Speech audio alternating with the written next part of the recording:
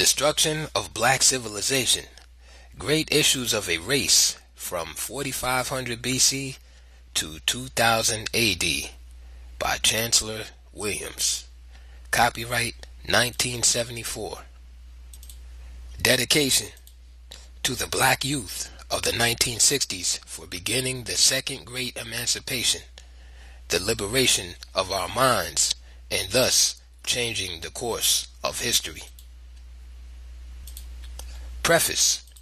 While this book is still a summary of more detailed research, it seemed necessary to amplify certain questions and the answers to them. The widespread interest in and study of the book is deeply appreciated and rewarding to the author, and the letters from the prisons have been most touching and revealing. As noted elsewhere, I am keenly aware of many repetitions throughout the work, unavoidable because of comparative methods used, and others for emphasis, which may have turned out to seem overemphasis. Part 1. What became of the black people of Sumer? The traveler asked the old man. For ancient records show that the people of Sumer were black. What happened to them? The old man sighed. They lost their history, so they died. A Sumer legend. The preview. This work is a summary of the 16 years of research and field studies which were intended for a 2-volume history of the African people. The writing plan for the 2 volumes would have required at least another 5 years, even if the serious impairment of my vision had not occurred. In the meantime, there had developed an urgent need for the results of my research, which concentrated on crucial areas in the history of the blacks that had been either unknown, known and misinterpreted, or known but deliberately ignored. My own history classes were only a part of the rebellion against the only kind of textbooks available. It was a general rebellion against the subtle message, even from the most liberal white authors and their Negro disciples. You belong to a race of nobodies. You have no worthwhile history to point to with pride. The destruction of black civilization, therefore, could not wait another 5 years just to be more detailed, impressive, or massive in scope.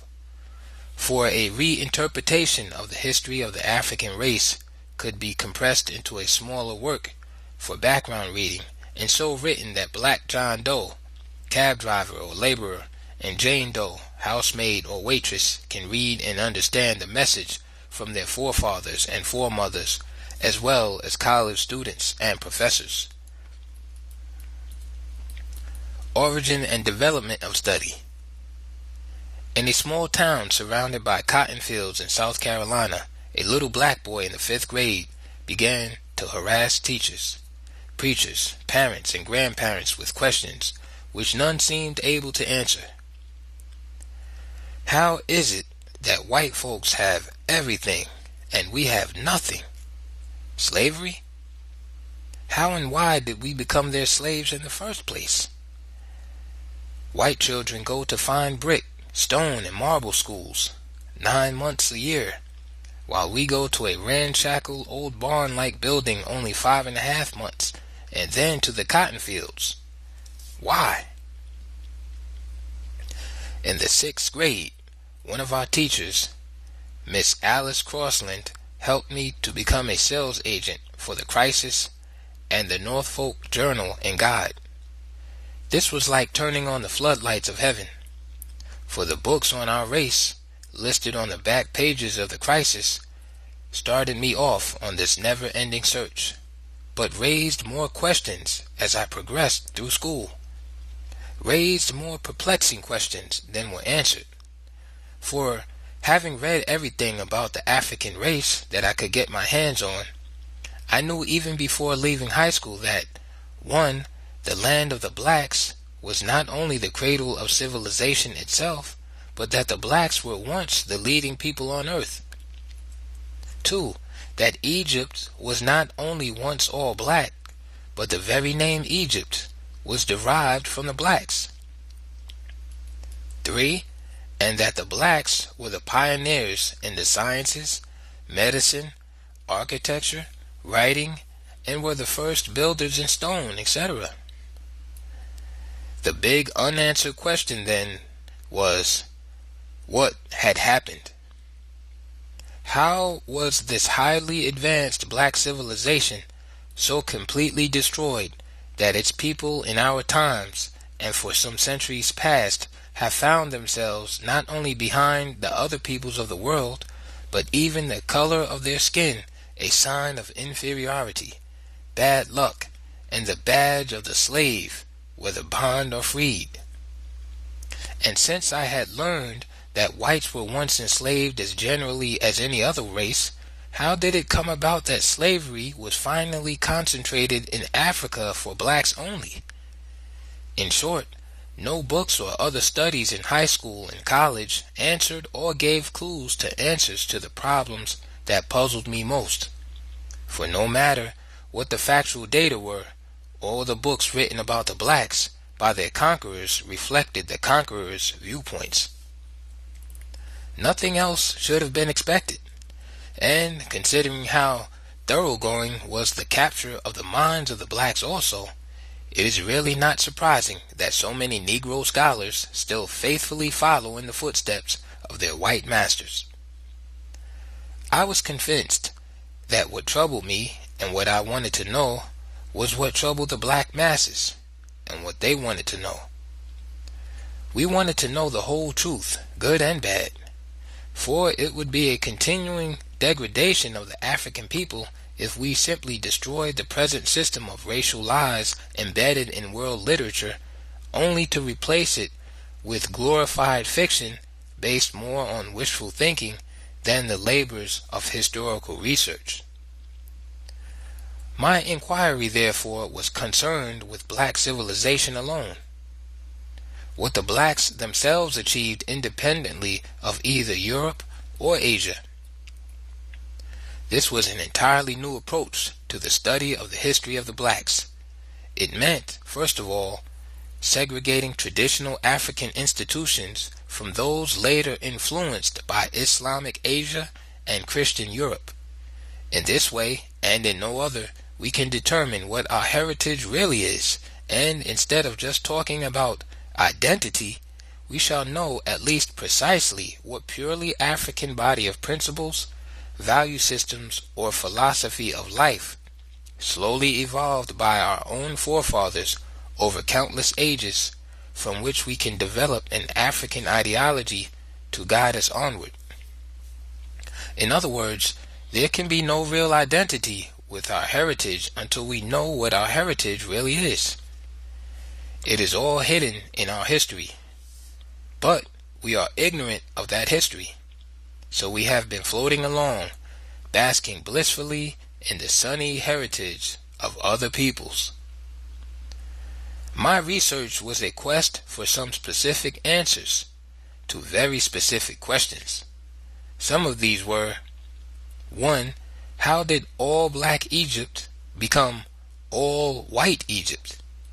Note, at this point, that mulattoes were classified as white in Egypt, all North Africa, and the Middle East, a fact that still confuses blacks in the United States, where the very opposite policy was adopted.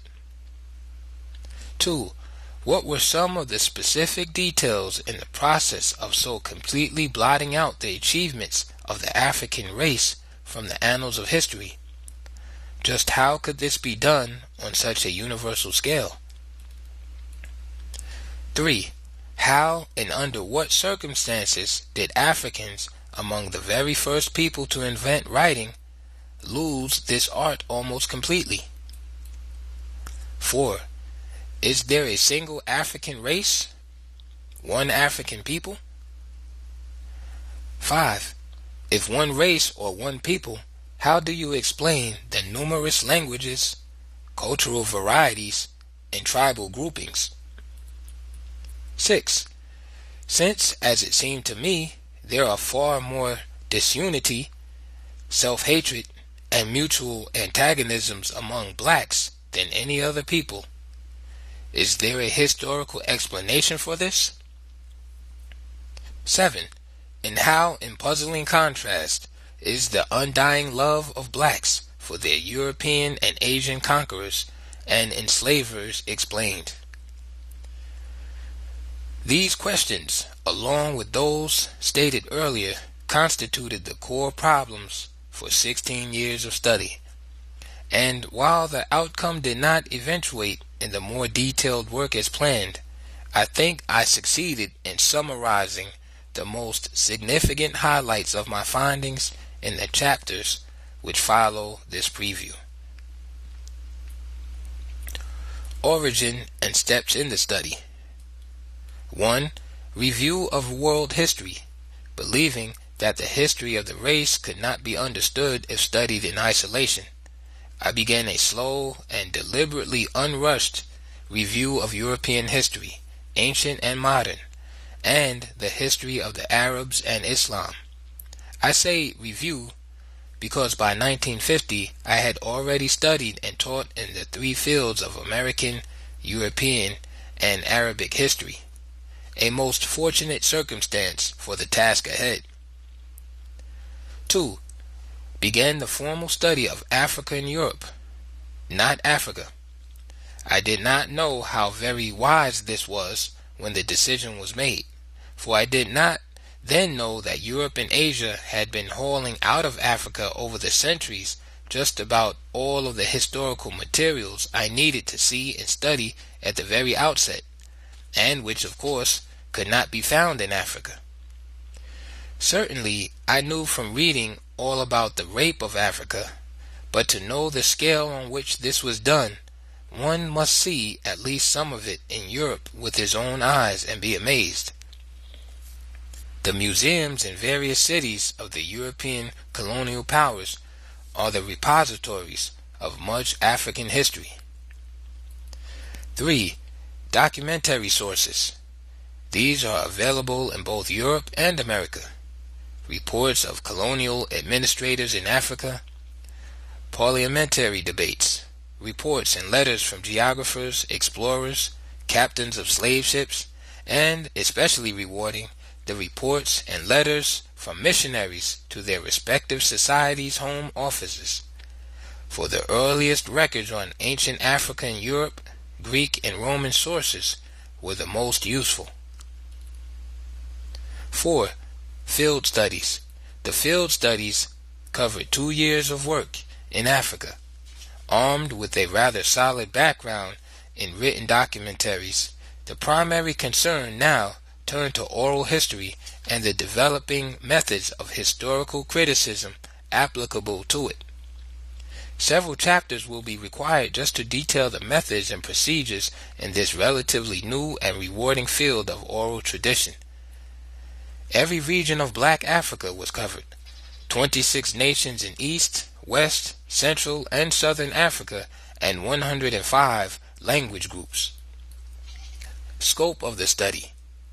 We began in the lands bordering the Mediterranean on the north and extending southward on both sides of the Nile below the 10th parallel, thus including Axum and neighboring kingdoms. This vast territory was the ancient Ethiopian Empire, a federation of autonomous and semi-autonomous kingdoms. The study began here, firstly because this was the heartland of the African race, where evidence of that first black civilization is to be found there still, despite all the centuries of efforts to destroy it. From the researcher's viewpoint, the most important part of the investigation was the beginning of the task of singling out and clearly setting forth the precise nature of Africa's own independently developed civilization.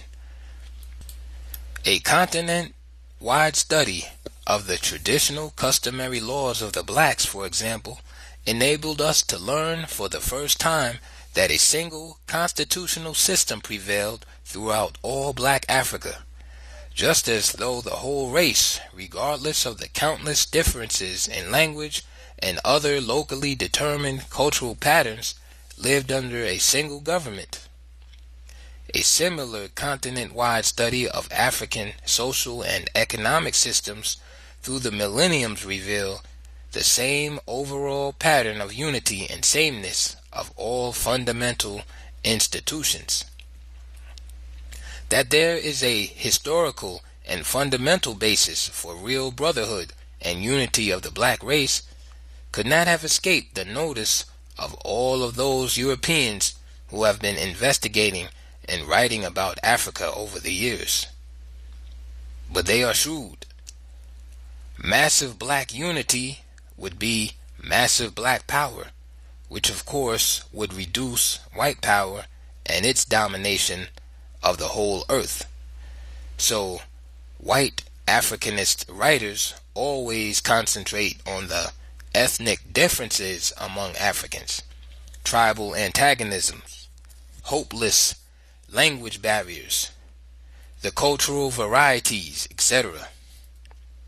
They even make a separate ethnic group of their own mulatto offsprings from black women by classifying them as white in some areas and colors in others. Hence, a system of thought and practices were developed and superimposed on an already divided race to keep them permanently divided. No one can deny that in this too, the whites have been most successful. We have presented in Chapter 6 enough of the traditional African Constitution and the fundamental rights of the African people to be specific beginning points for the identity and the discovery of the heritage we talk about with any definite frame of reference.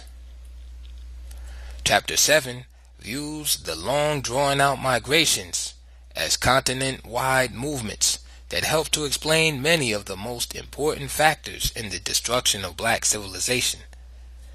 For the migrations help to answer the question, what happened to the African people, or what caused them to descend from the highest place to the lowest among the peoples of the world? Even though the work was radically abridged, an innovation in historical research was introduced by going beyond the mere documentation of sources in order to validate, beyond all questions of doubt, the principal viewpoints of the work. This was the case study method by which a representative number of states from every region of the continent was studied: North, East, West, Central, and Southern Africa. In the View from the Bridge and the final chapters, I make a more definite break from the old line school of historians to be objective and scientific. This school insists the research scholar should do no more than present the comprehensive and fully documented results of his investigations. There should be no subjective commentaries, no editorializing. Just present the factual data and leave the work to the readers to interpret or evaluate as they choose. This may not only be the correct viewpoint, but it is even beautiful for historians who represent the already arrived people who control the world. They can well afford the luxury of historical knowledge for knowledge's sake, the great satisfaction that comes from just knowing how things came to be. But the black historian, member of a race under perpetual siege and fighting an almost invisible war for survival, dare not follow in these footsteps of the master. Quite the contrary, after faithfully researching and piecing together the fragmented record of the race's history, the task of critical analysis and interpretation should begin.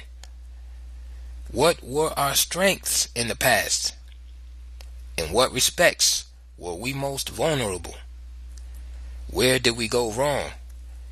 And all this, like the study of history itself, must be for the express purpose of determining what to do now.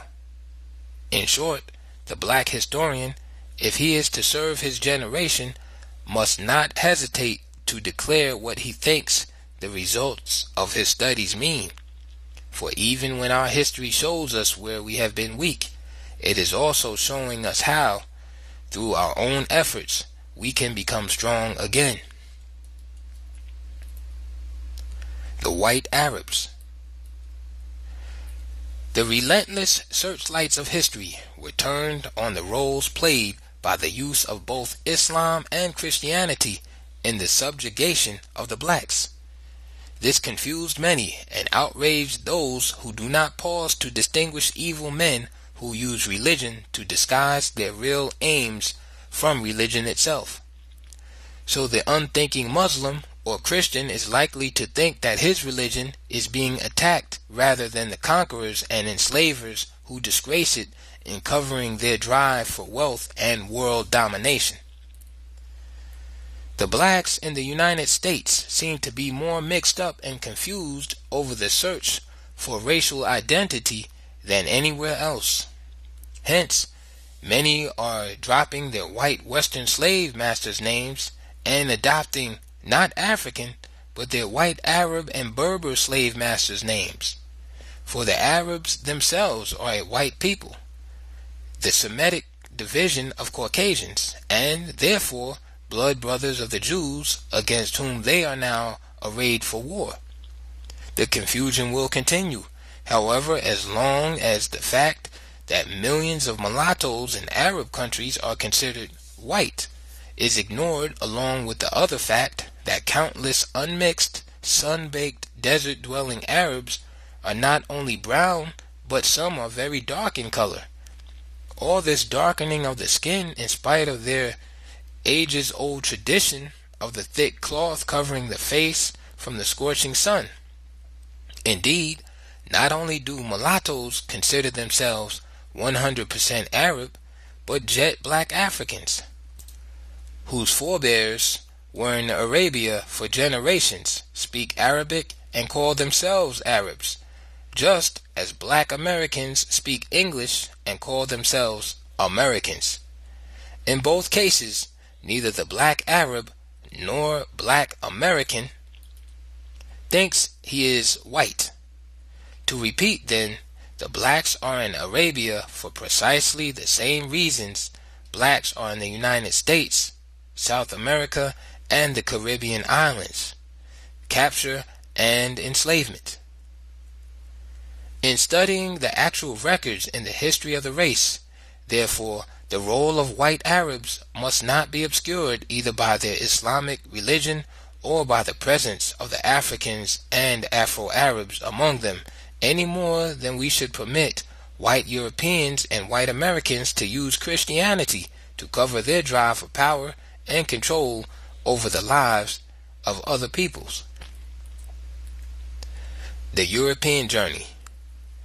I arrived in England in the fall of 1953 to begin formal studies at Oxford University, primarily through the Institute of Colonial Studies and at Rhodes House, which might be more properly called Africa House. In addition to the study of documentary sources on Africa, I had other objectives. One, I wanted a more direct, close-up view of the European mind, its real attitude toward the black world. Two, the extent to which European wealth and power were derived directly from Africa. Three, the nature and philosophy of the European education that was shaping and determining the mentality of Africans. For I was already fully aware of the disastrous effects of the white American education system on black Americans who, not having any other frame of reference, had to adopt the ideologies and viewpoints of the whites to survive at all, even when these viewpoints are against themselves. This meant visiting various classrooms in elementary and secondary schools, teacher training institutes, and classrooms of lecturers and professors in a selected number of colleges in the universities. Note: the term black was given a rebirth by the Black Youth Revolt.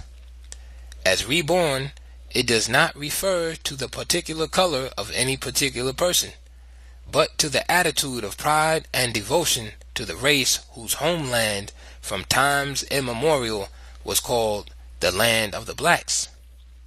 Almost overnight, our youngsters made black co-equal with white in respectability and challenged the anti-black Negroes to decide on which side they stood. This was no problem for many who are light or even near white in complexion, for they themselves were among the first to proclaim with pride, "Call me black." Those who hate the term but hold the majority of leadership positions feel compelled to use it to protect their leadership roles. End of note. These were not look in and leave visits, but all-day studies at the schools visited, remaining throughout the period in the classrooms and talking with students, teachers, and principals thereafter. In such a study, one learns very quickly that the textbooks and other works describing education do not tell the same story as the schools in action tell. For, finally, I wanted to know, and again from direct study, exactly what made Oxford probably the greatest university in the world. What are the specific elements of that greatness? Was great teaching a factor? And if so, who are the great teachers? Nature or teaching? Or, in short, what made them great teachers? From just the foregoing aims of the study, it must be obvious that I was still examining various aspects of the probable reasons why the whites became the masters of the globe. In both France and England, I found that the system of education fostered a new kind of aristocracy, an aristocracy of the educated. College graduates constituted the new upper classes. The son of a carpenter or a railroad conductor became estranged from his family and former friends upon receiving his university degree. A case in point was J.L., a young Englishman in my college at Oxford, Lincoln, and who was one of my close friends there. He refused to go home during any of the long vacation breaks because, to quote him, "I can no longer associate with my family and old friends. Wouldn't know how to talk with them. We have nothing in common now, you know." This British and European philosophy of education fitted in ideally with those Africans from the continent and elsewhere who, unlike J.L., came to Europe from the privileged class at home. Some of those studying in England became more British than the British. Just as many from what was French West Africa became more French than the Frenchmen. The first tragedy to note about the effects of this class education on blacks is that it further reinforced colonialism's policy of perpetual disunity in Africa and elsewhere. The line dividing these black upper and middle classes from the black masses and their basic aspirations is more rigidly drawn, and this superior class mentality, becoming even more crystallized since independence, is an almost certain guarantee of future uprisings on a scale never seen. The second great tragedy is in the nature of what is called education. It is merely rote learning, the ability to memorize phrases, concepts, and other required data. Thinking is neither required nor expected. Critical analysis and evaluation of subject matter are not required, but the ability to absorb and recall is required. The brilliant scholar, then, is one who can readily quote authorities and remember well his bibliographical sources. So we have a generation of black scholars who continue to amaze students by mouthing the doctrines and viewpoints of their white teachers, like so many robots without minds of their own. Yet study under white teachers and professors should be most rewarding, and it can be if you do not enter white institutions with a head like an empty pitcher going to a fountain to be filled. I was safe and richly rewarded during my studies in white universities only because I happened not to be so naive that I expected the viewpoints of the conquerors to be the same as those of the conquered on matters relating to our place in the world. Elsewhere, I have emphasized by repetition that some of the most fruitful sources for study came quite unintentionally from white scholars. A case in point was at Oxford. The course was The History of Colonialism in Africa. The presence of 2 or 3 blacks in the class, while obviously uncomfortable to some, was generally ignored, for African studies were of long standing as an integral part of the imperial system. They were not planned for Africans at all, but for the future administrators of the empire in Africa. So Professor Madden was pointing out in his lecture how difficult and even impossible it was to rule Africans in view of their wild and most primitive system of democracy. For just as fast as African kings or chiefs undertook to carry out British laws which displeased the people would remove them from office. Therefore, this primitive African democracy had to be destroyed before the British system of indirect rule could be effective. The point here is that these sneering remarks by an eminent British historian revealed to me an entirely new field of research.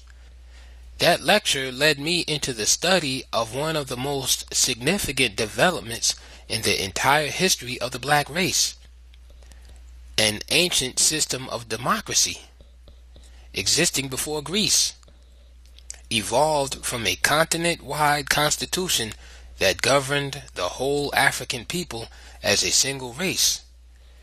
This all-important finding was arrived at by comparative studies of African customary laws in every region of the continent. The Europeans were confronted with a real social democracy that existed long before the terms socialism and democracy were invented in the West. For Dr. Madden, it was savage because the people were the real rulers in fact, and not merely in theory. The field studies. Insofar as the study of African history is concerned, I regard direct investigation in the field and in Africa as of the highest importance. This field work should be undertaken only after thoroughgoing research in written and other documentary sources. The study of available written sources, their evaluation, and the mounting archaeological records are all the first major phase of African research, and I would say a prerequisite for fieldwork. The fieldwork was mainly concerned with oral history. I had noted in my study of sources of noted historians that many who decried oral tradition as unreliable never failed to use it themselves to supplement or give added validity to their works. The fact is that neither written nor unwritten records should be accepted as true without verification. Although 2 years were devoted to the fieldwork, the ground covered was possible only because of careful advanced planning and the scheduling of areas and groups in each country months ahead of my arrival. These had to be in the hinterland, or bush country, generally far away from the westernized urban centers. For our quest was not for the long-standing tradition of either Islam or Christianity in Africa, but for the more ancient tradition of Africa itself. So vast and untapped is the real history of the African race that I myself only scratched the surface of what is yet to be done. Some of the areas to be explored by future historians are set forth in pages which follow in this chapter. A major research project should not be undertaken by a single individual. This was my mistake.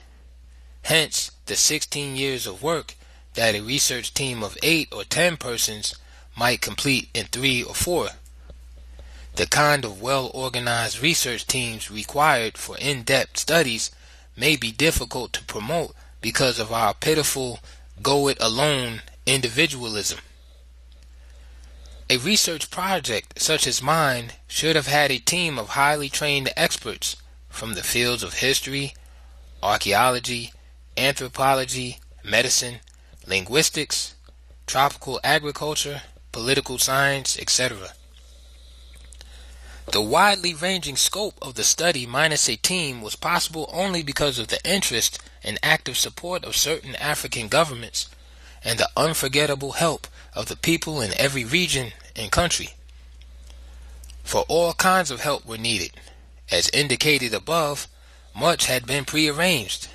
The United States Department of State had notified the American embassy in each country that I was coming, requesting our ambassadors to give any required assistance.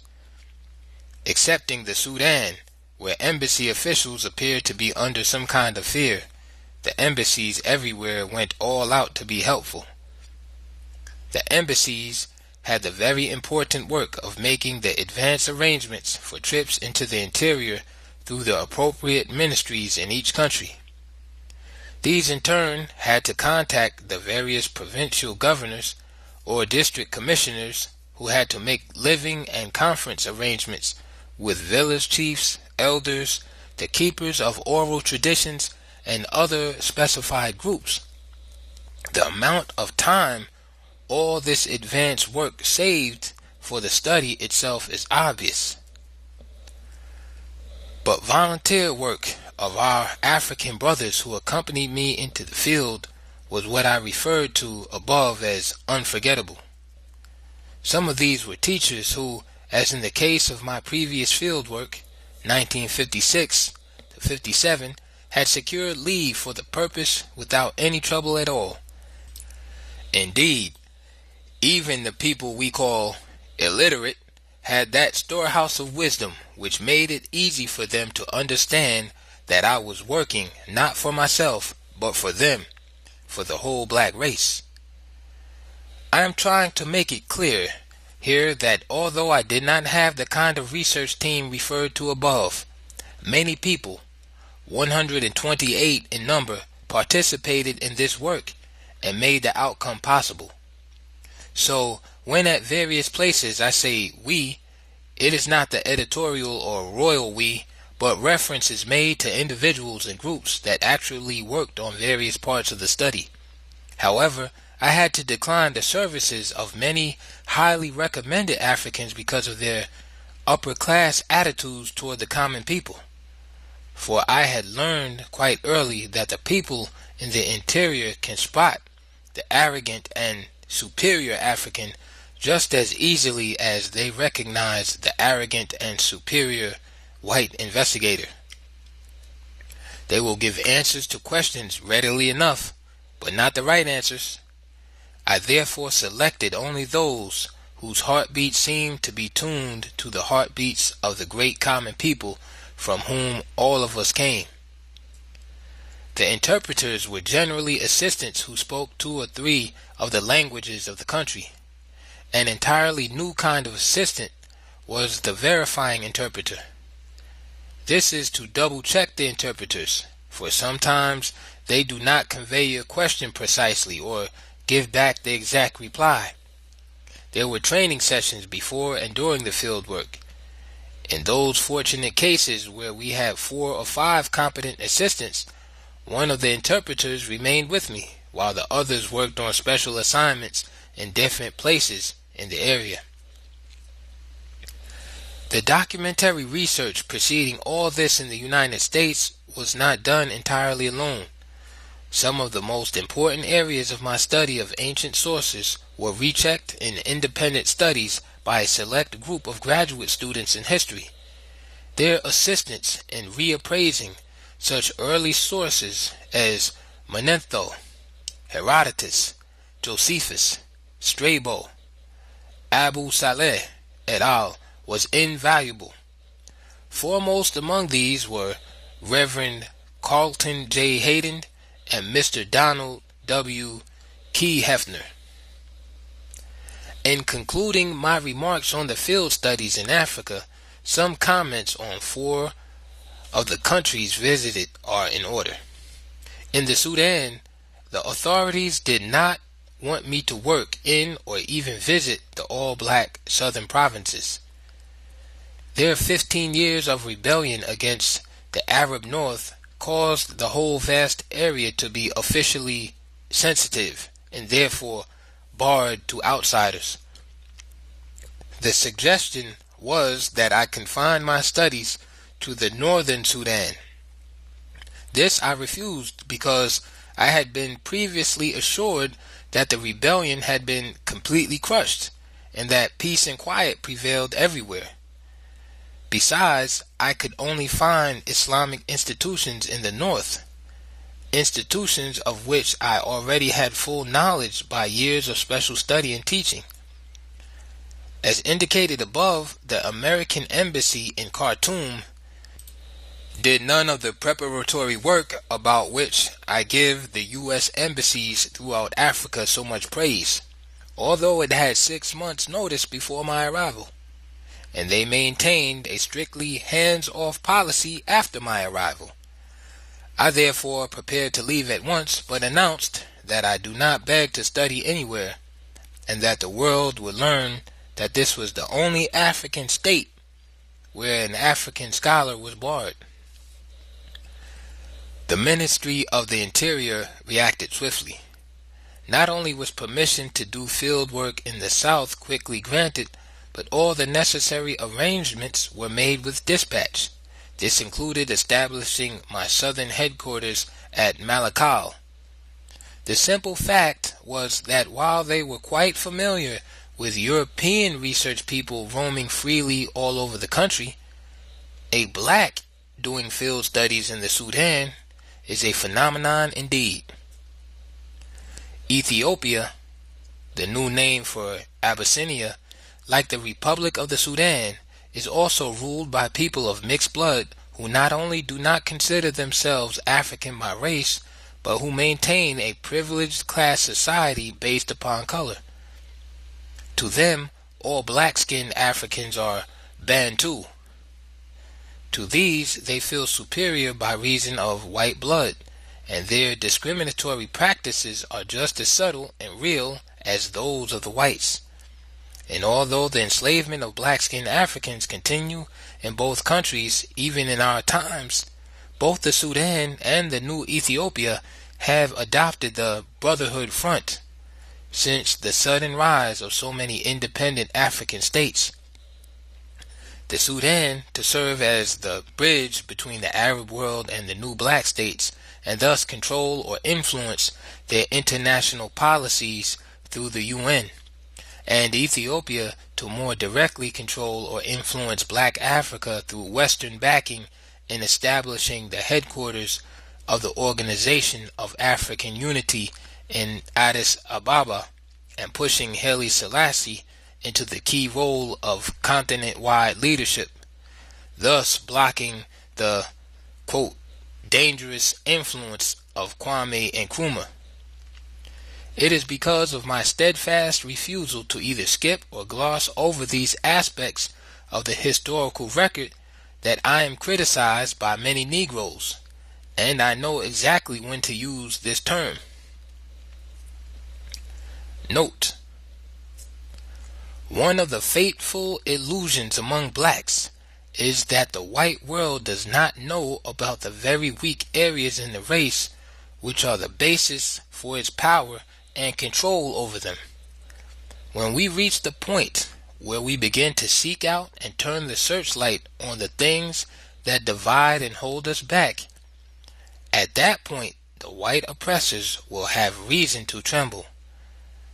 The white man stays on the alert, keeping a sharp lookout for any signs of strength and development among the blacks. Exploring for real obstacles to unity would be a disturbing sign of growing strength. End of note.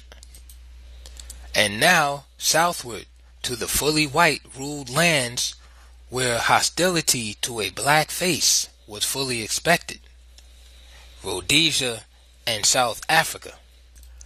Long before reaching Southern Africa, I was told that I might as well skip Rhodesia, and that even if admitted into South Africa, I would not be permitted to work. But Rhodesia, to the surprise of just about everyone, pulled out all stops, as though it had resolved to outmatch all the black states in amenities and various kinds of assistance beyond all expectations or needs.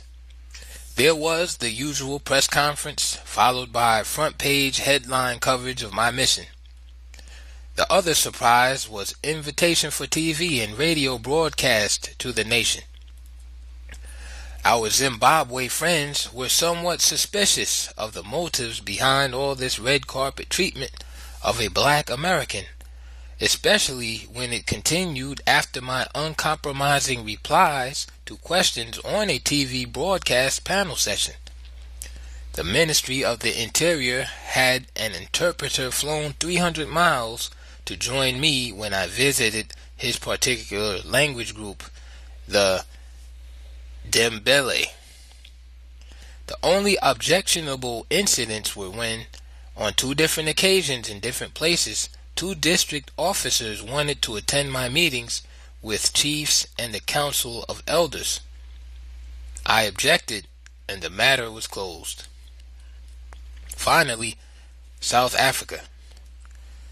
The situation in this country is so ridiculous that, far from allowing myself to be incensed with rage, I found it amusing. The unremitting brutality of these whites against the blacks leaves them in a state of permanent fear. They seem to consider every black man not a potential, but an actual threat. And what they are preoccupied with every hour is unbelievable until you are actually in South Africa. My passport was a mistake made somewhere. I, of course, had no intention to do field work in South Africa, but had to pass through it to reach the surrounding countries then under British rule. No one at all was supposed to be barred from passage to and from these countries, but it required the action of the U.S. ambassador at Pretoria and an angry American consul general at Johannesburg to free me from the airport room where I was held and checked on every 30 minutes. Even when the consul general arrived in person, the authorities insisted that I must not enter the city but be taken under guard to the train for Swaziland. Mr. Riley, the consul general, then decided to defy South Africa by not only driving me leisurely through Johannesburg, but 200 miles around the country, stopping at different towns and finally on to Switzerland. What I referred to above as amusing were incidents such as excited policemen rushing to flag down the big Cadillac because they could so quickly spot a black face before they saw the seal of the United States emblazoned on the sides of the car or the American flag flying from the hood. An African is a member of the black race, and from times immemorial he was known as such by all the peoples of the world. Throughout this work, the term refers to blacks only. It should be noted also that I write about the African people, not African peoples, as Western writers do. I am dealing here with essentially one people, one race, if you please, the African race. In ancient times, African and Ethiopian were used interchangeably because both meant the same thing, a black. This, of course, was before the Caucasians began to reorder the earth to suit themselves and found it necessary to stake their birthright over the land of the blacks also. In line with this, some Western historians have recently wondered where the Africans came from. The reasons given for beginning formal studies of Africa at Oxford implied much more than was stated. Reference was made to studying the Caucasian mind, for therein may be found many clues that lead to a better understanding of the history of the blacks and how the systematic blackout of significant portions of that history occurred. This is why I urge those students who intend to accept the great challenge of basic research in this discipline to go into enemy territory, linger there, study and critically analyze their lectures and their scholarly writings, for they are some of the most rewarding sources for African history, precisely because in the shrewdly attempting to delete, disguise, or belittle the role of the blacks in world history, they often reveal the opposite of what was intended. They are fruitful sources of unconscious evidence, supplying the very evidence they thought to suppress, or recording facts, the significance of which they were totally ignorant. A fairly good example is the written account of a European explorer in East Africa. He was outraged because he and his party had to wait 2 weeks to present requests to explore the country to the African king. The black autocrat, the account went on, had the presumption to keep white men waiting in order to show his people how high and mighty he was. The whites were denied even a brief audience, while the king would quickly receive any old black that wandered in from the countryside. Now the explorer, without knowing it, was actually reporting how African democracy worked, and how it had been working before there was an Athens or Greece, where Westerners think democracy was born. The explorer would have been surprised to know, 1. that king in Africa meant something entirely different from what it meant in Europe and Asia. 2. that this black king, far from putting on airs, did not have the right to receive them even socially without the presence of at least 3 senior elders. 3. that to consider a petition to conduct explorations in the country, the full council of state had to be called, and that this could not be done by the king without the advice of the first minister, who happened to be on tour when the explorers arrived in the capital. 4. and that the old blacks they saw wandering in from the countryside and being quickly received were the counselors who had been summoned, some from distant provinces, to pass on their request to explore. They were the direct representatives of the people. The voice of the king was in fact the voice of the people, without which he could not act at all on any matter of importance, or even talk alone with strangers. It should be clear, therefore, that our guidelines for research must lead to a critical analysis of all sources, whether original, secondary, or oral. In particular, we should seek out those works with the special mission to prove the superiority of whites by proving the inferiority of blacks. All in language so subtle, scholarly, and scientific that to the uncritical mind their truths seem self-evident. But it is also noteworthy that while the most hostile racist writers usually prove the very opposite of what they intended, their works inevitably contain useful, factual data that must be accepted. Indeed, it is doubtful whether anyone, even a devil, could write a book completely devoid of truth. Research in African history is more tedious, laborious, and time-consuming than is true in other unsuppressed fields. For in developing the underdeveloped history of the blacks, one has to explore the most unlikely sources for a fragment here and a fragment there, and in works in no way concerned with African history, and just as often no kind of history. Sometimes it is a paragraph or 2 in an explorer's account. At other times, significant items may be found in the numerous missionary reports to the Home Office, explaining the mission's task, but also the native institutions to be overcome. All of these may be valuable and most valid sources, precisely because they were not intended to be such at all. The writers were detailing bigger European interests. Any references to Africans were merely incidental to larger purposes. Just piecing all these fragments together could be a research field by itself. In my work in European and American history, I ran into no such problems and the research tasks were easier.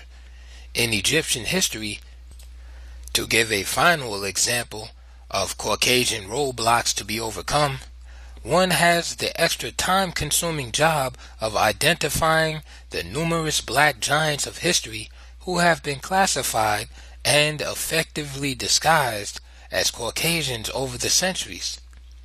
First of all, one must know the various names that refer to blacks exclusively and by which they were known throughout the ancient world.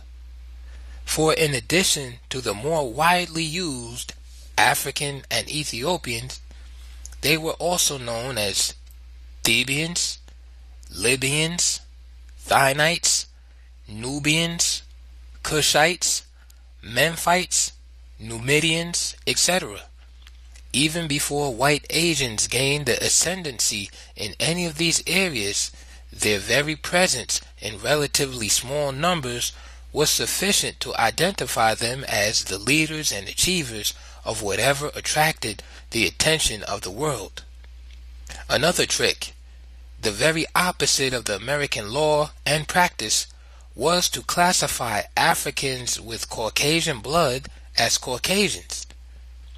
If any of those so classified turned out to be notorious characters, pro-African or anti-white, they were loudly proclaimed and contemptuously called half-breeds. The millions of early blacks who were forced either by circumstances or expediency to replace their own names with Asian and European names only added to the problems of historical identification. Far from becoming baffled and discouraged by the more painstaking basic research required, the student of African history must accept the challenge as a 20th century mandate that is essential to the salvation of the race in the most literal sense. They will need the active support of black governments and predominantly black institutions of learning. These should be actively sponsoring 1. Comprehensive basic research programs, 2.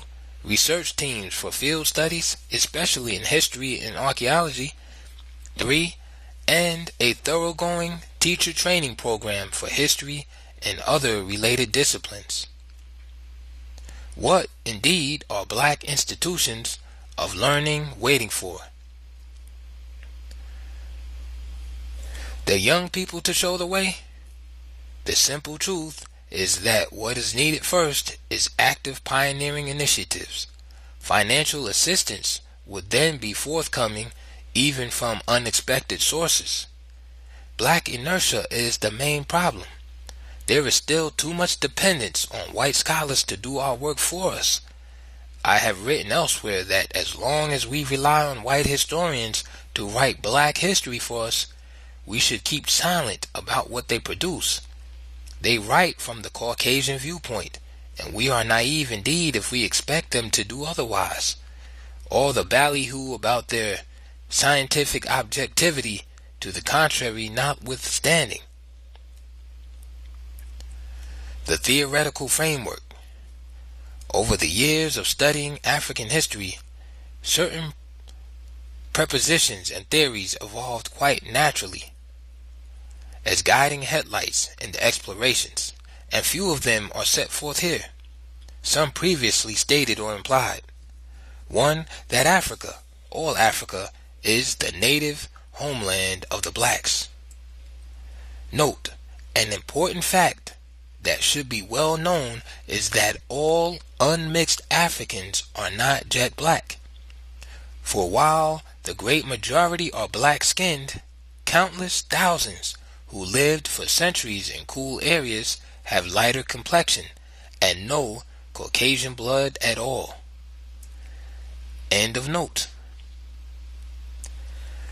and that the Asiatic peoples who occupy North and Eastern Africa, even though they may have been there for centuries, are no more native Africans than are the Dutch and British, who likewise occupy and control the southern regions of the continent.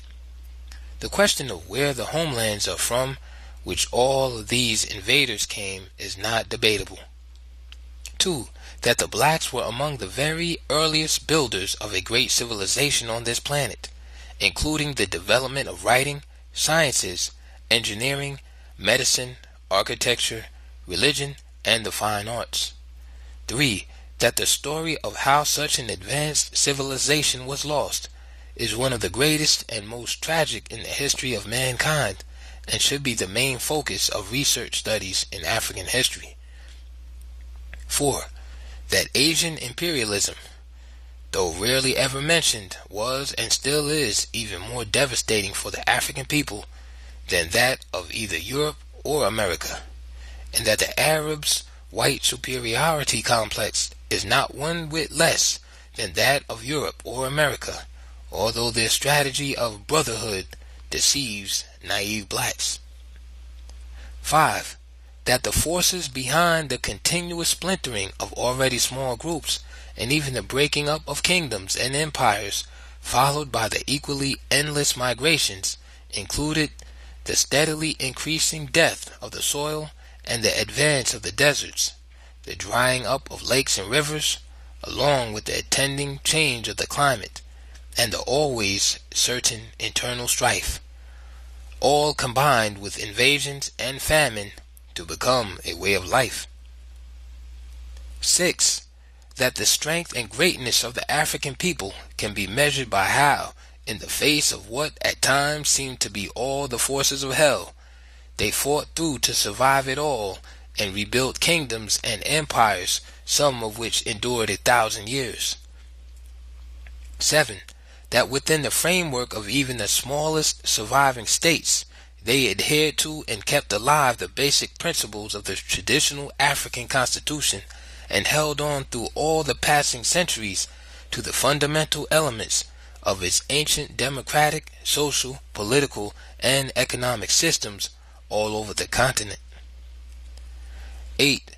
That Africa was the cradle of a religious civilization based on the conception of one supreme God, creator of the universe, and that this belief in one supreme being antedated that of the Jews by several thousand years before Abraham, and that the role of the numerous sub-deities on whom Western writers dwell was exactly the same as that of patron saints in the Christian world.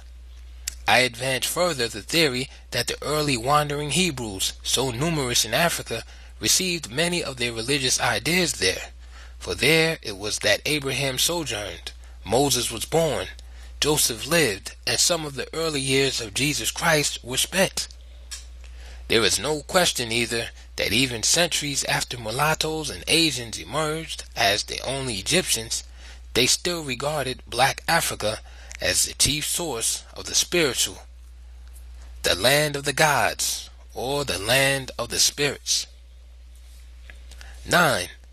That notwithstanding the remarkable civilization they did develop even millenniums before Christ, and the amazing rebuilding of empires in spite of the great dispersions, notwithstanding all of this, African people fell far behind in the forward march of the rest of mankind because, in addition to the destructive forces of nature on the continent and the hostile forces from without, they, the African people, further enshackled themselves with their own hands through certain aspects of their social institutions and beliefs that stood as roadblocks to progress even where conditions were favorable. The scholars' war on the blacks. This work begins where the history of the blacks began, in Egypt, northern Ethiopia, and the Sudan, southern Ethiopia. Thus, at the very outset, I clash head-on with the Caucasian version of African history. My focus, then, is on the great issues in the history of the blacks that emerge from this confrontation with white scholarship. For while I have covered much of the same ground explored by scholars before me, I generally reached different conclusions than theirs, and from the same body of facts. Let us pause for a moment at this point. I have made a blanket indictment of white Western scholarship on Africa. If it cannot be sustained, it should never be made. They are brought under fire at various points throughout this work. The kind of work, as I also stated, should be absolutely needless in the closing years of the 20th century. The case against Western Africanists is rather fully set forth in the work itself, but may be outlined here as follows. 1. First of all, they are not ignorant of the true history of the blacks, including their achievements as builders of one of the first great civilizations on this earth. Ancient writers say it was the very first, and they, the Western scholars, know all about the authentic early and modern sources. They simply ignore and refuse to publish any facts of African history that upset or even tend to upset their racial philosophy that rests so solidly on premises sanctified by time that they no longer need to be openly proclaimed. 2. They are, unwittingly, promoting the steady march toward a world conflict between the races. Yet they are doing what they feel they must do in faithful obedience to their Caucasian culture, the racial pattern of which emerged in the 17th century. The steady conquest and enslavement of a whole people made it imperative to create both a religious and a, quote, scientific doctrine to assuage the white conscience. Their phenomenal success in the industrial world at once supports and justifies their philosophy, the supremacy of the fittest. The danger now arises from an entirely new and unexpected development. A sleeping and submissive non-white world, while all this white power was being amassed, is no longer either sleeping or submissive. 3. Even the African revolt against colonialism and the worldwide challenge to white domination of the entire earth, even these signals of change do not disturb these scholars of imperialism. They represent the lords of the earth, controlling all levels of education, science, and research. They control the education of blacks throughout the world. Therefore, they see no need, even in the 1970s, to take a new look at the history of the blacks from its beginning and start the work of restoring the pages they deleted or ignored. They are doing the very opposite. Their histories and other, quote, scientific studies of the blacks are presented just as they have been for 300 years. With the rise and spread of independent African states and the Black Revolution in the United States, these scholarly representatives of white supremacy quickly reformed their techniques of mind control. They set up in Europe and America highly financed African studies associations, societies, institutes, history journals, and, quote, African periodicals of various kinds, all under complete white control and direction. Their African studies programs were pushed in the colleges and universities far ahead of the general demand by black youth for black studies. As the latter demands developed, black youth discovered that white professors not only had the field occupied, but were still teaching their traditional viewpoint on race. In the continuing crusade to control the minds of the blacks through the nature of their education, American and British scholars lead. They are as ruthless and aggressive in their scholarly pursuits on races as their co-partners in seizing and controlling the wealth and peoples of other lands. Having established strong national and international, quote, African associations and journals that even attempt to control research activities on Africa, they proceeded to flood the world with hastily thrown together African, quote, histories, pamphlets, and publication on just about every subject that could stand a black title. For, from their all-powerful position of strength, they continue to arrange and rearrange the world as it pleases them, naming and classifying peoples, places, and things as they will. In the United States, whites known to have any amount of Negro blood, no matter how small, are classified as Negroes. In Africa, North Africa in particular, they do the very opposite. Blacks with any amount of Caucasian blood are classified as white.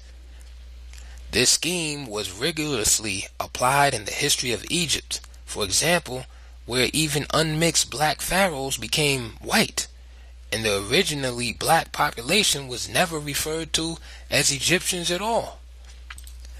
The black kings who founded and ruled from the first dynasty are disguised as such, while the Scythian kings, white, of the small areas of Lower Egypt are presented as the pharaohs of all Egypt, even when African pharaohs were on the throne of Upper Egypt. Blotting the blacks out of history included replacing African names of persons, places, and things with Arabic and European names. One wave of the master's magic wand, and black Hamites and even Cushites, like their early Egyptian brothers, are no longer Africans. Their periodization of African history is carefully arranged in such a way that the history becomes the history of Arabs and Europeans in Africa, and not the history of Africans.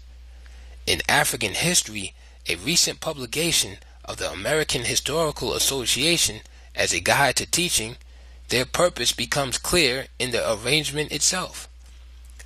First period is from the fall of the Roman Empire to 700 AD, Arab invasions.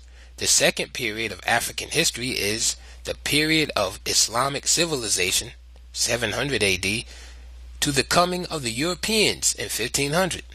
The European period from 1500 to 1960 is subdivided at 1880 to mark the period of colonialism. There is no period of black civilization in black Africa. Such is the Caucasian viewpoint, almost a religion. Their very first period eliminates 4,000 years of black civilization and the very greatest periods of African achievements. Their second period is devoted to the Arabs and Berbers in Africa, and in their third period the focus is on European civilization, and it is all done under the heading of African history. Where it was impossible to deny black achievements, equal and often above the whites, such achievements were attributed to some kind of Caucasian influence, even if imaginary. Yet, the AHA publication number 56 uses the same strategy that makes Western scholarship so very triumphant. The main thrust of its racist presuppositions are, for the unwary, completely hidden by much highly welcome factual materials. But what is certain to disarm almost anyone is racism's forthright attacks on racism throughout the publication. I suppose no one is expected to notice the implied incapacity of black historians to deal with African history objectively. They are not referred to as historians, of course. They are, quote, some modern African intellectuals who have tried to show great civilizations in the past grander than anything that ever existed, end quote.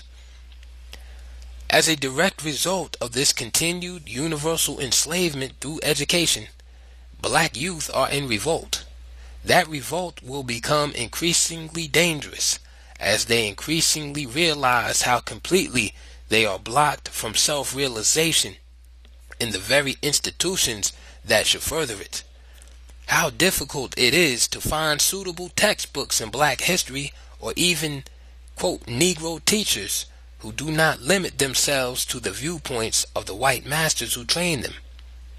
The frustrations become more intolerable as the young find themselves between two fires: the white racists who determine the very nature of their education, and the Negro educators who also see the world through the blue eyes of the Saxons. In short, they are forced to turn to their own devices because they find so many of their own race who should be working with them in the camps of the enemy. Insofar as periodization is concerned, no one should be so naive as to expect a proper division of African history while the field is almost completely preempted by the enemies of that history. A proper division would tend to encourage a more all-inclusive research and a less biased interpretation of the results. Neither will happen until a new generation of black research scholars and historians take to the field, becoming the foremost authorities in their own right.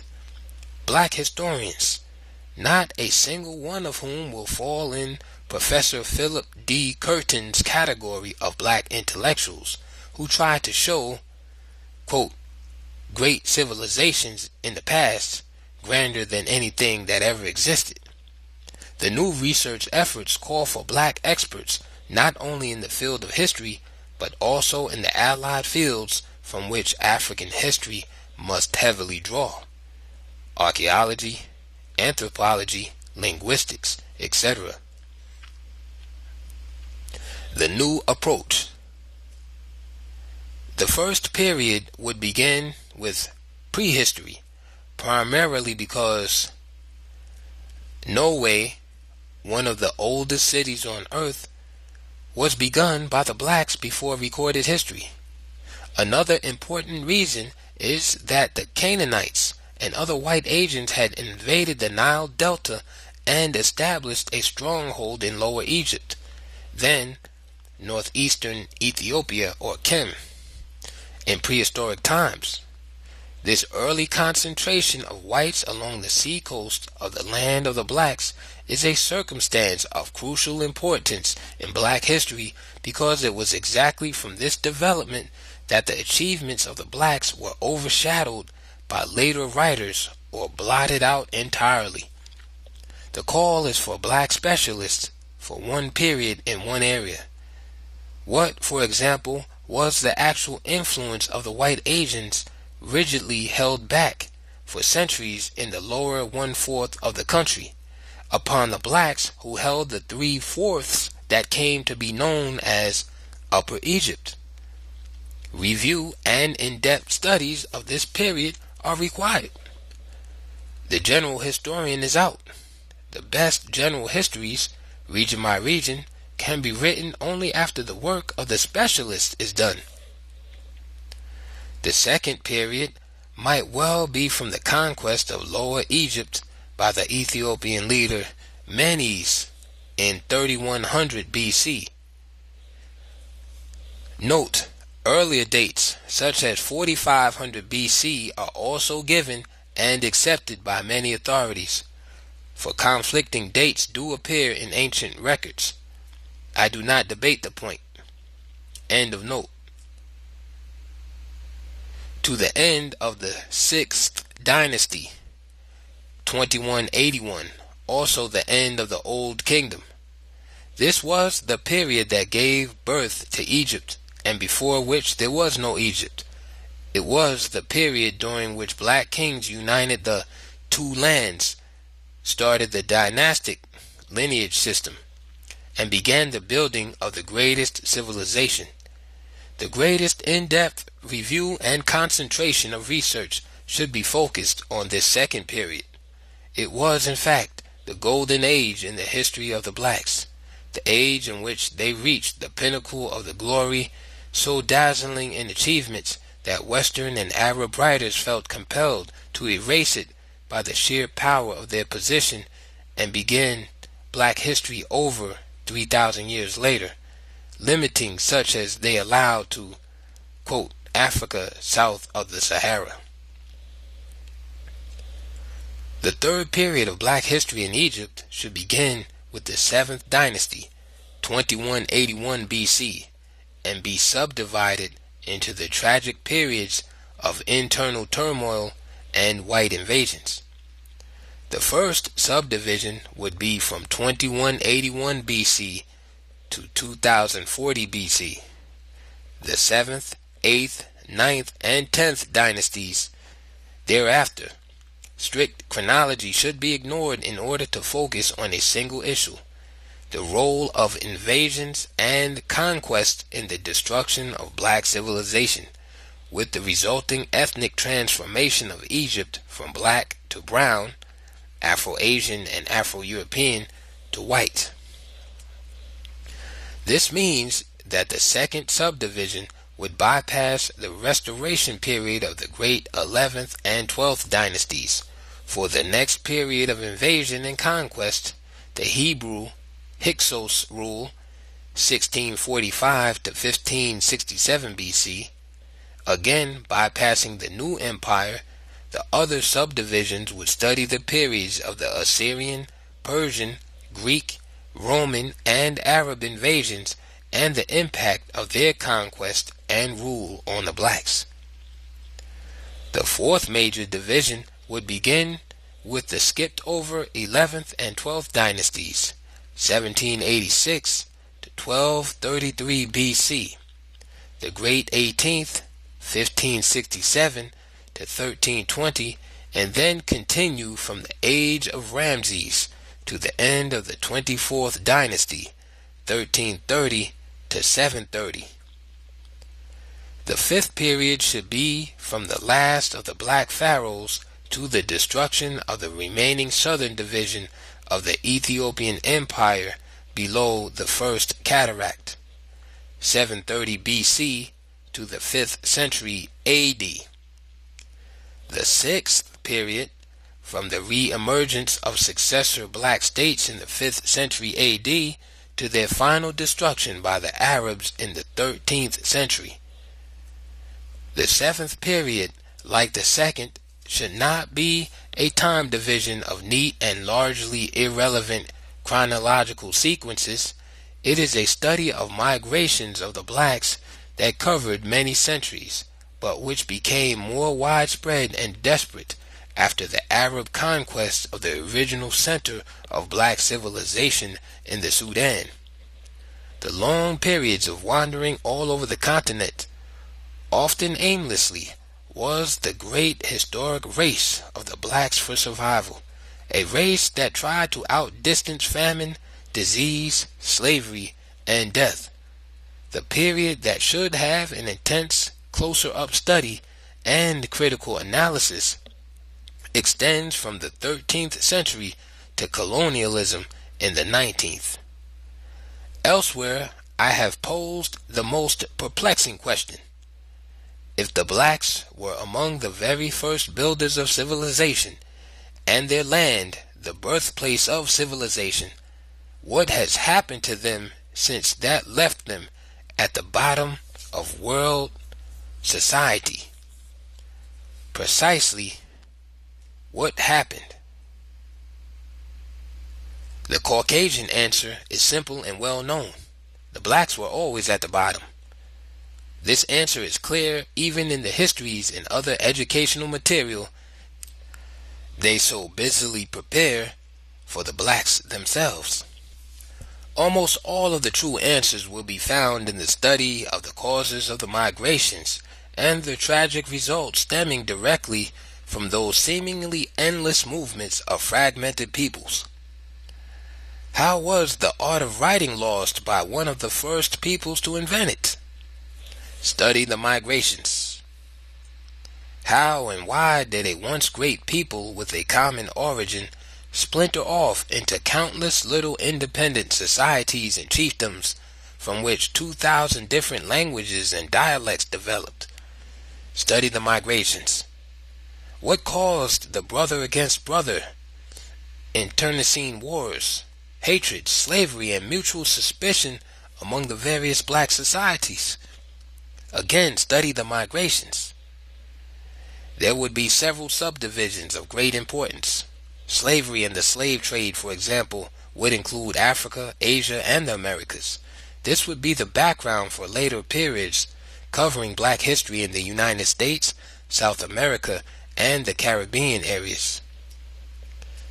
The eighth division is the re-emergence of African kingdoms and empires by regions between the 10th and 19th centuries. This was the period during which there were attempts in every region of Africa to restore the glory that was Ethiopia's.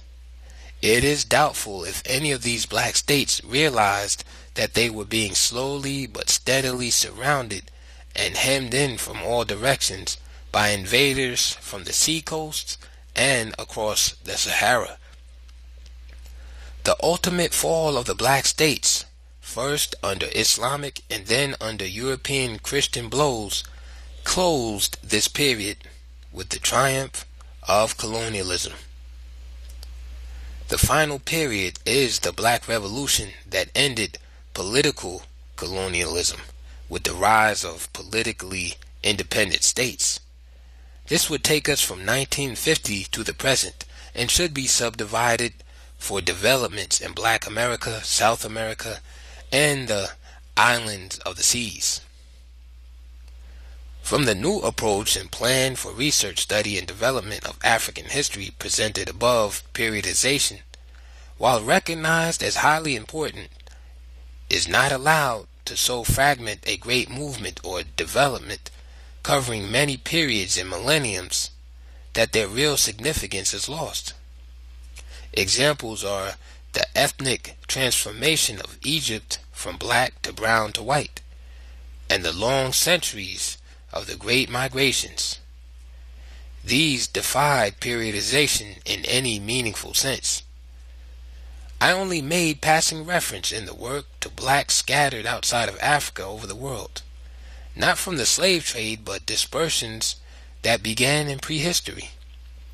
This fact alone indicates the great task of future scholarship on the real history of the race. We are actually just on the threshold, gathering up some important missing fragments. The biggest jobs are still ahead. Ancient China and the Far East, for example, must be a special area of African research.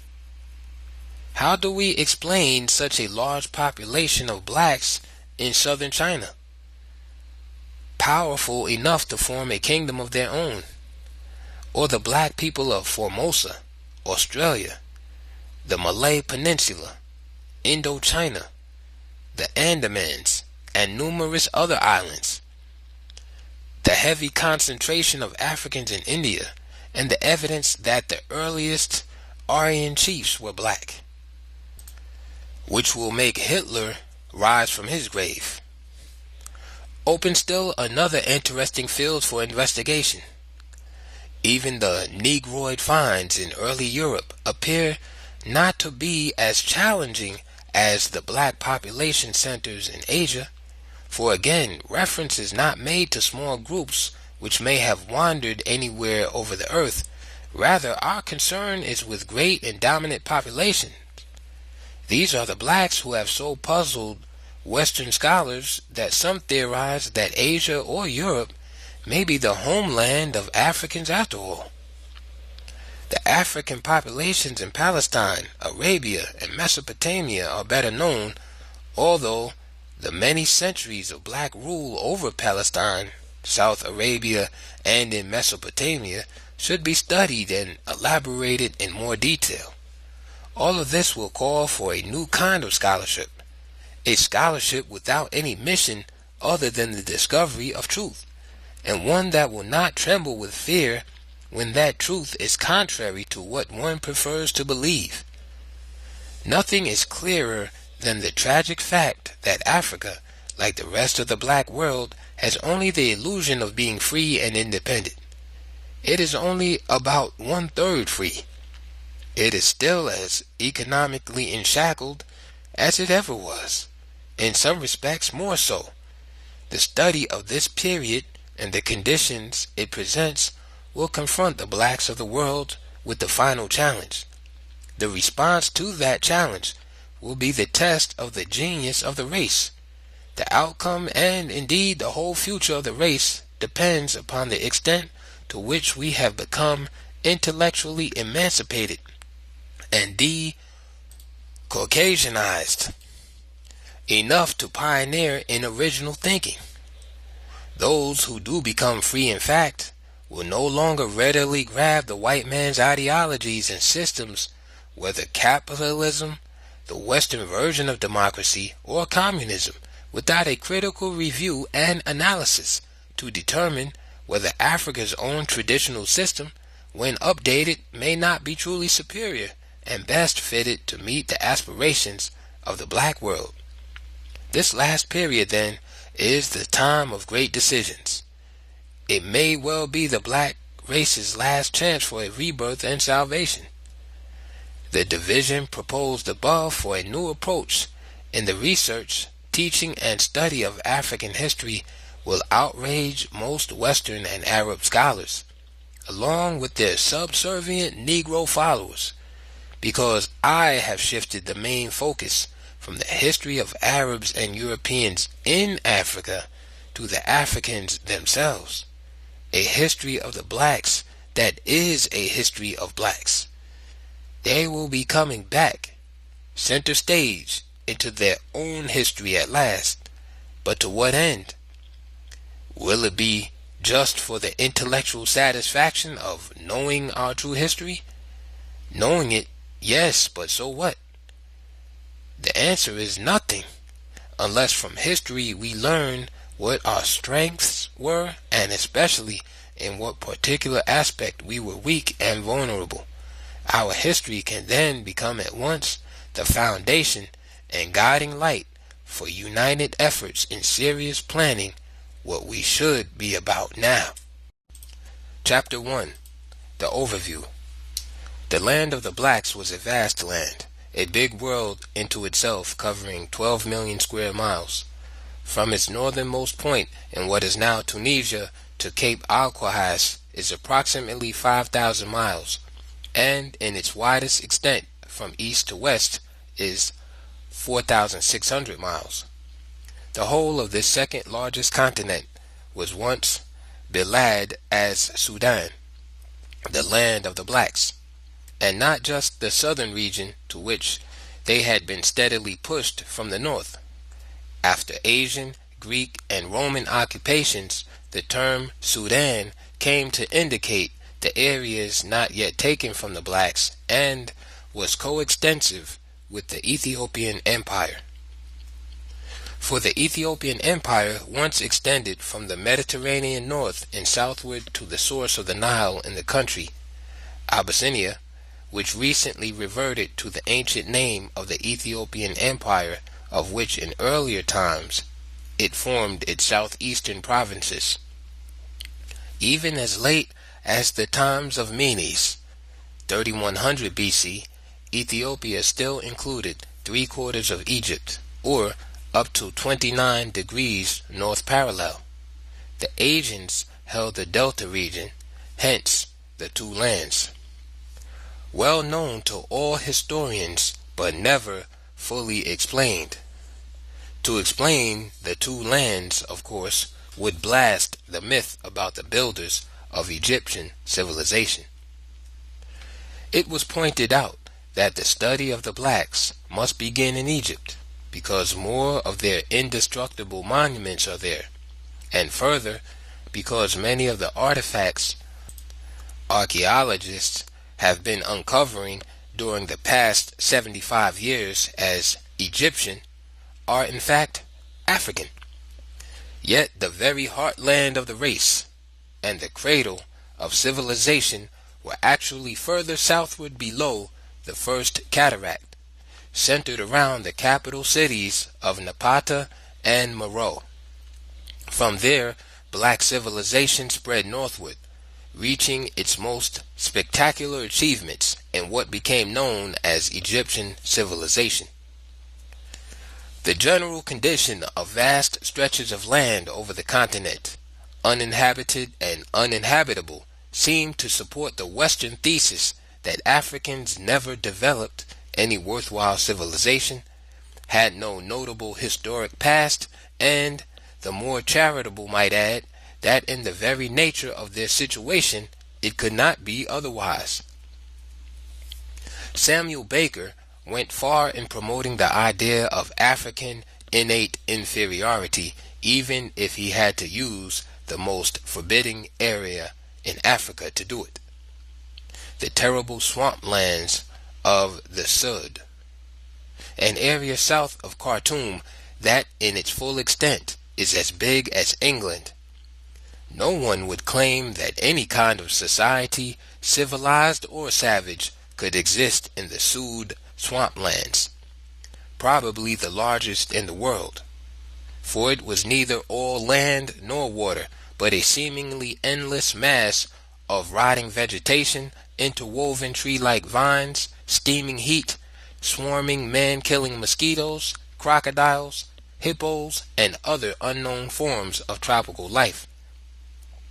The conclusion of Baker and others was that they were in a land where time had stood still since its beginning, where life never advanced and the human species had simply rotated in aimless cycles like the animal life in the Sud.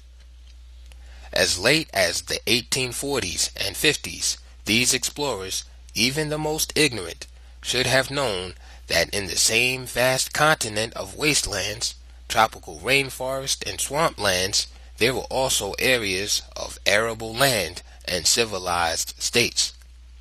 But they wrote about what they saw the most of: vast stretches of wasteland and secluded groups of strange people.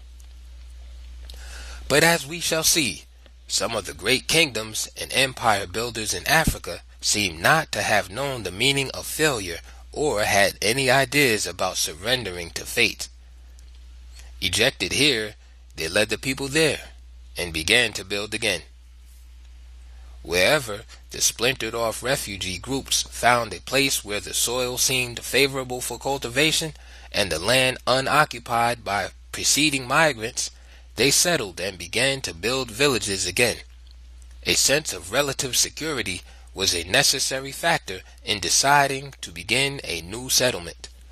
A crucial question was, how many miles had they put between the slave hunters and themselves? For the kind of houses and community buildings they would erect depended directly on the probability of permanent settlement or sudden flight again. In short, whether to build large, sturdy, and attractive compound homes and temples of worship, or easily demolished huts.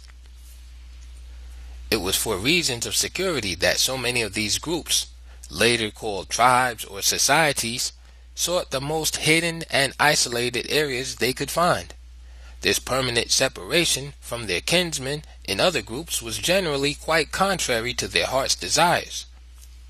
The original splintering off and parting was often in tears, but breaking up into smaller units seemed to be the only route to survival in a permanent crisis situation, apparently permanent, since the movement of people over the continent had been going on so far beyond the memory of each generation that migrations and temporary settlements were among the most significant facts in the oral tradition of each society. Fragmentation and isolation had two momentous consequences. The first was that the isolation of various groups led to the development of over 2,000 different dialects and languages. The second fateful outcome was that the rise of all these tongues widened the gulf between the blacks that territorial distances had already achieved. One should pause here for reflection if there is any serious attempt to really understand what happened to the African people and why.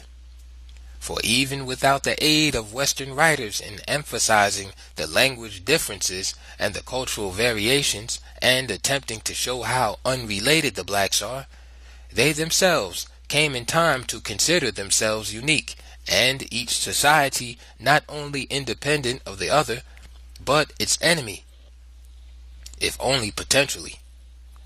This unity and mutual suspicion became an African way of life. Small chiefdoms sprang up everywhere, often no more than a single village of 1 of 200 people. Africa therefore presented itself to Asia and Europe as the ideal land for exploitation, enslavement, and conquest. The history is complex and many-sided, and would be so if we were discussing just one nation and not an entire continent. This is why our focus must be on the main lines of development, the African-wide aspects, and the unmistakable common origin and continent-wide sameness of basic institutions which these universal aspects reflect. There were then different outcomes for different societies. Some perished even to the last member from disease, starvation, or warfare. Others, despairing of ever again being able to have a fixed abode, became nomads. Some, although isolated so long that they had developed different languages and customs, had nevertheless decided that salvation required a union with other groups. These were the tribes that merged with other tribes, lost their separate identity and languages, and who evolved from this process a single common language. Larger and large chiefdoms, kingdoms, and finally empires that began the rebirth of their long-lost civilization. The fiercest wars between the blacks occurred in the founding and expansion of new kingdoms and empires. For a while, the core groups were voluntary confederations. Expansions of empire required the conquest of neighboring states, usually small, independent chiefdoms that preferred to maintain their absolute sovereignty. The repercussions from this forced unity by conquest were to shake the continent from end to end centuries later when European political rule ended. Modern Africans and students of Africa have tended to emphasize the destructive impact of European imperialism in Africa while ignoring the most damaging developments from the Arab impact before the general European takeover in the last quarter of the 19th century, a relatively recent period. This point is important. For one of the most remarkable chapters in the history of the blacks is that dealing with those dauntless leaders and people who, having lost one state after another along with 3/4 of their kinsmen, nevertheless overrode all the forces of destruction and death and began to build, always once again, still another state. From the earliest times, the elimination of these states as independent African sovereignties had been an Asian objective, stepped up by Muslim onslaughts after the 7th century AD. So the re-established black states were still being conquered and Islamized when Europeans began to arrive in greater numbers to impose their rule over both Asians and Africans. The big thing that happened here, to repeat, is generally glossed over, ignored, or forgotten. The last being a pretension, since a historical development of this magnitude could hardly be forgotten by serious writers on Africa. For what happened very simply was that European imperialism in Africa checked and replaced Arab imperialism. The Arab screams against Western imperialism are the screams of outrage against Western Caucasians for checking and subduing Eastern Caucasians in the very midst of the blacks they had conquered. There are still countless thousands of blacks who are naive enough to believe that the Arabs' bitter attack on Western colonialism show their common cause with black Africa.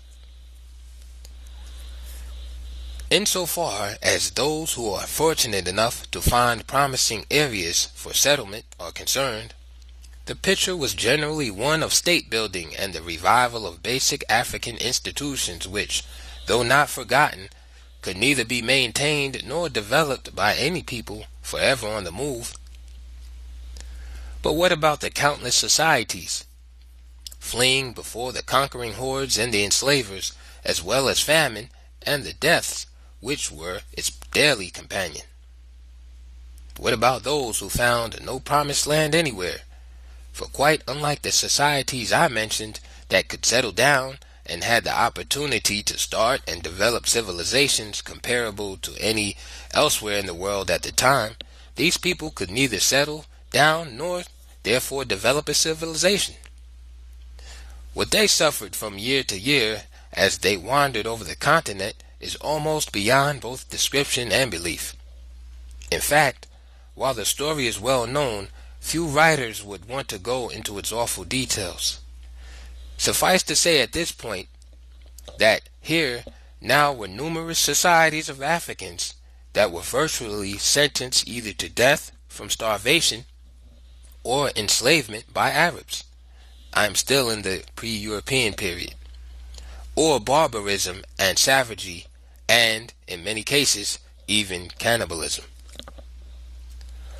Under such conditions, I would defend not only the retrogression of these people to barbarism, but to cannibalism itself. The defense of the latter is easy, since it has been well established that other supposedly highly civilized men will revert to savagery and cannibalism under prolonged conditions of extreme hunger and thirst, when survival itself is the only question that dominates the hunger-crazed mind. This phenomenon of reverting to a state of savagery and even cannibalism under extreme conditions of starvation is known to occur universally among various peoples: white, black, brown, red, or yellow. The facts we have then show that after they lost Egypt and the Eastern Sudan, some Africans, overriding all adverse conditions, grouped themselves to form nations and developed a high order of civilization independent of any external influences. Others never settled anywhere long enough to develop anything notable, but seemed to remain in a state of lethargy or suspended animation. They had surrendered to fate and became too weak to fight back. They descended to a state of semi-barbarism. Descended because most of these societies had known better times and a higher order of life. Some, in more favorable circumstances, nevertheless failed to advance. Still others were in the class discussed in connection with cannibalism, hunger-crazed people who had sunk to the lowest levels of dog-eat-dog existence. These last are the people about whom European and American authors delight to write. No cartoons are better known than those showing a sweating white man, usually an explorer or missionary, being cooked in a huge black pot, while black savages dance around with human bones decorating their heads or stuck through pierced noses. The idea these experts on Africa have been planting in the minds of the peoples of the world, and are still actively planting, is that this is Africa, and these are the savages who are now clamoring for independence. Nature joins the attack. The question of physiography, vegetation, climate, water, and soil are all more crucial in the history of the blacks than they are in the case of any other people. For here a whole continent is involved, and on that continent a people who in one period of time were among the foremost people on earth, and in a latter period the farthest behind. Nature itself set an environmental stage in a manner and under conditions which appear to have been designed to test to the utmost one race's moral, intellectual, and physical powers to override all obstacles to survival. The slow but relentlessly steady withdrawal of inhabitable land over the centuries eventually left Africa a land of desolation, a wasteland, the greater part of which was desert and treeless grassland, with only a fractional part, about 10%, with the much needed forests and thickets. Even the continental land configuration was against its native inhabitants. Like a vast inclined plane, the highlands, beginning in Central Africa at 3,000 feet above sea level, rose southward to higher and higher levels, reaching the highest level of 15,000 feet in the southeastern provinces of the ancient Ethiopian Empire. This caused Africa to slope northward, and its principal rivers, the Nile in particular, to flow in the same direction. This single circumstance caused the blacks to lose the very earliest centers of their civilization and the heartland of the race, Egypt, and the southern area that was later called the Sudan, or land of the blacks, just as though Egypt itself was not also formerly the land of the blacks. For the greatest of their rivers, the Nile, still played another tragic joke on its people. This river, the longest in the world, flows 4,127 miles across Africa from Lake Nyanza to the Mediterranean. Yet, not until it reaches Aswan and begins its last stretch of 750 miles to the sea does it overflow to further enrich 13,500 square miles of already fertile soil in Egypt. For its 3,377 miles through the heart of Black Africa, the Nile sank as it cut deep canyons in its soft limestone floor, leaving cliffs at places from a few hundred to 1,000 feet high. What this means is that for over 3,000 miles through the eastern side of the continent, the Nile was collecting the rich soil carried to it by the heavy rains and 1,000 tributary streams. These flow into the mother of rivers and add to the enrichment of its waters flowing northward, guarded all the way by her deep channels until it reaches the hard sandstone bottom above Aswan, and then begins its periodic overflow the rest of the way to the sea.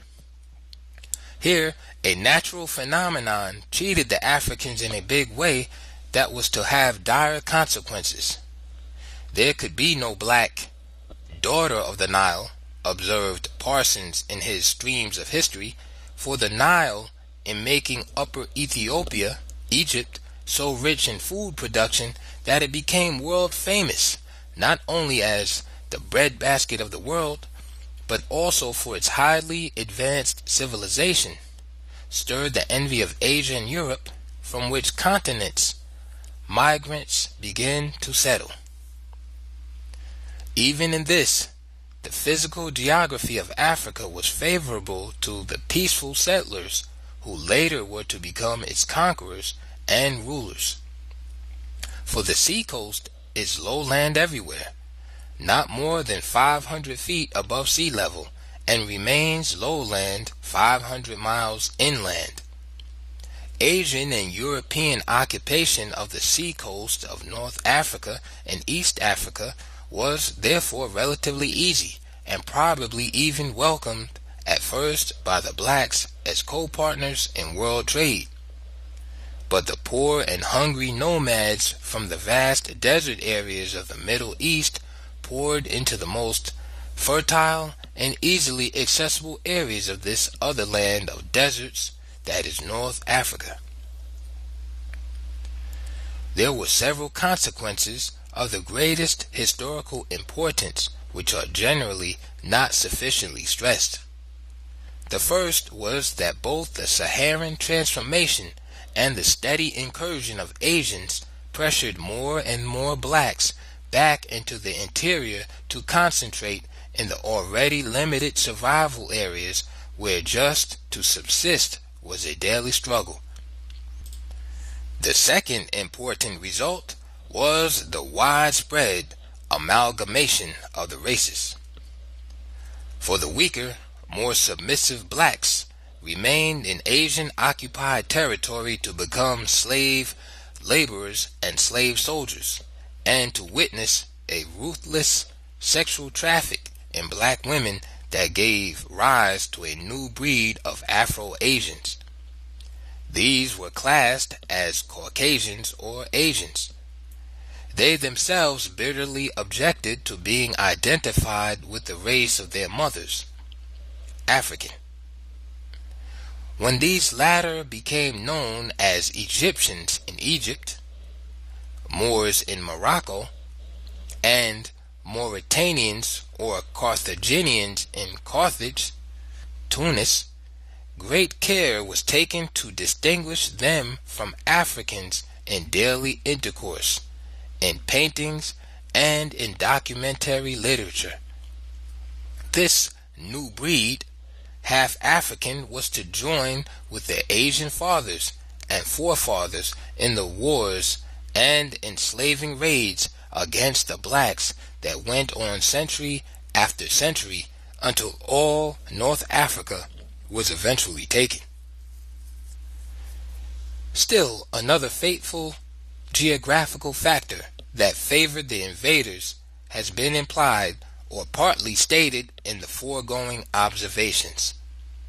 Aside from the easy occupation of the lowlands of the seacoast and the gradual taking over of the rich lands of the Nile Valley and its ancient civilization, both Asians and Europeans found the highlands of southern and eastern Africa more pleasant and healthy for Caucasian settlement. This meant that even after nature had damned 3/4 of the continent's landmass as impossible to support human life, the Asians and Europeans came in to seize and hold the best of the 1/4 that was left. The blacks found themselves cut off from all seacoast, then that mattered, hemmed in from all directions, and confined within narrower and narrower limits. Thus they became a wandering people, forever migrating in their own vast homeland, fragmenting from great united nations into countless little splinter societies, becoming so isolated from each other that each formed a new language of its own, considered itself quite different from its original brothers, now regarded as strangers and enemies in the endless tribal wars that ensued over the inhabitable land. The land over which these struggles went on varied in different regions. So did the climate that so greatly affected it. The people and even some of their institutions varied under environmental influences. The landmass in the eastern regions, for example, has been undergoing a vertical movement of elevation and sinking along with a leveling process occasioned by the atmosphere and weathering since Miocene times.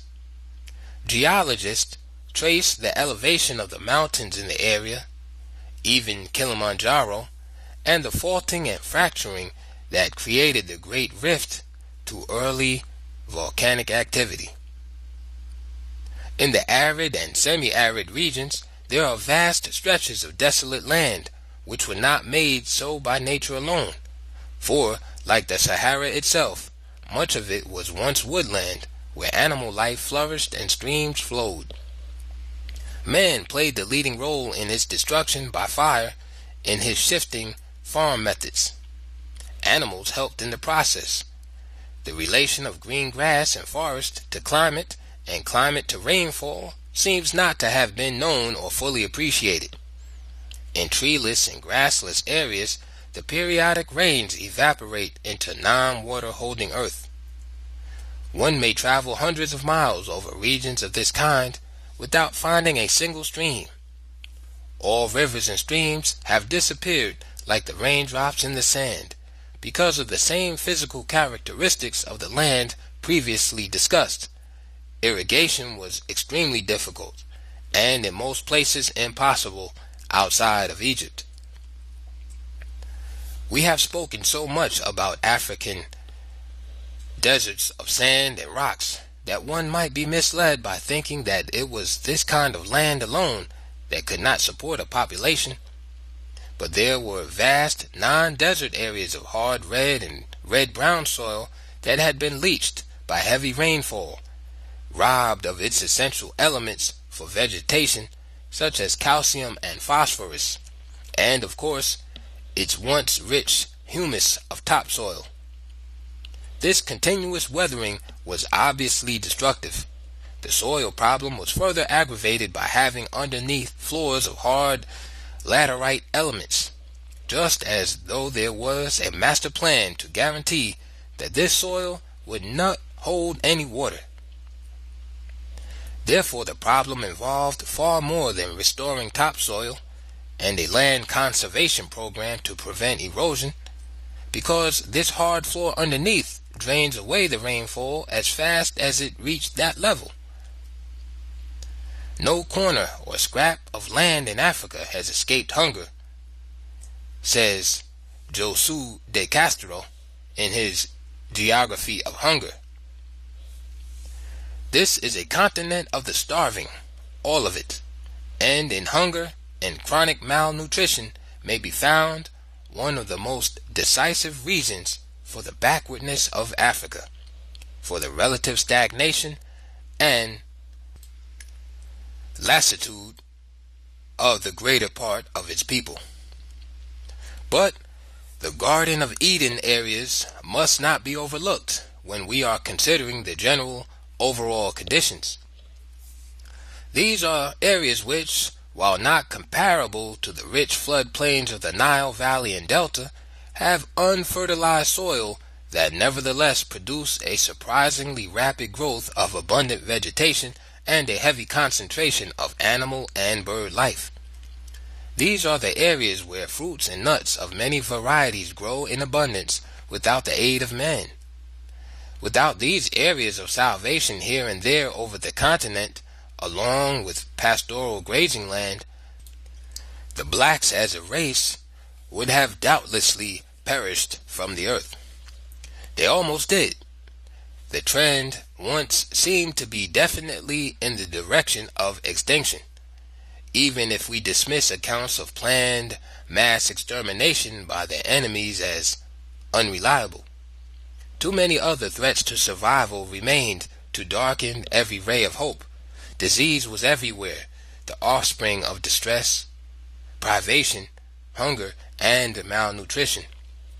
It spread over the land as advanced scouts for death.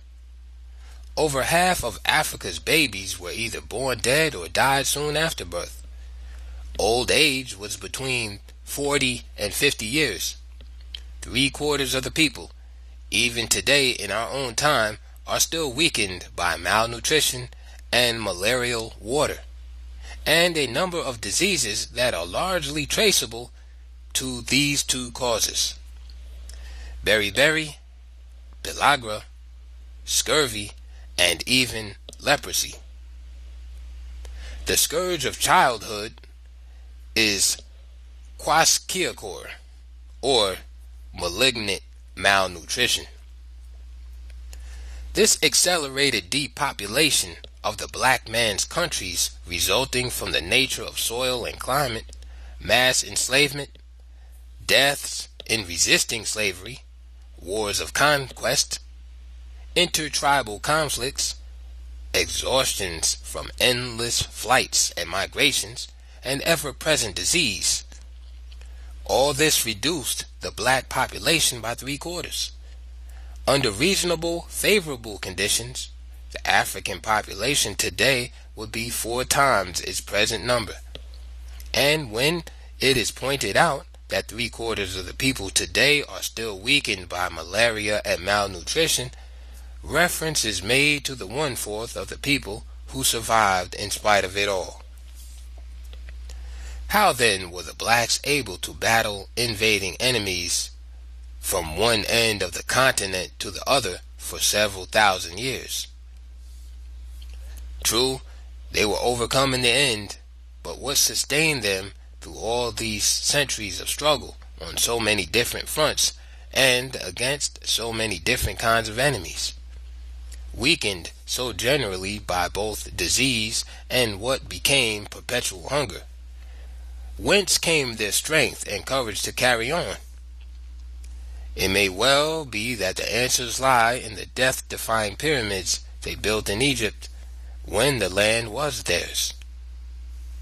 There must be a number of preconditions without which the genius of any people for thinking, inventing, discovering, and building will be inhibited and may even die under extreme circumstances. Preconditions for progress. A few of these preconditions for progress are: 1.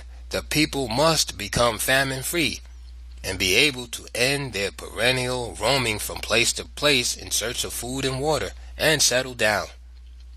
2. Having found suitable territory, the leaders must proceed through negotiations with other neighboring societies and fragmented groups to nation building. 3. There must be developed, and this is a crucial precondition, a sense of national community among the various language groups that make up the country. This is so important that it cannot be left to wishful thinking or chance. It must be programmed in such a way that a sense of loyalty and of being an important part of a great united brotherhood, which is the nation itself, will develop naturally. 4. A strong army for defense. 5. The reign of law and justice, applying equally to all classes in the society. The people must feel absolutely secure as individuals, and that in their country there is equal justice for all. In short, certain conditions in a country can bring about that internal peace, stability, and confidence which unshackle the mind. There is now time to think. No more trekking with bleeding feet for hundreds of miles across rocky deserts. No more seeing your kinsmen fall out and welcome death along the way. A home at last, better farms, plenty of food, and now time to think. There is nothing mystical about the reasons why one group of people can easily become physically and mentally strong, while another becomes physically weak and less mentally alert. An abundance of nutritious food and pure drinking water may spell the difference between advance and decay. The number of death-dealing diseases developing from malnutrition alone is alarming. But what should be stressed above everything else is that millions of babies may become both physically and mentally retarded by disease while in their mother's wombs, which is another way of saying that a people wholly ignorant or indifferent to basic health can themselves become inferior in fact. But even this central fact, when fully realized, will still remain in the field of mere discussion until blacks everywhere begin mass organization for mass education of the masses. The system is so structured worldwide that blacks are forced into conditions that can lead to inferiority even genetically. There must be a breakthrough or gradual extinction. This is the final precondition for survival and advancement. Your attention is called again to the map of Africa, for it is very significant where the earliest invaders entered and permanently settled. They took over their areas of trade and easy contacts with their homeland and the other nations of the world, a point that simply cannot be overstressed in considering the plight of the African people. In the north, they settled around the Mediterranean, thereby maintaining contact with Europe and Asia. In the northeast, east, and south, they settled along the Red Sea and the Indian Ocean, thereby keeping in touch with their homeland and the trade with countries farther away. Black Africa was thus hemmed in and effectively cut off commercially and otherwise from the rest of the world. The techniques of penetration and dominance were varied. Some came as peaceful traders, and doubtless trade was all that was intended by many. Africans were always eager traders. The main attraction of foreign traders was that they brought in many new kinds of commodities. These traders had little or no trouble in gaining coastal footholds as trading posts. The land was not sold, but leased. However, the blacks had what the world wanted most: gold, diamonds, ivory, copper, iron ore, and themselves. The trading posts soon became strong fortifications around which villages and towns sprang up as settlers from Asia poured in and armed forces became organized.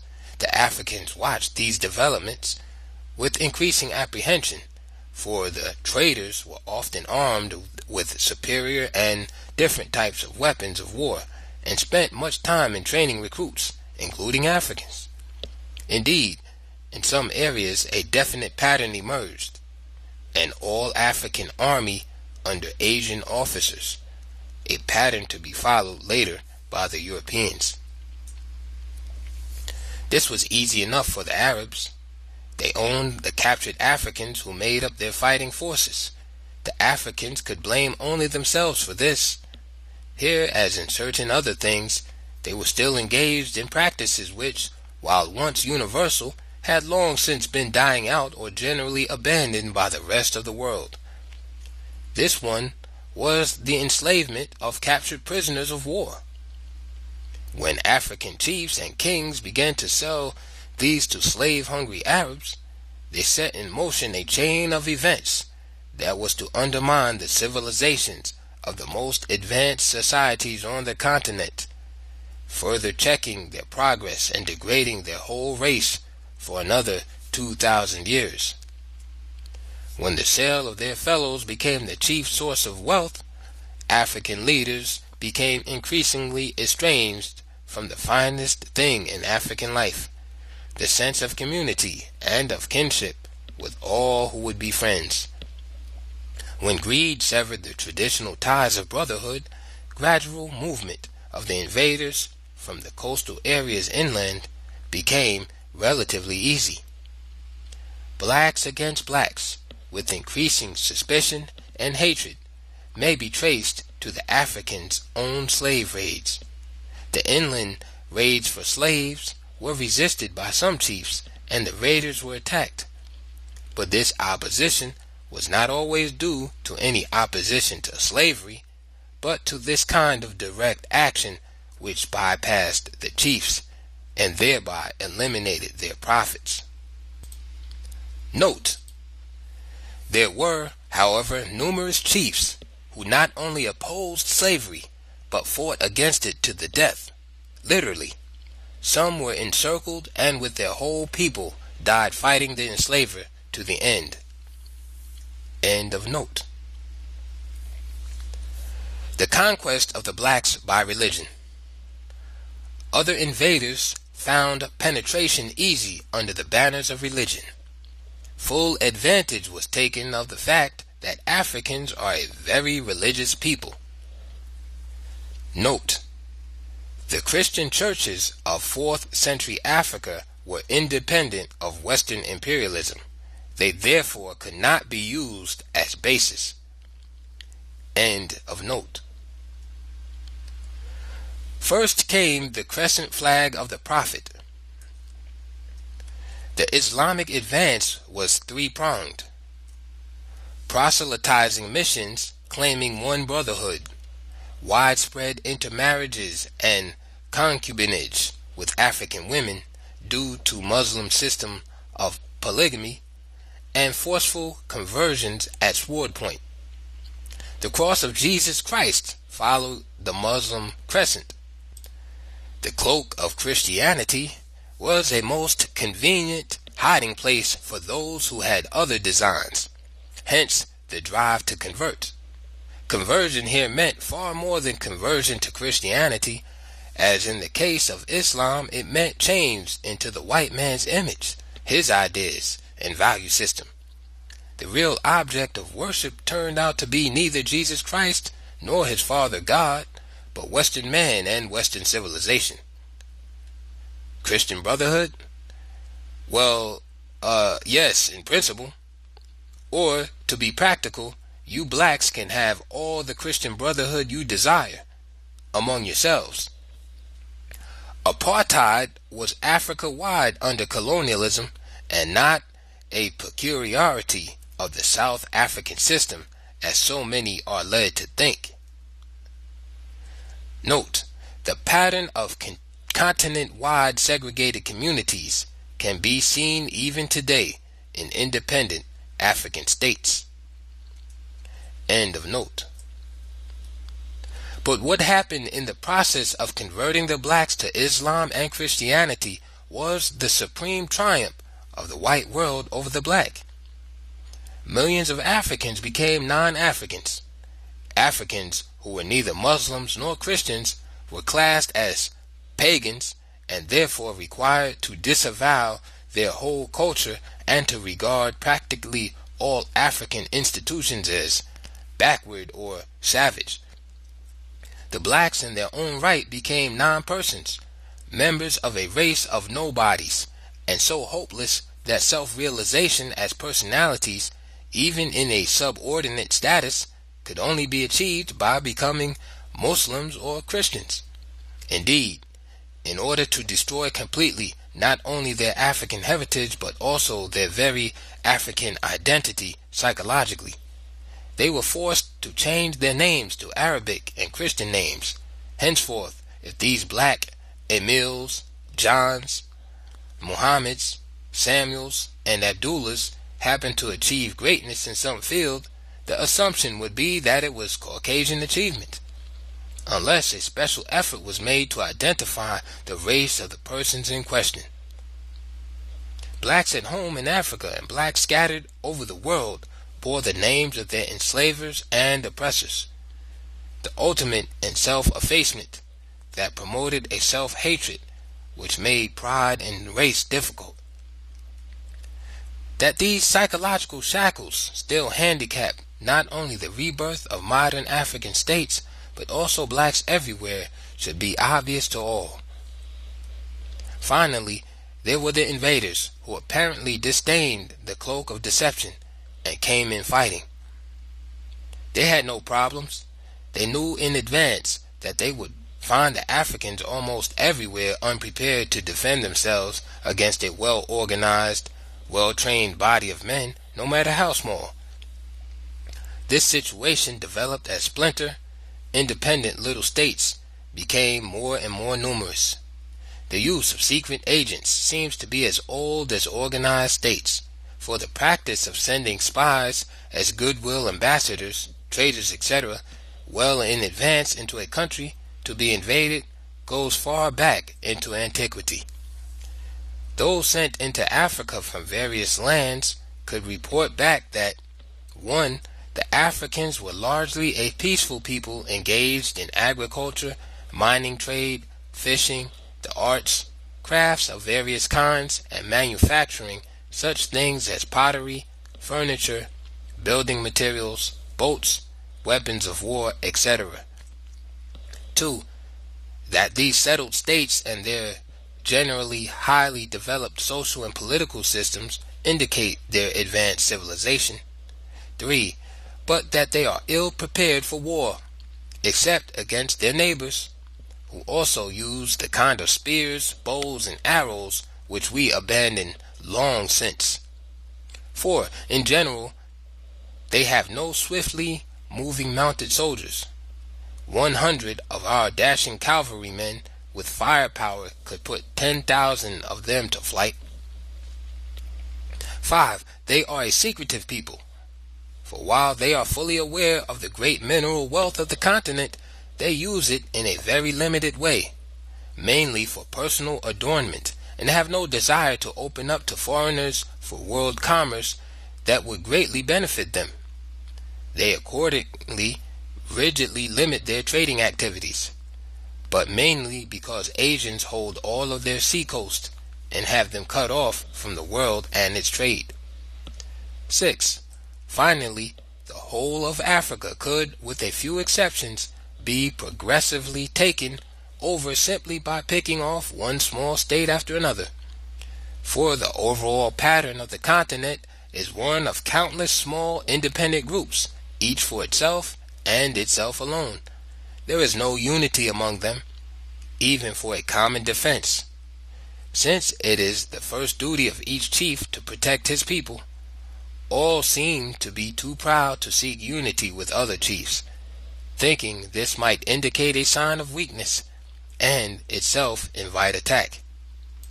Therefore, it could have been truthfully reported to either Asia or Europe any time during the last 1,000 years that the widespread segmentation and attending disunity among the Africans made them easy to conquer and dominate.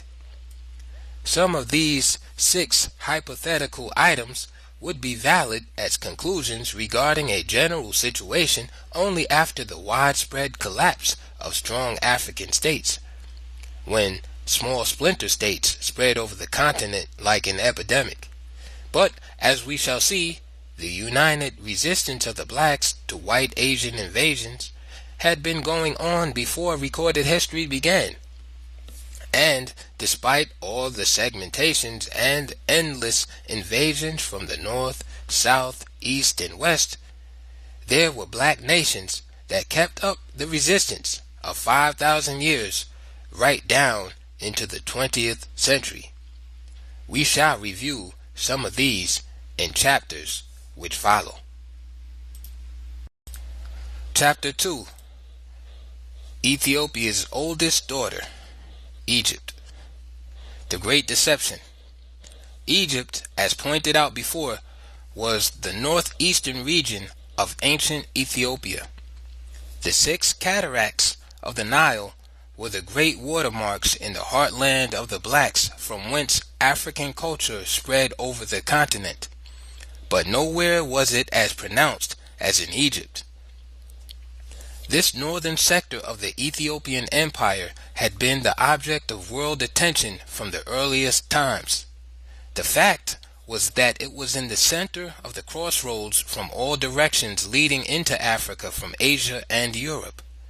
This also explains how the Asians came to occupy and control a fourth of Egypt, Lower Egypt, before the unification of the 2 lands in the 3rd millennium BC. With the relentless spread of the desert and the attending scarcity of arable land, there was a heavier concentration of Africans in the Nile Delta and Valley, the areas with the richest soil in the empire. The great agricultural system that was developed along the overflowing Nile was one of the sources of the wealth to support the great cultural advances. The other was the gold mines below the first cataract. This was also the magnet that drew Caucasian peoples from many lands. As these increased in number and variety, the undermining of black power was accelerated. The melting pot of the races began around the northern perimeter. The end result was always the same. The blacks were pushed to the bottom of the social, economic, and political ladder whenever and wherever the Asians and their mulatto offsprings gained control. This scheme of weakening the blacks by turning their half-white brothers against them cannot be overemphasized because it began in the early times, became the universal practice of whites, and is still one of the cornerstones in the edifice of white power. The white Asians were generally very proud of their sons by black women, but these black mothers remained slaves, while their mulatto sons and daughters were born free and, moreover, classified as white. As such, they formed a social class that, while never recognized as equal with the real whites, had just about all the other privileges of free men. The picture was generally the same from about 4000 BC. Note: Throughout this work, I refer to time spans of 6,000 years, 5,000 years, 4,000 years, 3,000, etc. The variations depend on the time span of the developments under discussion. End of note. In the Asian-held areas in the north, the blacks had hard choices to make. As elsewhere on the continent, they had the choice of remaining in their homeland and being reduced to the status of servants and slaves, or, if they were well-to-do members of the professional classes, architects, engineers, or skilled craftsmen, they could remain, become integrated in Asian society, be classed as white, and even hold high positions, or finally, they could reject integration into Asian culture and migrate southwards. This the great majority did. It is therefore not without significance that even today a number of African tribes 4,000 miles south from Egypt still claim it as their ancestral homeland. There were blacks who neither fled before the Asian advance nor submitted to enslavement, these also rejecting amalgamation as the process of transforming the race, stood their ground fighting back and were generally wiped out. In short, the Africans held Upper Egypt, south, while the Asiatics held Lower Egypt, north. Kurt Seethe, in attempting to reconstruct the prehistory of Egypt, concluded that the division of the country between Africans in the south and Asiatics in the north was due mostly to a split over religion. According to this view, the Africans refused to accept the cult of Horus that dominated the Nile Delta. They therefore formed a second nation in Upper Egypt and established their national religious shrines at Amnos, Thebes, Thines, and Napata. Other scholars insist that the two lands meant that the Africans had simply separated themselves from the Asians. These, unlike Seethe, do not inquire about the reasons.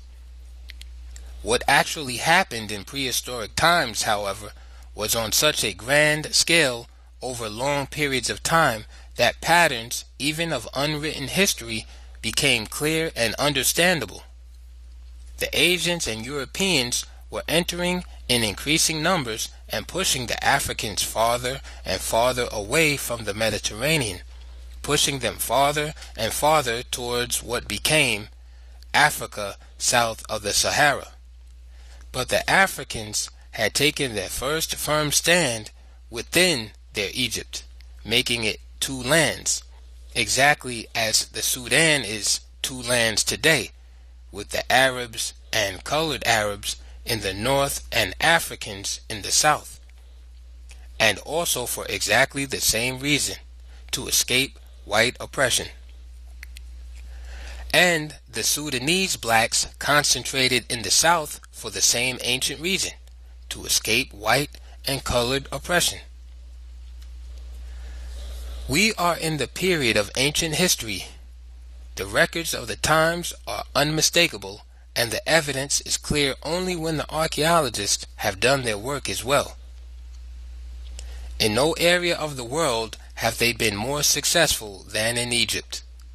It was the science of archaeology, along with ancient historical records, that support my viewpoint that the Africans, while being either subjugated or pushed southwards, fought back in a long series of wars to regain their ancient homeland along the Mediterranean.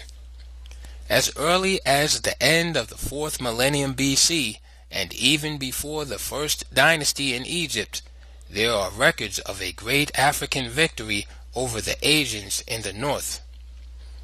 Note: reference is made to the pellets and maceheads found at Hyrcanopolis. End of note. The blacks had established their Egyptian capital at Nekheb, The royal palace was just across the river at Nekeb. Thebes and Napata continued to be the cultural centers of the black world. As the historic period opened in Egypt, it appeared that the Africans were retaking the whole of their country. The Palermo stone records victory after victory over the Asians. Finally, the great triumph came when the African king Menes defeated the Asians decisively, united all Egypt under African rule again, and thus became the historic First Dynasty. Note: there was in fact no Egypt before Menes built Memphis. End of note. Historians of ancient Egypt would do well to pause and ponder longer over the question of the two lands. Those who are interested in the truth about the black man's history will be compelled to do so.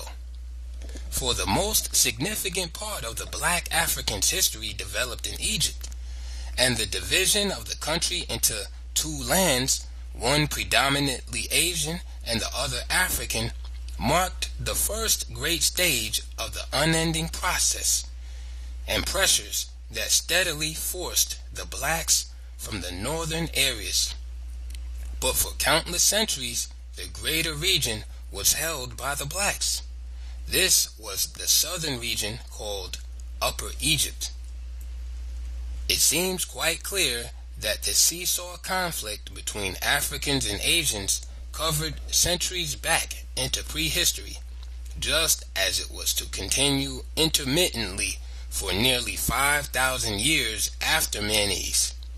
Indeed, the Zanzibar Revolution and the purely racial conflict in the Sudan are simply a present-day continuity of the ancient struggle between the invaders and the invaded. After the Asian North was subdued, the African capital city was moved from Nekeb in the south to the north, where the two lands met. Here, astride what had been the boundary, the eternal city of Memphis was built, named for the king, and like Thebes, became the focal point of black power and one of the chief centers of African civilization.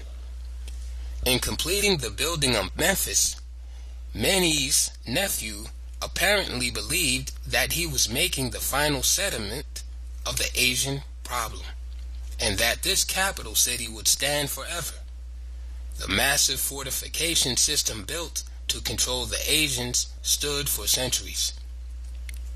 The Africans' literal belief in immortality was reflected in their building and burial arrangements.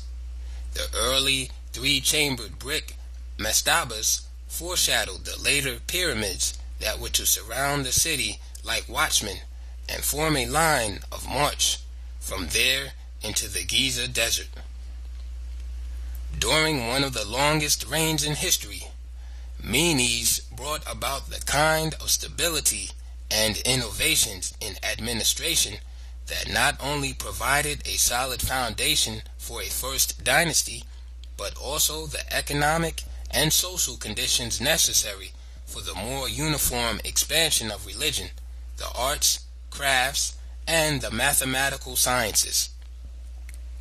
Here too is where Mesopotamia, Palestine, and Greece, although not as advanced, may have made cultural contributions to the Africans and received much from them in return.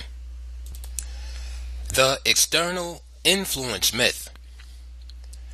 The Greek contribution was the greatest. It was accidental, one of those accidents of history that turns out to be highly important. In this case, the Greeks unwittingly applied the second name of the city of Menes, Memphis, Aegyptos, to the whole country. For Memphis was also called Hecupta, or the mansion of the south of Ptah, the god protector of the city. From the Greek Aegyptos, Memphis became Egypt, and Egypt became the name of the two lands, extending from the Mediterranean to the first cataract. There was no Egypt before the black king from whose name it was indirectly derived. Before that, the country was called Kem, or Kemai, another name indicating its black inhabitants, and not the color of the soil, as some writers have needlessly strained themselves in asserting. Indeed, the strong predilection of both Europeans and white Asians to replace the names of other peoples and places with their own terminologies was at once a blessing and a curse in the history of the blacks. Not knowing the racist twist that modern history was to take, these early historians, geographers, and travelers reported what they found and described peoples in their own terms of speech. In doing so, they established beyond question that the blacks were the first Egyptians and the builders of that ancient civilization. For it was these early writers, and not the blacks, who made it clear that although the invading Euro-Asians had firmly established themselves in about 1/4 of northern Ethiopia, Lower Egypt, as early as the 4th millennium BC, the blacks with equal firmness held all the rest from the 29th north parallel to the 10th south. It was the whites, not the blacks, who called Africa the land of the blacks, until Asian and European invasions made it expedient to change this to mean African countries not yet taken over by Caucasians, and later to Africa south of the Sahara. Even this has to be qualified now, as the whites dominate southern African and Portuguese-held areas. The early whites, again, not the blacks, not only defined all Upper Egypt as black to distinguish it from predominantly white Lower Egypt, but they settled the matter for posterity by calling Upper Egypt the Thebaid, and the blacks Thebans, because Thebes, no way, was the oldest and greatest center of black civilization. The curse referred to above concerns the amazing success of modern writers in so blotting out, obscuring, or reinterpreting the earlier writers on Africa that the actual role of the blacks in their own land was practically erased from memory. Their strategy of silence worked, and must have worked more successfully than they could have dreamed. The great silence even fell over the monumental fact that the blacks themselves started the whole dynastic system in Egypt about 3100 BC, and that the great civilization of world acclaim developed after these black regimes began. Greek and Arabic names and the accepted Caucasoid features in the conventional style of royal portraits all furthered the great deception. There was also the external influence on early African speech and writing in Egypt. As more and more Asians moved into Upper Egypt after the unification of the two lands, the mingling of the two peoples not only produced a new breed of Egyptians, but also an increasingly Afro-Asian language and writing system that differed markedly from the original African writing as it was developed below the first cataract. Development in Asia and Europe, 1,000 and 2,000 years after the golden age of black civilization, helped to obscure that civilization or paint it over as an entirely Euro-Asian achievement. Our task is to begin the removal of this false incrustation, hardened as it is by 2,000 years of unchallenged growth. The time and continuum in the history of the blacks is highly important in reference to the state of civilization in the lands from which the invading groups came during the first 1,000 years of black ascendancy in Egypt and southern Ethiopia, the Sudan. The record is quite clear that the incursive groups were largely tent-dwelling nomads. They had no tradition of great cities with imposing temples, obelisks, pyramids, or indeed stonemasonry at all. In particular, one should note the number of centuries after Thebes and Memphis before their ancient cities were founded. Noe, Thebes, prehistory. Memphis, 3100. Rome, village, 1000 BC. Rome, town, 250 BC. Athens, village, 1200 BC. Athens, city, 360 BC. Antioch, 400 BC. Jerusalem, 1400 BC. Babylon, 2100 BC. In short, what great contributions did these roaming nomads have to make to an already highly developed black civilization? Since even Jerusalem was not in existence, what people in Lower Egypt came from a country with a city as great as Thebes or Memphis? It was the beginning of a new era in the history of the blacks, when an Ethiopian king turned the course of the Nile River by building a great dam at the border between Upper and Lower Egypt for the site of the new capital that was to bear his name. For generations, Memphis was almost entirely an all-African city, with white Asian villages slowly growing up around the outskirts. For the Asians are a very smart and very cunning people. Once conquered, they feigned complete and humble acceptance of African rule. Far from showing the slightest signs of any feeling of racial superiority, they were such masters of the art of dissembling that they could hoodwink the Africans, often under the guise of brotherhood, by capitalizing on their often dark complexions, similar institutions, intermarriages, and mixing with the black population generally as far as possible. That all this was the direct route to repeated Asian ascendancy on the continent, few Africans seem to see, for they are, as a race, too ready to forgive and forget past evils committed by foreigners.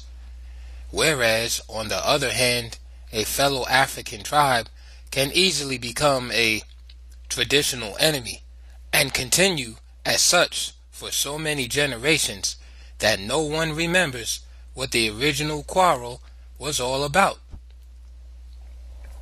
So the blacks were apparently unconcerned about the Asian villages springing up just outside of Memphis, nor about the largest one that was more rapidly developing just across the river on the right bank. This community was to become the Asian city of Fostat that challenged the supremacy of the capital city and eventually helped to change its African character and cause its final destruction. Yet, what I have just stated so briefly occurred only after nearly 3,000 years of glorious history. It remained the capital and one of the greatest cities of Egypt and the world from the first to the 20th dynasty, when it yielded to Thebes again. But it was still a great city when Alexander the Great arrived in 332 BC. Its death knell was sounded only when Arab tribes overran the land and Cairo rose to overshadow it. The second and third dynasties were also African. Most writers will not flatly state this. They generally designate these dynasties as Thinite, Memphite, or followers of Seth.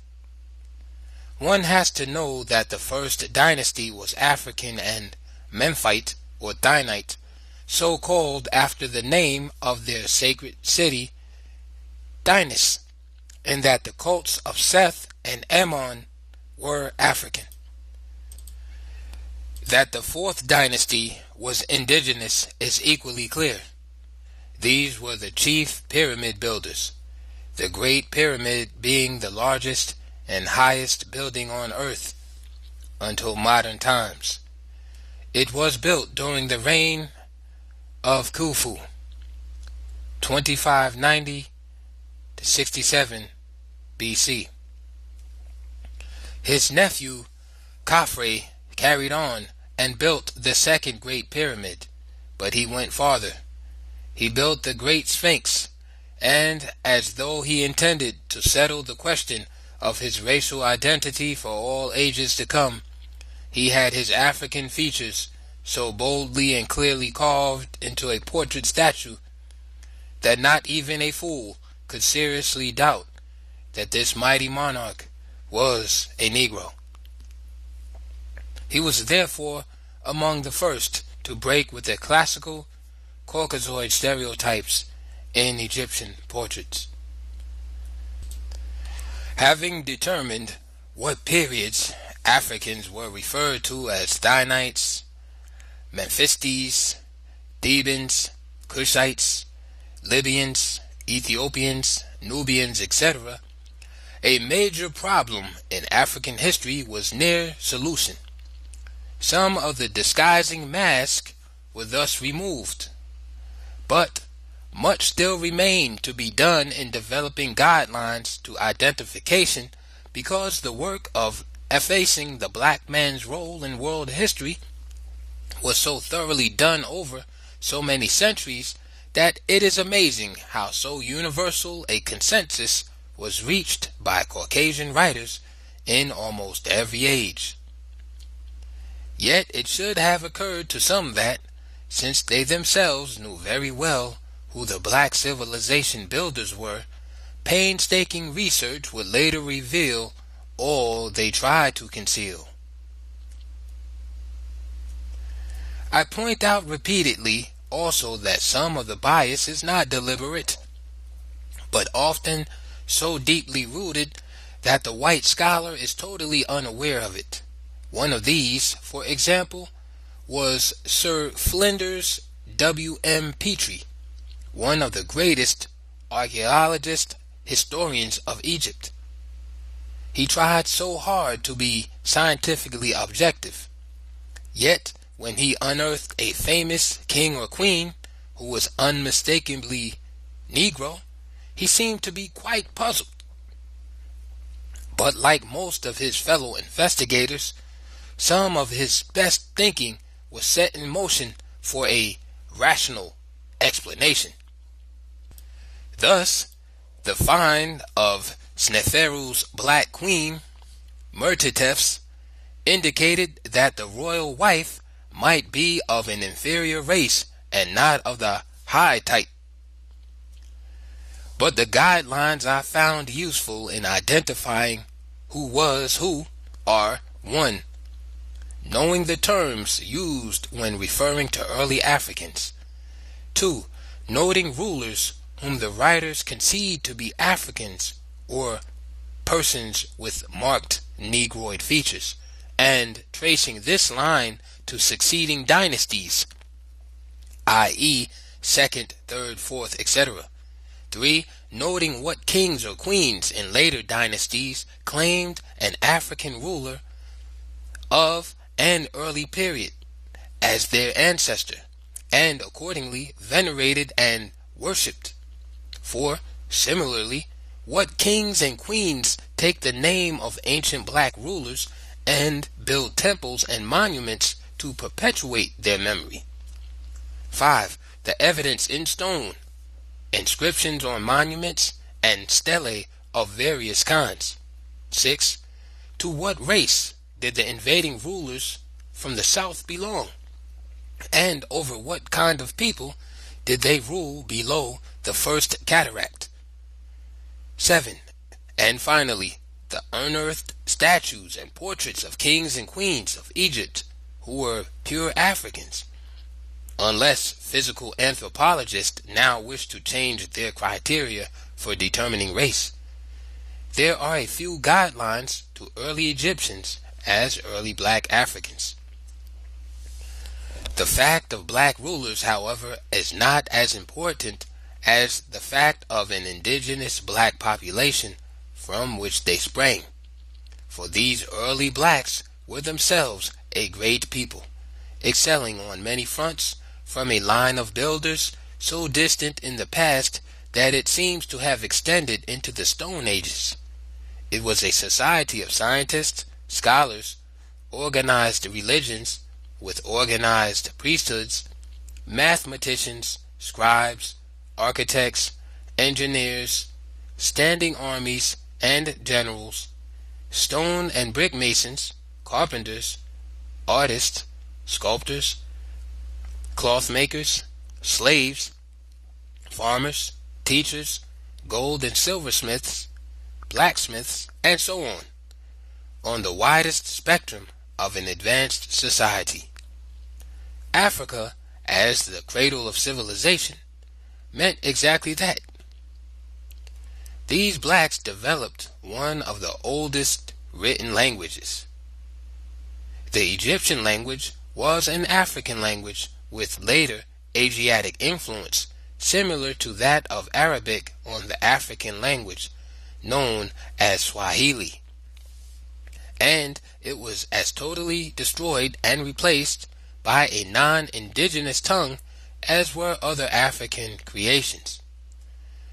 Nothing better marked the increasing cleavage between the blacks and their half-brothers beyond the cataracts than this linguistic nationalism, the refusal of the retreating blacks to use the Asianized Egyptian tongue. The mulatto problem. The recent revival of Black is Beautiful is no more than that, a revival.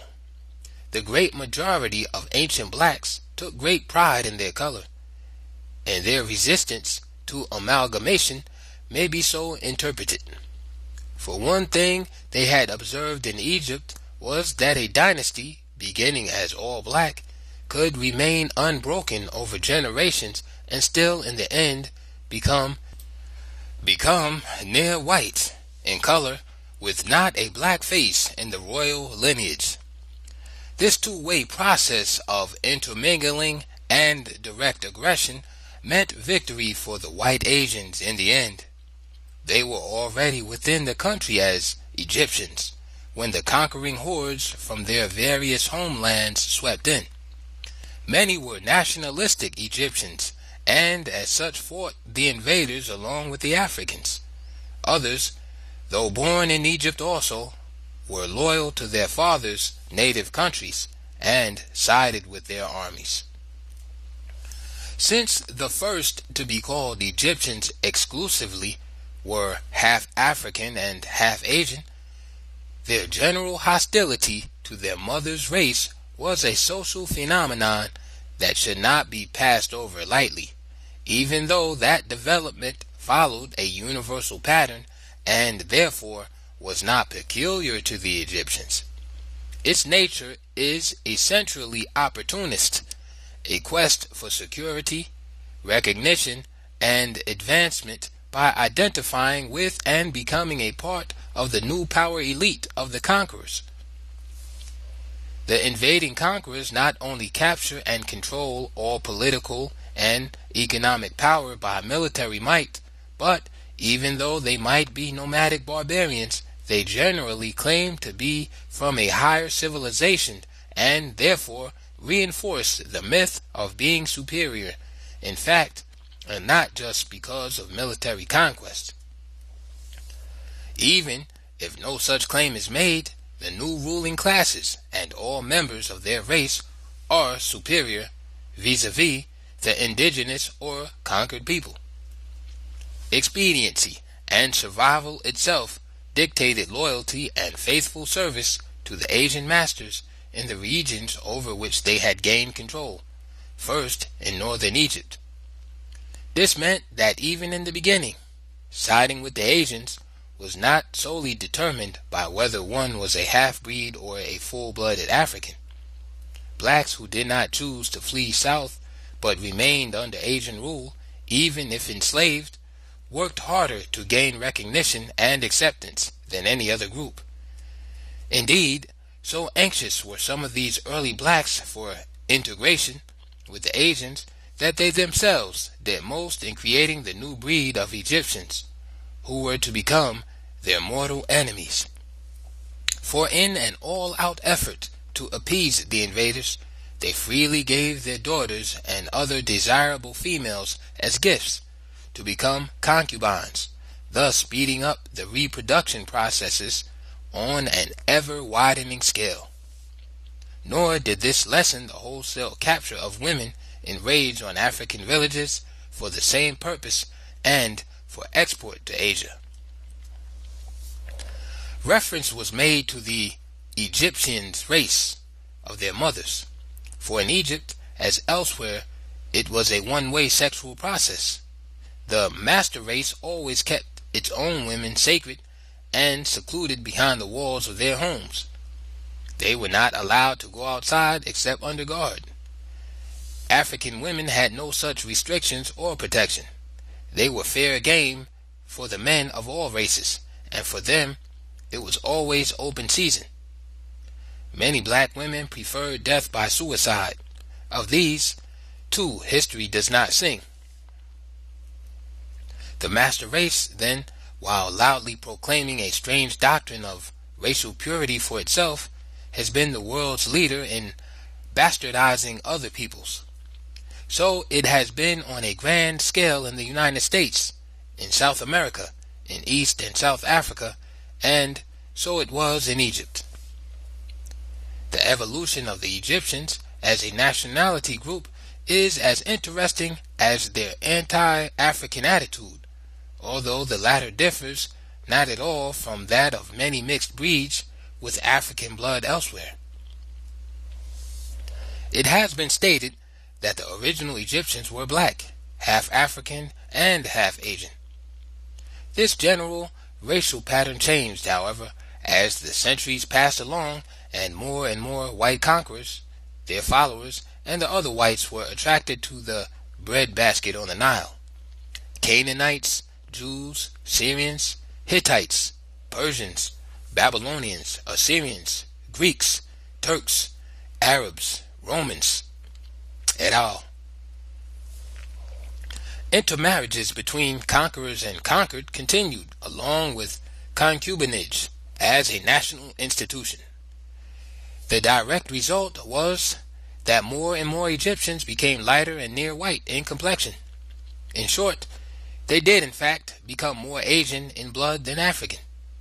Yet this upper ruling class of near whites was at no time more than 1/4 of the population, for until the Islamic flood, which began in the middle of the 7th century AD, the vast majority of the Egyptians were what modern scholars like to characterize as Negroid.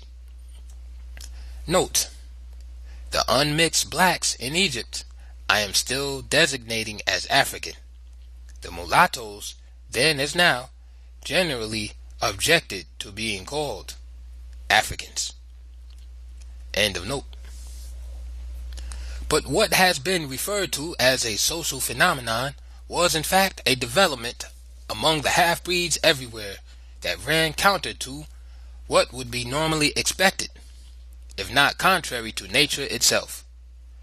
This was the outright rejection of one's mother and her people, and a cleaving to the father and his people. While I do not know whether the overwhelming love which Africans generally have for their mothers is any greater than that among other peoples, it is certainly so marked that it has been a matter of comment by many writers. Some of the principal reasons why the half-breeds turned against the blacks and sought integration with the Asians have been pointed out. These applied to the blacks as well as to the new breed. All sought security, advancement, and social prestige by ingratiating themselves with the current ruling classes. But the half-breeds had the inside track and all of the advantages. First of all, they were mainly the sons and daughters of white and European Asian fathers. These fathers recognized them as such and, in general, proudly. And since they claimed superiority over the Africans, their half-African offsprings considered themselves to be a superior breed also. These Afro-Asian offsprings were given preferential treatment, positions of authority, wealth according to the status of their patrilineal family, and an education that could draw on Asian culture as well as the highly advanced African civilization in Upper Egypt and southwards to the land of the gods. Another situation that was a most potent factor in the half-breeds' attitude toward their mother's race was that more often than not, their mothers were concubinary slaves. This meant that the half-breed was introduced into the lowest level of African life, even from birth. Concubinage was so general that it overshadowed the small number of African women who were the legitimate wives of Asians. These African wives were the exception, generally coming as they did from powerful upper classes, the noble or royal families. In such cases, it did not seem to matter at all how black they were. But since most of the new Egyptians were originally sons and daughters of slave mothers and upper-class fathers, they tended to be ashamed of their mothers and sought self-realization on their father's side. Furthermore, the slave mother had no claim on the children she bore. They belonged to the Asian father, who could and generally did consider them as freeborn due to their Asian blood. To prove how truly Asian they were, the mixed Egyptians made hatred of Africans a ritual, and tried to surpass the whites in raiding for slaves in all African areas. Various Afro-Eurasians who became Egyptian kings declared eternal warfare against the blacks and vowed to enslave the entire race. Hope in this connection could have developed from the fact that while many races were represented among captured slaves, the Africans constituted the largest number. Relying wholly on the emerging concept of innate superiority of Europeans and Asians, these people everywhere created a class system that made their bastard offsprings superior to all blacks, and in status next below themselves. The system operated in the 20th century the same as it did in earlier times. The Afro-Dutch coloreds of South Africa fully illustrate most of the points made about Egyptians. The coloreds' hatred of Africans seemed to be even more thoroughgoing than that of the whites in South Africa. Because of their Dutch blood, they too had been given special privileges, a higher social and economic status than the blacks, and a completely separate society. Education and civil rights denied the blacks were theirs. The best available jobs for non-whites were theirs. But above all, they had the magic of the half-white skin that in itself automatically put them above the blacks.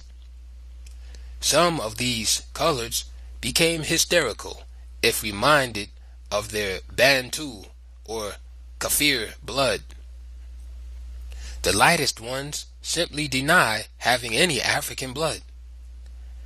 Yet sometimes nature itself, as though disgusted with these ridiculous pretension, plays a joke on some of the very lightest husbands and wives by presenting them with a black baby, a throwback from black ancestors.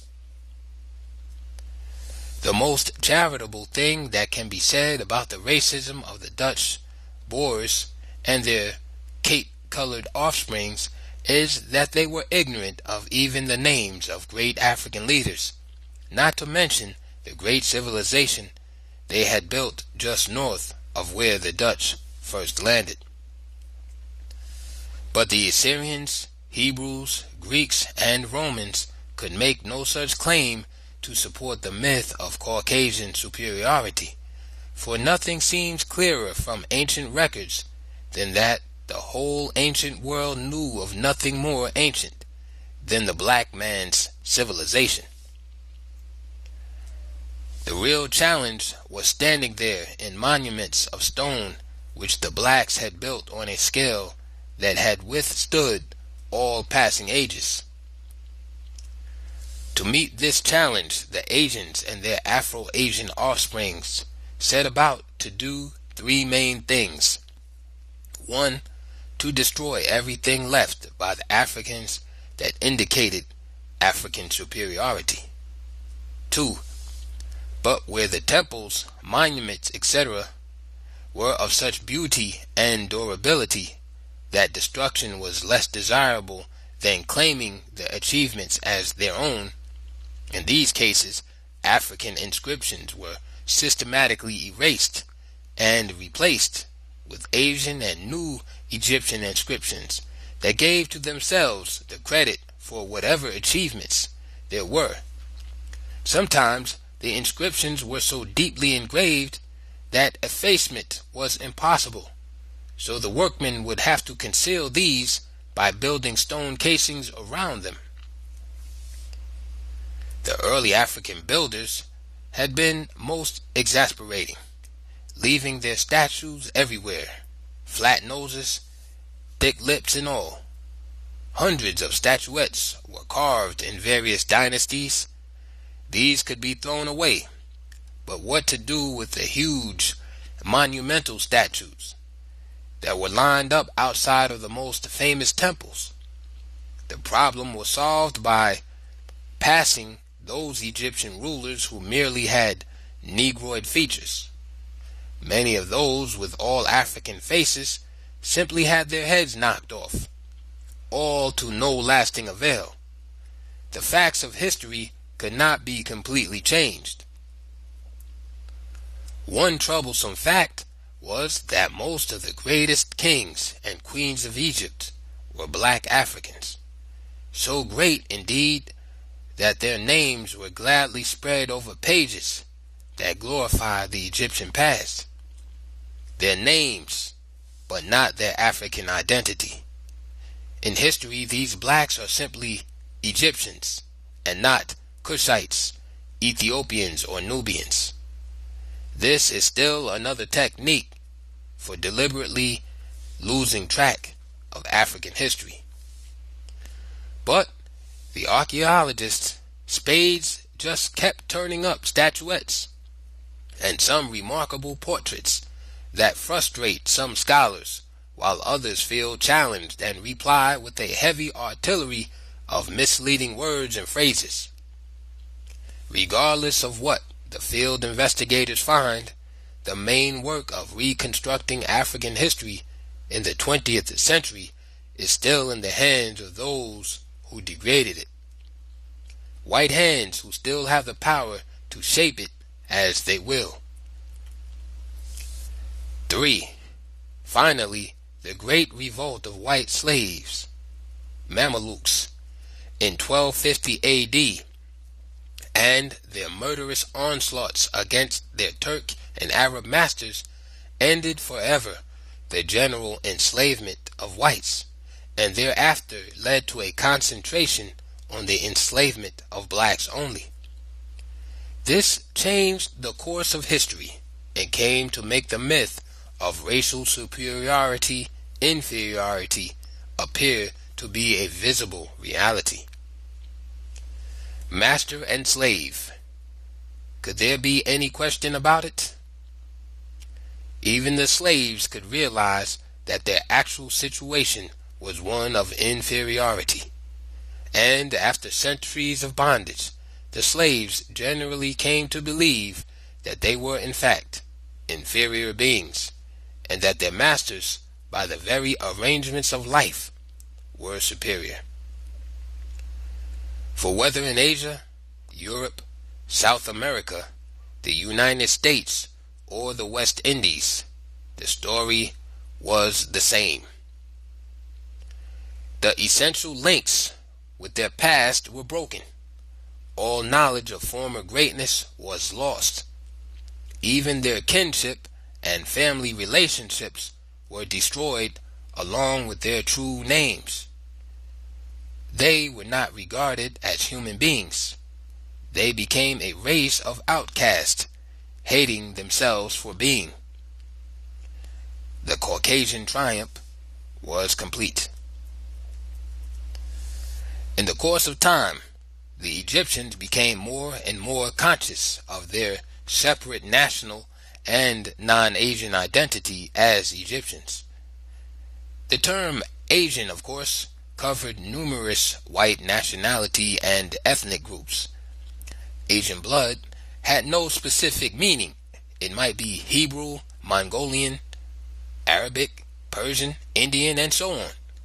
Egyptian nationalism, with its sense of independence, could evolve all the more easily because of this lack of exclusive identity with any one of their kindred nationalities. Another important factor was the relatively unmixed Asians and a sprinkling of Europeans who had been living in the country for so many generations that they regarded themselves as Egyptians, owing no loyalty to their native lands and ready to fight as Egyptians when Egypt was attacked or herself went to war. Here again, we see additional reasons why the Egyptians felt more Asian than African. They become even clearer if we keep in mind that during all the centuries of Egyptian evolution to a separate identity and nationhood, relentless warfare with the Africans continued. As long as the Africans seemed resolved to retake Egypt, no pharaoh could rest easily. From the record extending over several thousand years, it seems that the blacks intended to reconquer Egypt as meanies had done or fight on forever. They seemed to take their most devastating defeats as mere temporary setbacks and always invaded or attempted to invade Egypt again and again. And again, note the very different Western version. Is this one of the principal reasons the Egyptians hated them so much? Was the mass enslavement of Africans a part of a scheme to break the power and end the eternal threat from the now southern land of the blacks? I am, of course, fully aware that the same ancient records may be read and interpreted in such a way that one would think that most of the invasions were one way from Egypt into the all-black countries below the First Cataract, and that, indeed, the Africans were no match for the mighty Egyptian armies, but generally turned tail and fled. In this, and 100 other instances, I simply read the record differently. The great chain of defense fortifications the Egyptians built facing south at the First Cataract were hardly built to prevent themselves from invading the Black Empire. As late as the 12th dynasty, records still refer to wars against the Asian invaders and to defense measures such as building walls on the eastern frontier. They had been expelled en masse from the rich Delta region in 2040 BC. Note, this is the generally accepted view. I note elsewhere that it was not a mass expulsion of Asians. End of note. But they always returned, if not as conquering warriors, then as peaceful traders or friendly migrants seeking a home. It should also be remembered that Egypt was not always the innocent object of aggression, but was herself often the invading aggressor in Asia. She also enslaved many Asians and marched them back to Egypt, men, women, and children. It can be said with certainty, therefore, that some of the many invasions of Egypt were invited or provoked by Egypt's own imperialistic adventures. Yet, they may well have been countermoves to check the constant invasions from these regions. The African masses courted from all directions as their own leaders progressively became Caucasian, Hamites, and Semites, and as many who were unmistakably full-blooded Africans became as predatory as were their known enemies. Note, one lesson of history is quite clear. One's own leaders may be as unjust, inhuman, and as brutal as strangers, often more so. End of note. It appears that from times immemorial, stark greed, the desire for wealth, has overridden all humane considerations. Greed has served as a kind of anesthesia, deadening humane sentiments and breaking the bonds of affection that relates man to man. Greed was triumphant in Egypt from ancient times down into our own century. It was the major slave exchange center in Africa. Nubia, the northern Sudan, was not only the chief source of supply for slaves who were marched up to the Second Cataract, but it was also the main source of gold, ivory, ostrich feathers, precious stones of many kinds, ebony, and animal skins. These enriched Egypt in her expanding international trade. A hostile Egypt now stood between the black world and international commerce. But all had not been going well in the land. There had been civil wars, division of the country again, reunification again, decentralization, a breakup into autonomous nomarchies, and back to unification once more. These ups and downs seem to be according to the strength or weakness of the leadership in any given period, or the role played by the conquerors in unifying or failing to unify the country. Black Egypt turning brown and white. The long stretch of the centuries into millenniums made it easy to delete some of the most significant developments in those early ages in Egypt. The emergence of great leaders and long periods of remarkable achievements were followed by weak leaders and long periods of national disorganization and chaos in such amazing cycles that it seems that some relentless socio-political law was operating in the land. Centralized government, first instituted by Menes, always collapsed as civil war spread over the provinces and constituent kingdoms. One of the worst and most fateful periods of crisis was during the 7th, 8th, 9th, and 10th dynasties, 2181 to 2040 BC. What happened during this period of political anarchy is typical of the unproclaimed processes that slowly but steadily changed both the political and ethnic character of Egypt and in the end, that of the all-black Sudan as well. During this period, as in many others, the blacks played a leading role in expediting their own downfall, a fact as important in their history as anything else. In Egypt, it was an almost endless power struggle, both within the royal lineages on the national and provincial levels, and between the various provinces. The civil strife became more intense and bitter as the largest and strongest provinces, such as Thebes, tried to force the others back into a state of national unity. The trouble was that too many nomarchs, chiefs, were trying to do the same thing, each being ambitious to become the pharaoh of all Egypt at the very least, and all Ethiopia if possible, Egypt and the Sudan. Held in the center of the empire, Upper Egypt, for 141 years. 141 years of retrogression and destruction. Both ends of the empire broke away from the center. The northern end, white Lower Egypt, became independent again, and more whites spread over Upper Egypt, taking full advantage of the general upheaval and promoting it by forming alliances with various provincial chiefs in the warfare against others.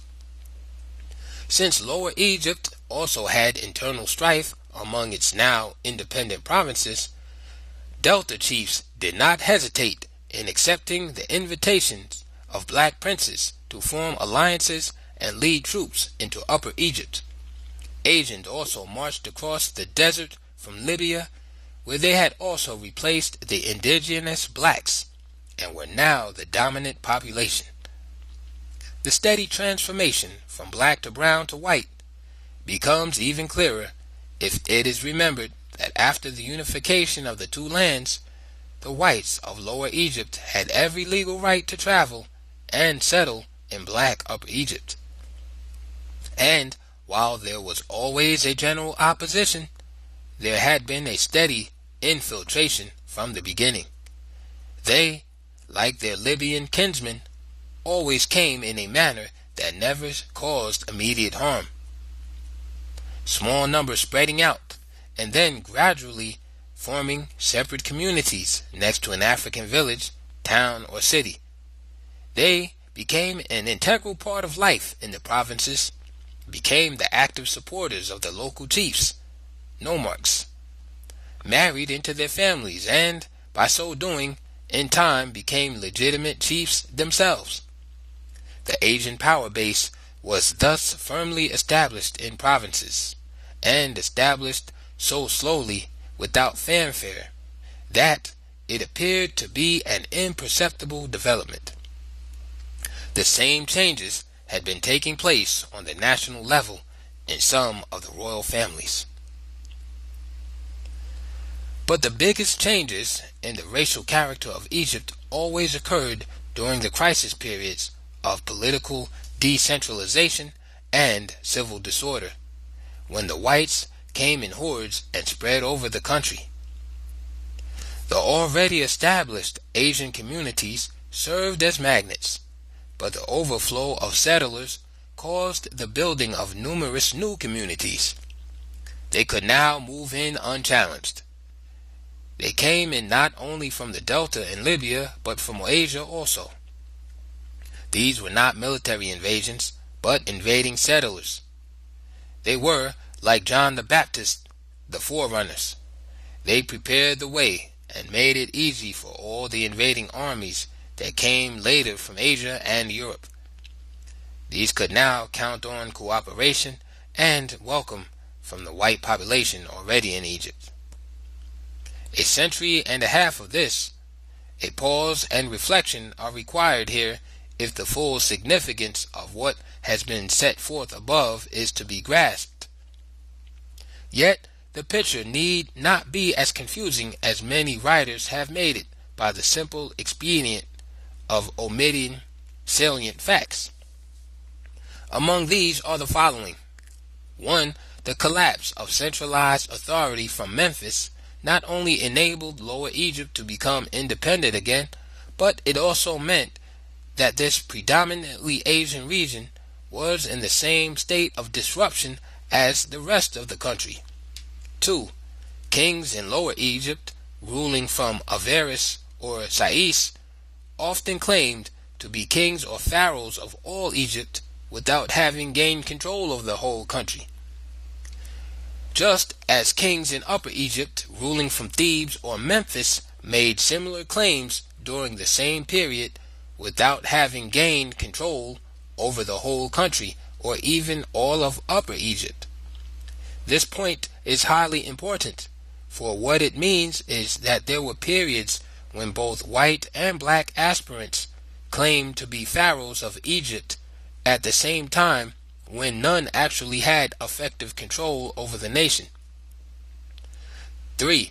Writers, knowing this well enough, have nevertheless generally presented the whites and Afro-Asians, classified as white, as the Egyptian pharaohs, while ignoring the African pharaohs altogether.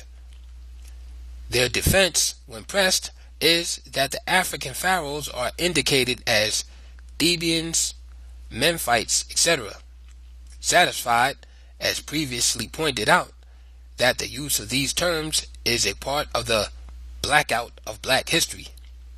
4. The periods during which the Asian incursions were greatest, such as 2181 to 2040 BC, should be stressed, because these population pressures caused a steady withdrawal of non-integrating blacks southward below the First Cataract. 5. To overlook this early separatist movement among the blacks is to neglect one of the most important keys to the fuller understanding of black Egyptian history. But just as the blacks had withdrawn in large numbers from Lower Egypt as it became more and more white and began to settle beyond what became the border between Lower and Upper Egypt, so now they had been moving from place to place in Upper Egypt in a futile effort to escape from the ever-pressing whites. These were the blacks who finally joined others in the south, Nubia.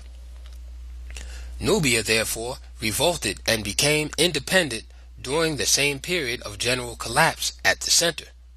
But the compelling reasons, as stated elsewhere, appear to have been resistance not only to the increasing Asian power in Upper Egypt, but also to the African and Afro-Asian pharaohs whose integration policies promoted the spread of this foreign power in what had been an important region of their homeland.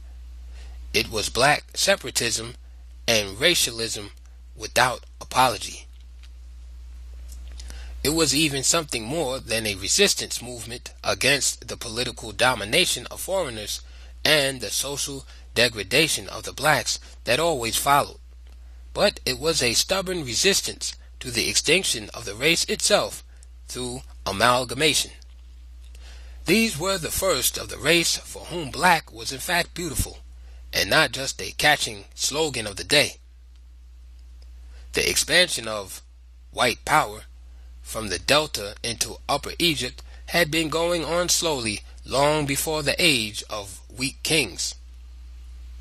They had been appointed as ministers, court officials of various kinds, trade commissioners, army officers, and soldiers. The 90-year reign of Pepi II, the longest in history, was in their favor. For while Pepi had been a strong leader and a mighty king during the first 50 years of his reign, the general upheaval began when he had become too old to govern or even know what was going on in the country. This unheard of long reign made the 6th dynasty the introduction to the era of chaos. This was the period of simultaneous dynasties of Asian, Libyans, and Theban pharaohs, and several different capitals. There were so many kings during the 8th, 9th, and 10th dynasties with very short reigns that many of their names are unknown. Finally, the line of African kings ruling from Thebes first overcame the other powerful Asian dynasty in Upper Egypt that was centered at Heracleopolis, and proceeded with the awful task of uniting the empire again. Strong rulers had begun to emerge again in 2133. So, the 11th dynasty of the great Mentuhoteps began 93 years before the 10th dynasty ended, a further illustration of points previously made. Mentuhotep II was probably the greatest of 11th dynasty kings. It was he who undertook to settle the white Asian problem forever by reversing the policy of integration and expelling them from Lower Egypt. Historians of the period write that he did expel the Asians from the Delta in 2040 BC. This too is misleading, for while he did indeed reconquer Lower Egypt again, and probably believed that reunification with the Black South would be easier if he first drove the Asians out, he was now 1,000 years too late for such a task. The Asians could not be expelled en masse in any event, for all Lower Egypt was overwhelmingly an Asian population and had been so far for centuries beyond record. Nobody knows at what point in time they became the dominant people there. What Mentuhotep did was to put the government to flight, along with its army and other known supporters. Besides, the Asians were now dispersed all through the provinces of Upper Egypt. The compelling reason for the reconquest of the Delta was always economic. In fact, race itself was an economic factor. When Asians controlled, it was a commercial blockade of the blacks from direct world trade and international relations in general. Therefore, the second reunification in 2040 ushered in another golden age in black history. African ships of commerce sailed the seas again. Nationwide reconstruction was pushed, and the revival of learning, science, the arts, and crafts marked the 11th and 12th dynasties. The most important lesson the black world can learn from its history is that there was an economic development base for each and every advance.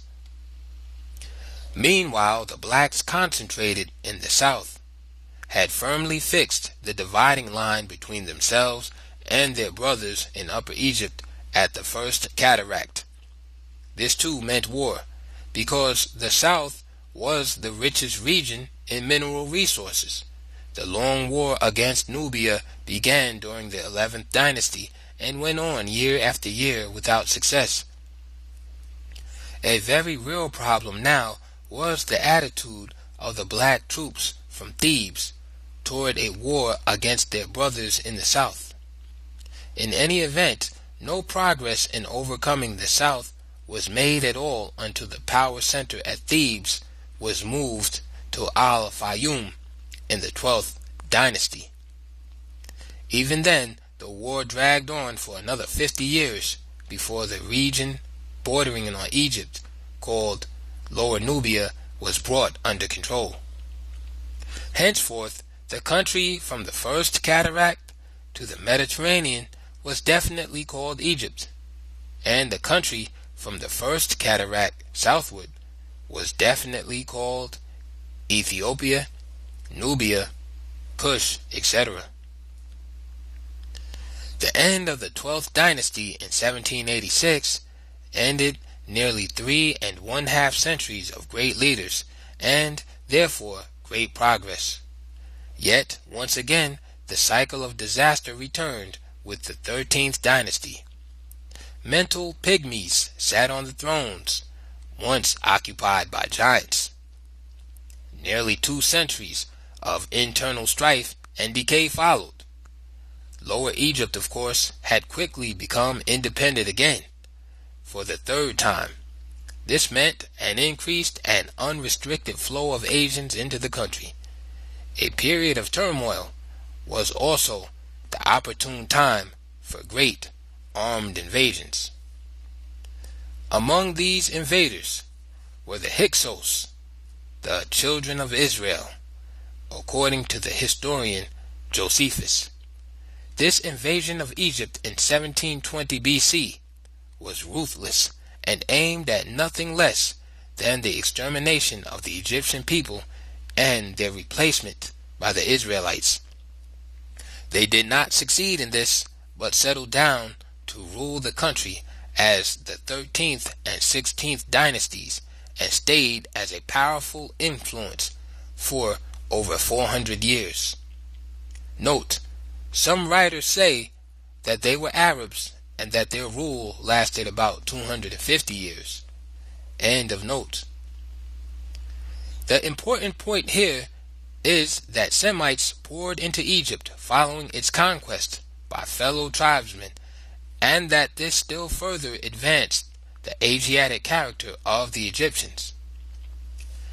Hyksos' power was broken during the 18th dynasty, and many were expelled en masse. They returned to Palestine and founded Jerusalem. Meanwhile, Egypt was developing into the new empire, and during the same dynasty in which the Hyksos had been expelled, she struck back by conquering the Hyksos homeland and Syria and extended conquest to the Euphrates.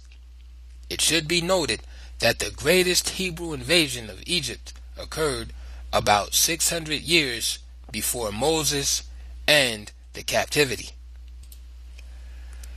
One reason why the great issues in African history must be both reviewed and expanded is that anyone who dares to challenge the prevailing and widely held viewpoints is in a position far more precarious than that of little David facing the towering and mightily armed Goliath.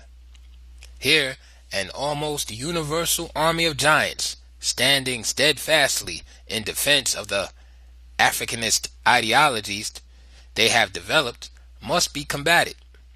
To this end, I review positions already stated in order to be crystal clear, and I expand by introducing additional facts on the same subject. Indeed, I might be properly accused of overemphasizing one point on which most scholars are already agreed: the great antiquity of African civilization. But the greatest of all issues is right here in the general agreement that at the very earliest period known to mankind, an African civilization in the areas later called the Sudan and Egypt was fully developed, with all the arts of civilized life already matured.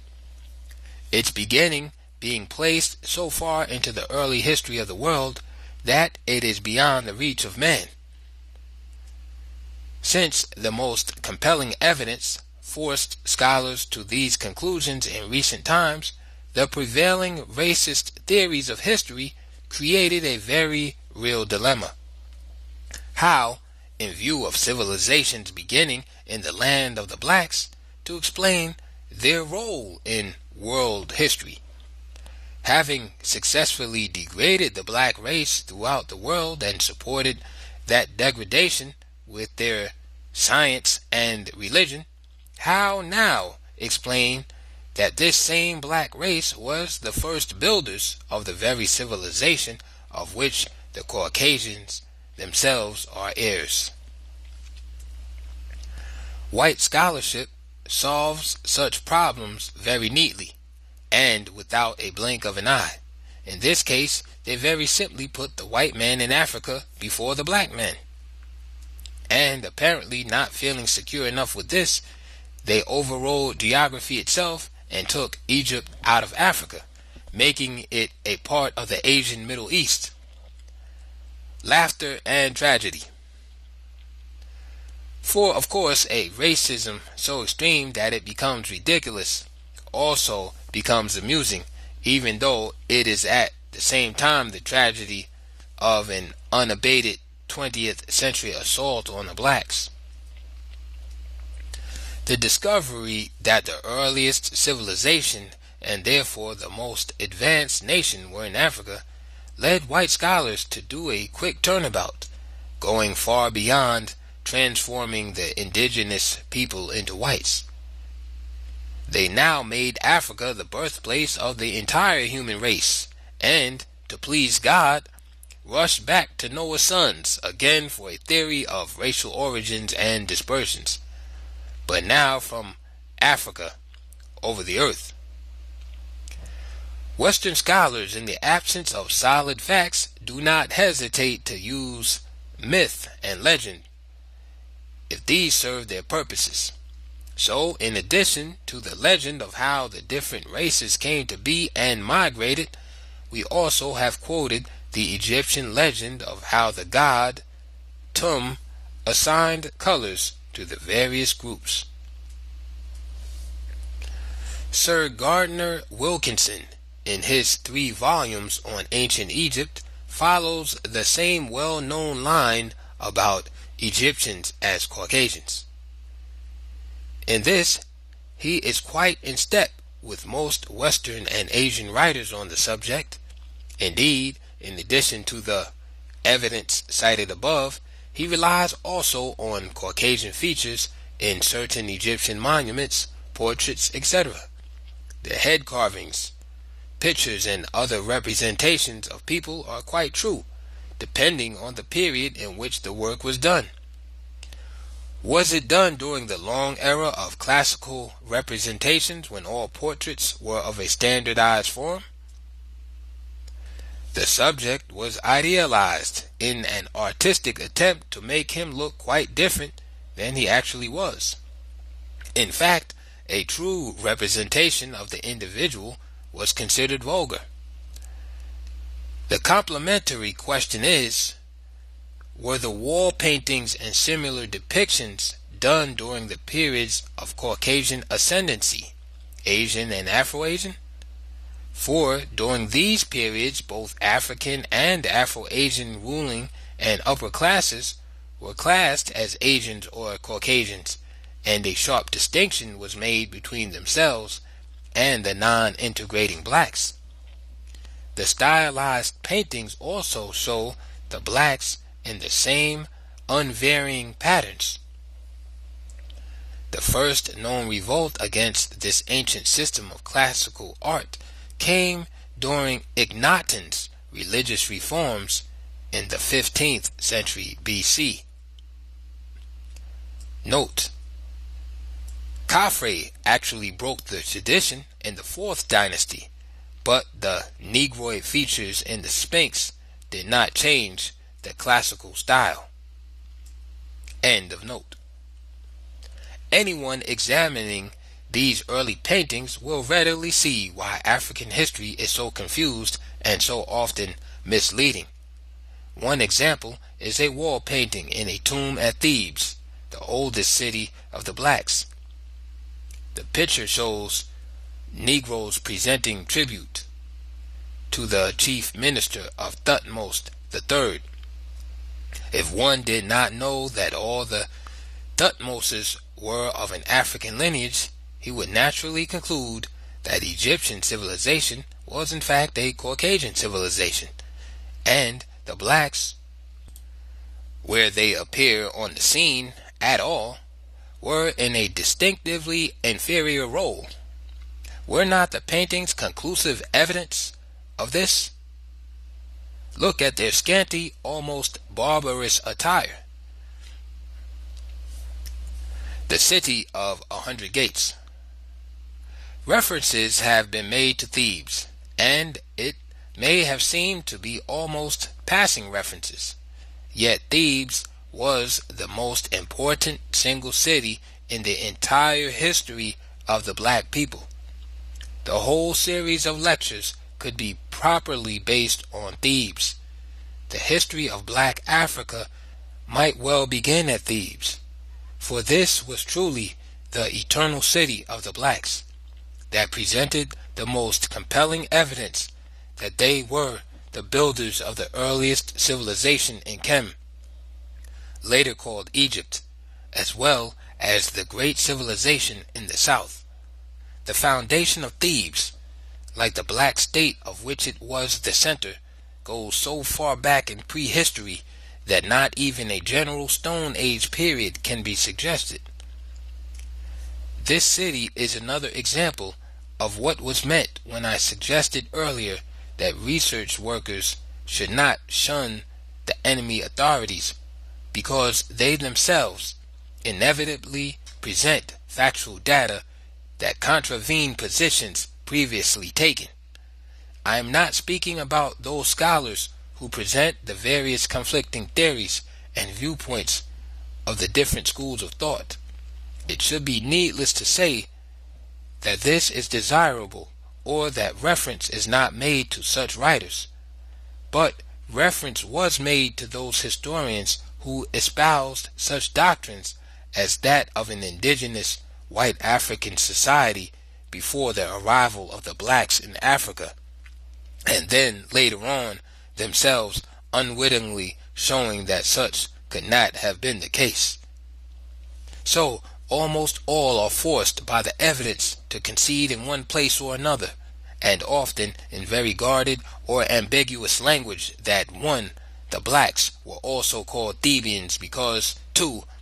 All Upper Egypt was for centuries called the Thebaid after its greatest city Thebes and its people, the black Thebans. 3. That the Thebaid also referred to the city itself as the intellectual center of black Africa, the chief seat of learning, of science, religion, engineering, and the arts. Thebaid, therefore, could mean the whole of black Egypt or the university city, depending on the inflection of the voice. 4. That the Asian whites were held rather firmly in the Delta region they occupied in Lower Egypt until the unification of the two lands under Menes. 5. And that the much heralded Egyptian dynasties were African founded and were nothing more nor less than the African traditional lineage system, matrilineal in character except when it was made patrilineal after Asian conquest or the great Egyptian transformation.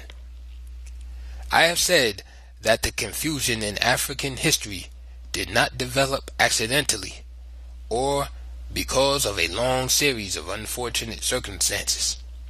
The confusion seems to have been deliberately contrived. All specialists on ancient Egypt whose works we have examined were quite familiar with all the facts presented here. I present nothing here that would be new to them, for so much of it is their own findings. Consider how much confusion and misinterpretations would have been avoided if they had stated the well-established fact that the Ethiopian Empire still included most of Egypt, even after the Asian occupation of the Delta, that it extended southward over northern Abyssinia, present-day Ethiopia, and that states such as Wawet, Nubia, Kush, etc. were, like Egypt, lesser divisions of that vast empire. Even in the works, where this is presented in various and sundry ways, you will not find a single map showing the extent of the Ethiopian Empire. To present maps of ancient Ethiopia, of course, would have defeated all major efforts to destroy or disguise the most significant aspects of African history. All honors must go to the ancient Greek and Roman historians who did not seem to know what racism is. Certainly not as it developed in modern white civilization. They, in dealing with Africa, simply told it like it was. Pliny, Herodotus, Diodorus, Eratosthenes, Plutarch et al., along with the Bible, all refute the interpretations of African history by modern Caucasians. They eagerly quote the ancient historians as first-line authorities, but attack them whenever and wherever their records upset the premises upon which modern racism is built. In such cases, the Western scholar feels so absolute and infallible in his wealth-centered power and control over science and education that on those points he does not choose to accept, he will dismiss the father of history with, "Here Herodotus must be read with caution. He is known to have made errors. He did not travel very much in Africa," or "It is very likely that Diodorus was relying on oral tradition here," or "They may have confused the Greek Ethiopia, which means the black land, with Chem, Egypt, which also means the black land." For Pliny suggests that in the case of Egypt, black refers to the soil rather than the people, and so it goes. Throughout the study of the black man's history, we may find ourselves constantly misled or puzzled if we forget that practically all the names and terms in use are not African names and terms, but Greek, Roman, Arabic, Anglo-Saxon, etc. Some of the more recent pre-European and pre-Asian African names, however, have been rediscovered. One of these earlier names for Thebes was the the Na-Amun of the Bible and ancient Hebrew writers. But the African name was Waose, and, like the Greek Theobald, referred to all Upper Ethiopia or Upper Egypt. The blacks also made the distinction between Waose, the Theobald, and Noe, Thebes, the university city. Another point of the highest importance here is that the African name for Thebes not only comes from the south, as Nims points out, but the name itself is the name of the imperial scepter of Ethiopia, a golden staff ribboned with ostrich feathers at the top. Here now is a single name that, all by itself alone, gives far-reaching insights into the history of the blacks. And this is why I have urged that high up on the list of research fields yet to be explored, there should be one devoted to the rediscovery of African names and their meaning. For, obviously, much of the African past was rather effectively blotted out by blotting out African names along with other indexes to black achievements. The determination of ancient African names and their meaning will spearhead a real black revolution, because it will lead directly to the emancipation of our still enslaved minds. It will be the great intellectual reawakening of a people whose world outlook through Caucasian eyes has been dimmed. I cannot now, for example, switch to the use of the African names. I know in this discussion I must continue to say Thebes, not Waose or Noe. The reasons are obvious, but if the kind of suggested research is done, the next generation of black writers will be using African terms freely and understandably, and with maps redrawn showing places with their own original names. But let us never forget the central fact about Thebes, not even for a moment, for if the blacks had never left a single written record of their past greatness, that record will still stand, defying time, in the deathless stones of Thebes, of her fallen columns from temples, monuments, and her pyramids.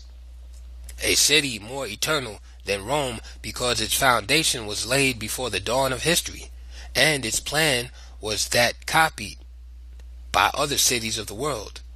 If the blacks of today want to measure the distance to the heights from which they have fallen, they need go no further than Noe, Thebes.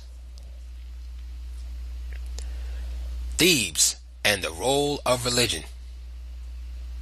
The mother of cities, as it was called, was one of the chief centers of religion in Africa. The blacks were a very religious people and had quite a number of religious cities, each one under the special patronage of a god, goddess, or any number of deities. The gods and goddesses of Thebes were among the most important because their city was so important. Because religion to the Africans was far more than ritual reflecting beliefs, but a reality reflected in their actual way of life. Religion from the earliest times became the dynamic force in the development of all the major aspects of black civilization. The belief in immortality was a simple matter, of course, and beyond the realm of debate.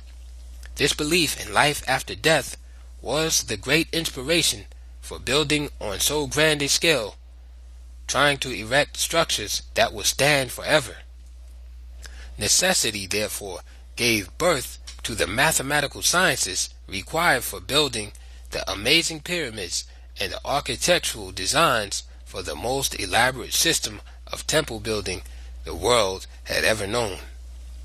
As the city of Amun, the king of the gods, and of his wife, the great goddess Mut, the temples and monuments to them alone had to be on a massive scale. There was also the war god of Thebes, the source of the power of the mightiest armies, the proudest and most fearless warriors. From this center of empire alone, 20,000 war chariots could be put into the field. The hierarchy of deities not only included numerous lesser gods and goddesses, but also a long line of venerated former kings, queens, and ancestors. All of this not only inspired endless temple building at Thebes, but also a concentration on attaining the highest standards of excellence. This in turn called for reflective thinking, invention, and discovery. Many of the temples were what we call colleges, as the different fields of study were temple-centered. Here, scholars from foreign lands came to study, and from here religious ideas and architectural designs spread abroad. The early Greeks and Romans eagerly copied from both, reshaped them, and made them integral parts of an original Western culture. During periods of decline or conquest, Europe and Asia seized and transported from Africa as much of the artifacts of its civilization as they could. Cambyses, for example, as early as the 6th century BC, hauled away over $100 million worth of precious historical materials from Thebes alone. Cambyses was only one of countless thousands who invaded the tomb repositories of black history during each of the many periods of foreign invasions and foreign rule. For these tombs not only contained valuable historical records in different forms, but also great treasures in gold and precious stones. In these cases, the historical records were generally destroyed incidentally and not deliberately. The raid on graves and the great tombs were for the great treasures to be found there. But the stolen gold and other treasures were of no importance when compared with the mass of priceless historical materials that are scattered over Europe and Asia, some in museums, some destroyed or thrown away, all from the heartland of black civilization. Today, the descendants of the robbers still smugly declare, the blacks never had any worthwhile history. If so, where are their records? The still interesting fact about Thebes is that many of its formerly great temples were prehistoric ruins even 5,000 years ago.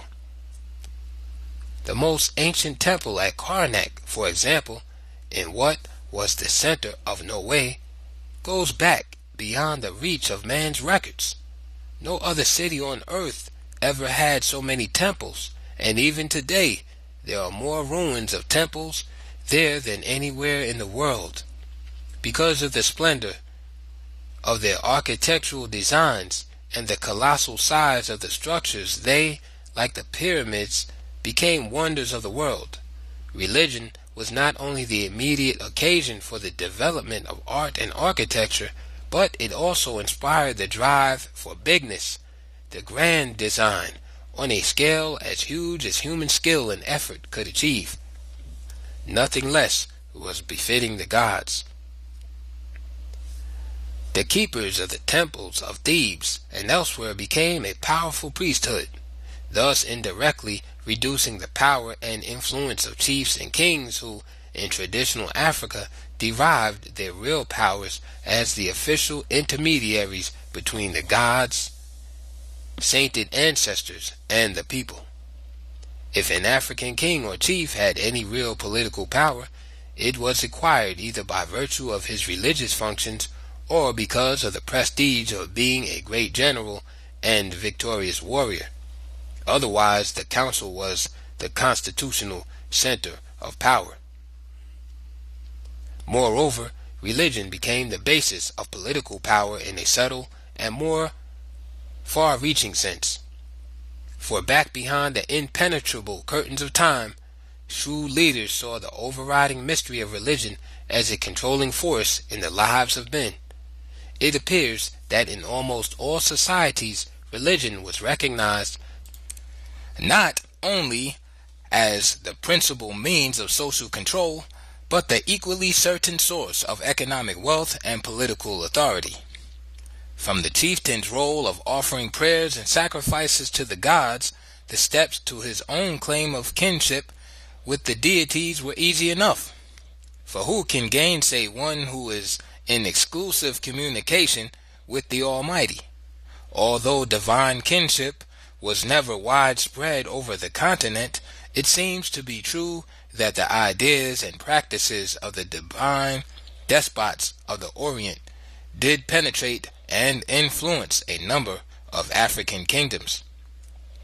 The point of all this is that religion made the people submissive, obedient, and all the more so if their ruler had a superhuman role and even kinship with the gods and the protecting ancestors.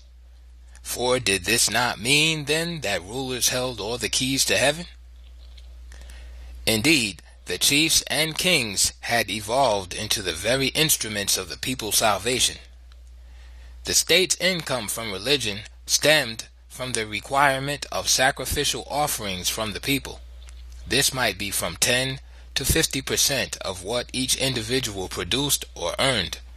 But where the traditional constitutional law of the blacks prevailed, the people contributed of their means willingly for a quite non-religious reason. The central treasury belonged to the people and was maintained for people's welfare, and not only for public projects, but for the relief of each and every individual in distress whose needs could not be met by his family or clan. However, African constitutional law received its first blows in Egypt in the wake of numerous invasions and foreign rule, followed later by its almost complete destruction by Muslim and European conquest. The ancient religion that gave birth to science and learning, art, engineering, architecture, the resources for a national economy and political control, that same religion was the mother of history, of writing, of music, the healing art, the song, and the dance. The first historians were the professional storytellers and traveling singers. Both recounted the deeds of leaders, important events such as wars and migrations, and how and by whom the society or state was founded. Poetry and music were the creations of the people in general, and, like the dance, came so easily that they seemed to be the natural heritage of everyone. The dance also recorded a message, just as the various musical instruments and singing tell a story, appealed for spiritual aid from God and ancestors, expressed joy for successful harvest, hunting, victories in war, or forms of prayer to ward off the evil spirits that always seek to overcome the good. Sickness is one of these evils, hence the association of medicine with the spiritual forces for good. The ritual for appealing to a power beyond man is called magic by Westerners, that is, if they are discussing Africa. Exactly the same belief and practice are called divine healing in Christendom. The great civilization of the blacks that for countless ages was centered around Noe, Thebes, did not just happen. Progress does not happen automatically. Every forward step made by these early blacks was made, you might even say forced, by the imperatives of what had to be done to survive. Bear in mind that spiritual survival was much more important than physical, a concept the modern world is not expected to understand at all. The development of writing is not explained by the simple statement of a need to communicate. The idea of permanence seemed to motivate the drawing of pictures and symbols, which were man's first step toward the art of writing. Significantly, the scribes arose in the holy temples, and this is why so many inscriptions of historical importance have been found there, on walls, altars, and on colonnades. The world's oldest city, that not only had the greatest number of temples, but also the oldest, must have been the place where the largest mass of historical data would have been found, if the plunderers from different countries had not destroyed, stolen, and carried away so much of it. Here we need not be as much concerned with further testimony such as that of Diodorus, affirming that the Thebans were the oldest, first, men on earth, according to their tradition, and that they also originated the systems of philosophy and astrology. We need not be as much concerned about their antiquity, which is already well established, as we are about the loss of so much of the additional evidence concerning the development of philosophy and the beginning of the space science of astrology. Ancient Greek scholars, through Herodotus, referred to the completion of their education in Ethiopia with pride, and it appears as a matter of course. So much has been built up against the black race since those faraway times that it will be difficult for many people of today to realize that whites of the ancient world did not seem to regard the question of Ethiopia as the principal center of learning as even debatable. But we have to remind ourselves constantly, racism as we know it today was practically non-existent. When an ancient people boasted of their superiority over another nationality group, the terms of reference were conquest, political rule, and some kind of myth to legitimize that rule. When the fortunes of war enabled one white nation to enslave the entire population of another white state, no one believed that the conquered people were actually, that is, innately inferior to the conquerors. Neither did the relatively backward Asian whites who invaded Egypt consider themselves superior to the black builders of the civilization they found there. The emphasis has been on the Thebaid as all Upper Egypt as Upper Ethiopia, and Thebes, Norway, as its most ancient city, and one of the very earliest centers of black civilization. And we have said that the ancient whites so regarded it. The Greek historian Eratosthenes refers to Menes as the Theban and first king of Thebes, meaning the Thebaid or Upper Egypt when it was united with Lower Egypt, and the beginning of the first dynasty, 3100 BC. The same historian noted that Menes' reign of 62 years was one of the longest in history, and that of his nephew Eratosthenes ran a close second, 59 years. During this early period, and before Memphis was founded, the city of 100 gates spread 6 square miles over both sides of the Nile. It was also the City Beautiful, being called by more different glorifying names than any city known to the ancient world. Its widest avenues, lined with sphinxes, temples, palaces, and monuments, could accommodate the array of colorful chariots, 20 abreast. It was also the two cities, or the city of the living and the city of the dead. One was on the east side of the river, and the other was on the west side. Each vied with the other in a race for magnificence. Palaces and mansions were largely concentrated on the east bank. Temples, being everywhere, were about as numerous in the city of the living as in the city of the dead. on the West Bank, where the mortuary temples of kings and queens were located, along with the various religious cults and houses of priests, craftsmen, soldiers, and the masses. The West Bank was such a beehive of industrial, commercial, and religious activities that City of the Dead, even though it refers to its famous burial places, is nevertheless a very misleading name. Thebes' status as the capital city and center of imperial activities rose and declined, with few exceptions, according to the race or nationality of the ruling dynasty at that time. Being the center of black power, it was a main object for destruction by non-African invaders, and after they had achieved control, they established new capitals elsewhere. The importance of the city that had been the envy of the world was ignored, and many of its cultural activities were transferred elsewhere.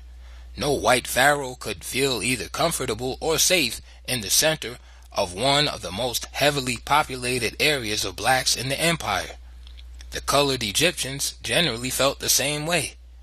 Thebes was also eclipsed at times by the building programs of black kings in their drive to advance from the very old to the very new, and also for the purpose of securing a more effective centralized administration.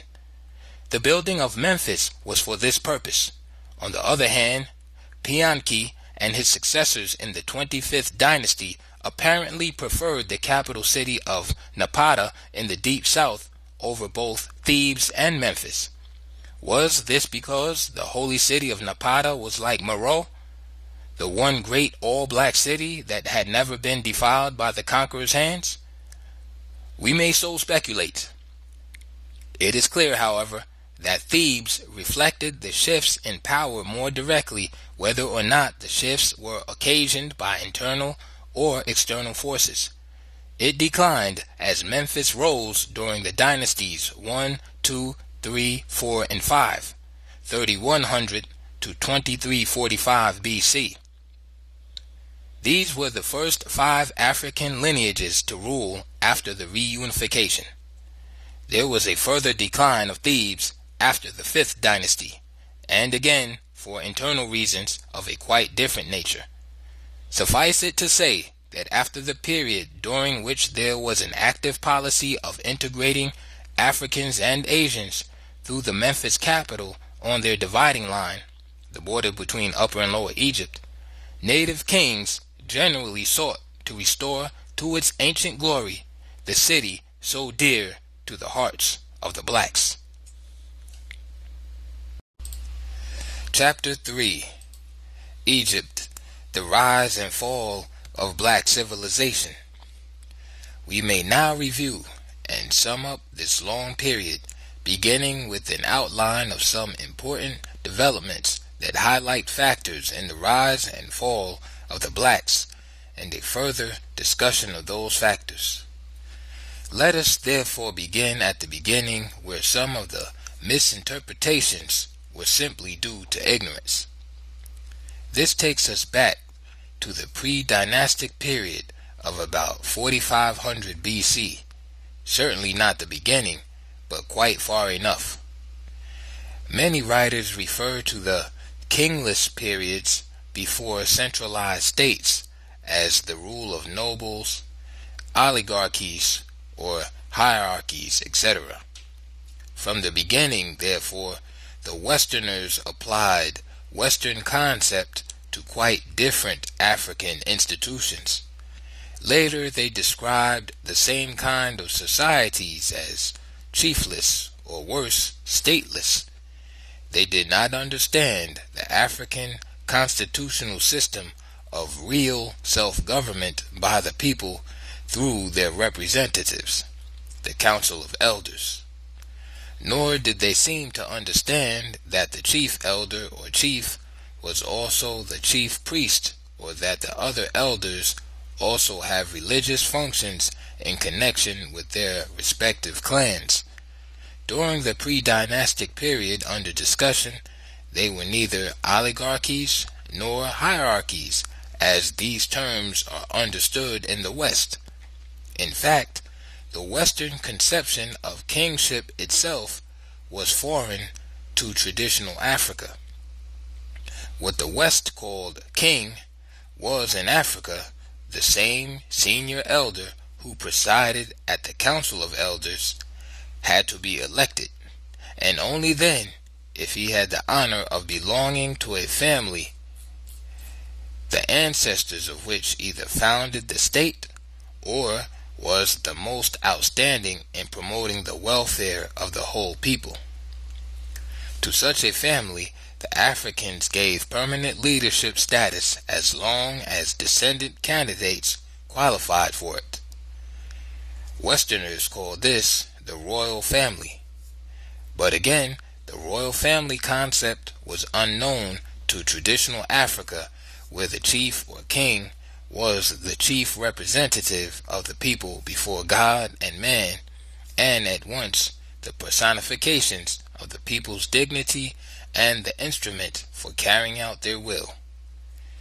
Much confusion and trouble developed and still exist all over the continent because Africans generally accepted Western and Asian expressions without accepting their underlying ideas. Hence, an African king who attempted to be an absolute monarch or oriental dictator generally found himself in trouble rather quickly. The blackout in review. The conversion of names in Egypt was on such a universal scale that its African origin and character were changed as much as it was humanly possible to do. Small political units or states, which Europeans style as chiefdoms in other parts of Africa, become nomarchies in Egypt. Since Asians and some Europeans were heavily concentrated in Lower Egypt, it became relatively easy for them to appropriate exclusively for themselves not only the name Egyptian, but also all achievements by the blacks in Upper Egypt and the rest of the Ethiopian Empire. Holding the seacoast and thus blocking African contact with the rest of the world, these white Egyptians were able to perpetuate the myth so successfully that even today many remarkable achievements by blacks elsewhere over the continent are attributed to Egyptian influence. There is something amusing here too, for when they refer to Egyptian influence on African institutions, they are in fact pointing out black influence on black institutions throughout Africa. No one but a fool would deny Asian and European influence in Egypt and elsewhere in Africa. This is a fact that is obvious, but not more obvious than the nature of that influence as it was discussed in part before. It can be singled out and separated from the basic institutions of the blacks as easily as we can separate Islam and Christianity from the traditional African religion. Another pre-dynastic situation to keep in mind concerns government in the two lands. All Asians had their kings in Lower Egypt, and the blacks had their kings in Upper Egypt. The long drawn-out wars between the two races were over the unification and control over the two lands. These struggles apparently had been going on since the Asian incursions began in prehistoric times, and it was not just the control of all Egypt to the first cataract that was involved, but unification and rule of the whole Ethiopian Empire from the Mediterranean Sea to the very source of the Nile. This great design and all-consuming objective throughout the history of Africa must be understood if, for example, one is to understand why even black pharaohs of Egypt carried the wars into the heartland of their own race, trying to subdue a rebellious Nubia, Wawat, or Kush. Southern separatist movements and rebellion spread as Asian influence and integration spread in the north. Viewing the outcome from the long perspective of history, Meany's great victory over the Asians, the union of the white and black lands, and the subsequent policy of trying to promote brotherhood through integration, all this turned out to be not a victory for the blacks, but the beginning of their ultimate downfall and almost permanent degradation as a people. It has been pointed out that up to the time of Meany's victory over them, the Asians were rather firmly held behind a borderline along the 29th parallel. Few were allowed in the all-black regions of Upper Egypt. With unification, the situation radically changed in that the gates to the south were now open to the people who already held a fourth of the country. The black masses were therefore apprehensive about the new unification policies, and the general hostility to the Asians checked any immediate and widespread infiltrations southward.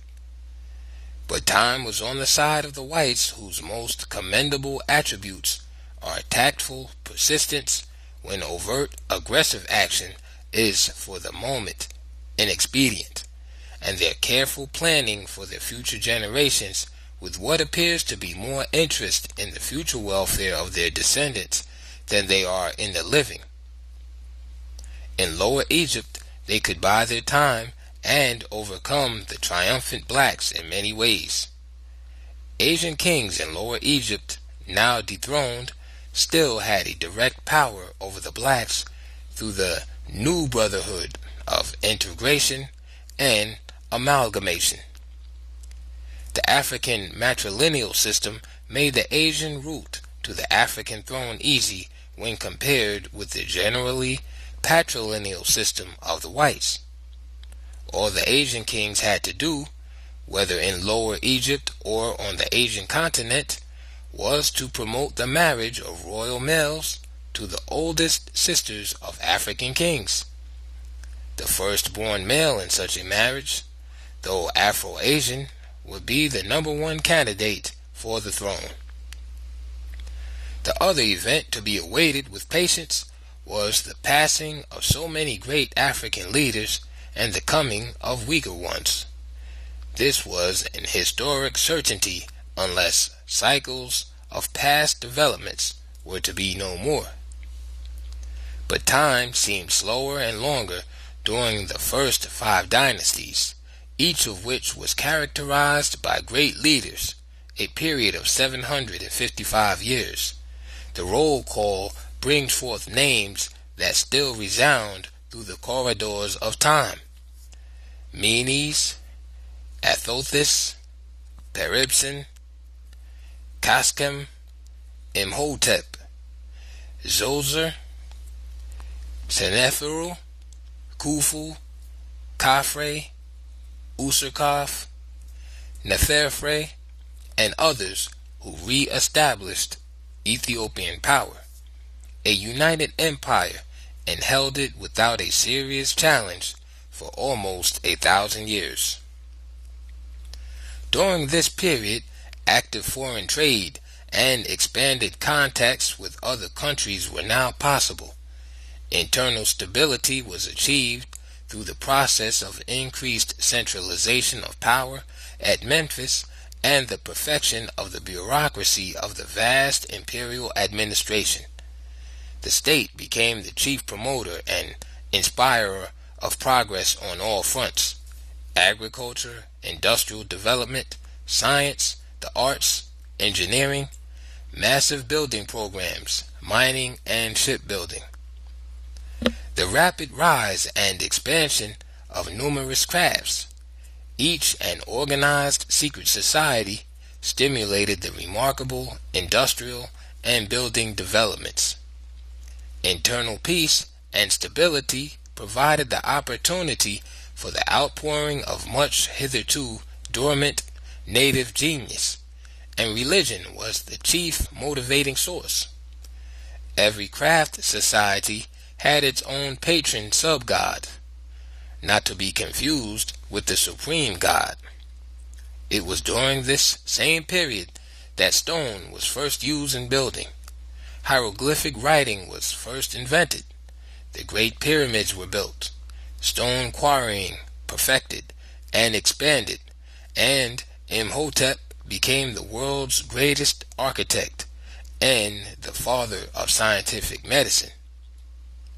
It was 7.5 centuries of the most glorious pages in the history of the black world. There was a concentration of some of the greatest leaders in the 4th dynasty, 2613 to 2494 BC.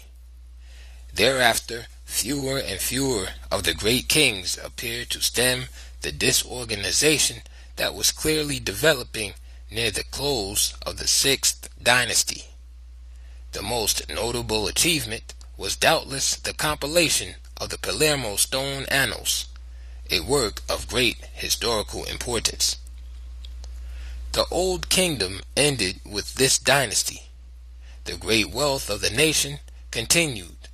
International commerce and internal progress overshadowed the accelerating disintegration in the country.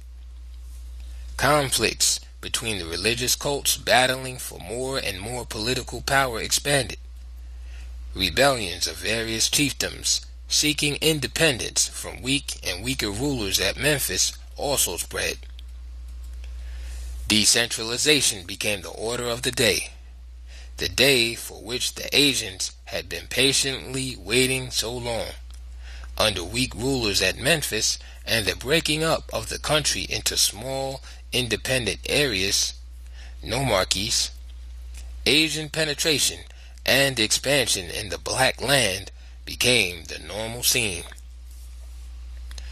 Earlier, I referred to the African failure to employ the essentials of real nation building and proposed certain criteria they generally fail to use. When this is done, our black students often protest that the same is also true of many non-African peoples. They would like to take comfort in this fact, for it is a fact, and forget the whole thing. But I am not now dealing with these other peoples. I am concerned here only with African life and history. The failures of one people should serve as a warning of what to avoid, and not as a justification for similar failures by another. The glaring weakness in the unification of the Ethiopian Empire was the absence of any national program for the development of a national solidarity and a sense of national community and belonging that aimed at overcoming the greater local or tribal loyalties. To begin with, there were too many tributary states within the empire. Their very reason for being a part of the empire was mainly tribute, their regular contributions to the imperial treasury. Such states did not, and indeed could not, feel themselves to be integral parts of the empire. Blinded by the wealth that was pouring into the national treasury, the empire builders were unable to see or understand the requirements of the human heart and spirit for the formation of attitudes of love and devotion toward a national citizenship. We shall be discussing the traditional African constitution later, because every expanding African kingdom and empire already had the guidelines to both greatness and permanence, but guidelines which the leaders either thought applied only to small states or felt themselves to be so rich and powerful that the traditional constitutional safeguards could be safely ignored. In the smaller states or tribal societies, the African constitutional system operated to promote equal justice, individual and group welfare or social security, and an undying loyalty to the group. The very scheme of social organization assured all this. group solidarity became a natural development. An almost fierce spirit of brotherhood prevailed in all tribal states. The work of expanding this spirit as the nation expanded was rarely undertaken. Since there was no such program in the best of times, the every province for itself spirit was chaff before the storms of invasions. The invaders had found it easy to establish another Asian capital, even at Heracleopolis. This move, in view of the general trend throughout Ethiopia, was thought to be taken at the most propitious time, the time when the empire was falling apart and no one was in command. But Asian assumption of imperial power and the establishment of their capital in the center of the black world aroused the disorganized and leaderless people to fury. And the Asians apparently had not taken Thebes into account. Thebes, the seat of the blacks' war god and the place from which the mightiest African armies always came. Of course, even with this knowledge, neither the Asians nor anyone else would expect any threat from Thebes in the present state of national chaos. But the blacks had always looked to Thebes in times of crisis, leaders or no leaders. They did so now. Theban leaders emerged, and with them fighting men arose to battle the Asians again. Heracleopolis fell to the blacks, but Asian kings were able to hold Lower Egypt again and re-establish dynasties there under Keti I and his successors. Western historians refer to this period as the First Intermediate Period, 2181 to 2040 BC, and further confuse an already too confused situation by mixing the Asian rulers of Lower Egypt with the African rulers of Upper Egypt, and then listing all the dynasties sequentially, so that from such an arrangement one cannot distinguish the white Asian dynasties, kings or pharaohs from the black. So the 11 Asian kings of Lower Egypt that followed Keti I appear as kings of Egypt. We should pause at the beginning of the Middle Kingdom, 2133 BC, because during the long 1500 years covered by my brief summary, one of the most unusual socio-political phenomena occurred. It has been referred to numerous times before in terms of its development, but now the unexpected has happened. At this point, we have passed 15 centuries of African-Asian amalgamation, at first largely in Lower Egypt, but afterward more and more in black Upper Egypt. The Afro-Asian offsprings were called the new breed, the distinguishing characteristics of which were devotion to Asians and hatred of Africans. Unless this point is grasped, we may as well drop the study of African history insofar as understanding fully the internal troubles of this race. Firstly, the Afro-Asians, or coloreds, had far outnumbered the Asians in the northern population during the past 1500 years. Secondly, the coloreds had become sensitively aware that they were suspended between two worlds, the black and the white, and that they were not fully accepted in either. Nowhere did their Asian fathers and other white kinsmen regard or accept them as equals, while the blacks had come to hate them as much as they hated the blacks. Thirdly, out of this situation developed a passionate and defiant Egyptian nationalism that restricted the term Egyptian to mulattoes alone. Henceforth, neither Asians nor Africans were to be called Egyptians. Indeed, the new breed began to treat Asians as strangers and no longer welcomed them en masse, even in Lower Egypt. The Afro-Asians had apparently resolved that since they could not belong to either the black or white race, they would be a race by themselves, and in their own right, the Egyptian race. It worked. Asians, if unmixed, were now called Asians, and Africans, if unmixed, were called Africans or Ethiopians. They alone, the new breed, were to be called Egyptians, and the writers of the world followed this classification from Homer's time to this day. I shall use the terms in the same way in all subsequent references. In the earliest period, Egyptian would have meant the blacks. Later on, it would have meant blacks and Afro-Asians. The white Asians were never called Egyptians, even when they ruled all Egypt. Even the present-day rulers of the land are unhappy with the term and much prefer to be called what they are, Arabs.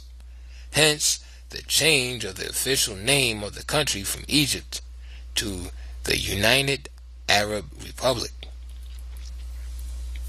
However, the increasing hostility to the Asians was due to their offspring's resentment over being rejected as equals and having a lower status in the society whenever white Asians were in control. Their hostility to the Africans had been nurtured from birth and remained the same. Yet they never failed to seek alliances with the blacks when it suited their purposes, just as they do today through OAU, or to marry into ruling African families to enhance and perpetuate their rule. The 11th dynasty was started with stronger black rulers, beginning with Mentuhotep and followed by 3 kings of the same name. Their rule was again limited to Upper Egypt, since the Asians had re-established their rule in Lower Egypt. During the period of nationwide turmoil and rebellions, Mentuhotep II, after restoring order in Upper Egypt and promoting a rapid economic program, had turned north to repeat Menes' great feat of conquering Lower Egypt again. Ethiopia South. But Ethiopia, below the first cataract, did not return to the reunited imperial fold in the north. As we have seen, the southern kingdoms did not intend to return. Their defections had been going on one after another long before the general disorganization and rebellions during the 6th and 7th dynasties. Hostility to the Asian invasions was always greatest in the southern regions. Many of the people claimed the Asian-held areas as their ancestral home. They wanted Lower Egypt conquered and the Asians driven out.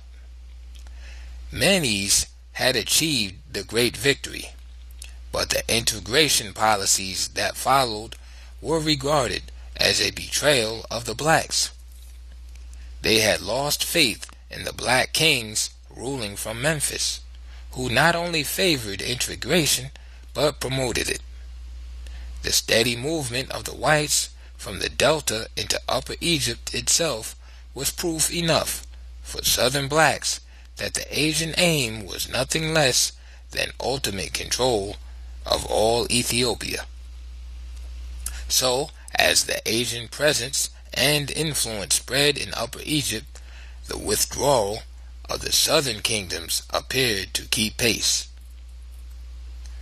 But why were the blacks farthest away from the Asian threat so much more concerned, or appeared to be, than those who still lived next door to the enemy in Upper Egypt? Even the larger number of refugees from Lower Egypt must have settled in Upper Egypt because the biggest concentration of blacks was there. This would have been the situation around 2400 BC.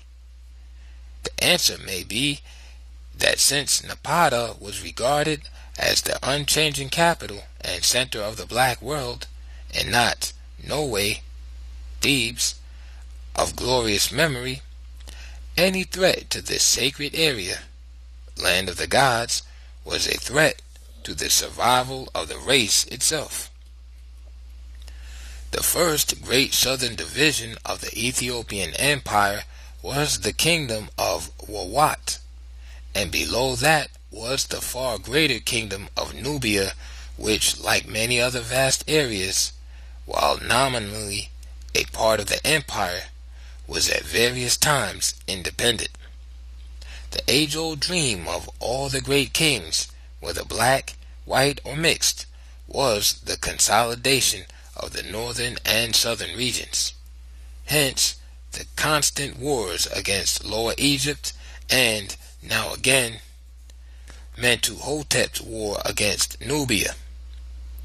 In both cases, that of the Asians in the far north and the blacks in the far south, economics was the driving force. The hold on the sea coast not only blocked the Africans from world trade, but that fact enabled the Asians and colors to control the domestic economy indirectly as well. The record shows that every time this Asian stranglehold was broken, African foreign trade flourished again and national prosperity began to rise. On the other hand, southern Ethiopia, Nubia or Kush, and Abyssinia had to be more firmly integrated with the north, no matter how black the pharaohs of the time might be, and also for economic reasons. For the south actually had all Egypt at its mercy.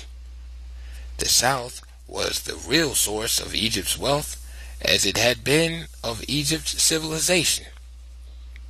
The gold mines were there, and also it was where the vast stone quarrying, copper and tin mining were carried on.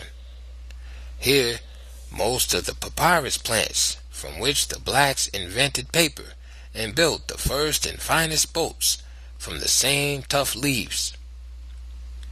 Here in the south was all the ivory and the only source of the then highly prized ostrich feathers, etc. In short, Egyptian foreign trade depended almost entirely on southern Ethiopia. Added to these economic imperatives, there was an even greater danger felt in the north. This was the control of the Nile, almost all of which, over 3,000 miles, flowed through southern Ethiopia. Black Upper Egypt, being in the middle, was forced by circumstances to play the leading role in the wars for unification in both directions, and considering the many centuries over which they were intermittently waged, they seemed destined to go on forever. It is noteworthy that all these long drawn-out efforts at unification of an empire under a centralized government were confined to the directly indispensable economic regions which were contiguous to each other. Other members of the empire, even those that had long since stopped paying tribute, were not disturbed. In fact, as I have been indicating, Ethiopian empire was often merely a geographical expression insofar as effective rule over all of its supposed parts was concerned. To keep the picture as clear as possible, we have to keep on remembering that at various periods in ancient times, the land of the blacks meant all Ethiopia. All Ethiopia meant all Africa, and all blacks were Africans or Ethiopians or Thebans, etc. There were numerous independent states in the western land of the blacks, Western Sudan, that may have claimed a membership alliance with the Ethiopian Empire as an expression of pride and nothing more, a symbolic gesture to the great state that was the mother of the race and bore the race's name, Ethiopian. Note: it is well known, of course, that Ethiopian is the Greek rendering of black or the sunburnt people. End of quote. In any event, the extent of the territory claimed at times for the empire was so vast that even if there had been efforts to consolidate states other than those directly north and south, it would have been impossible in the absence of administrative and communication systems for the task. The war to bring Nubia under control started near the end of the 11th dynasty, went on for over 400 years, ending in defeat for southern blacks in the next dynasty, 1991 to 1786 BC. This period was notable for the further expansion of foreign trade, especially in Palestine, Syria, and Punt, the golden age of the arts and crafts, a vast program of land reclamation, and marked improvements in irrigation. By repetition, one of the greatest of the great issues stands out. With each and every mass invasion of the whites, the physical characteristics of the Egyptian people changed more and more, became more and more Caucasoid as more and more blacks tended to move southward. When the white dynasties continued for several centuries, as in the case of the children of Israel, Semitic Caucasianization was accelerated on an ever-widening scale.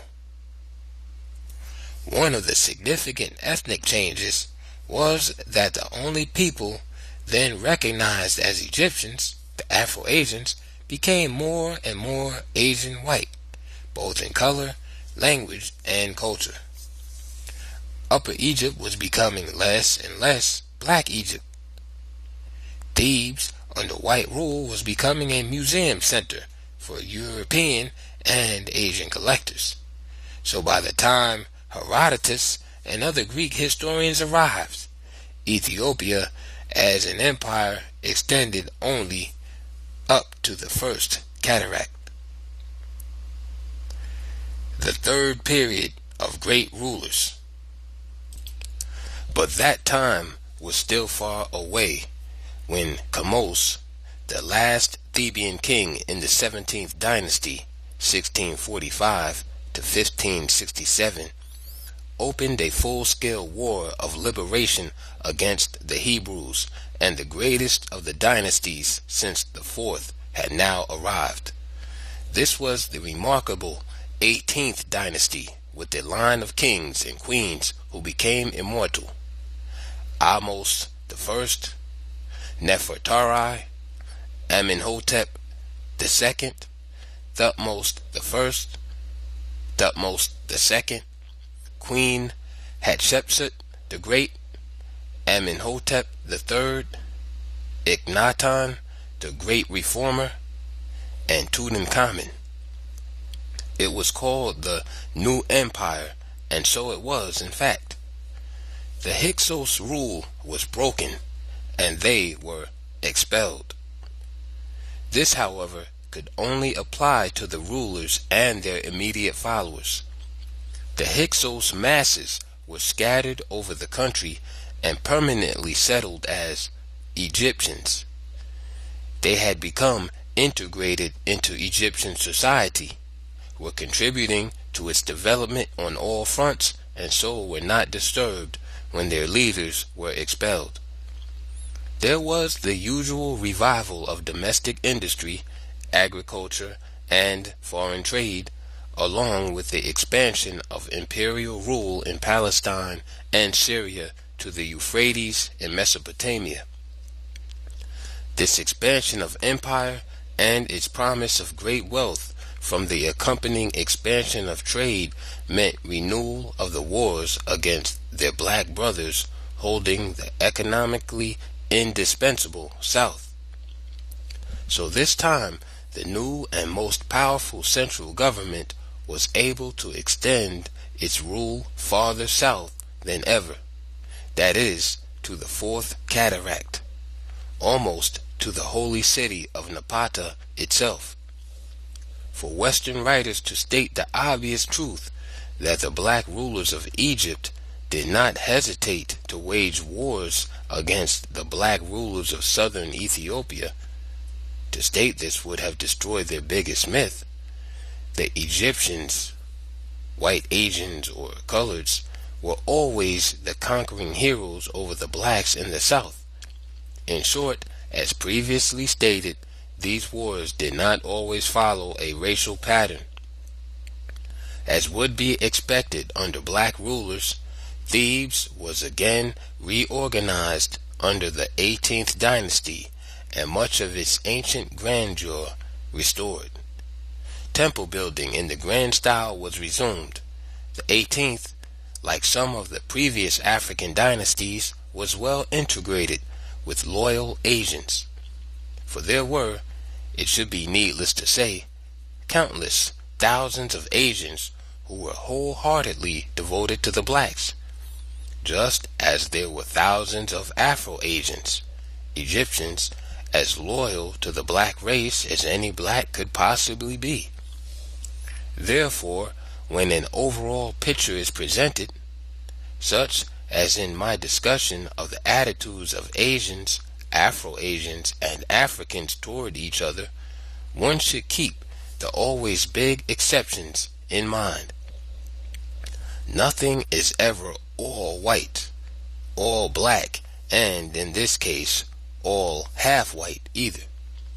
In the case of the half-whites, the record overflows with those who, contrary to the rule, hated the fact of their white blood and stuck to the blacks and their cause all the more tenaciously.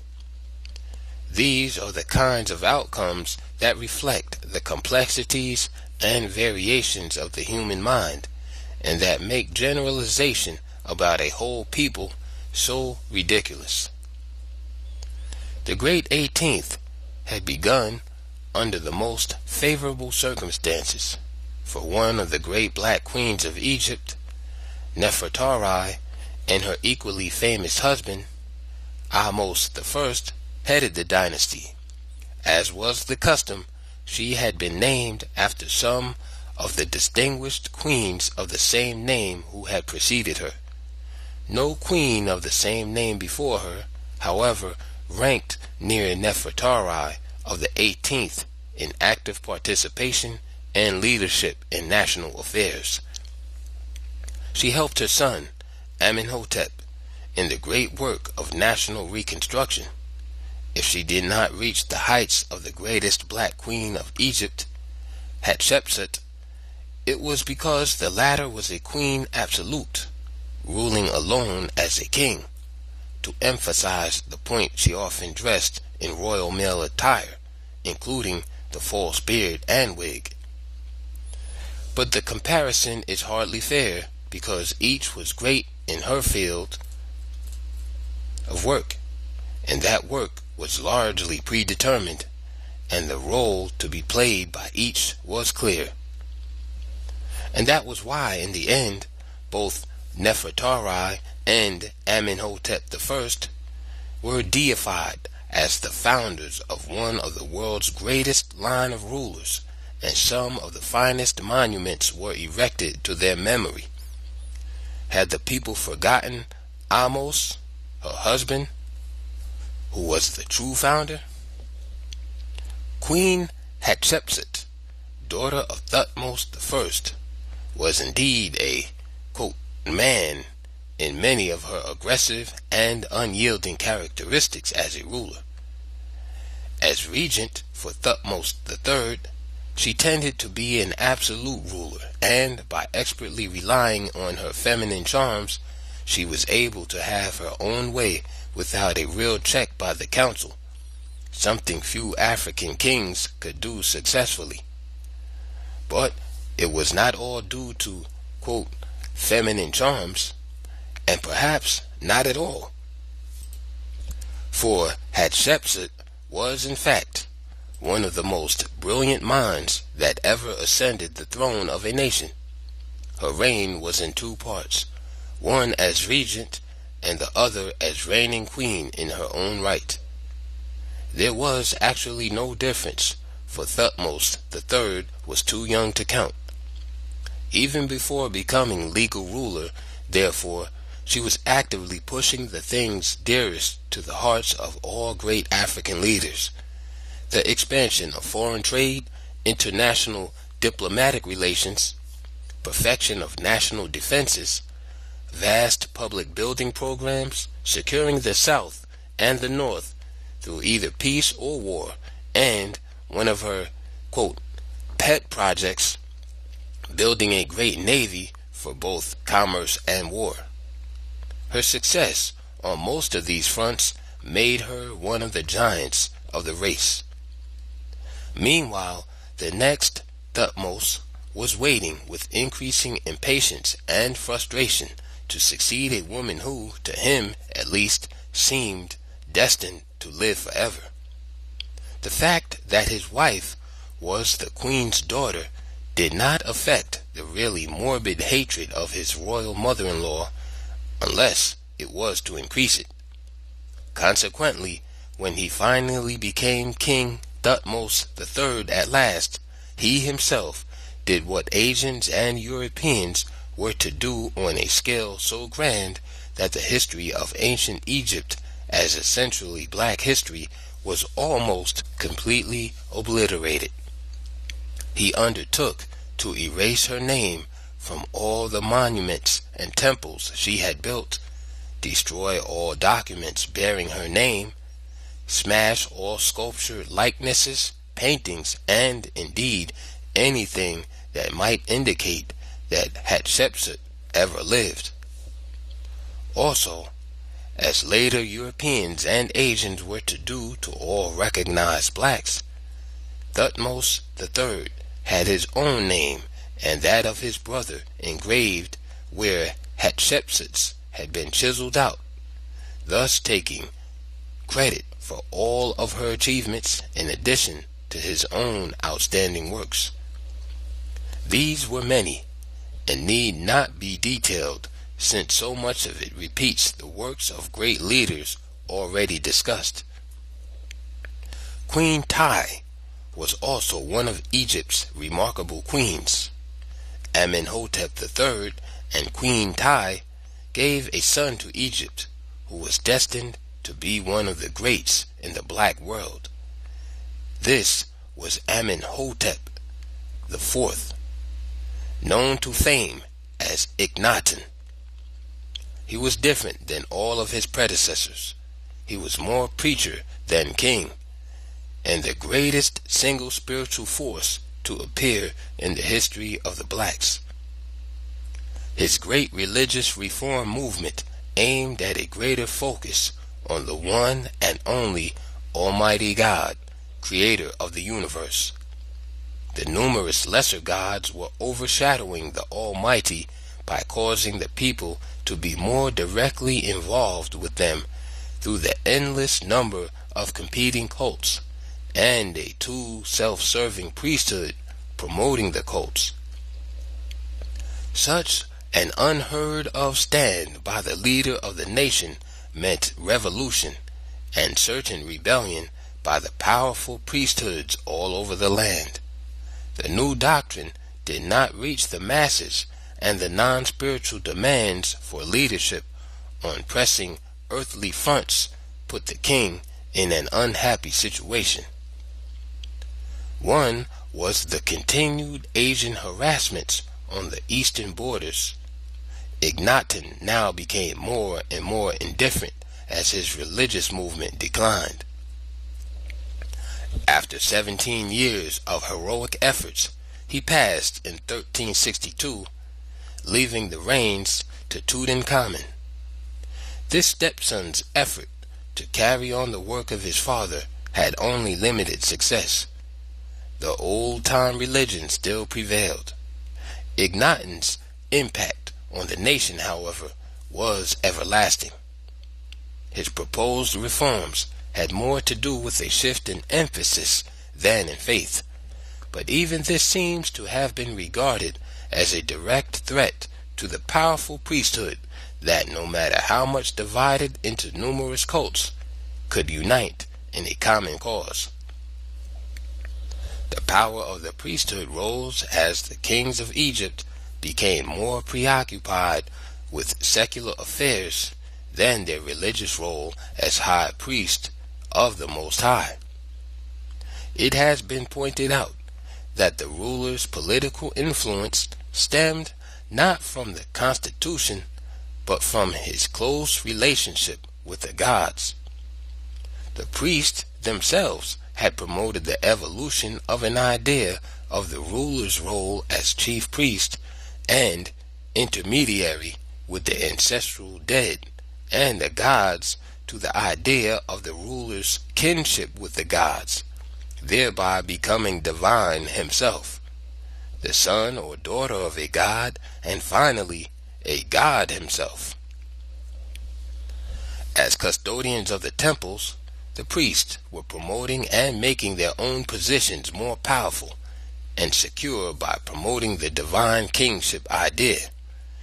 It meant that each king would try to outdo his predecessors in building more and more temples, bigger and finer temples, colossal burial structures, the pyramids for the royal saints and the sons and daughters of Amun, Horus, Set, etc.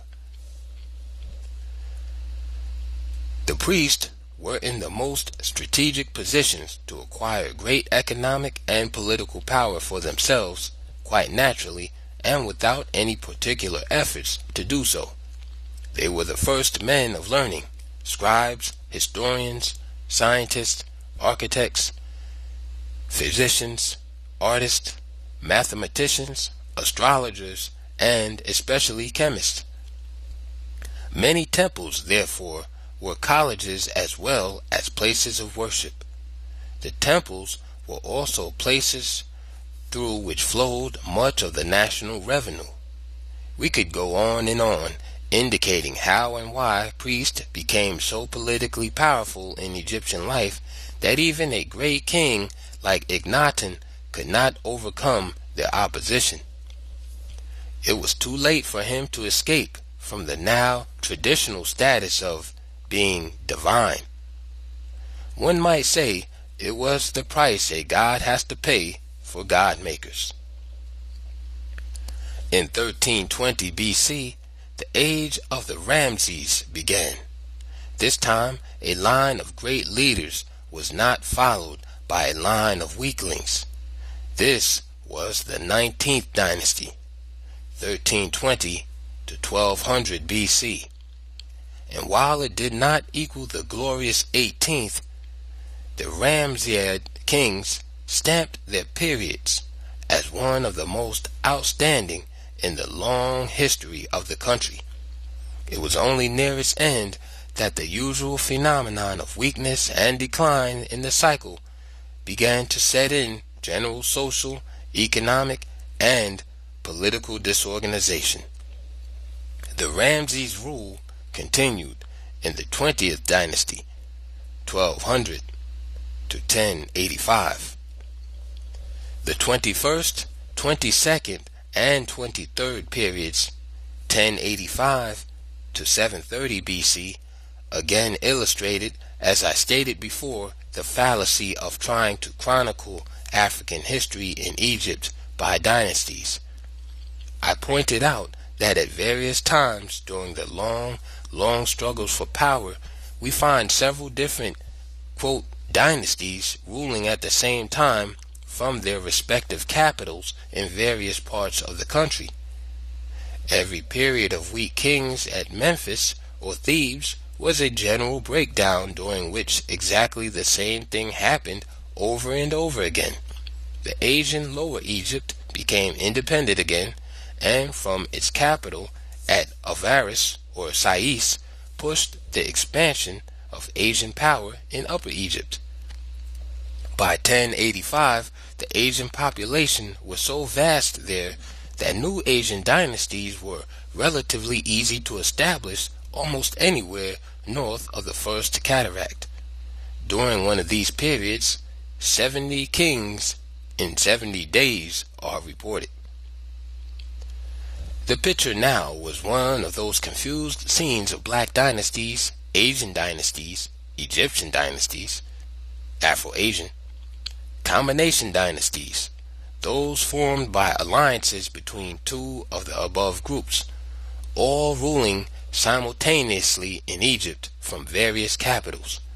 Many historians were further misled by the fact that while some of these so-called dynasties claimed to be the imperial government of all Egypt, others made no such claim and confined themselves to their local chiefdoms or nomarchies. Significantly, many of the latter were headed by priests.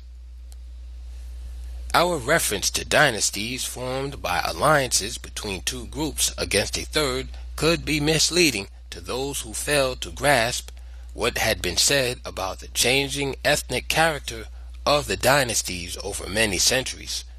From the 5th and 6th dynasties on, we have pointed out, Asian penetration through the royal marriage route caused the succeeding dynasties, with few exceptions, to be more and more mixed. Often they were only predominantly black, less than half black, or predominantly Asian or Egyptian, Afro-Asian. The founders of the 18th dynasty, like many similar instances, illustrate the reality of the process. For it is well known that the famous queen Nefertari was, quote, all black, while her equally great husband, Ahmose I, was mulatto, Egyptian. So that the 18th, like the great 19th dynasty of the Ramses, was predominantly black, not all black. On the other hand, the long periods of all white Asian and European dynasties were emphasized and had to be emphasized to set the record straight. There were also, for still another example, quote, Libyan dynasties, indicated by the Libyan names of the rulers. But who now were the Libyans? They were, first of all, Western Ethiopians, then heavily Berber, Mongolian, Arab, a sprinkling of Hebrews and other Asiatic peoples, and then, of course, the resulting Afro-Asians. The ethnic composition of Libya was about the same as that of early Egypt, with the exception that there were fewer Europeans and more Mongolians.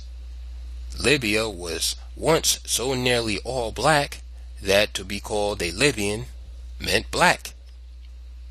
So the Libyan dynasties during this period could have been predominantly white, black, Afro-Asian, or a combination of all three, depending upon what faction was in the ascendancy at the time. It is also worth noting that not only the whites of Lower Egypt took advantage of every breakdown in the center, Upper Egypt, and declared its independence and tried to extend its rule over the whole land, Southern Ethiopia tried to do exactly the same thing. The truth is that the millenniums of contest over Egypt were never really over unification per se, but who should rule the land after unification was completed, the whites of the Delta or the blacks of southern Ethiopia, particularly those south of the First Cataract. Indeed, As the Asianization of Upper Egypt increased, migrations of the blacks southward increased, hostility toward the north increased, and the resolve of the blacks to attempt to reconquer all of their land all the way to the Mediterranean was renewed once more. The southern region, therefore, generally became independent as soon as Lower Egypt became independent. It began to threaten Upper Egypt at the same time the Asian threat was spreading. The southern Ethiopians were even more bitter because they had to fight the quote integrationist blacks of Egypt just as hard as they had to fight the whites from Lower Egypt and Libya. The South was no more prepared to accept the Afro-Asians as rulers than it was to accept all white rule. If anything, they trusted the mixed breeds less because of their ability to play either white or black roles as it suited their purposes. This may also be the reasons so many blacks opposed large-scale amalgamation. It appeared as one of the white man's most effective weapons for the domination of the race, while at the same time slowly removing it from the face of the earth. As proof, the Ethiopians could ask, from whence came our worst enemies? The Egyptians? Are they not half Ethiopian? And do they not now scorn the very Ethiopian name itself, proclaiming themselves to be white? The Ethiopians therefore followed all developments to the north, northeast, and west with closest attention. The activities of the probably Libyan king of the 22nd dynasty, Sheshonq I, did not escape their notice and appraisal. From his capital at Bubastis in Lower Egypt, he pushed affairs on a number of fronts, including the usual strategy of marriage alliances with black ruling families, always with white males. These, after worming their way to power through the African inheritance through female line system, matrilineal, could then change it to the Asian and Western patrilineal system. This invidious scheme for achieving power over the blacks through the blacks did not escape those on the alert.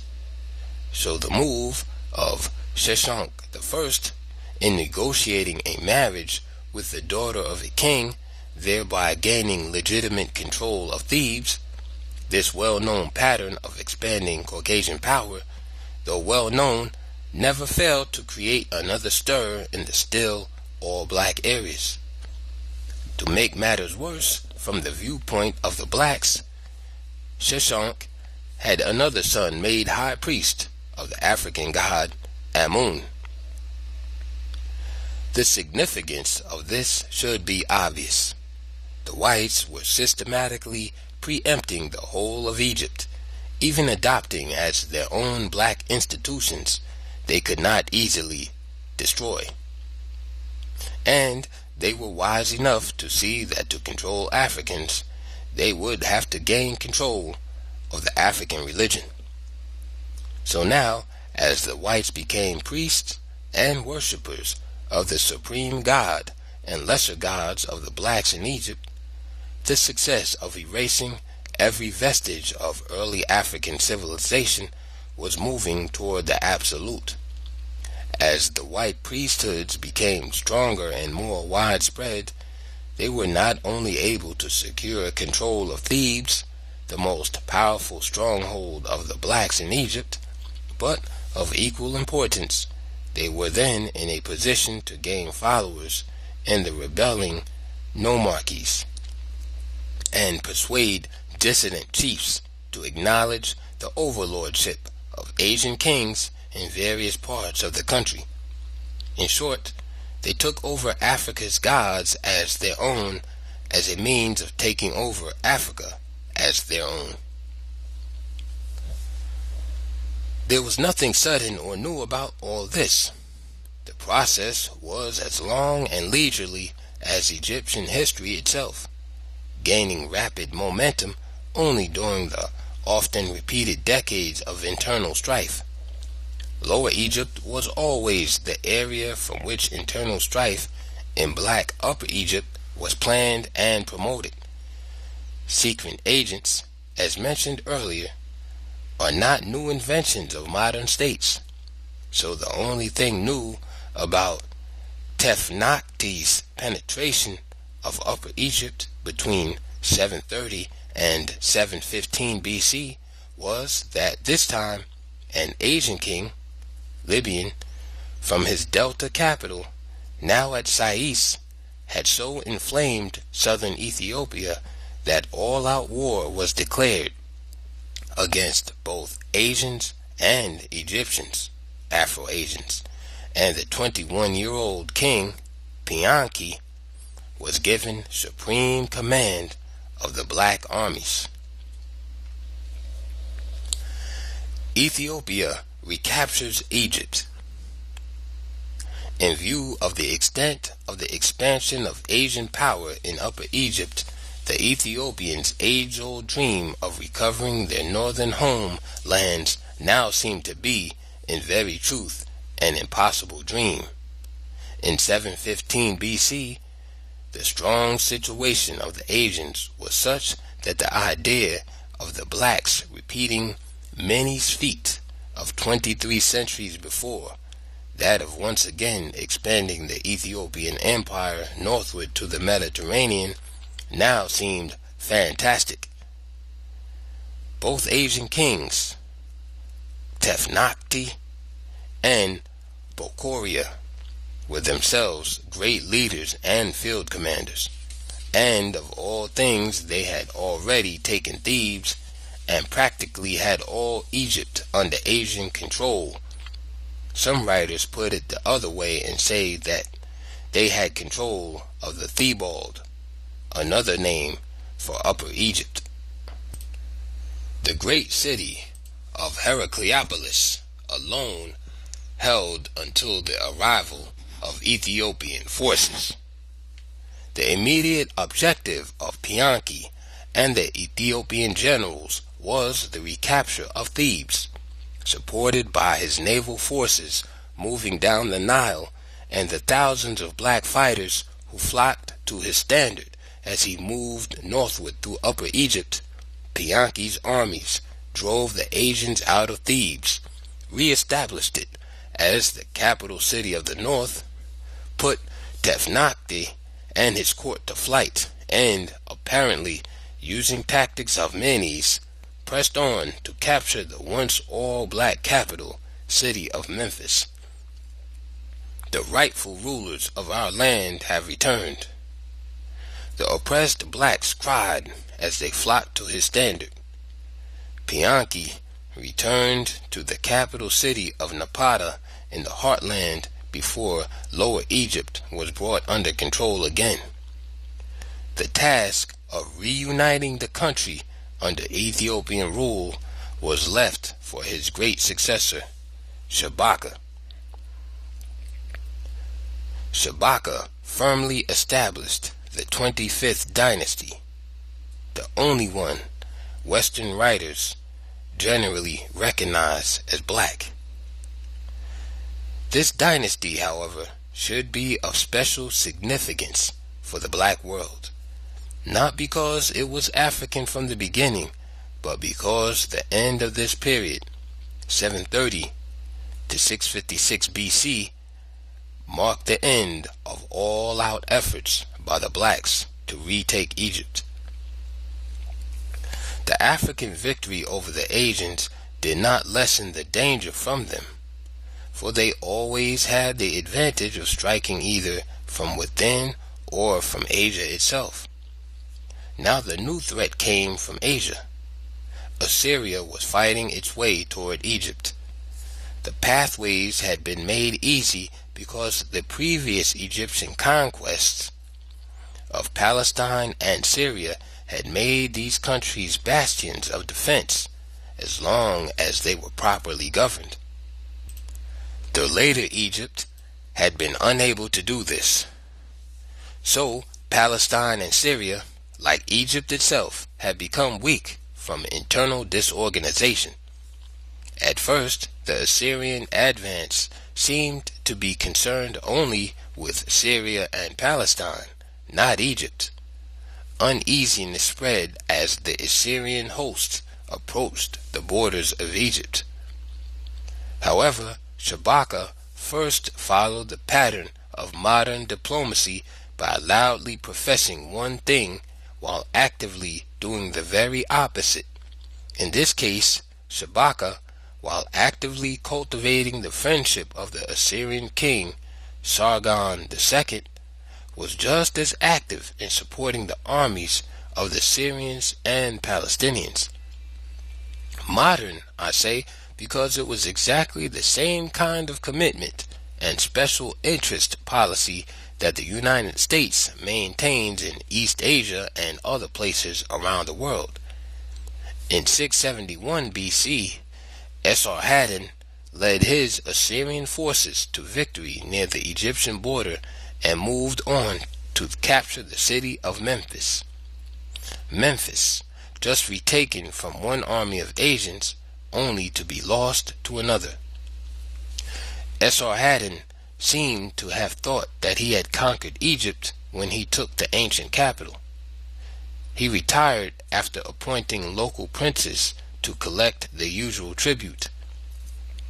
Shabaka's nephew, Taharka, promptly marched up from the south again and massacred all of the Assyrian garrisons. Esarhaddon died leading a second expedition of vengeance in 669 BC. His son, Ashurbanipal, assumed the leadership, invaded Egypt, and put Taharka to flight. The Egyptian governors were reinstated under a governor-general named Necho, also Egyptian. As was to be expected, the blacks of Upper Egypt remained loyal to the African line. They shouted loud enough for posterity to hear that the blacks were the, quote, rightful rulers of Egypt. Taharka was succeeded by his nephew, Tanatuman. He renewed the war against the Assyrians and the Egyptians, the latter preferring, as usual, to support the Asians against native Africans. Tanatuman recaptured Memphis again, during which battle the Egyptian governor-general Necho was slain. This put the Africans in a dominant position in northern Egypt once again. But in 661 BC, the outraged Ashurbanipal drove the African armed forces out of northern Egypt, pursued them up the Nile, and burned the ancient city of Thebes, the stronghold of black power from times immemorial. The Africans, eventually barred from further rule in Egypt, continued Pianki's line, first from the capital at Napata and then at Meroe, where they promoted a broad reconstruction program. There the remarkable 25th dynasty ended in 656 BC. The line of kings from Pianki to Tanatuaman were all buried in the great pyramids they and their ancestors had built at Napata. Let us follow the blacks from Egypt there. Chapter 4. The First Cataract, the Black World's New Borderline. Having lost both Upper and Lower Egypt, Ethiopia's northern border had been pushed to the First Cataract at Aswan, and Necho II eventually became king of Egypt, beginning the 26th dynasty, 664 to 525 BC. The Egyptian armies were increasingly made up of foreigners and enslaved blacks. It was during this dynasty that the Assyrians were expelled again, this time by nationalistic Egyptians. The blacks' loss of their beloved Memphis, Thebes, and even their Egyptian name now seemed to be final. Other invasions were to come, however. The Persians under Darius the Great took over, and their domination of Egypt lasted from 525 to 404 BC, with the assistance of Greek mercenaries. They returned in 343 to re-establish their rule. Again, it was of relatively short duration. Alexander reached Egypt in 332 BC on his world-conquering rampage. But one of the greatest generals in the ancient world was also the Empress of Ethiopia. This was the formidable Black Queen Candace. World famous as a military tactician and field commander, legend has it that Alexander could not entertain even the possibility of having his world fame and unbroken chains of victories marred by risking a defeat, at last by a woman. So he halted his armies at the borders of Ethiopia and did not invade to meet the waiting black armies with their queen in personal command. Upon his death, one of his most outstanding generals became pharaoh as Ptolemy I, and thus began 300 years of Macedonian Greek rule. Toward the end of Greek domination, the expansion of the Roman Empire had transferred the real center of power to Rome. Assyria, Persia, Greece, Rome. The continuing process of transforming a black civilization into a near white civilization long before the Christian era. The Ptolemaic period had been largely one of confusion. The division of power among Greeks, Macedonians, and Egyptians, intermarriages with the latter, joint rule, etc., made the Ptolemies at times merely nominal rulers. There were times when a native Afro-Asian ruler gained the center of the stage as the star attraction, as in the case of Cleopatra. Upon her death, Romans assumed direct control, 30 BC, and ruled the country for 7 centuries, beginning, therefore, just 30 years before Jesus Christ was born in the same Palestine where blacks had lived and also ruled so long. After this long period of domination, the Arab general Amir ibn al-As entered Alexandria in 642 AD with only 4,000 men. The conquest of Egypt by Muslim armies, which had reached Pelusium 2 years earlier, was not only to change the character of Egyptian civilization radically, but it was to have a disastrous impact on the dignity and destiny of Africans as a people. The Arab conquest had opened the floodgates wider, and Arabs poured in. Colonization and Islamization progressed, and as Egypt became a main center of Arab power, this fact found concrete expression in Arab Islamic expansion over North Africa, into Spain, and southward into what remained as the land of the blacks. The new borderline of the blacks. We have traced the ancient struggles between Africans, mulattoes, and Asians. Struggle on the part of Africans not only to resist conquest, but to retake the whole of Egypt. They succeeded at times, as has been shown. They finally lost all of Egypt, as we have also seen. Ethiopia now began at the first cataract in the north and extended south into present-day Ethiopia. It was now bounded by Upper Egypt, the Red Sea, and the Libyan Desert. These are rather general geographical designations without any precise meaning, for ancient Ethiopia had no precise southern boundaries.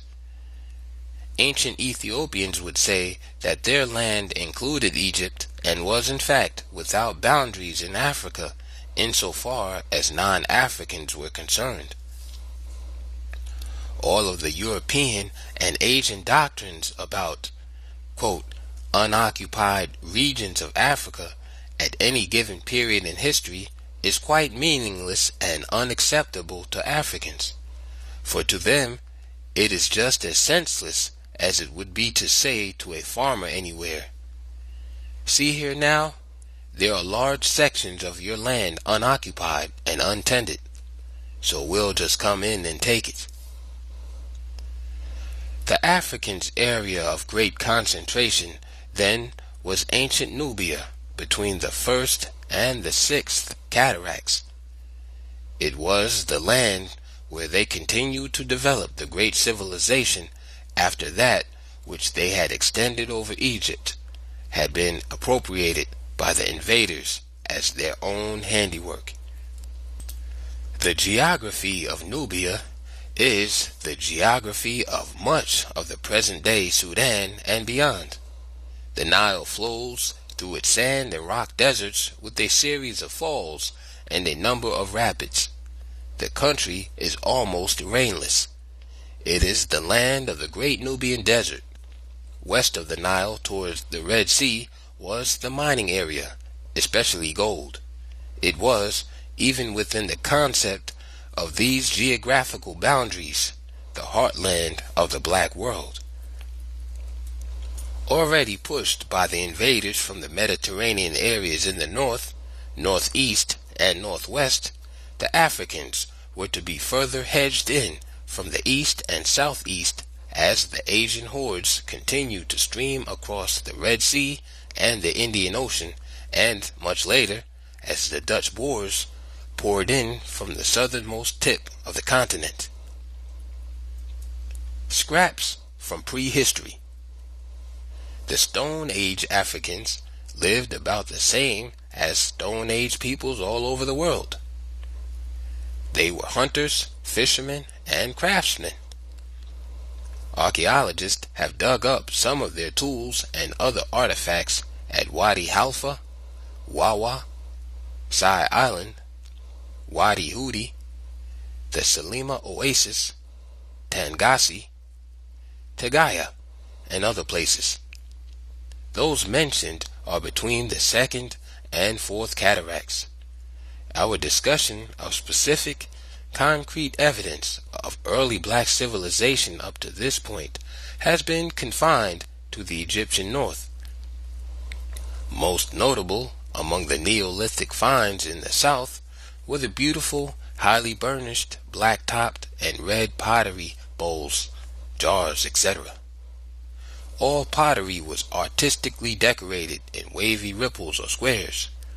Their earliest writing was in pictures, so many hundreds of these rock messages were found along the Nile through Nubia land that one may well wonder if these prehistoric historians had posterity in mind. For while many of the pictures portrayed wildlife and other objects of interest in the environment, others went beyond this role of the artist and recorded such historic facts as the conquest of northern Nubia by a Nubian pharaoh of the Old Kingdom, Neferu, in 2730 BC. Footnote: there was a previous reference to Neferu's, quote, scorched earth war in his own home to further illustrate the extreme southern opposition to integration with the Asians, even under black kings. End of footnote. This war left a vast wasteland and practically wiped out a civilization that had been developing before Neolithic times. The children of the sun. For one thing, the land to the south of Egypt had developed a strong economy that was continuously enriched by a thriving export trade in paper, from papyrus, ivory, gold, ebony, emeralds, copper, incense, ostrich feathers, always greatly in demand, and its famous decorated earthenware. A strong economy also meant a strong Ethiopian army that posed a threat even to an African-ruled Egypt. From the Egyptian viewpoint, the land of the blacks was a threefold threat. Historically, the blacks who had fled below the first cataract to escape the various conquests never seemed to accept those conquests as final, and attempted to retake Egypt from time to time. These repetitions are deliberate because nowhere in history is this very important fact clearly stated. But it is clear that, having reconquered the Asian-dominated Lower Egypt, the black pharaohs sought integration with the Asians instead of driving them out of the country. This policy of moderation and accommodation was apparently anathema to the extremist Ethiopians. Proud blacks, for whom the prospects of having their children come into the world with a color distinctly different from their own was at once an insult to the dignity of every African man, an insult to their watching ancestors, and an offense to the gods themselves.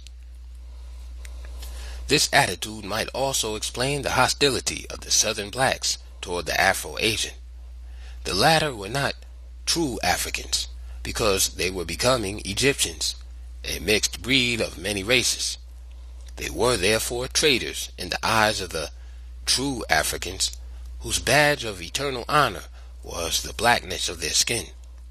This was color racism, deeply rooted, for it sprang from religion.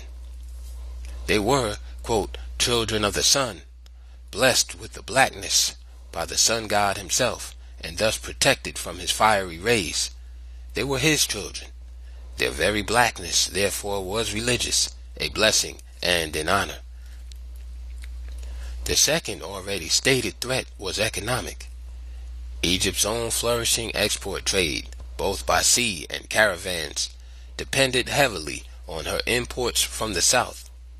To cut these off would mean economic panic in an otherwise prosperous land. The third great fear concerned the mighty Nile River. Suppose the Ethiopians decided to bring Egypt to her knees and starve her to death by diverting the waters of the Nile. Belief in this possibility was ancient and ran deep. The Egyptian conquest of Nubia, therefore, might remove the military and economic threats, but insofar as the Nile was concerned, it would settle nothing. Besides, these blacks seemed to be unconquerable. A Neferu might attempt total extermination of the population, burn every town and village, destroy farms and cattle, and leave the land in utter ruin. Yet, as soon as the armies of destruction withdrew, the surviving Africans came out from their hiding places and began to rebuild once again. Like Upper Egypt, this was a land of cities and towns, of temples and pyramids. Africans were the great pyramid builders, the temple builders. They had built the great pyramids of Egypt during their rule.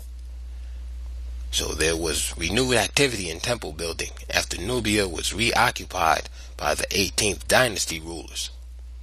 All this renewed zeal in building new towns and temples in the south was reconstruction. The Old Kingdom raiders could not destroy all of the temples and other monuments. The returning Egyptians, therefore, had found many fine temples still in use, others in ruins. All Ethiopian inscriptions on the temples and monuments were erased, and Egyptian inscriptions substituted. Any outstanding African creations that could not be converted and claimed as the work of Egyptians were destroyed. For now, Egyptian meant white, Asian, or European. This was done to, quote, promote national unity. Ethiopian inscriptions, of course, recorded victories over Egypt. The Arabs were to carry out the work of eradication in a far more thoroughgoing manner at a later time. All of the South was never completely conquered. The reconquest we are now discussing extended 40 or 50 miles below Abu Hamed. History continued to repeat itself. Below the area of conquest, the Africans continued to rebuild, reorganizing their fighting forces and watching an overextended Egypt become weaker and weaker under weak pharaohs who were unable to cope with the interminable struggle for power among the Asians, Egyptians, and other incursive groups.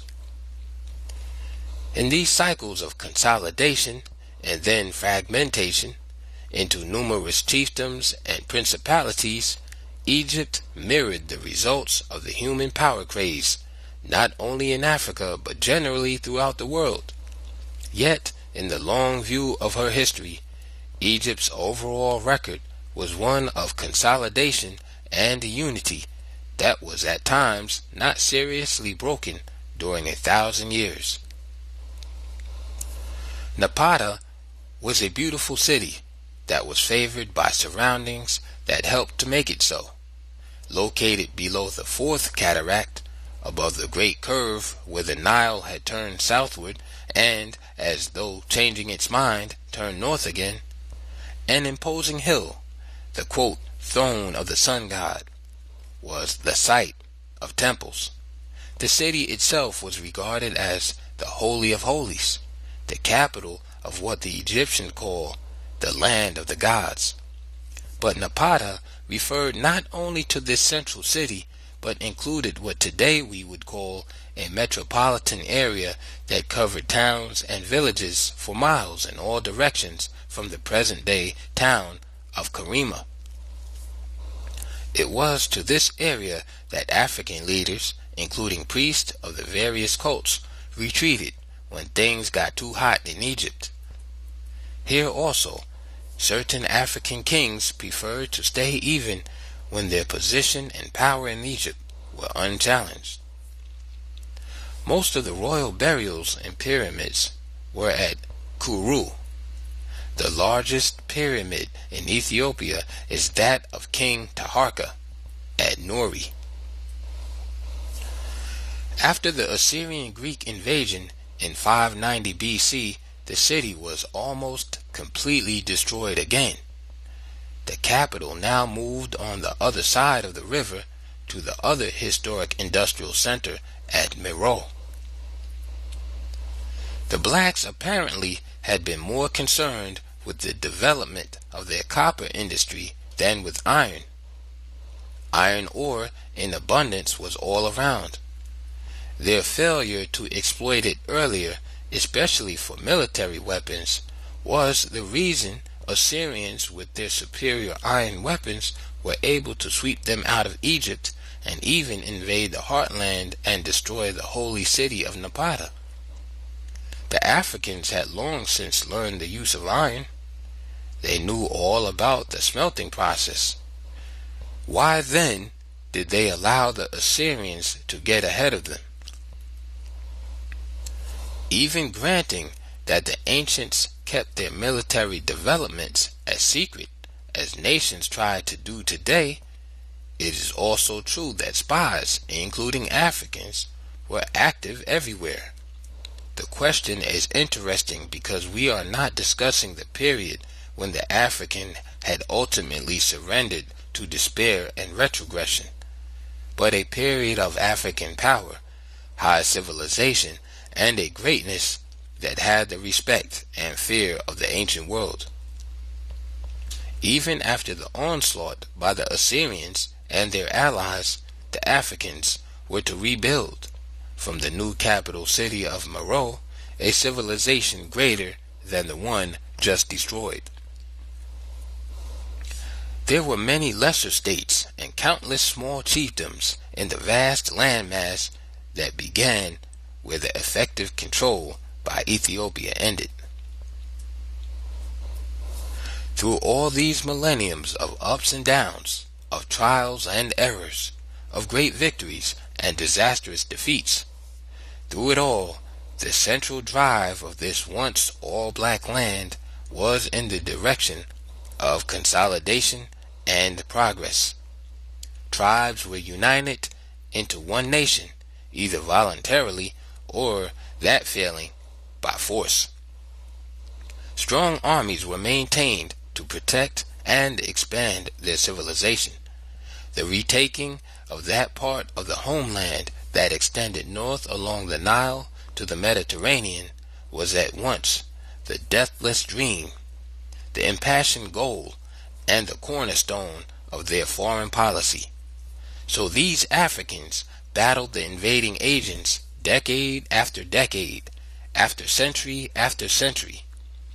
until their resistance to conquest and enslavement extended over 4,000 years.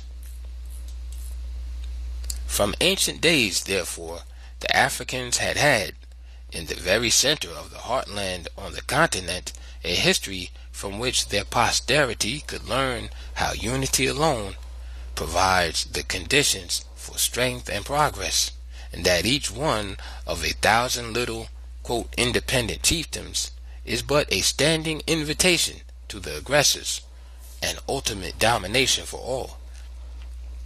Why did the Africans fail to take this message of salvation as a revealed truth from their own history? What dimmed civilization's light on Barkal Hill and caused an ultimate withdrawal to the bush and the scattering of people hither and yon like hunted beasts? Why did Africans begin to retire from the race with other advancing peoples and fall so far behind that even the memory of former greatness could not inspire a revival, because that memory had been almost completely blotted out? I have been detailing with some of the answers throughout the lecture series. In later chapters, we shall explore further answers to questions raised and unanswered. We now cross to the west bank of the Nile and journey farther south to the city of Meroe. It is the 8th century BC, and the move to Meroe was simply to move to what was already the southern capital, and that now, instead of having 2 capital cities in the south, there would be only one. The development of writing. A distinguished line of leaders followed Tutankhamun to the throne in 653 BC.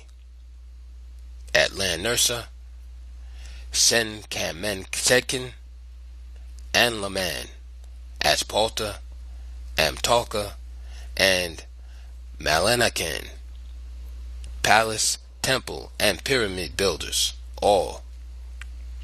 2 of the greatest temples were built by King Aspalta at Meroe, the Sun Temple and the Temple of Amun. Footnote: it is believed that the temple to Amun was not completed during Aspalta's lifetime, but by his successors. End of footnote. The imposing pyramids and rows of huge royal statues added to the majesty and magnificence of Meroe. The royal tombs, as in Egypt, were the repositories of the nation's history. For it was from these tombs that the archaeologists were able to determine a line of 41 rulers after the conquest of Lower Nubia. These monuments were not only sources of early African history from within, but of the highest importance. They were elaborately decorated outside with both the first form of writing, hieroglyphics, and the more advanced African inscriptions in their own invented writing.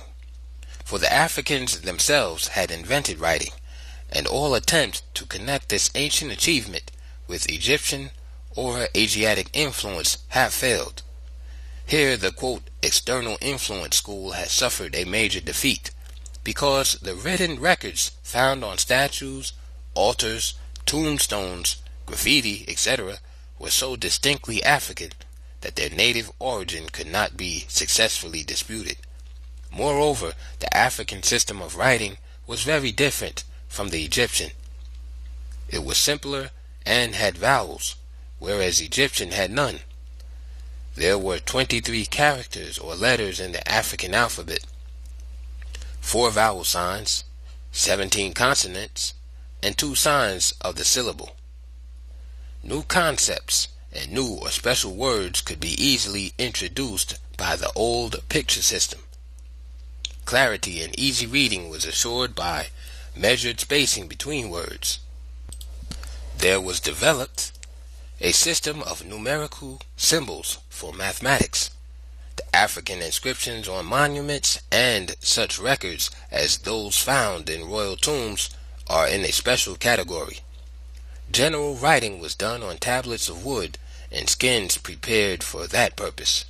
Still, other artifacts with ancient African writing were found on such things as rocks, walls, vases, and broken bits and pieces of earthenware.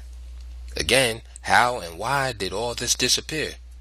How and why was it blotted out or hidden so completely for 2,000 years that an ignorant world with unprecedented research facilities in its universities still believes, teaches, and proclaims that the black man never developed a civilization of his own? It has been noted that the attractions of Ethiopia were great, not only because the Egyptians regarded it as the main source of their religion, the land of the gods, but also because of its socio-political, economic, and strategic importance.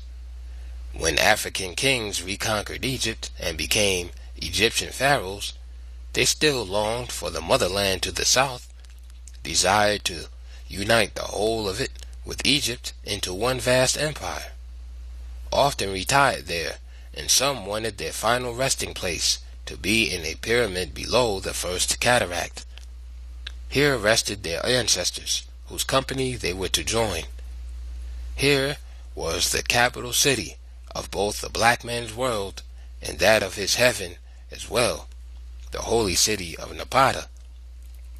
So during the different periods in which Napata came under a foreign yoke, the capital city of Meroe had to become somewhat holy in its own right, and many of the kings, queens, and other leaders were buried in pyramids there. These were constructed of stone outside of the city proper, sometimes at a visible distance of 2 or more miles. They were built to stand forever, an attempt that stemmed from the Africans' actual belief in immortality. This is why their faith included the natural assumption that those who had passed on, their ancestors, were living in the great beyond, and were therefore in the most favorable position to represent the interests of their kinsmen below, or, in short, to serve as mediators between God and man. The pyramids ringing the city not only added to the physical beauty of the surroundings, but they were also the silent sentinels, the ever-watchful ancestral presence from which might come either a benediction or a curse. Earlier, you may recall, I was unsparing in my criticism of those African societies which seemed to be governed by fatalism and failed to counterattack against their enemies, both natural and human. As I read the record, it seemed to me that these groups did not try to meet the awful challenges with which they were confronted, gave up too readily, refused to ignore tribal lines and unite for survival strategies, but scattered here and there like hunted animals, and into barbarism and savagery. Such were my strictures, and obviously I did not give the whole story even about these groups. Just now, however, and by a glorious contrast, we are in the midst of blacks, the core group of all Africa, who met the challenge on all fronts and from every direction, and who fought on and on through the centuries against the forces of both man and nature until they were completely overwhelmed. 3,000 years ago, the desert, while slowly moving in on Africa, had not advanced where it is today. There was, therefore, more arable land in Ethiopia, although its agriculture did not match that of the rich delta region of Egypt. The blacks were, however, mainly agriculturalists like other Africans. Even with their remarkable industrial development, farming went on both sides of the two Niles, which met in their land before continuing as one great river through Egypt to the Mediterranean Sea. Nor should the importance of the Atbara River be overlooked. Even though the surrounding deserts were a problem insofar as agricultural expansion was desired, the more immediate problem was famine from drought. There were years during which no rain fell at all, and not a hopeful cloud appeared in the sky. The Africans met the challenge by constructing a national system of reservoirs. These were strategically located around the capital at Musawarat, Naga, Hordan, Usuda in the Gezira region, at Duanib, Bassa, and doubtlessly at other sites not yet excavated. This master plan to defeat drought and famine, this system of reservoirs, was more important than all of the architectural art that found expression in their beautiful statues, temples, palaces, columns, and pyramids. The reservoirs were more significant than the monuments, important as these were in hiding the black man's intellectual achievements in the invention of writing deep under the sands. I rate the reservoirs as the supreme achievement because they reflect the real measure of African man as he met the challenge to survival head-on, with a constructive counterattack against the adverse forces of earth, sun, and sky. The irrigation system, made reasonably effective with their oxen-powered wheels, was a part of this challenge to adverse circumstances. Pianki, following Kashta in 720 BC, began what was quickly to become again one of the greatest world powers of the time. For this time, Ethiopia was united with Afro-Asian Egypt under a single imperial rule that extended from the Mediterranean in the north to an undefined boundary in the south. Also unknown is how far did its eastern boundary extend southward along the Indian Ocean coastland, how much of Uganda and Abyssinia was included, or how far westward did the empire extend. Footnote: this whole period of black achievements is minimized by writers who substitute Meroe, the city, for Ethiopia, the empire. Ethiopian writing then becomes, quote, some Meroitic inscriptions, etc. End of footnote. All this is not so important as the point that during this period of triumph, world fame and fear, and unprecedented prosperity from a flourishing trade with about one half of the world, for long periods African rulers continued to neglect the updating of their military and naval defenses. Iron was the basis of the technological revolution in warfare that the Assyrians, Hittites, Persians, and other Asiatic nations were equipping their armies with new type iron weapons, and that these were devastatingly more effective than stone and copper weapons, had to be well known to the Africans, and it was not news. As mentioned before, they not only knew about the uses of iron, but they had long since developed the iron smelting process. The trouble was the highly secretive royal monopoly. No secret was more zealously guarded than the smelting of iron. This meant rigidly limited production. Here was fear outmatching both reason and the most elementary common sense. This over-secretiveness, which inhibited the expansion of iron production, was to contribute mightily to the success of Assyrian arms over them. Prosperity, too, may have blurred the African's vision. Too much success can be dangerous. In this case, so much wealth was being piled up from foreign trade, especially in gold, ivory, and copper, that the question of iron, if raised, may have been dismissed as economically unsound. Whatever the reasons were, the fact is that the great iron industries which developed in this center and spread over Africa could have started centuries before they did.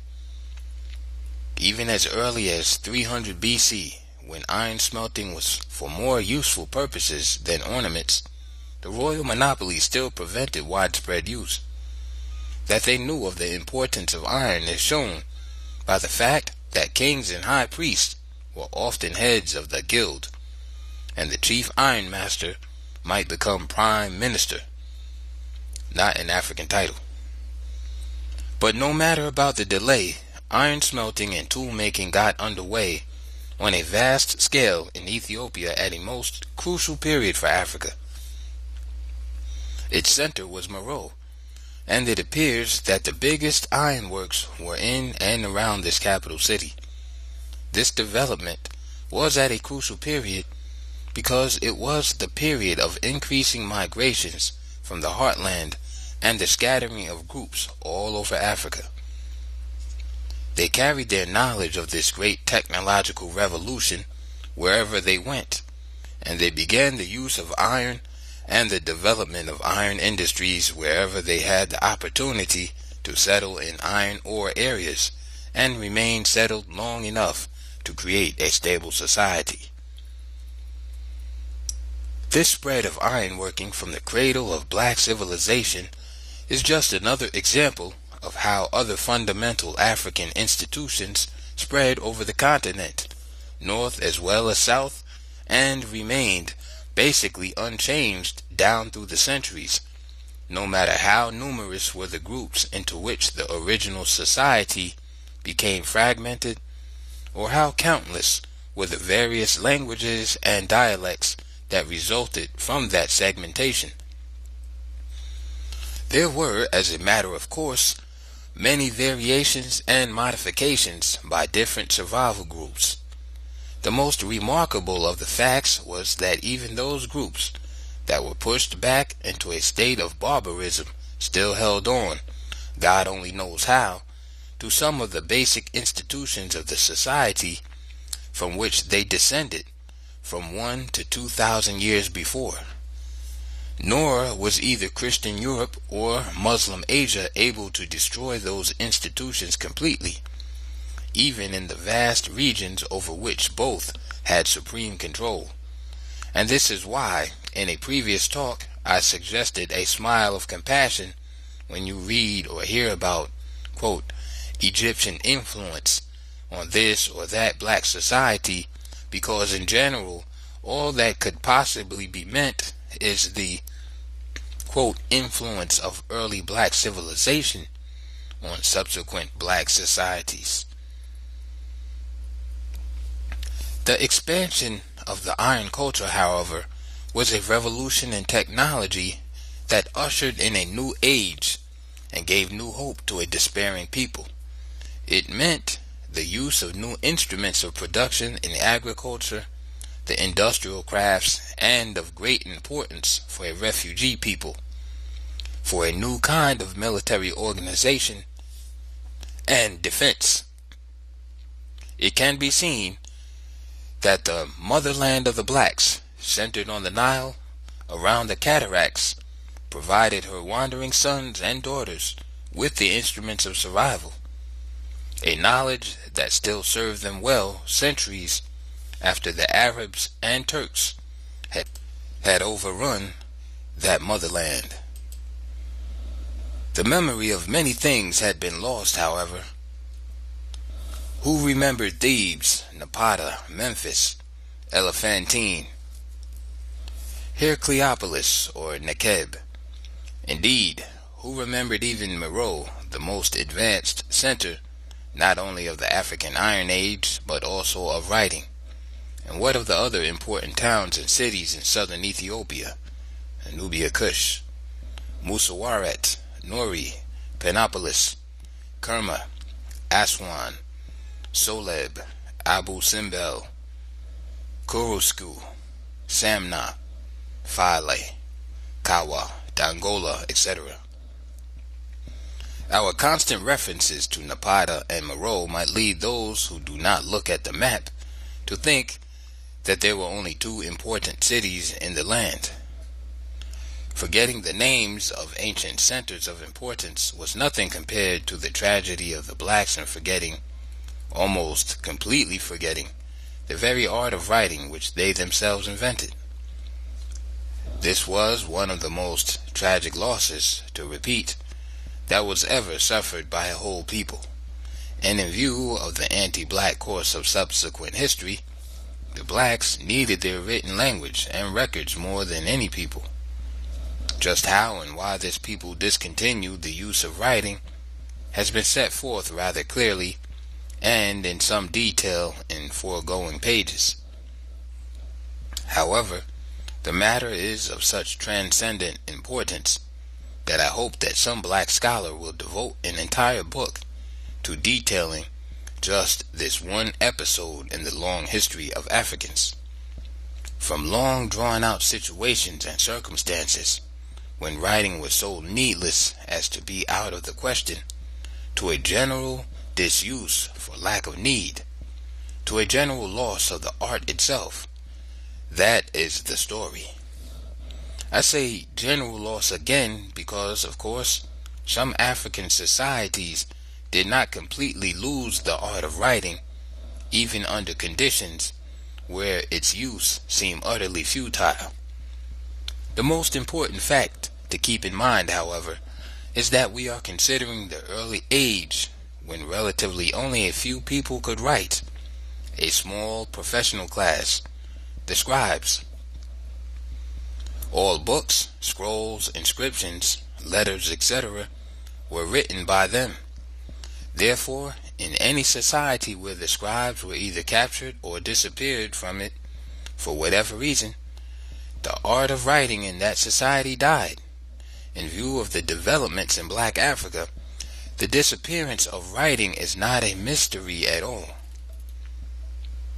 Conquest and domination tended to check migrations and bring a larger measure of iron rule stability in the invaded regions. An integral part of that iron rule was the introduction of the conqueror's speech and writing, the first step in the process of conquering both the soul and minds of the blacks along with their bodies. This was easy because the knowledge-starved, quote, key people among the blacks eagerly grasped Arabic, French, Portuguese, English, or German as the best route to status in a new civilization. Most of this developed later than the period we have been summarizing.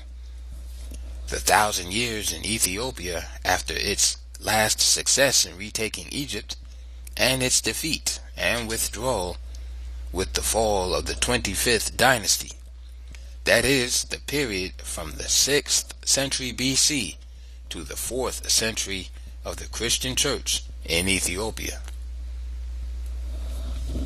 Christian Africa. Africa was naturally among the first areas to which Christianity spread. It was next door to Palestine, and from the earliest times there had been the closest relations between the Jews and the blacks, both friendly and hostile. The exchange of pre-Christian religious concepts took place easily, and due to the residence of so many ancient Jewish leaders in Ethiopia, almost naturally, Abraham, Joseph and brothers, Joseph, Mary and Jesus, and of course the great lawgiver Moses, who was not only born in Africa but married the daughter of an African priest. Footnotes. Many accounts refer only to his marriage to the daughter of a Midianite priest. However, Aaron and his wife rebuked Moses for marrying a black woman. End of footnote.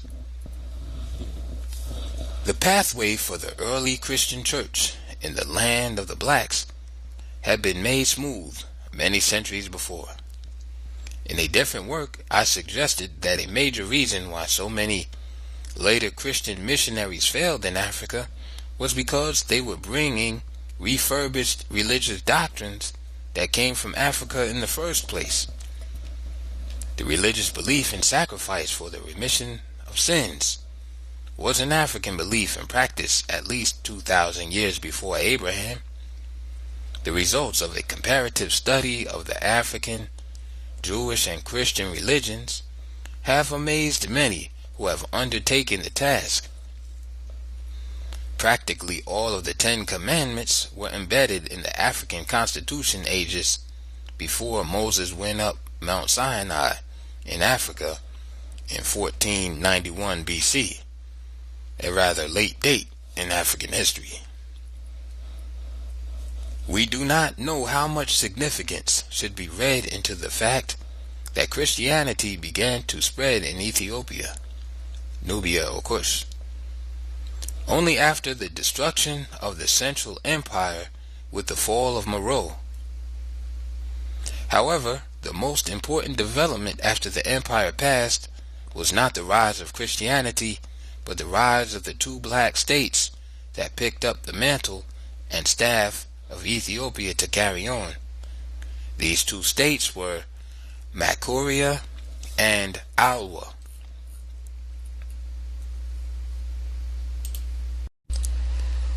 Chapter 5. The 2 that carried on. From the early African viewpoint, there was nothing earth-shaking or extraordinary about the establishment of still another cult, the cult of Christian churches. The only unusual thing about the new cults of Christians was that while they disclaimed being of the Jewish faith, they worshipped the Jewish tribal god, the God of Israel. The Christians seemed to be expanding the role of a God who had been concerned only with the Jews as his chosen people to a God of the universe, and thus competing with the African God of the universe, the sun god. The Christians were not really different even in the central religious beliefs of the African and Jews of the period in sacrificing sheep, goats, bulls, and sometimes humans for the remission of sins. For while the Christians had given up the slaughtering of animals for offerings, the very cornerstone of their faith was that Jesus Christ, the Son of God, was sacrificed for the sins of man, and that his blood was shed for this purpose alone. Drinking of the blood, wine, and eating of the body, bread, are all fundamental aspects of man's most ancient religion. The spread of Christianity in the land below the first cataract gained momentum after the destruction of Ethiopia as an empire, including its world-famous capital, the city of Meroe. Such a decline and fall of a nation, empire, or civilization is never as short or sudden as a date given for the event suggested, in this case 350 AD. Many factors and forces operated over a long period of time before what can be called the Great Age of Black Civilization came to a close.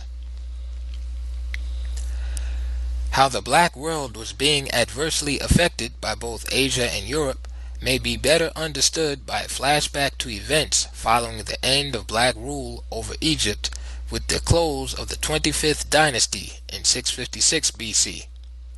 The victorious Assyrians, you may recall, made Necho, a king from Sais in Lower Egypt, the governor-general, supported by Assyrian garrisons.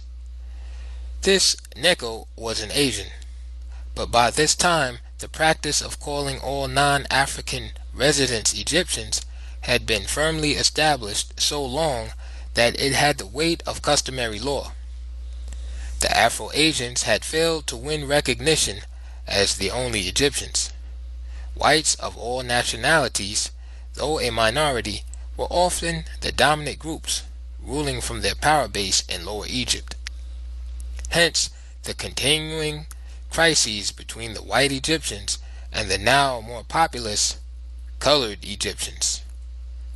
Footnote: the same development is now taking place in South Africa, where the coloreds, once fanatically devoted to the whites, are now bitterly resentful because their privileged status vis-a-vis the blacks is being steadily reduced. End of footnote. The black Egyptians no longer counted as a power group north of the First Cataract. So when the Assyrians were finally expelled during the 26th dynasty, 664 to 525 BC, the foundations for permanent white European Asian rule in Egypt had been firmly laid. From this period on, the wars for the control of Egypt were primarily wars of whites against whites. The internal corruption, jockeying for position by the various partisan groups, reflected the weakness of the country in employing more and more foreign mercenary troops, especially Greeks. The larger and larger incursions of Greeks and their allies formed the same kind of advanced base for a future Greek hegemony as did previous Asiatic peoples. The time was not yet, but it was the opportune time for the Persians to invade this much invaded land and begin a rule in 525 BC. That was to last 121 years. Since the administration of a conquered country by absentee kings is generally weak and open to revolt, the very long Persian rule in Egypt was doubtless due to an extraordinary line of strong kings and imperial administrators, Cambyses, Darius the Great, and Darius II. The end of Persian rule came in 404 when the Egyptian Greeks joined with the Egyptian nationalists in a war of liberation. The victory was short-lived. The Egyptians were in power only 5 years before the rebellion and independence were broken and Persian rule re-established for another 64 years. In 332, Alexander the Great arrived and, having broken the imperial power of Persia elsewhere, had no trouble taking over Egypt. A Greek was crowned pharaoh in 334 BC as Ptolemy I. The Greeks ruled Egypt for almost 300 years before the expansion of the Roman Empire into Egypt ended their dominion in 30 BC. This was our flashback point of departure, but before returning to the Ethiopian churches, the significance of what we have been reviewing as flashbacks should again be emphasized as a great issue, for we have been reviewing the last phases of the process of Caucasianization in Egypt that was so thoroughgoing that both the blacks and their history were erased from memory. The Jewish rule, 500 years, the Assyrian interludes, the Persians, 185 years, the Greeks, 274 years, the Romans, 700 years, the Arabs, 1,327 years. The long, long struggle to take from the blacks whatever they had of human worth, their land and all the wealth therein, their bodies, their souls, and their minds, a process of steady depersonalization, dehumanization. Yet Greece and Rome, having made the exclusion of the blacks from Egypt permanent, appeared to have no conquest ambitions in the black country to the south, and Pax Romana checked the constant warfare between the two regions. The great wealth producing trade with Ethiopia was promoted, and what appeared to be a general detente prevailed. Indeed, whoever held the seacoast, whether Asian, European, or Egyptian, controlled world trade and put Ethiopia in a state of economic dependence, no matter how vast the flow of goods was from the south. Egypt was the middleman, with the greater control over both volume and prices. Both the Greeks and Roman rulers of Egypt left Ethiopia to play its own role, and we have seen what the role was during 1,000 years of unbroken progress directed from Meroe. The Semitic storm from Axum. Yet a storm cloud was threatening farther south as the Roman legions withdrew from Egypt to help check the erosion of an overextended world empire. We have noted that the Ethiopian Empire, at the height of its greatness, extended southward into Abyssinia, present-day Ethiopia, and further, that as time passed, the blacks were being hemmed in from almost all directions, essential for survival. Now, for some centuries, Arabs and Jews, the latter called Solomonids by most historians, had been swarming into this southeastern region, pushing through the middle in such a way that even in Abyssinia the blacks were pressed southward, always southward. Egyptian history was repeating itself. The Asians and mulattoes held northern Abyssinia, with the center of power in the strategic kingdom of Axum. From Axum, the Arabs prepared their forces for the destruction of a now weakening Ethiopian empire. The weakness, as usual, came from separatist movements struggling for power. It was the old-time factional fights among leaders who felt they must rule or ruin, a drive so well known that it is needless to recount. But it was the situation for which the Aksumite Arabs and their colored and Jewish allies were waiting. So, in 350 AD, their armies destroyed Meroe, and an epoch in history ended. Ethiopia was now split into three major states: Nobodies, bordering Egypt at the first cataract; Makuria, the more powerful kingdom in the middle with its capital at Dongola; and Alwa, another strong state south of Makuria or between Makuria and Axum. After the collapse of the Central Black Empire in the 4th century, the Christian churches spread more rapidly through the now independent kingdoms. Even in the division of Ethiopia into smaller states, the process of ethnic transformation was obvious as it pressed southward from Egypt. Greek and Roman presence had been heavy and marked in Nobodies.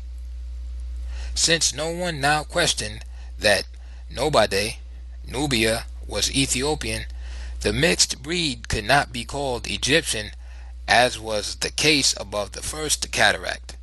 The population in this kingdom bordering Caucasianized Egypt was now also predominantly Afro-European and Afro-Asian. The problem was solved very neatly by calling them the Red Noba, and the Africans were called Black Noba. The other two kingdoms were all black and presented no classification problems. The churches seemed to be more firmly rooted in Alwa and Makuria. Churches seemed to be everywhere. There were several in every large town, one in just about every small village, some in rural areas away from villages, and churches scattered over large urban centers, along with those of greater splendor in the cathedral cities, the seats of bishops. White administration and control of African Christianity was assured by establishing the head of the church in Lower Egypt, the Patriarch of Alexandria, with power to appoint all bishops in Africa. The bishops appointed were always white or near white until token appointments of blacks to lesser posts, such as deacons, had to be made following protests by black church leaders supported by their kings. And while the red men of nobody, caught in the middle, tended to identify with the blacks of Makoria and Awa, the split between the Western and Eastern churches over doctrine was reflected in the three Ethiopian kingdoms. This meant that the religious strife tended to alienate Monophysite nobody from Orthodox Makoria. This competition for ascendancy may have had a great deal to do with the expansion of churches in Egypt and the former Ethiopian Empire in the south. The growth of states. These southern kingdoms also carried on much of the old Ethiopian tradition of rapid reconstruction after destruction, continued the expansion of caravan routes for external trade across the Sahara to the western black world to offset the Egyptian seacoast monopoly, replacement of vast temple building programs with equally vast church building programs, and the continued development of iron industries and better equipped armies. Egyptian, Asian, Greek, and Roman influence was as marked on African institutions in nobody as it was on the complexion of most of the people living in this fringe kingdom. Nobody, then, is a classic example of external influence on African institutions, just as Egypt had become. It is an influence that could be praised to high heaven as the eclectic process of civilization itself, had not the Caucasians resorted to thefts and lies in their vain and ignoble attempts to preempt the whole field of human progress as being theirs and theirs alone. In the 4th century AD, the areas of black power had been pushed out of Egypt down where the kingdom of Makoria formed its borders with nobody. Here the concentration of blacks began, just as though a southward movement of the race was a decree of providence. Here, once again, they took their stand. Here again, even in the lands which were officially Christian, black battle lines had to be formed again for defense. The Aksumite, colored Solomonids, and Arabs had retired after the destruction of the Black Empire. The more immediate danger was still Egypt. This was true also from the viewpoint of Christendom, for white Egyptian control over the churches reflected the same policies that were to follow through the centuries into our own times. No church sponsored theological schools for the training of African clergy. By thus preventing educational opportunities, they could always maintain that the blacks were simply not qualified for this or that high post. In religion, as in every other field, the system deliberately prevented qualification in order to declare the lack of qualification on the part of blacks in all regions under white control or in all institutions. In this case, the church, over which white power prevailed. There were no situations, however, in which some blacks did not override all obstacles and become bishops in either all black or predominantly black countries. In discussing mass migration from Egypt, I hope no one has forgotten the countless thousands of blacks left behind there in both upper and lower. Not only then, but they are there today, also a submerged group. That there were exceptions to this general status has always been emphasized. The people who accept a slave or inferior status in the society as their lot were the kind Aristotle had in mind when he referred to men who were born to be slaves. On the other hand, those blacks who migrated or fought to the death rather than accept slavery were those who were born to be free.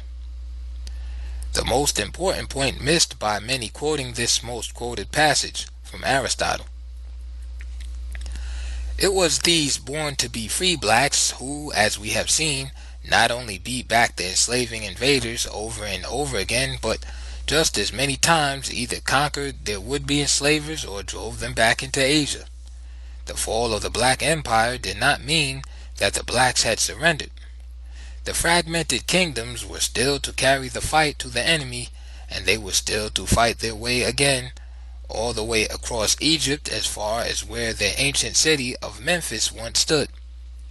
Still others remained in the conquered regions simply because they refused to leave their ancestral homes, come what may.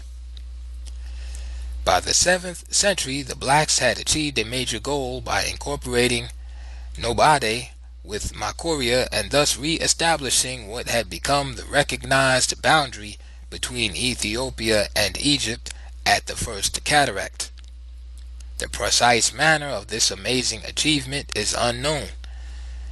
Did the black Noba of Makoria overrun the red Noba of Nobade, or was it a union of kingdoms by agreement?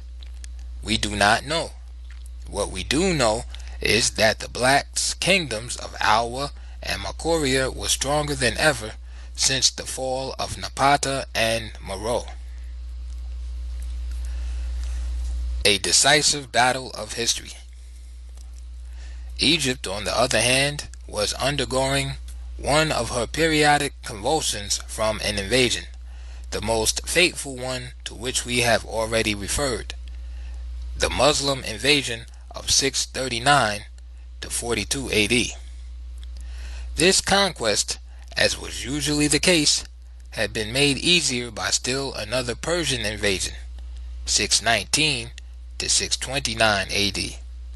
Some sources suggest that the new wave of Persian invasions that began in 619 AD determined the course of the blacks in conquering Nobade and re-establishing their frontier at the great system of fortifications at the First Cataracts. From there, the blacks had been raiding various areas in Egypt and attacking garrisons throughout the 10 years of the last Persian occupation. In this and other similar instances, the picture that emerges clearly is that the blacks, even after being pushed out of Egypt, were more upset by foreign invasions and resisted them more courageously than the new Egyptians, who by comparison appeared to be an easily conquered and rather cowardly lot. Otherwise, how could Amir ibn al-As, the Muslim general, conquer all Egypt so easily with only 4,000 men? The conquering Arab general apparently knew the difference between the fighting qualities of the blacks in the south and those of the Egyptians and their mercenary troops.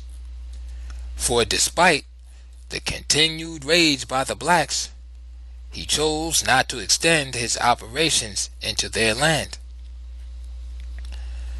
But not so disposed was Abdullah, the new Arab governor, general, viceroy of Egypt. The year following the complete takeover by the Muslims, 643 AD, he decided to bring the whole heartland of the blacks under Muslim control at once.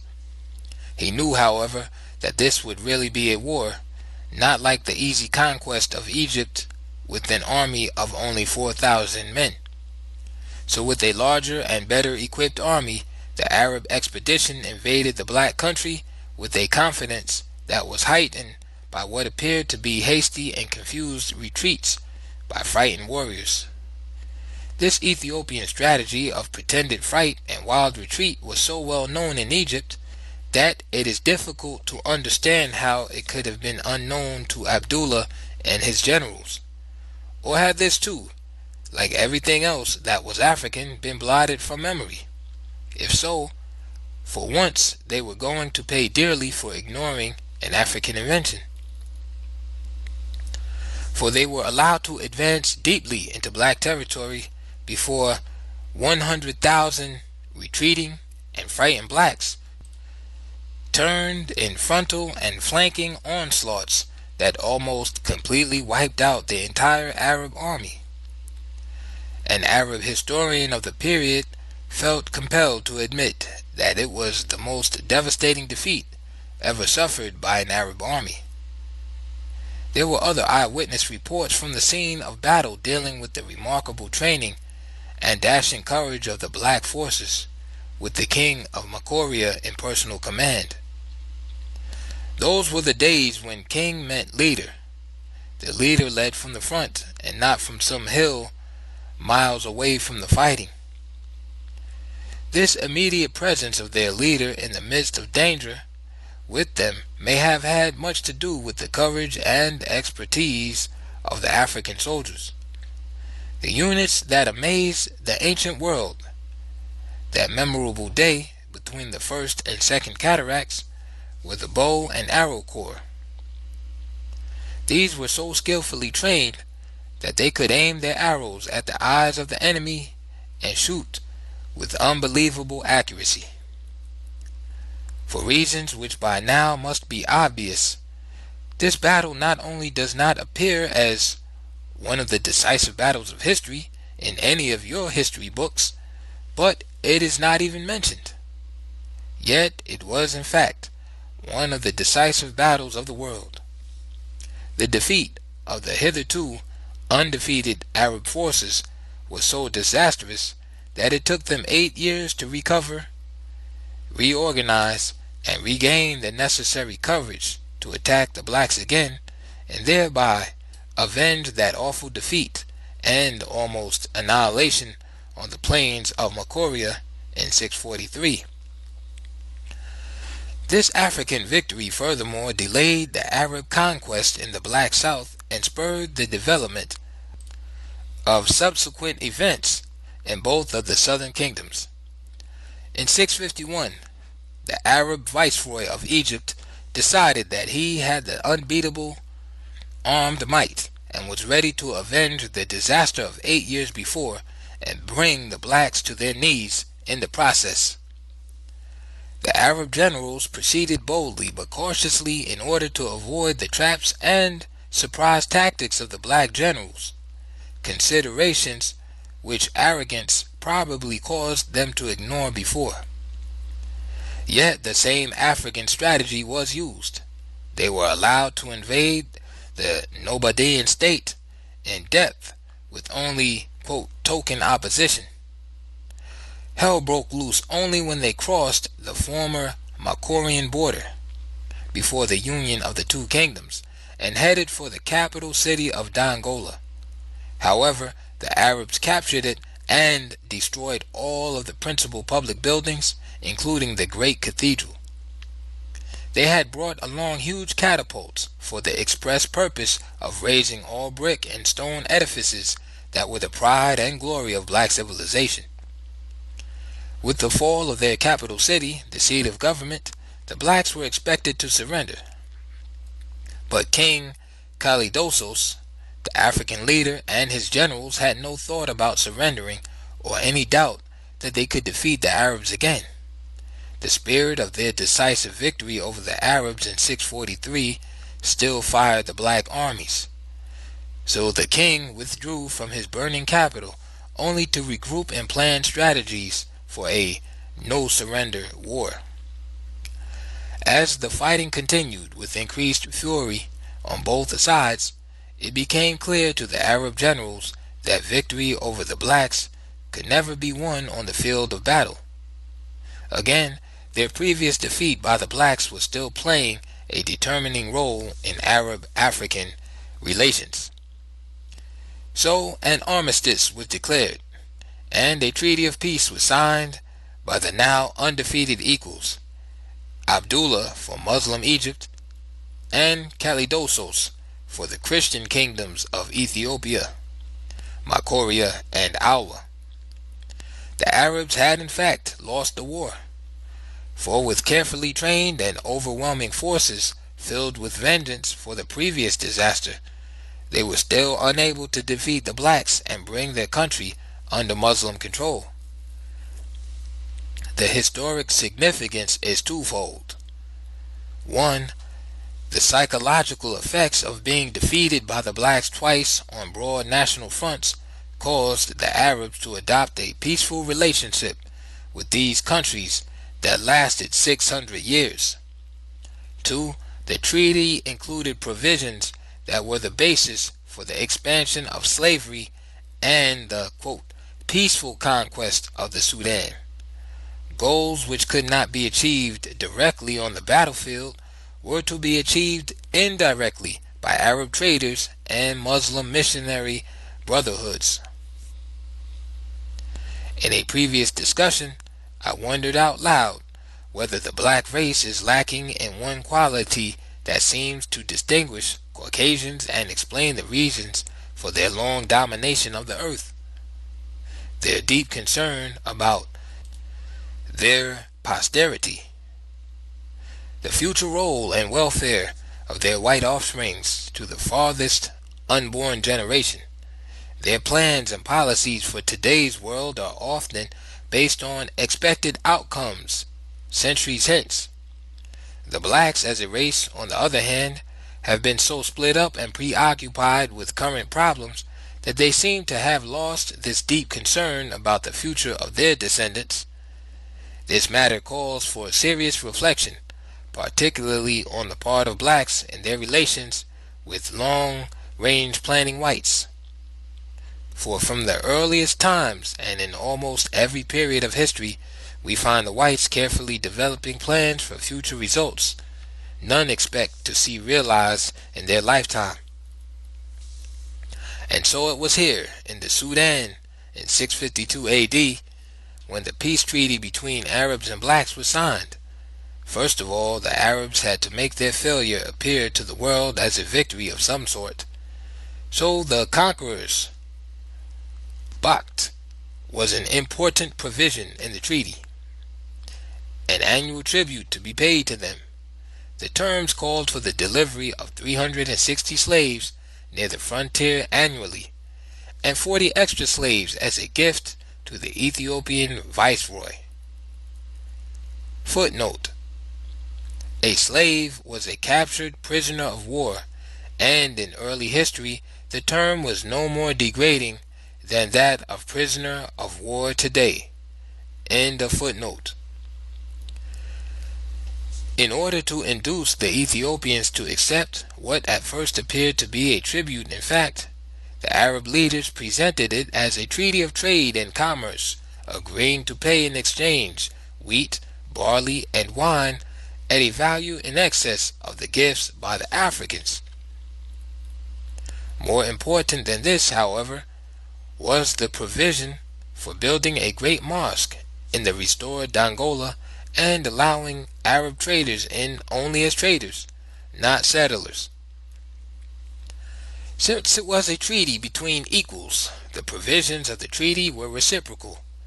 Black traders could operate in Egypt and have a church on the same terms, even if the Africans had not known that the Arabs in Egypt were busily converting churches and temples into Muslim mosques. There would still be no occasion for building a church for their traders in Egypt. They had no long-range plans for the eventual control of Egypt through the trade and religion routes. But the Arabs did have such a plan for the eventual conquest of the Sudan through mosques and traders. The Caucasians, unable to conquer the blacks directly, were contented when they had set in motion the process of gradual infiltration and expansion that would eventually lead to victory, even though it was to take 600 years. And I am saying that the blacks seem not only to have lost the grand vision of the future, but also what should have been the unforgettable lessons of their past. The pattern of Caucasian conquest had been cut out and made clear through 37 centuries of their history. After they had allowed the Asians first to infiltrate and then to overrun all Lower Egypt, the blacks drew a firm boundary line between the two lands beyond which the whites were not allowed to settle. Those were the days when the Africans were not so trusting that they were unable to perceive that the Caucasians are eternally restless unless they are the masters in every situation whatsoever.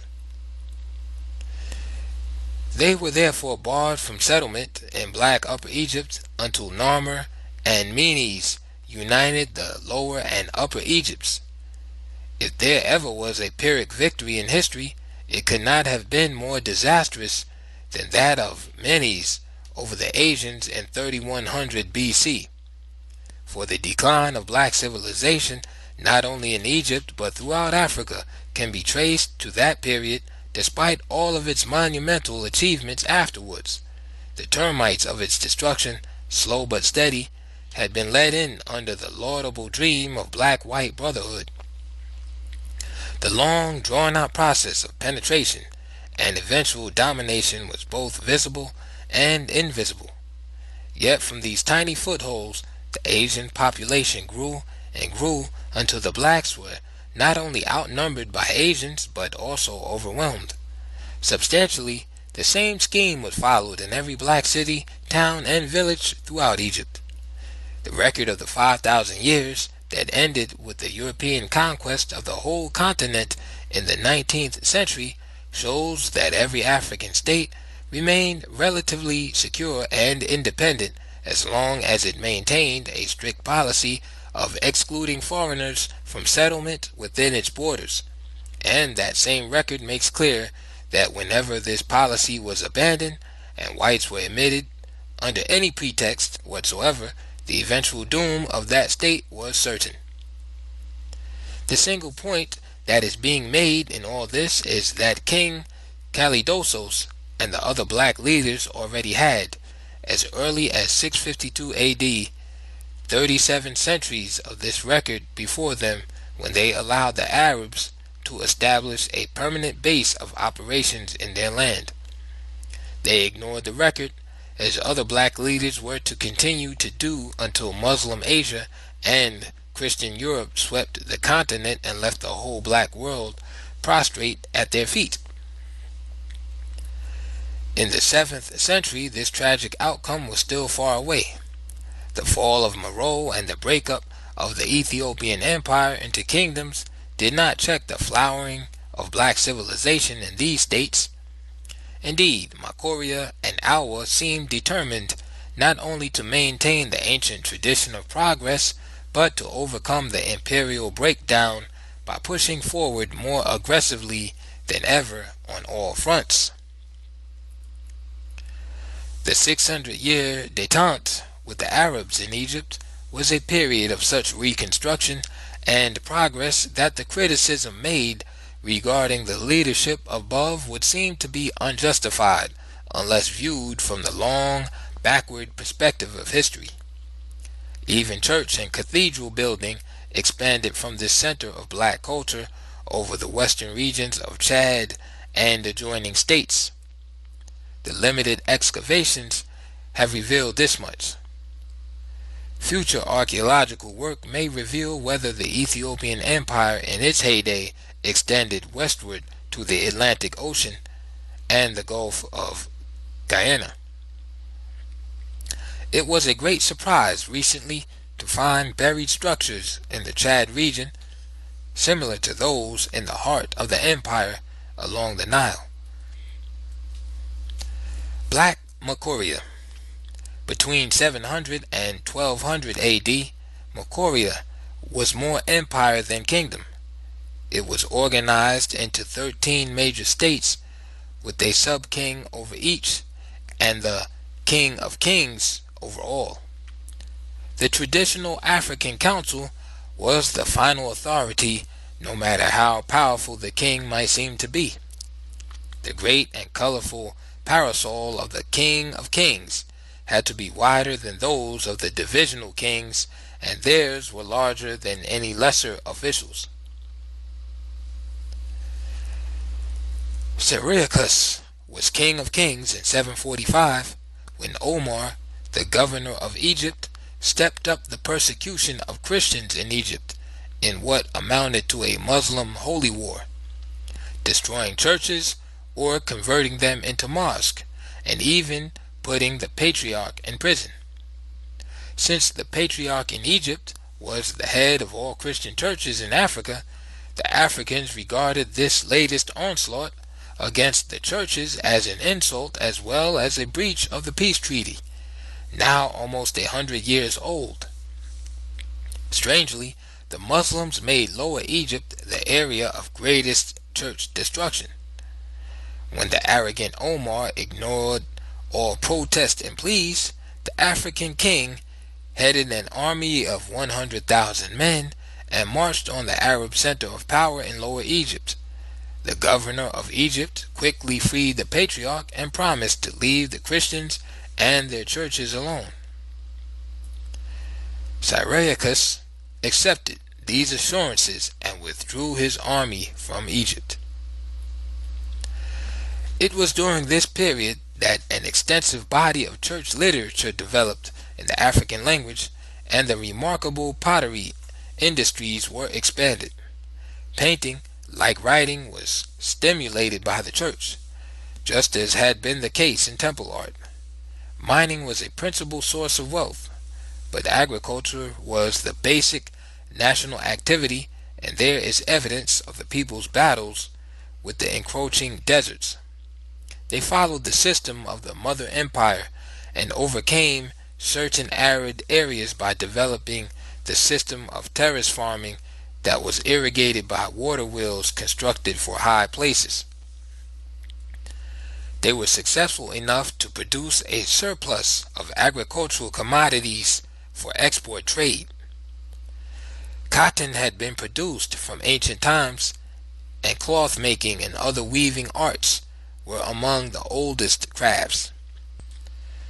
That glass was made is certain, but the extent of this enterprise is not indicated by the archaeological findings. The reports of Arab scholars on the cities of the blacks during these early centuries are significant for two important reasons. The first is that, like the European explorers, geographers, and others referred to earlier, they were not concerned with writing African history, and nothing could have been farther from their intentions than glorifying the achievements of the blacks. But their mission was to make factual reports on the conditions and exploitable possibilities of Africa to their home countries. Such reports would be the basis for future penetration, exploitation, and conquests. The second highly significant fact about the accounts of Abu Salih, Ibn Salim, and other scholars between the 7th and 15th centuries AD is that, unlike the case of Egypt, none questioned either the greatness or the origin of this black civilization. It was so clearly all African that it did not seem to occur to these Arab writers that any other position was tenable. Those familiar with the traditional African religion might question whether Christianity was in fact external to Africa. In any case, the beautiful churches they saw spread over the land of the black gods had become almost completely Africanized for those gods. The prosperity the Arab visitors reported, the magnificent stone and brick palaces, temples, churches, cathedrals, wide avenues lined with palm trees, government buildings, public baths, water supply systems, beautiful gardens, countless craft industries, huge farms with extensive pastures where camels, horses, oxen, cows, sheep, goats, and pigs could be seen grazing lazily.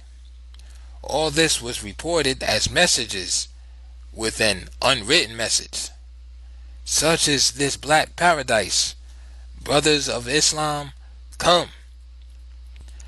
The prosperity in this center of the black world represented one of the last great epochs in the history of the blacks. If near the final, it was also one of their finest hours on the stage of human progress. Here the measure of a people's genius could be taken without speculation. Here the message of who blacks are was wrought in stone and iron for the succeeding generations of blacks who were to lose their very identity in the blood and tears of unbroken oppression. The Arab scholars were properly amazed at a way of life so superior to that in their own homeland.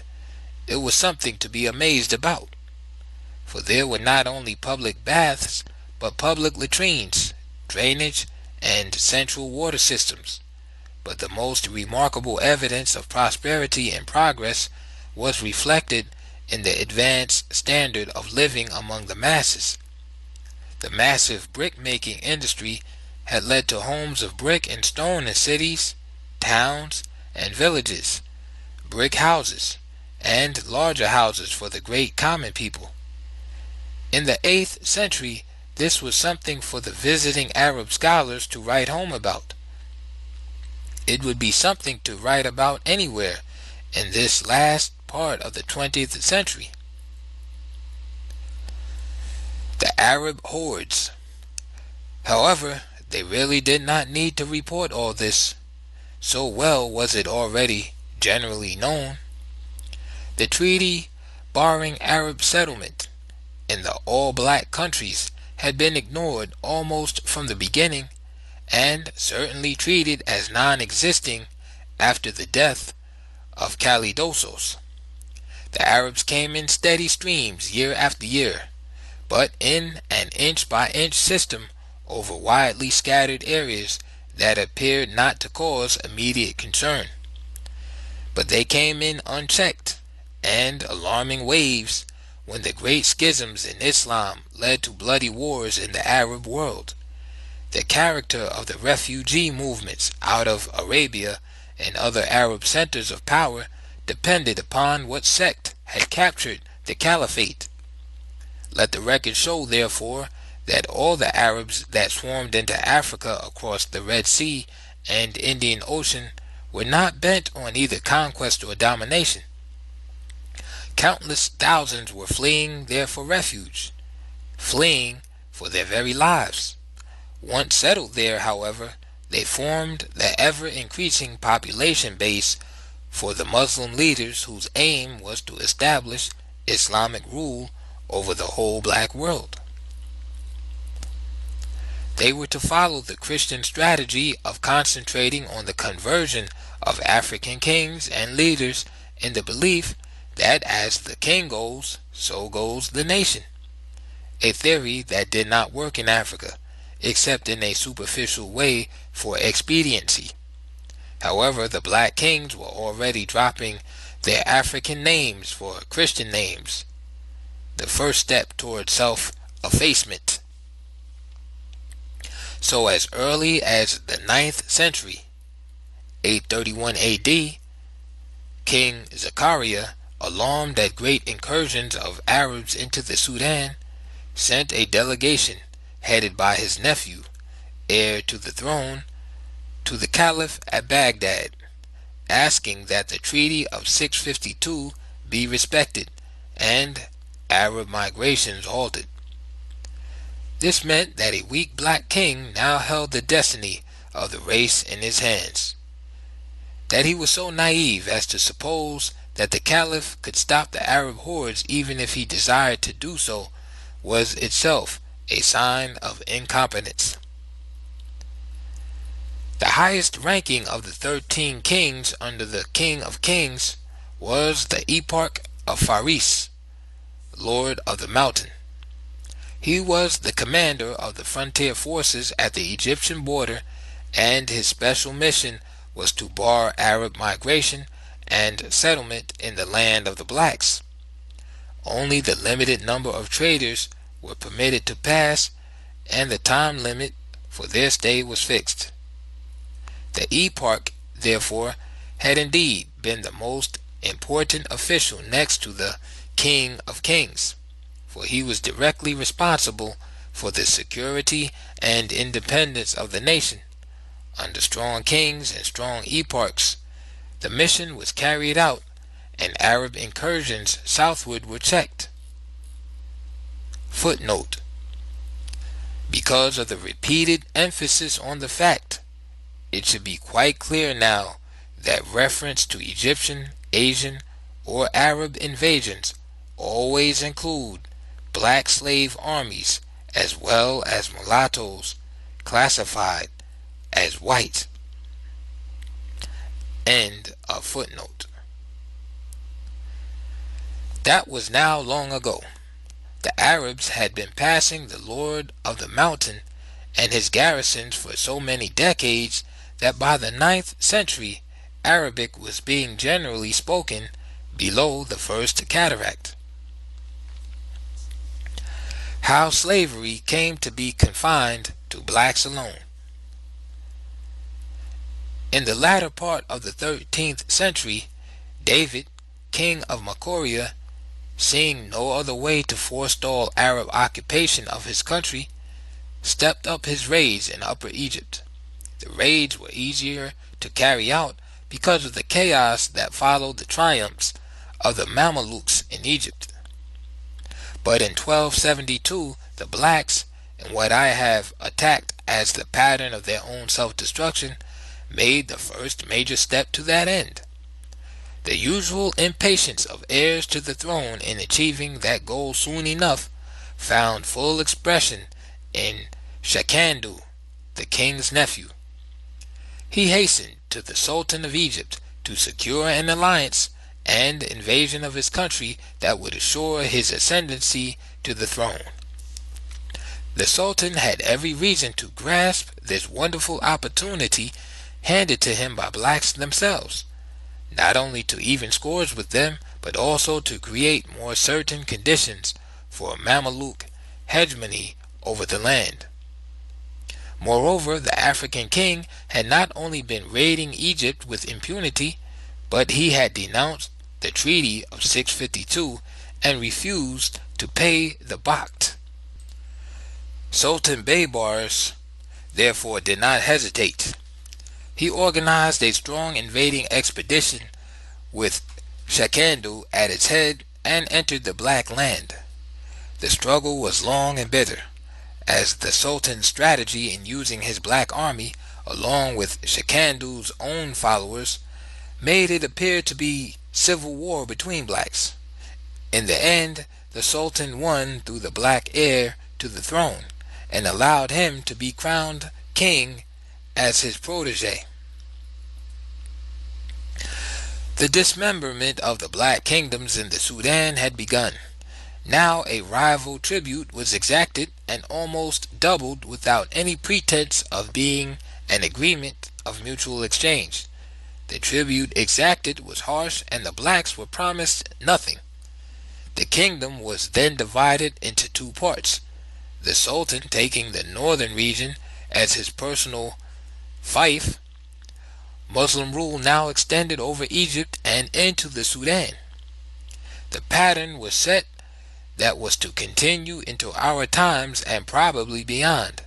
The Arabs in the northern Sudan, while the blacks were pressured into smaller and smaller areas in the southern Sudan. Once again, learning nothing from even just yesterday, the black leadership paved the way for further Arab advances into their country. For the blacks' struggle for personal power and, above all, their own personal security and welfare were neither concerned about the future of their people nor their welfare in the living present. They were quite willing and ready to welcome the Arabs and to surrender their people to them in exchange for, quote, high office and limited consideration. The days of the black immortals seem to have passed forever. Mental pygmies again occupied the throne once held by Menes, Pianki, Shabaka, and Kalidosos. So in 1304, still another self-seeking black leader journeyed to Cairo to have himself crowned as the servant king of the blacks by the Sultan al-Nasir.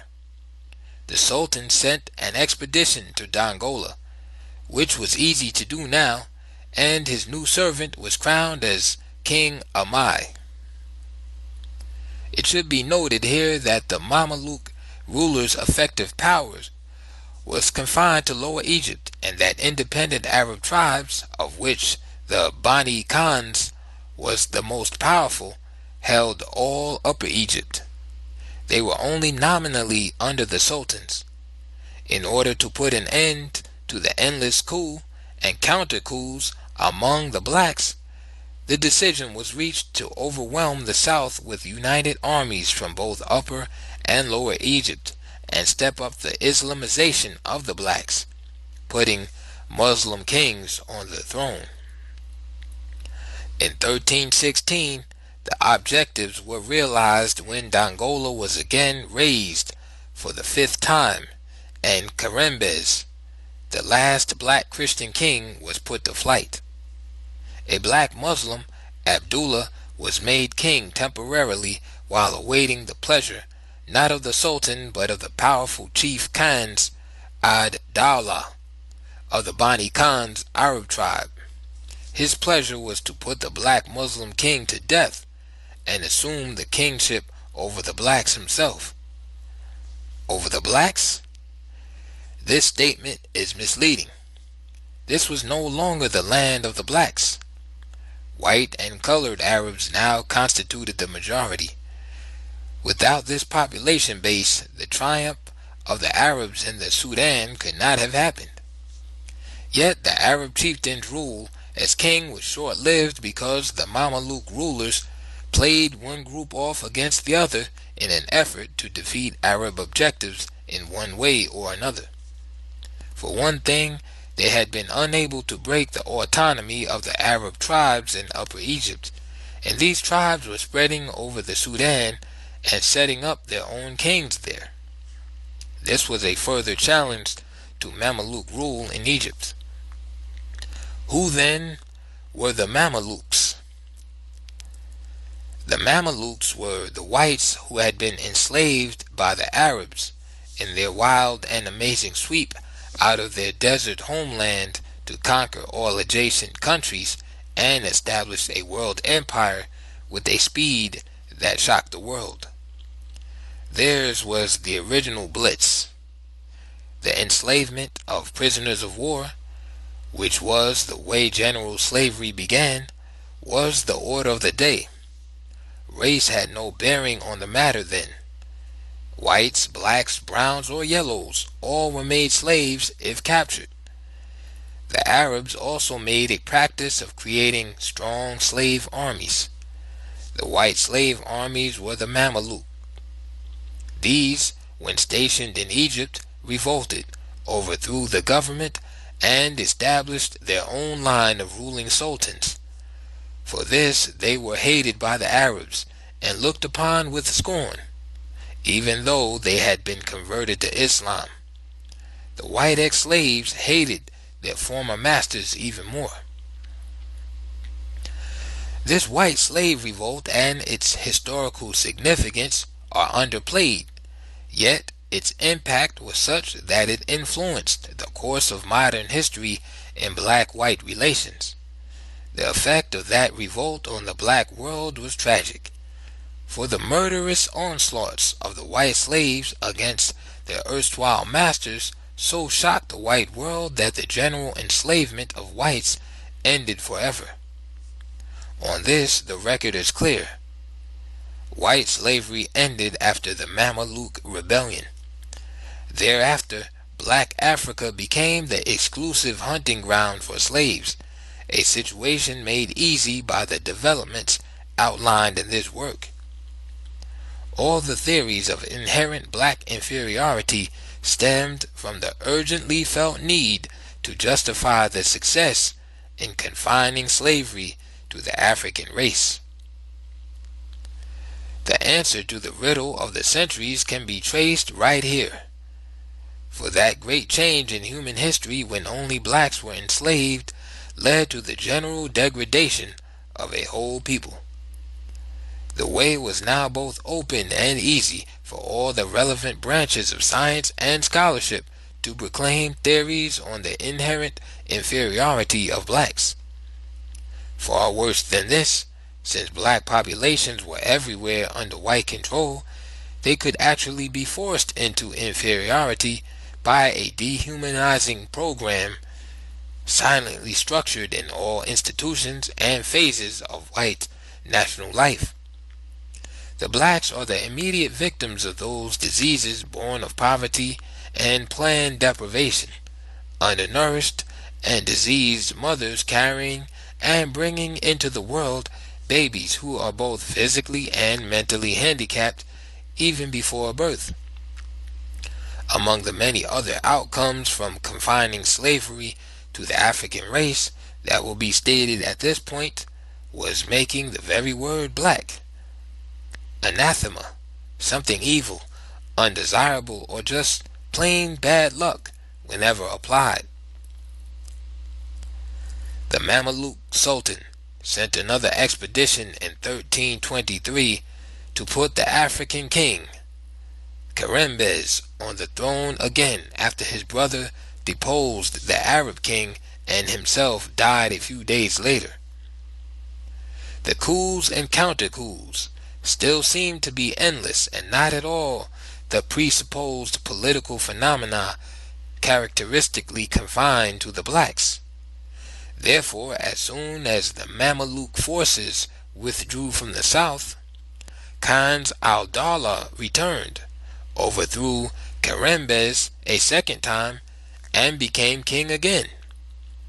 Meanwhile, another strong Arab tribe, the Guhena, had been pouring into the Sudan in such great waves that they rapidly became the dominant Arab group below the Second Cataract. The kingdom known to history as Makoria was no more. It was the kingdom that, together with its more southern neighbor, battled to maintain and expand the glorious civilization of the motherland for another 1,000 years after the fall of the imperial city of Meroe. That was why it was close to the 15th century before a Ibn Khaldun or anyone else could report that the Guhana Arabs were the complete masters of the land of the blacks from the First Cataract to the highlands of Abyssinia. The history of Black Egypt had been repeated in the Black South. The coming of the Caucasian, whether from Asia or Europe, or whether in the name of peace, trade, and integrated society, or in the name of the Allah of the Arabs, or the God and Jesus Christ of the Jews and Christians, no matter under what pretext they came, it meant the destruction of the highly advanced civilization of the blacks and their total degradation as a people. And the same ethnic phenomenon that accelerated the process of racial disintegration in Egypt also operated in the Sudan.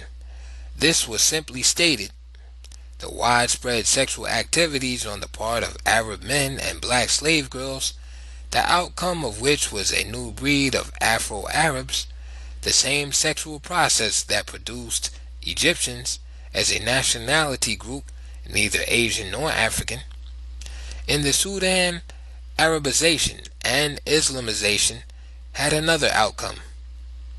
Not only did the Afro-Arabs consider themselves Arabs and bitterly resented being called Sudanese, black, but thousands of the jet black unmixed Africans insisted on being classed as Arabs. They still do. This fact was settled beyond question during my field studies in the Sudan in 1964. This fact also confuses and frustrates the black world both in and outside of Africa, for who now are our African brothers. And now, Alwa. With the capture and control of the biggest remaining kingdom of the Ethiopian Empire completed through peaceful infiltrations and waves of Arab refugees covering centuries, the triumphant Arabs were not disposed to follow the same long, drawn-out procedure in taking over the last key kingdom of the formerly black empire.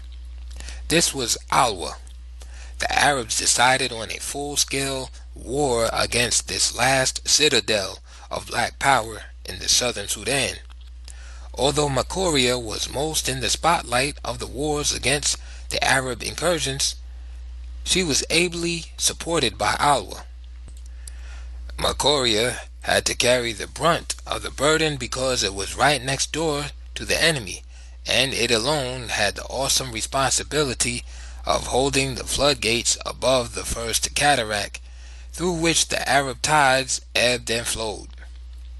Meanwhile, Alwa, with ruins of the imperial cities of Napata and Meroe in its very midst, had a more direct responsibility for restoring and maintaining the glories of a black civilization that had refused to die with the fall of the Ethiopian Empire 1,000 years before. So Alwa had replaced Meroe with its beautiful capital city of Soba, and had developed its other towns and cities along such advanced lines that foreign writers never failed to comment on the architectural designs, the wide streets lined with palm trees, the spacious homes, and, in fact, all of the things they had observed in Makoria. The thriving industrial crafts, large-scale cattle raising, a surplus-producing agriculture that kept alive an export trade in dates, wheat, and gari, cotton fabrics, and other produce not easily perishable, and an efficient administration, a strong army headed by formidable cavalry regiments. Alwa had made its defense system more secure by maintaining more walled towns and cities than Makoria. These walled places were rebuilt primarily as centers of refuge against the constant Arab slave raids. Now they were to serve as freedom's final bastions of defense against local enslavement. Alwa was ready for what everyone knew was its last war as a nation. For the Arabs had formed a great confederation of its feuding tribes. These, while perpetually at war among themselves, could always be counted on to unite quickly against non-Arab and non-Muslim peoples. Before the United Arab Armies entered Alwa, the black leadership had ordered a general evacuation of the country by all women and children and the aged.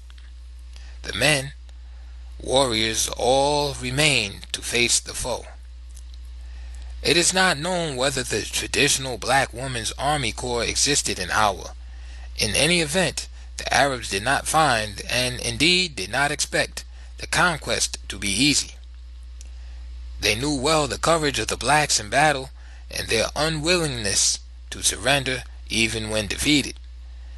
So they had to take Alwa city by city, town by town, village by village, hill by hill, and bush by bush.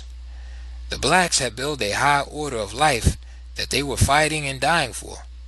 This they did nobly on the plains of Alwa in 1504, while their people, some never to be seen again, joined other countless thousands in the great migrations toward East, West, Central, and Southern Africa. The Surprise Kingdom. During the same period these two black states were being destroyed, the history of the rebirth of destroyed African states was being repeated just beyond their borders by migrating Africans who had decided to make another stand in the very midst of death and danger.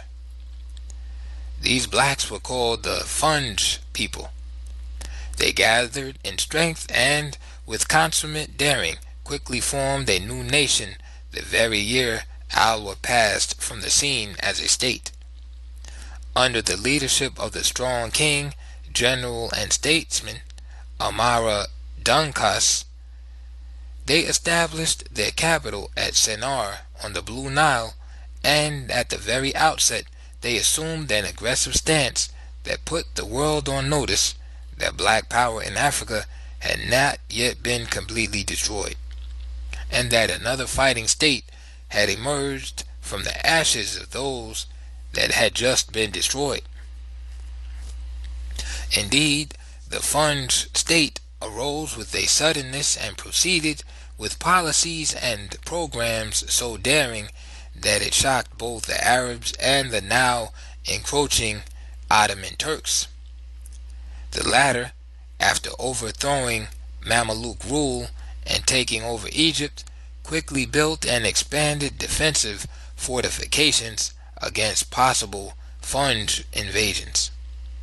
For these blacks had turned the tables of history by annexing and bringing under control the Arab tribal states in the lower Jazeera region and the areas around the present Khartoum. The Funj king appointed an Arab as his governor over Arab provinces, emphasizing the Arab status of tributary vassals by giving the office of governor an African title. All this proved to be just too much for our Western historians.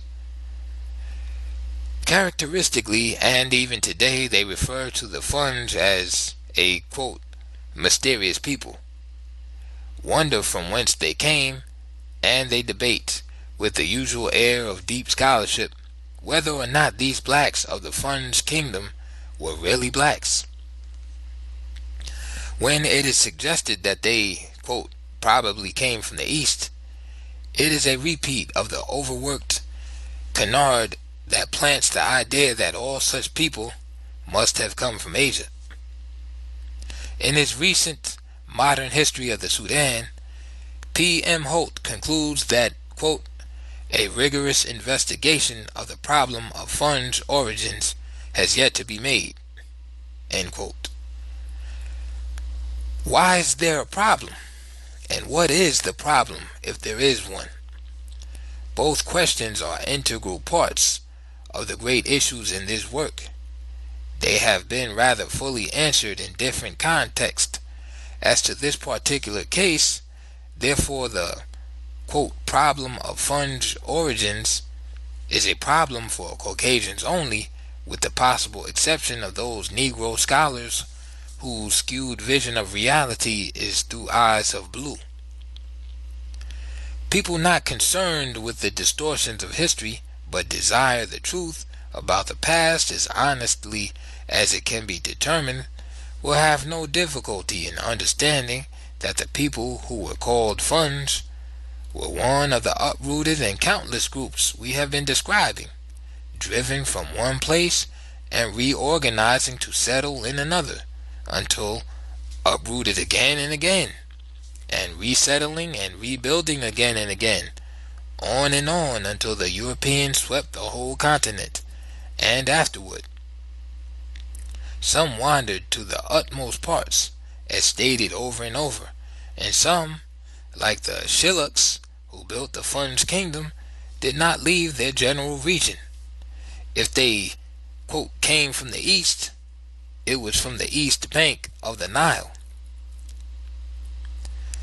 In the interest of trade and foreign commerce, Funj kings, as many African kings were to do later, began to accept Islam and take the Arabic title of sultans.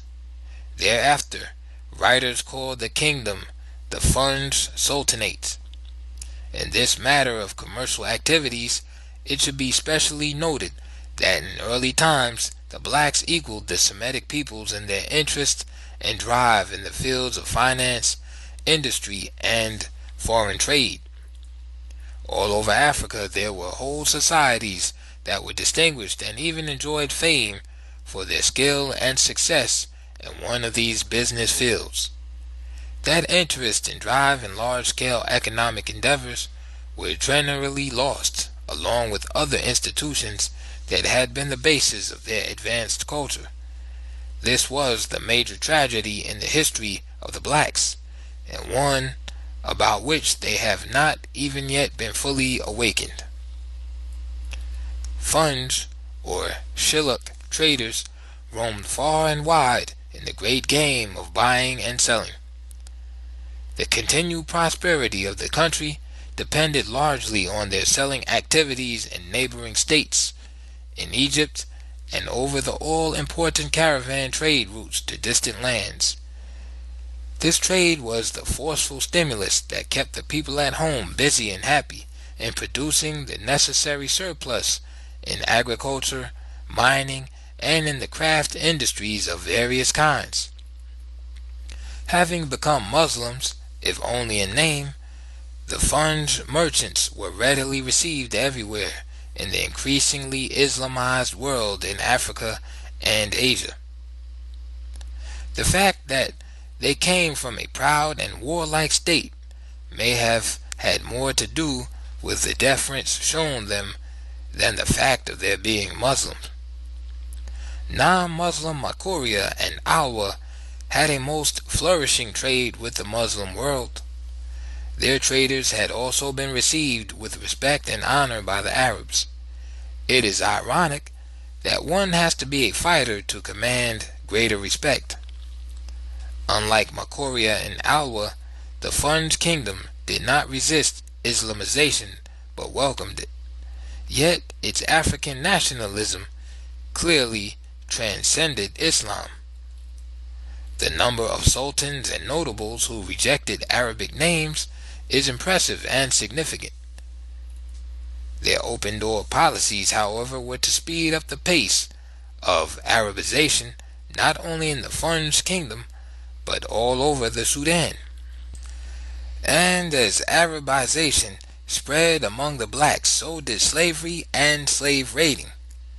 The Arabs' insatiable and perpetual demands for slaves had long since changed slavery from an institution that signaled a military victory by the number of captured prisoners to an institution that provoked warfare expressly for the enslavement of men, women, and children for sale and resale. Human beings had now openly become very profitable articles of trade, and the slave dealers had found shorter routes to quicker riches. The Funj, like many other black states then and since, found added wealth in the slave trade, and a new reason for waging war on its neighbors for prisoners of war to further the trade. Footnote: one account states that the Funj kingdom joined the Arabs in the destruction of Alwa. This too is possible. End of footnote. Today it is difficult to find even a small region that does not have a history of intertribal conflicts that stemmed directly from one group's raiding another for slaves, or trying to either conquer another group, annex it, or enslave the whole society that was overrun. The Funj, then, is just another example of a role played by the blacks that not only guaranteed their own damnation, but also made their reunification for nationhood or anything else a most difficult undertaking. The difficulty becomes impossible of solution when, as soon as the yoke of white oppressors has been removed, the descendants of former black oppressors come forth as the rightful rulers as before, just as though nothing at all had happened to change the overlord status of their proud, slave-selling ancestors. The Funj kingdom, because of its Muslim shield and war-making machine, survived as a black state in what otherwise would have been an impossible environment for 300 years. These centuries were characterized by all the ups and downs, internal power struggles, coups and counter-coups that beset other states. Sometimes an Arab dynasty ruled, sometimes it was an Afro-Arab line, and at other times, most often, it was a black dynasty, or what the Arabs called the Hamaji. The end came at the beginning of the 19th century, when the Ottoman Turks began their reign of terror in the Sudan with the seizure of Sennar by Muhammad Ali, the same Muhammad Ali who was the greatest murderer of blacks that ever set foot on the African continent. His massacre of men, women, and children was on such a scale that even the white world protested. A brief summary of the history of the three black states we have mentioned would be much longer than what we have said about Makuria, Alwa, and Funj. Recounting the details of their history was not intended. Rather, the case study approach is being used as announced in the preview. Each of the states is presented as additional and more concrete documentation of the positions I have taken, often in what might appear to be overly generalized declarations. In each case, beginning with Egypt, the main focus was on the significant data on the history of the black people and not on the great masses of equally interesting details which were not needed. A few more states will be presented as further illustrations of all that is being said in connection with the history of the African people. We started in the heartland of the race, where its history clearly extended from the Sudan over Egypt. The antiquity of black civilization, the amazing heights it reached before recorded history, the early problems of Asian invasions, amalgamation, and the new breed, the colored Egyptians, Caucasian penetration into royal black lineages, the increasing pressures on the blacks and their southward migrations, the Afro-Asian wars, the blackout of black history in Egypt, the long drawn-out process of Caucasianization of Egypt, as it was de-Africanized, the withdrawal of the Ethiopian border to the first cataract, the concentration of blacks below that line, the confusion of black history through the confusion of names, color, and dynasties, integration and amalgamation as brotherhood myths, the great black migrations, the splitting up of states and languages and their role in the decline of black African civilization. All of these historical factors were set forth before the final collapse of the Ethiopian Empire in the 4th century AD, and before we began the analysis of the 3 children states that were born as their imperial mother passed, bequeathing to them her own deathless spirit to carry on. The main characteristics of the history of the blacks are reflected in those states: building an advanced system of life, then having it destroyed, building again, destruction again, migrating and building somewhere else, only to be sought out and destroyed again, moving, always moving, rebuilding and moving, again and again, countless thousands giving up the struggle as utterly hopeless, internal strife increased as external pressures and threats to existence increase, and every man for himself philosophy replaces that of eternal brotherhood in some societies, and through it all new states were formed, even during the most destructive centuries when death seemed to be a rider on every stream and passing breeze. New states trying to restore yet once again their lost civilization, their written languages, their forgotten arts and sciences, the organization and study of their oral history that had come down unbroken in its main outlines from generation to generation, and the chance to remain in one area long enough to live once again under an African constitutional system that is unrivaled by that of any people. These efforts were still being pushed in every region of the African continent long after the undermining operation had been set in motion to pave the way for the conquest by Europe. The Africans were still rebuilding their own civilization when that of Asia and Europe was imposed.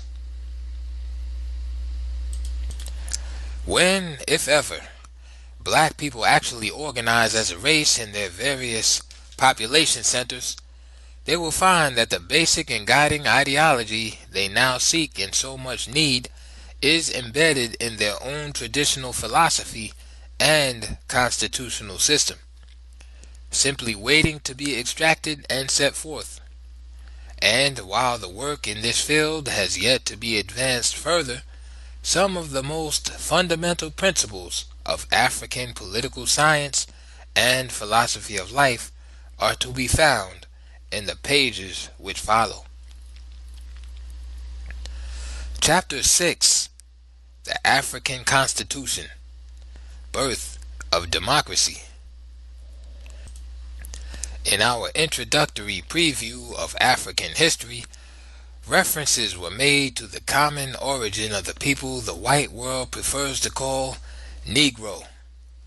That we are here studying a single race, not races, and a single people, not peoples, is a major theory and fact of black history and one of our principal guidelines. We are, therefore, primarily concerned only with those things which were characteristically African, practically universal among them from one end of the continent to the other, and which thereby indicated an ancient common culture in a common center of black civilization. On this we stand. In this light, the African Constitution is discussed as a body of fundamental theories, principles, and practices drawn from the customary laws that governed black African societies from the earliest times. The first task was to divorce traditional African institutions from those influenced by later Asian and European incursions, to determine what is truly African in origin and what is in fact either Asian or European, or a reflection of any kind of external influence. Another task was to determine whether an institution called African was in fact African in the sense of being universal among the blacks, a continent-wide institution in contradistinction to something peculiar to one or more tribes, nations, or African regions. This distinction is important here, for too often things are characterized as African which apply only to certain societies. These represent the development of the whole complex of cultural variations about which Western writers declaim in emphasizing the, quote, great ethnic differences among the people. This is not accidental or without design. Caucasian fears about the possibility of blacks developing a sense of oneness and unity of action is deep and centuries old. Many subtle schemes are used to maintain divisiveness, and with success. A student of comparative history can see without difficulty that various peoples scattered all over the world often developed similar institutions without ever having had any contacts whatsoever. This is equally true of the most isolated groups. Similar circumstances may produce similar ideas and cultural patterns, all of which may confirm the Cartesian theory about the equal distribution of common sense among all mankind. By simply doing what comes naturally, one society may evolve a life system not unlike another society 10,000 miles away across distant oceans. Therefore, neither the external influence theory nor that of the common origin of a widely segmented people should be hastily affirmed. We hold this to be true even in the study of one race in the generally same environment of one continent. The evidence must still be conclusive. Origin of African democracy. The foregoing observations suggest that the constitution of any people or nation, written or unwritten, derives from its customary rules of life, and that what we now call democracy was generally the earliest system among various peoples throughout the ancient world. What was a relatively new development was absolute monarchy. Among the blacks, democratic institutions evolved and functioned in a socio-economic and political system which Western writers call stateless societies or societies without chiefs. When these societies were referred to as primitive democracies, the writers are in fact doing the very opposite of what they intended. Because far from being just a descriptive term for backward peoples, primitive also means the first, the beginners. Moreover, many of these stateless societies were states, in fact, without necessarily conforming to a predetermined Western structural pattern of a state. Indeed, what is called a stateless society in Africa would hardly be classified as such in the West, for the Western definition of a state does not include the requirements of one man as its executive head, a state being any collection of people occupying a given territory and living under their own government independently of external control. These facts are set forth at the outset because both the constitutional system and its offspring, African democracy, originated in chiefless societies. And what is even more significant, democracy reached its highest development here where the people actually governed themselves without chiefs, where self-government was a way of life and law and order were taken for granted. The basic structural outline of these states remained the same throughout Africa. There were the usual variations and exceptions. The amazing thing was, and is, the uniformity.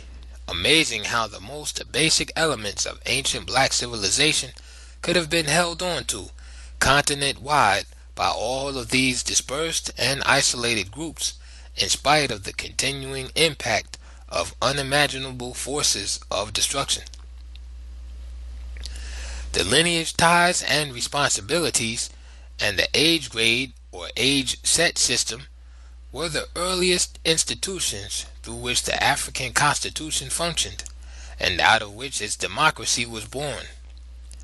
It was a network of kinsmen and alleged kinsmen, all of whom descended from the same ancestor or related ancestors. All might live in the same community or state, but they were often scattered far and near in separate and independent societies. The ancestor from whom they claimed descent was always great, because of some outstanding deed or extraordinary achievements. These generally grew in magnitude as time and the generations passed, thus causing the true achievements to be overlaid by the false claims growing out of praise songs. Each generation of poets and storytellers gave the imagination full range in romantic glory. Myths were born in this manner, and the later concepts of both royalty and divinity gained support from the same source. In contiguous independent chiefdoms, the lineage was the powerful factor in providing the basis and incentive for the later formation of kingdoms and empires. No people in African history used the concept of kinship ties more effectively than the Lunda in the remarkable expansion of their empire. Even more remarkable than the territorial expansion of the Lunda Empire was their idea of a nation as one big brotherhood.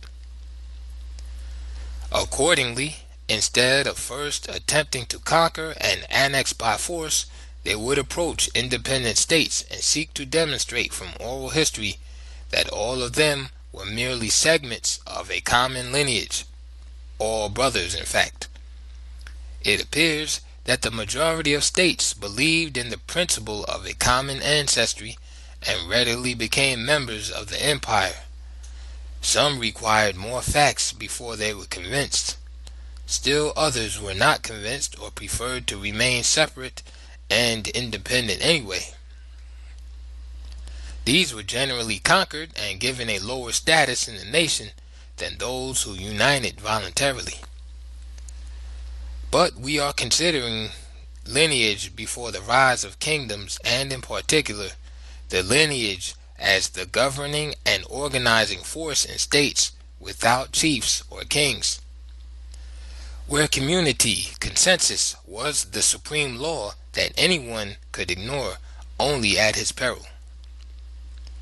There were interesting aspects to the many situations where a large number of these chiefless states were scattered over a wide territory, each independent of the others, yet all fully aware, and unlike those in Londonland, had to be convinced that they belonged to a common lineage. Kinship found expression in trade and in temporary confederations when attacked by external foes, those not considered to be members of their lineage. There were quarrels and warfare between these member states of the common lineage. The highly humane aspect of African warfare that puzzled many Western visitors doubtlessly developed the widespread recognition of lineage or kinship ties. For in the much heralded tribal wars, the main objective was to overcome or frighten away the adversary, not to kill at all if it could be avoided. Hence the hideous mask and blood-curdling screams as they charged.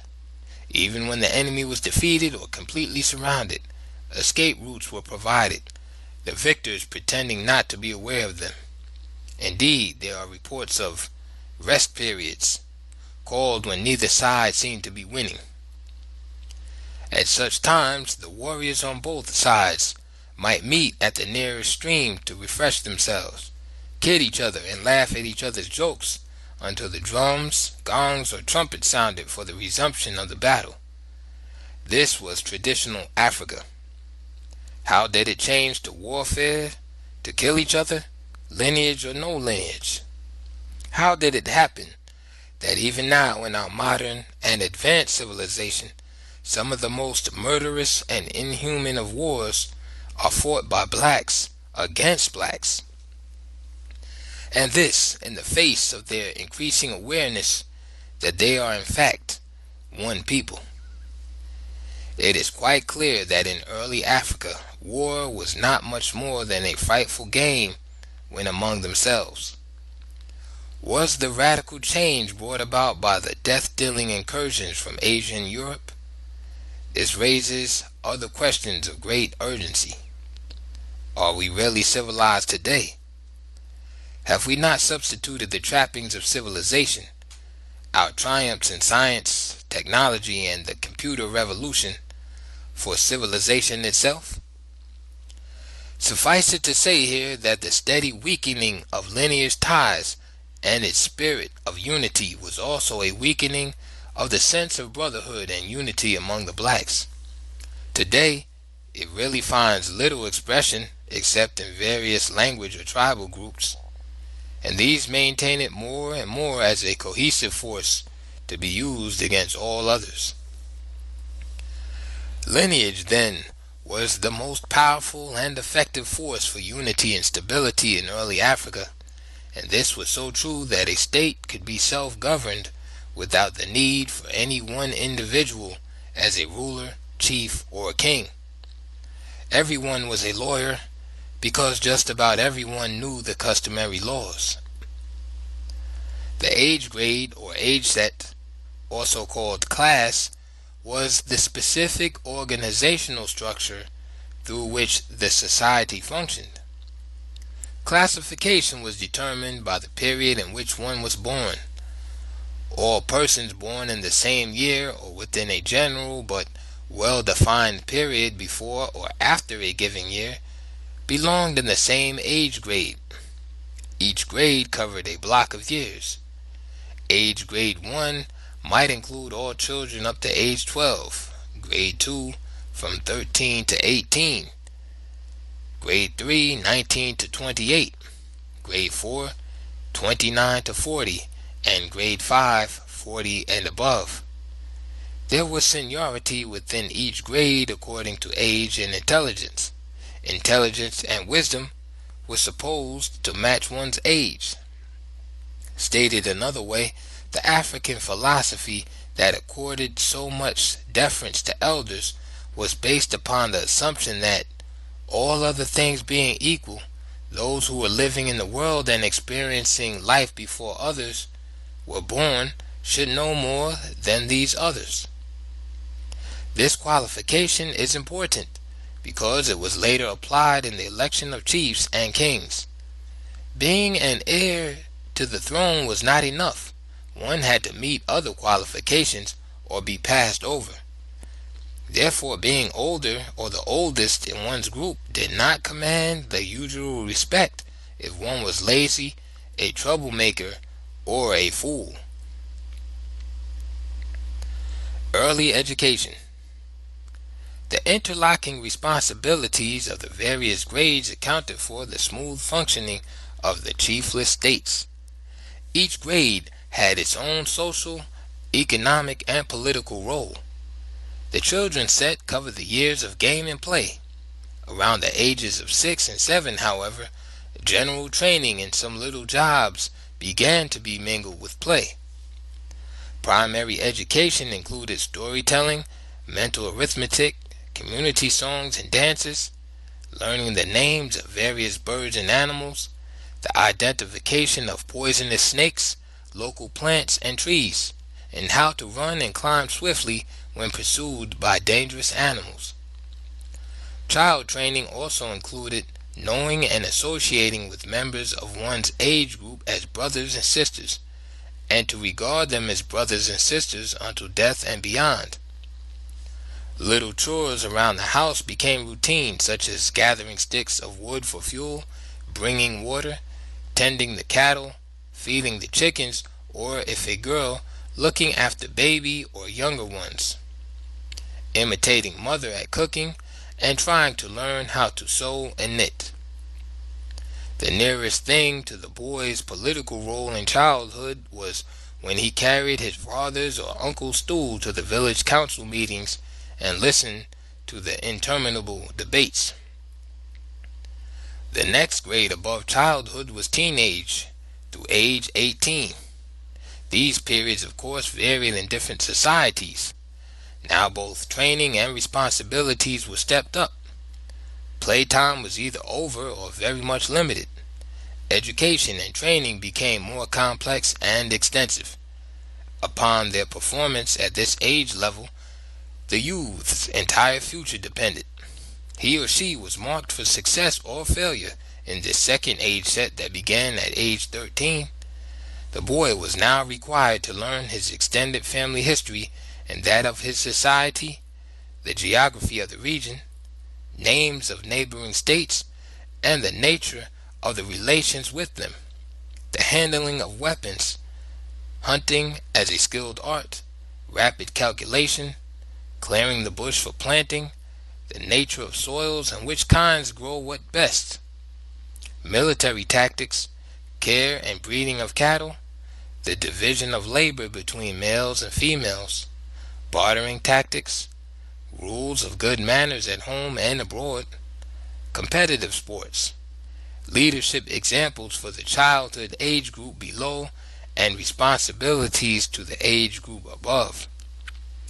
The apprenticeship system, in which one became a skilled craftsman, was one of the most important of the second level age set activities. This is another reason why this age grade was the most crucial of all. And its end, one went through the initiation rites for the exalted level of manhood. The girls' age grade periods differed from those of boys. Introduction to womanhood, roles for example, was earlier. They had the same intellectual training as the boys: history, geography, rapid calculation, poetry, music, and dance. The training in childcare, housekeeping, gardening, cooking, marketing, social relations, with particular stress on good manners, these were some of the essentials in the age grade education and training of young people at this level. Housekeeping, mentioned above, does not reveal the important kind of training that came under that heading, for its most important training aim was how to be a successful wife, an everlastingly desirable wife. In many societies, this training by older women away from the community included the art of exciting sexual intercourse, position variations, cleanliness in the relationship, and in short, the do's and don'ts in intimate relations. These early black societies were in many ways far in advance of the modern. The first two grades may be designated as A and B, the third as C, the fourth as D, and the final and highest as grade E. Grade C, ages 19 through 28, was the manhood and first line of action group. Its members led in the hunting, community construction, preparing the fields for planting, forming the various industrial craft guilds, secret societies, each of which guarded the processes of its art, protecting the far-ranging grazing cattle, the upkeep of roads and paths between villages, policing areas when necessary, and forming the bulwark of the fighting force. The young women in grade C were generally wives. They were responsible for the planting and care of the farms, the heavy work of bush clearing, etc., having been done by the men. The operations of the markets, hence the stress on mental arithmetic in their training, visiting and care of the sick and the aged, formation of women's societies, the media for women's social, economic, and indirect but very real political influence. And they were responsible for all and in supreme control of matters concerning the home. In those societies that had female fighting forces, the women's armies were formed almost entirely from age grade C. In terms of constitutional rights and duties, the two were inseparable in early Africa. There was not much difference between age group C and age group D. Seniority was the significant difference, since D was from age 29 to 40. If otherwise qualified, members in this class, upon reaching the age of 36, were eligible for election to the most highly honored body in the society, the Council of Elders, an honor and privilege specially reserved for those 40 years old and above. Group E. The earliest judicial system. In the chiefless states, the function of the elders was wholly advisory.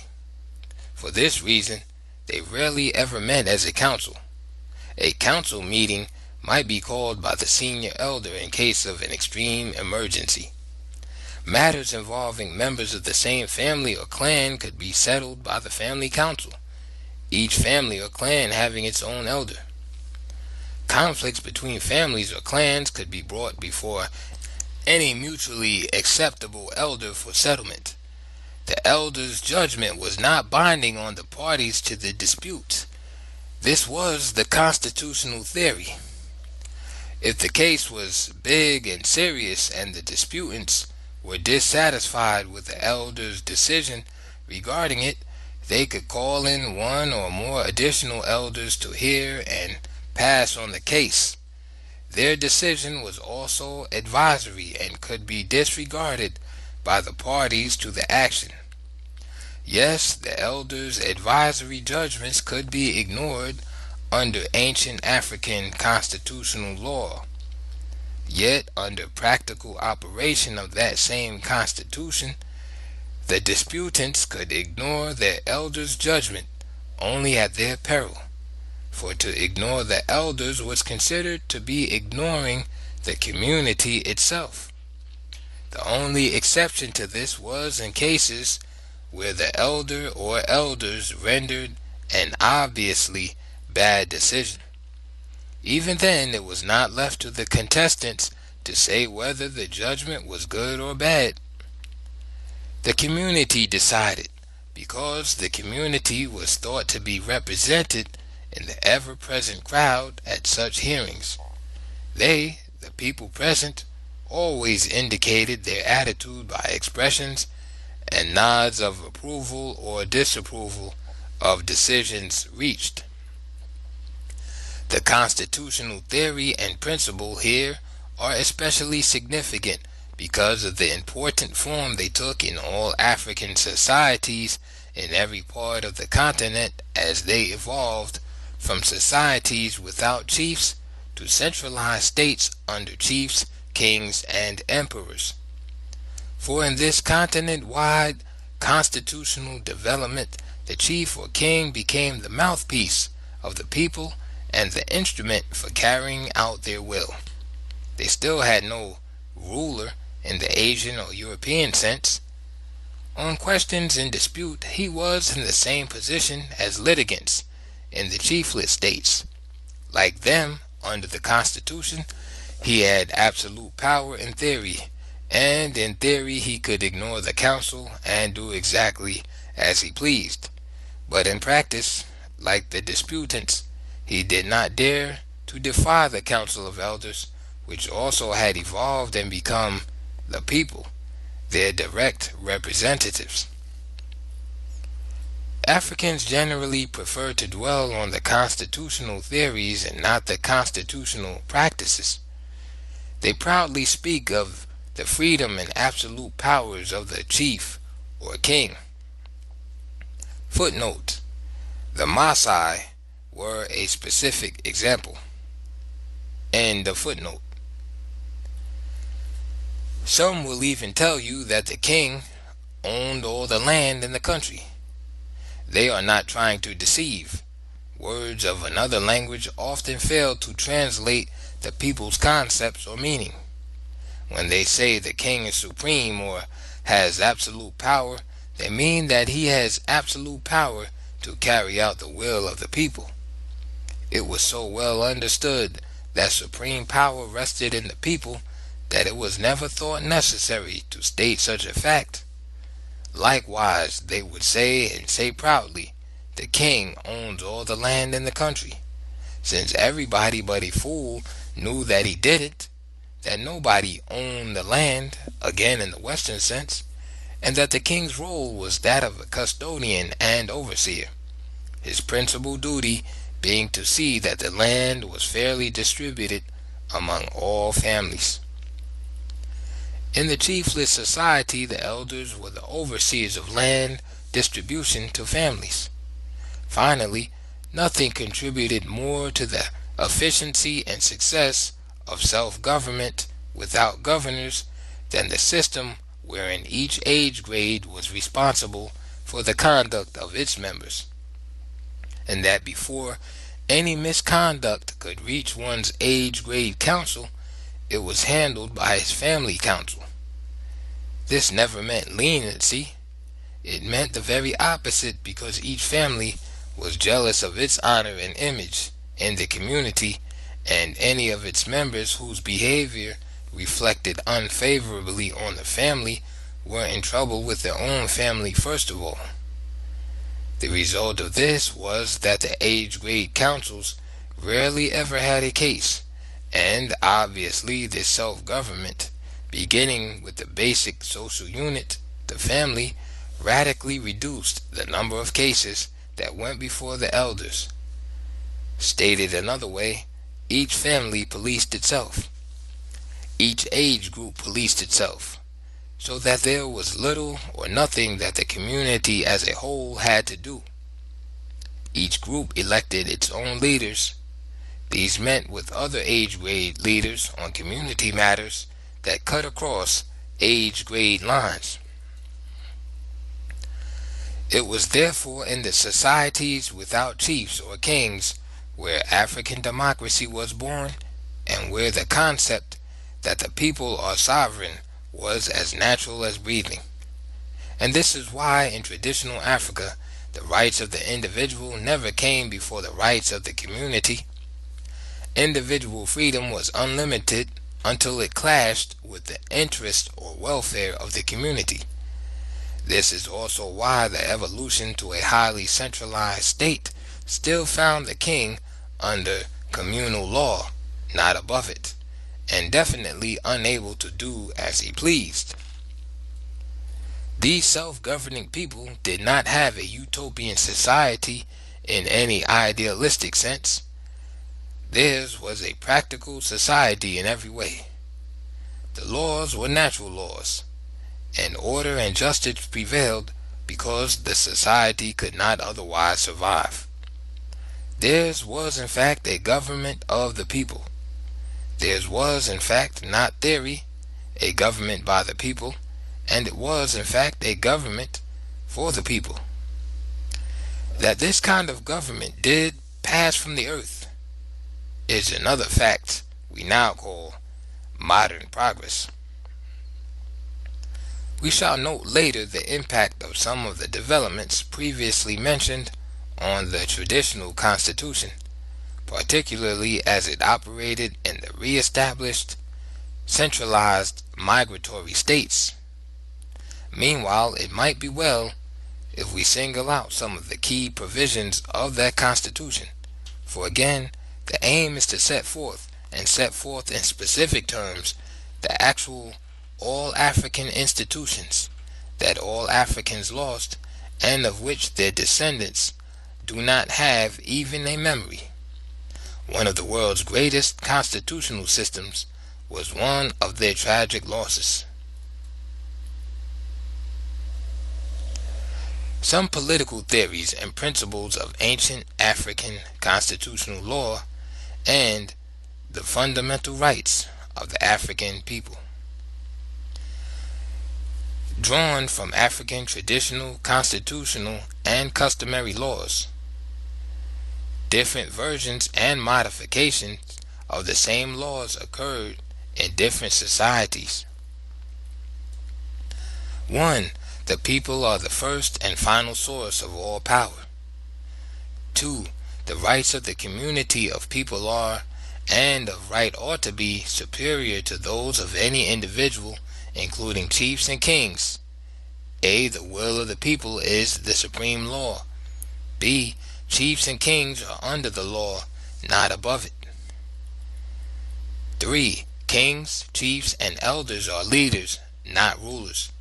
They are the elected representatives of the people and the instruments for executing their will. 4. Government and people are one and the same.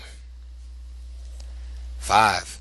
The family is recognized as the primary social, judicial, economic, and political unit in this society. The family council may function as a court empowered to try all internal, non-serious matters involving only members of the extended family group. 6. The elder of each extended family or clan is its chosen representative on the council. 7. Decisions in council are made by the elders. The chief or king must remain silent. Even when he announces the council's decision, it is through a speaker, linguist. Decrees or laws are issued in the same manner to assure that the voice of the chief or king is the voice of the people. This is an example of a provision that had wide variations. 8. The land belongs to no one. It is God's gift to mankind for use and as a sacred heritage, transmitted by our forefathers as a bond between the living and the dead, to be held in trust by each generation for the unborn who will follow, and thus to the last generation. 9. Each family, therefore, has a right to land free of charge, sufficient in acreage for its economic well-being, for the right to the opportunity and means to make a living is the right to live. A. The land, accordingly, cannot be sold or given away. B. The land may be held for life and passed on to the family's heirs, and so on forever. C. The chief is the custodian of all land, the principal duty being to assure fair distribution and actual use.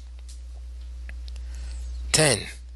All monies, gifts, taxes, and other forms of donations to chief or king still belong to the people for relief or aid to individuals in times of need. 11. Every member of the state has the right of appeal from a lower to higher court. In some states, appeals could be taken even from the king's court to the, quote, mother of the nation. A. The procedure was from the chief's village court to the district court to the provincial court to the king's court. B. Such appeals were allowed in serious or major crimes only, those affecting the whole society. 12. Fines for offenses against an individual went to the victim, not the court. A. Part of money received from the loser was returned to him as an expression of goodwill and desire for renewal of friendship. B. Another part was given as a fee to the trial court as an appreciation of justice. 13. Royalty in African terms means royal worth, the highest in character, wisdom, sense of justice, and courage. A. He who founded the nation by uniting many as one must be the real leader, guide, and servant of his people. B. The people, in honor of the founder of the nation, thereafter will elect chiefs from the founder's family, lineage, if the heirs meet the original test that reflected the founder's character, whose spirit was supposed to be inherited. 14. The trouble of one is the trouble of all. No one may go in want while others have anything to give. All are brothers and sisters, even is his brother's or sister's keeper. 15. Age grades, sets, and classes are social, economic, political, and military systems for 1. Basic and advanced traditional education, formal. 2. Individual and group responsibility roles. 3. Police and military training. 4. Division of labor. 5. Rites of passage and social activities. In chiefless societies, the age grades are the organs of social, economic, and political action. 16. Bride price or bride wealth is the gift that signifies mutual acceptance on the part of both families and is intended as a family security bond which may be returned in part if the wife turns out to be worthless or utterly unsatisfactory. Bride wealth tended to stabilize the institution of marriage. This was not wife buying. 17. The community as a whole is conceived of as one party, opposition being conducted by leaders of various factions. 1. Factions of opposition are usually formed by the different age groups. 2. Debates may go on indefinitely or until a consensus is reached. 3. Once a consensus is reached and the community's will determined, all open opposition to the common will must cease. 4.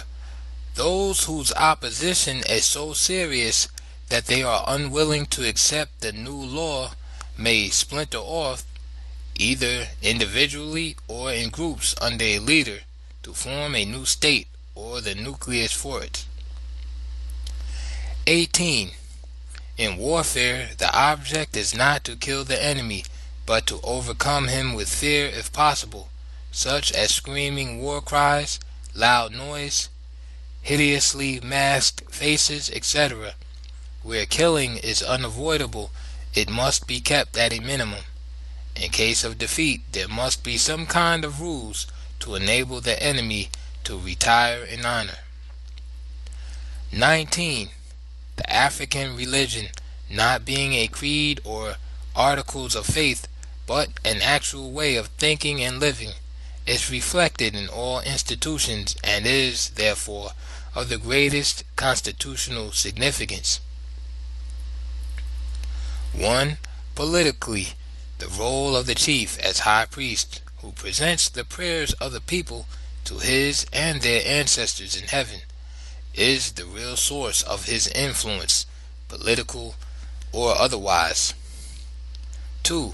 Socially, the rites of passage, songs and the dances to drive away evil, etc., as well as the purification and sacrificial rites for the atonement of sins are important. 3. The economy was directly affected by setting aside certain areas of land, groves, lakes, and rivers as sacred, not to be used in innumerable religious festival days. 20. Since religious and moral law must prevail, and the race survive, a man may have more than one wife, for he is forbidden to sleep or cohabit with his wife either during the 9 months of pregnancy or during the suckling period of 1 or 2 years thereafter. 1. The wife may not prepare meals for the husband or family during the menstrual period. 2. The husband is strictly forbidden to have any kind of relationship with one wife during the set period that belongs to another wife. 21.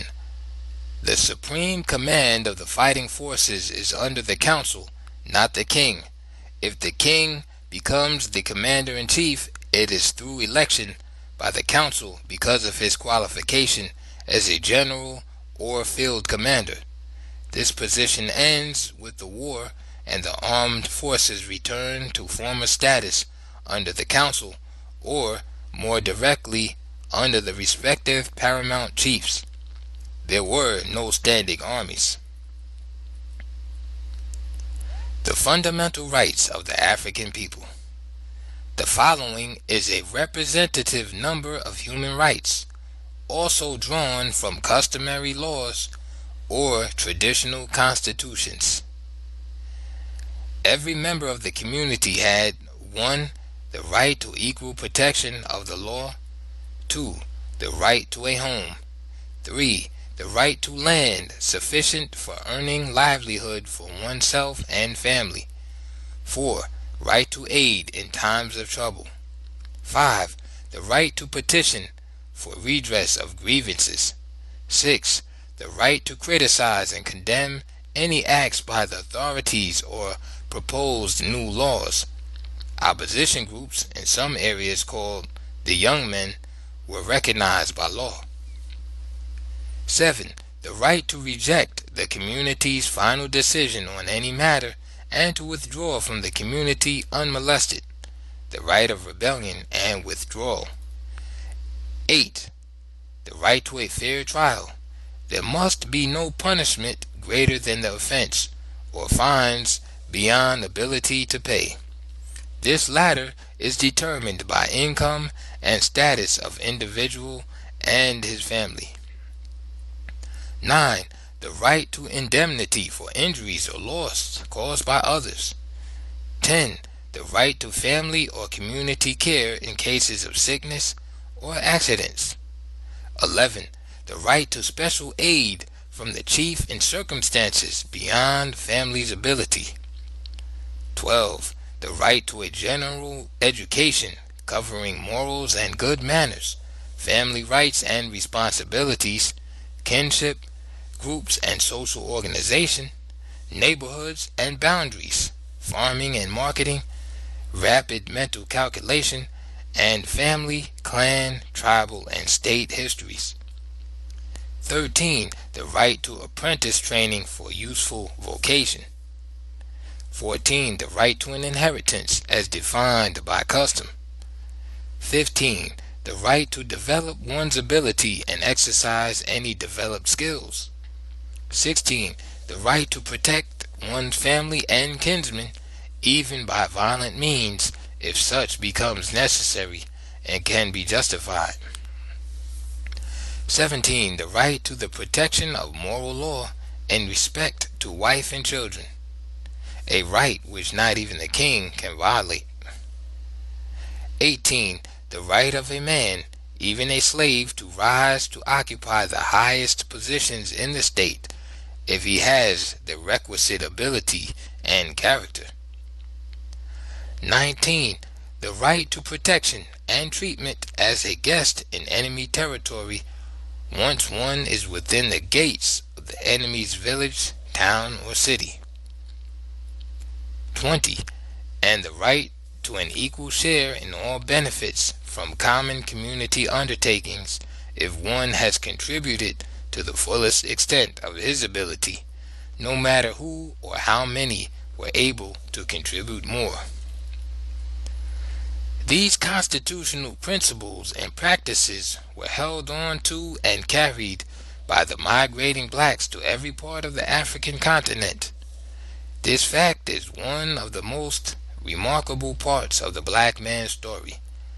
Most remarkable because even those societies that sank to barbarism held on to the fundamentals age after age as though they were clutching the last threads of life itself. Even in Egypt, where the Asian and European impact was greatest, African constitutionalism could not be completely blotted out.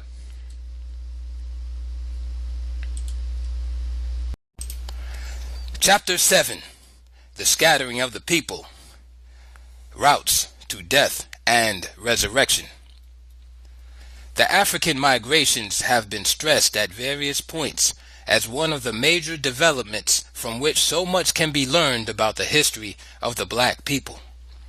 The migrations explain many things. They were people in perpetual movements. The movements were human tragedies spanning too many millenniums, for it was noted that the great pressures on the Africans actually began in prehistoric times, and that the pressures that uprooted so many settled communities came from two principal agents of destruction: the slow and relentless incursions of oceans of sand, and the slow and relentless incursions of Asian hordes. The Europeans, coming later, accelerated the movements. Migrations as culture decline. The migrations were of many different kinds, and so much so that the overall description of them is often misleading. There was no general, continuous flight of people, here and there all over the continent. Some of the movements were so slow and limited in space that one might hesitate to call them migrations, as these were the groups that moved only a relatively short distance each time and, as a whole, never left their general area. After 100 years, such groups might not be more than 100 miles from their traditional home after several generations. Even in the cases of those who migrated farthest, the movement had been slow. Slow because the whole movement was forced. Every breakup a painful uprooting of communities that had been built on hopes and dreams of a permanent abode. Every move was a search for still another abode, where land and water could support life and security could assure another chance of survival. These slow-moving migrations were mentioned in the discussion of geographical influences. There were also the better-known migrations that erupted and moved south, east, and west like tidal waves. These occurred as the result of the many Asian and European invasions and conquests. They were further accelerated by the new turn in the institution of slavery from the 7th century A.D. onward. At a much later period, after the 16th century, black marauding groups such as the Yaga and the Ngoni added to the turmoil and disorganization. It is quite clear that the waves of blacks that spread over Africa in these migrations came mainly from the area where black concentration was greatest, and the attacks on that concentration persevered relentlessly.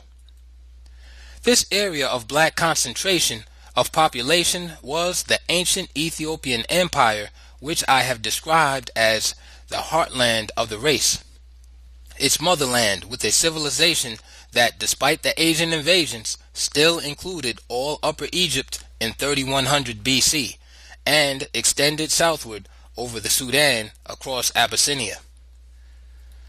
But everywhere the people from the birthplace of black civilization wandered, they found, almost without exception, people already settled, some having preceded them by decades or centuries, and others who had been there, according to their ancestor story, since the beginning of time. Such, for example, was the tradition of the Kete and Siwa people in Central Africa. The intertribal wars and the intense tribalism that developed from them are among the fateful outcomes cited in connection with the migrations. I have stated a number of times that, inevitably, there were non-blacks in the migrations, as they were, in one way or another, integrated with Africans and participated with them in other developments. This meant that there were always a number of predominantly black groups, with some Asians and mulattoes who were as loyal to the race as any blacks. This is the kind of fact that blasts any attempt to indict a whole people or put them into a single category. Human beings simply refuse to be generalized into neat categories. So, in ancient times, and even later, there were Caucasians who regarded the blacks as superior people, and the question about inherent inequality they would have thought absurd to entertain. The Greeks, who seemed to have studied the advanced civilization of the blacks more than any other white people, were first among this group. There were, therefore, always Caucasians who were affectionately drawn to the blacks, as by some magic. When recognized as genuine by the blacks, the esteem became mutual, and such Caucasians became an integral part of some black groups. These were not the Caucasians, Asian or Western, who infiltrated black societies for domination and future conquests. These were the Caucasians, albeit a small minority, who stayed with the blacks and fought shoulder to shoulder with them against their own kind, retreated with them in defeat, and were therefore a part of the migrations. I have also emphasized that not all of the mixed breeds, whether Afro-Arab or Afro-European, deserted the blacks for the whites. For while the majority did cleave to the race of their fathers, the devotion of the minority to the race of their mothers seemed to be so spiritual in nature that it more than overshadowed the white-worshipping half-whites. White scholars as authorities. And what has all this to do with the migrations? The answer is almost everything. Much of the history of Africa has been written by anthropologists. They have written it within the theoretical framework of their own ethnology, and historians and others have relied almost entirely on their classification of peoples. The usual claim that the discipline is a science is made despite the amount of pure guessing that characterizes its conclusions. Racism is so obvious in most of the anthropological findings that one may wonder how, if they hope to maintain the fiction of being scientific, it could escape their notice. It has been suggested that their bias does not in fact go unnoticed, but that they are so certain of the favorable reception by the white audience to which they address themselves that what others outside of that world think is a matter of little consequence. These latter do not supply the millions that support their African studies. The main thrust of their findings is to make Africa Caucasian from the beginning of its history, and to give the blacks not just a subordinate role, but no significant role at all in that history. Hence, their great emphasis on 1. The Caucasoid identity of this or that African tribe, and 2. Failing that, in a highly advanced all-black situation where no such classification could be made, to allege Caucasian influence in one way or another. This record does not require debate. It meets the eyes in most of the books by these, quote, Africanist experts. There should be no confusion over Negroid types or Caucasoid types, where there was such a widespread mixing of races as was the case in Africa, as elsewhere from the earliest times. It becomes even more ridiculous when it is established that certain Caucasians have Negroid features without the benefit of having any Negro blood, and conversely, many of the blackest of the blacks have physical characteristics which are supposed to belong to Caucasians only. In line with their presumption in taking over the continent and reordering its racial composition, the anthropologists and their historian followers have declared that the true Negroes, black Africans, are concentrated in West Africa only. With one wave of the magic wand in their all-powerful scientific hand, they changed the biblical story that the black race descended from Ham through his son Cush. The plain fact that the land of Cush was ancient Ethiopia itself, and that the Cushites were blacks was simply ignored, and Cushites were reclassified as Caucasians. The whites and half-whites who were allied with black groups and migrated with them are singled out as the determining elements in whatever the groups achieved, even the planting of crops and irrigation techniques. The Asiatic Caucasians, who are known to have settled along the northern and eastern coast of Africa, even in prehistoric times, are now being presented as the indigenous inhabitants. That archaeologists would find Caucasoid types centuries old in any of these areas should be taken as a simple matter of course. Nor would I think it surprising if excavations discovered Caucasoid skeletons several thousand years old anywhere in Africa. The same unshocked attitude is maintained when Negroid types were discovered on the British Isles, as indeed Negroid remains have been found in other places in Europe and distant lands where no blacks are known to have lived, not to mention the millions known to have settled outside of Africa. Therefore, instead of postulating a theory of history that, on the basis of a few skeletal remains, a whole people inhabited an area first, it would be more sensible to conclude that members of this or that race certainly had visited or settled in the area in the long ago, some dying there away from their own native land. But suppose they did come as permanent settlers, such as the Dutch in South Africa and the British in Rhodesia. The whites of South Africa are not waiting for the certain verdict of anthropologists and historians in their favor. They already claim to be the original inhabitants, saying, as George Peter Murdoch and his school proclaim, that the Africans came into the land later. 1,000 years hence, there will be no dearth of Caucasoid remains in Africa. I just referred to George Peter Murdoch.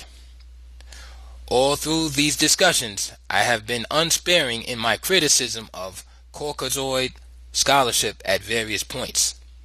I have in effect accused them of the subtle thievery of the achievements of an important division of the human race, deliberate and unconscionable.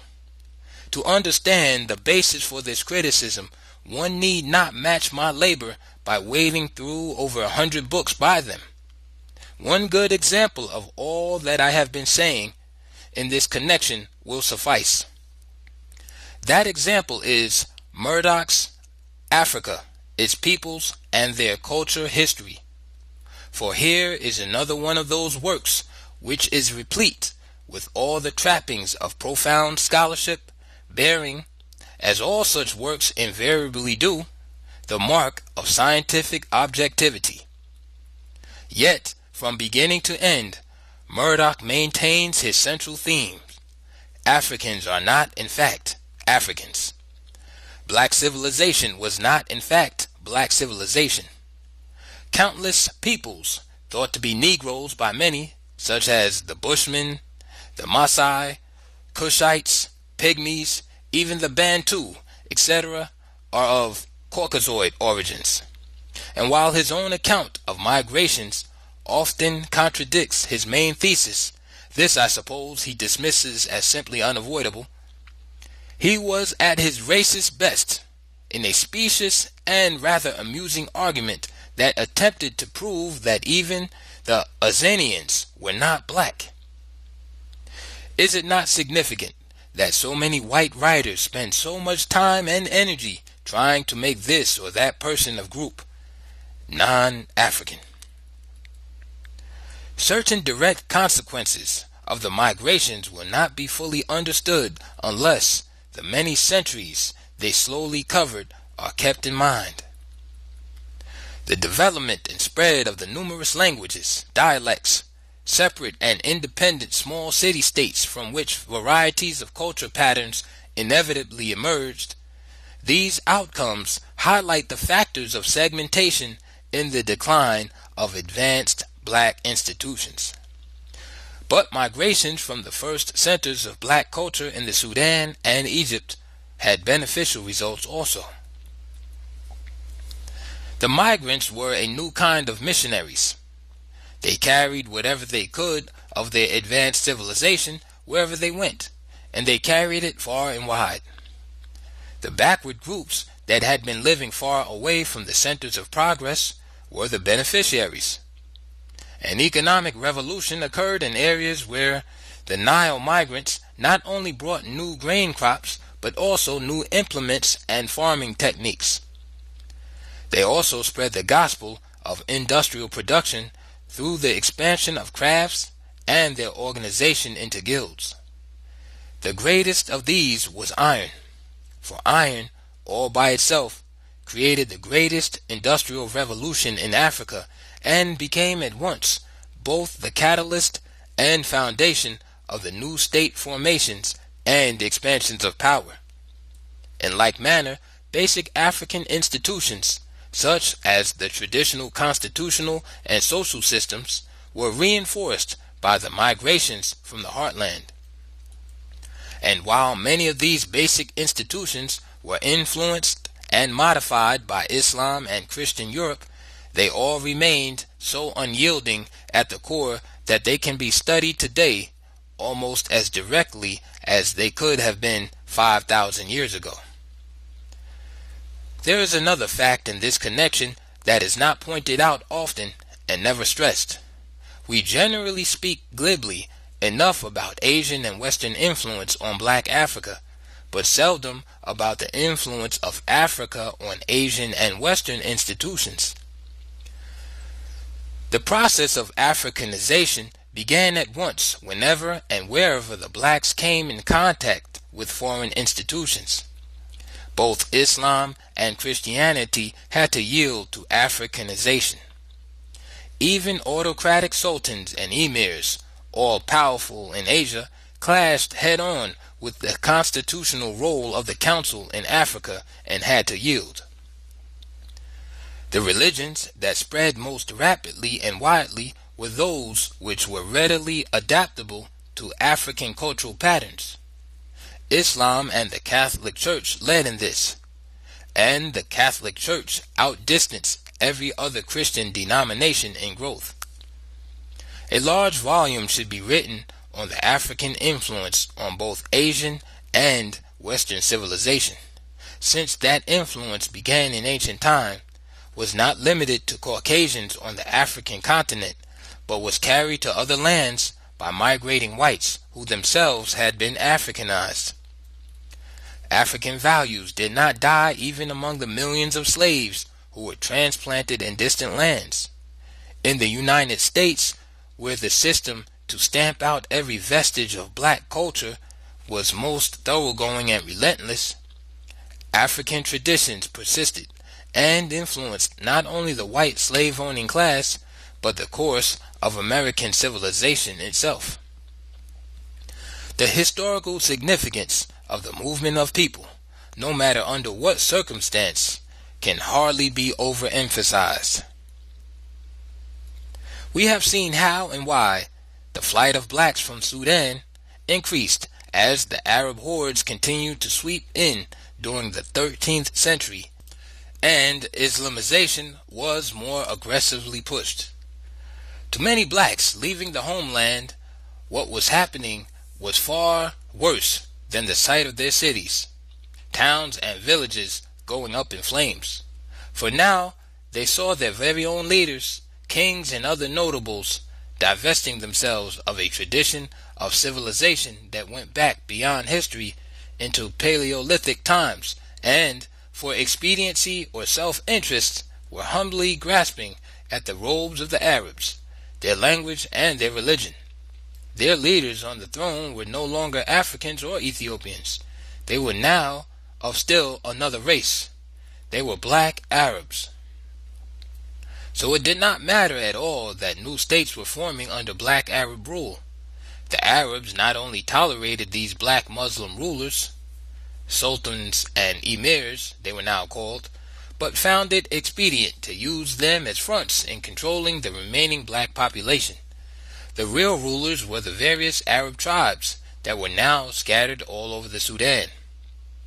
There was a great difference between these new black Muslim states and Funj, for while Funj was also a sultanate in name, it had a long line of black rulers who steadfastly refused to be Arabized, even to the extent of accepting Arab names. And even the Arab population knew very well that the Muslim religion of those black sultans was very superficial indeed. The new fringe states of Darfur, Wadai, and others under black Muslims offer no place of refuge for those whose very reason for flight was to maintain their own racial identity, dignity, and religion. The Saharan tragedy.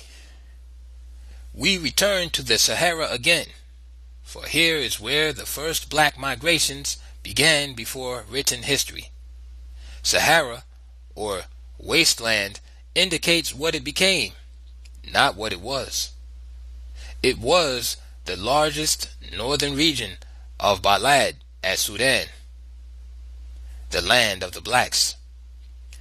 Viewing this vast area for at least 5,000 years, it is difficult to believe that it was not forever thus.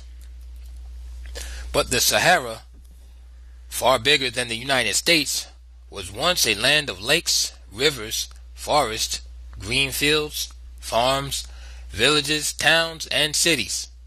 Wildlife was abundant. Cattle grazed in meadows, and horse-drawn chariots sped over the highways.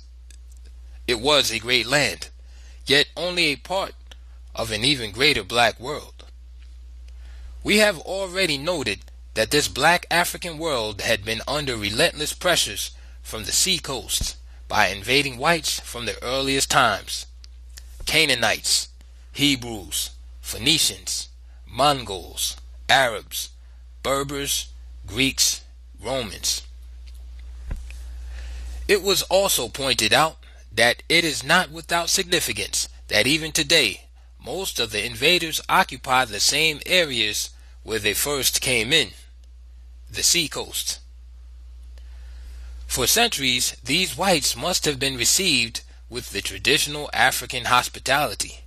They were immigrants, settlers, and traders. Many, like the early blacks themselves, were seafaring men. That the blacks were once among the most adventurous peoples is evidenced not only by the presence of their descendants in many lands and numerous far-flung islands, but also by archaeological remains found in various parts of Europe. It seems clear, therefore, that the whites were not regarded as invaders with ulterior motives, but as co-partners in the further development of world trade. There was no obvious reason to think otherwise. No particular significance was seen in the fact that the whites always massed along the seacoast and built their towns and trading post strongholds there. The blacks were also in these same coastal areas. There was a general mixing or amalgamation of the races, also from the earliest times. In this area, the the offsprings of blacks and white Berbers and Arabs became known as Moors, Tuaregs, Tipu, and the Fulani. Like Afro-Americans, they were of every conceivable complexion, some of the whitest having Negro blood. The scientists on Africa, however, classify even the dark-skinned in these groups as Caucasoid. It does not appear that any black prophets came forth to warn the trusting African people that over 3 million square miles of their fertile land would be made a vast wasteland by the slowly moving sandstorms from the north, or that, even fleeing, their very lives would likewise be made a vast wasteland by the white storms from the seacoast.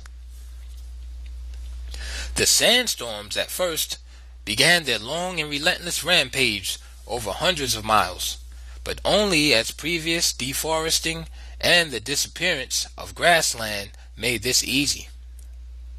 The desiccation began far back in time, probably during a period well after Quaternary times began. No one knows how long that awful process of drying up lakes and rivers lasted. What is crystal clear is that during the ensuing migrations, the blacks made their greatest and most tragic error. It was an error to be fraught with the direst historical consequences for the whole black race. Instead of moving en masse to the seacoast and maintaining the dominant position there, which they could have done easily, they moved en masse toward the interior, first to the remaining oasis in the desert, and then into northern and southern Ethiopia, Egypt and the Sudan, and to the south, central, and western regions. The Berbers, Arabs, and their Afro-Asian offsprings, Moors, Tuaregs, etc., now firmly held the entire northern, northwestern, and eastern seaboard of Africa. This tremendous victory of the white man was not achieved by conquest. It was achieved by default on the part of a race too preoccupied with the immediate present and less with its future, and a race whose centuries of blind trust in the white man passes all understanding.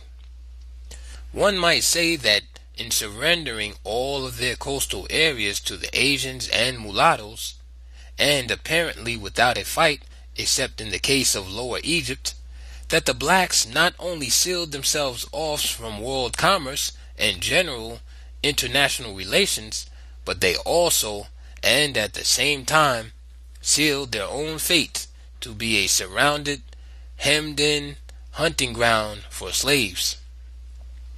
The pattern for Egypt and Axum was clear-cut. Their story was already outlined early enough and so clearly that even the blind could not be unaware of the shape of things to come. That shape emerged in their present. The whites were aggressive, always relentlessly pushing for the command position in every situation, no matter how small their number or how insignificant the project. The blacks, by contrast, are not so aggressive, tend toward the brotherhood approach, and generally strike only in retaliation for prior wrongs done. This overall humane and essentially religious attitude of the blacks led Arnold Toynbee to say that mankind may have to emulate them if civilization is to be saved. This is hardly a compliment in a world where the very meaning of civilization is lost. In the face of the Caucasian will to power and domination, this religion of meekness is a tacit surrender to the permanent overlordship of the aggressive and the strong. This is the testimony of history, and perhaps this is why I have always been puzzled by the declaration of Jesus Christ that the meek would inherit the earth. Did he mean the grave? The pattern referred to above developed from the fact that countless thousands of blacks did not migrate anywhere but remained among the Asians. They gradually became the lowest class in the society, although there was some mobility or escape routes. The Berbers and Arabs constituted the upper class and ruling group. Next came the Afro-Berbers and Afro-Arabs, mulattoes, also classified as white, but in a class below whites, and finally there were the still lower class of blacks and, strangely enough, all Berbers, Arabs, and mixed breeds who chose to cast their lots with the blacks and share their destiny. I said, strangely enough, but there was really nothing strange about it. It was simply a human situation. A part of the explanation was that out of centuries of intermarriages, there had developed a network of family and kinship relationships. But it meant much more than these kinship ties. These whites and half-whites, admittedly a small minority, nevertheless did not have to have themselves classified as blacks, giving up the open opportunity to direct power, fame, and fortune. Like the majority of whites and half-whites with similar ties to the blacks, they could have easily cut those ties and even denied that any ties ever existed. That was the easy way, the self-serving and expedient way. They refused to take it and chose to share all the hardships of the blacks. I dwell on this because here we catch a fleeting glimpse of the progress of the human spirit as it emerged on a plane above the rewards of materialism and self-interest. I dwell on it because wherever this small group exists in a world gone mad with greed, there will remain some faint hope for a more humane world in the next 1,000 years. Social and economic mobility came from the circumstances that the blacks made up the strongest contingents of the Berber and Arab armies. Some became commanders, others became chief counselors to sultans. Most males were castrated, however, or removed from possible contact with all females. An equally significant group was the labor force of enslaved blacks. These were highly important because they relieved the white Asians from all labor. The blacks, who were skilled craftsmen in various fields, fared better since they were generally spared from the whip.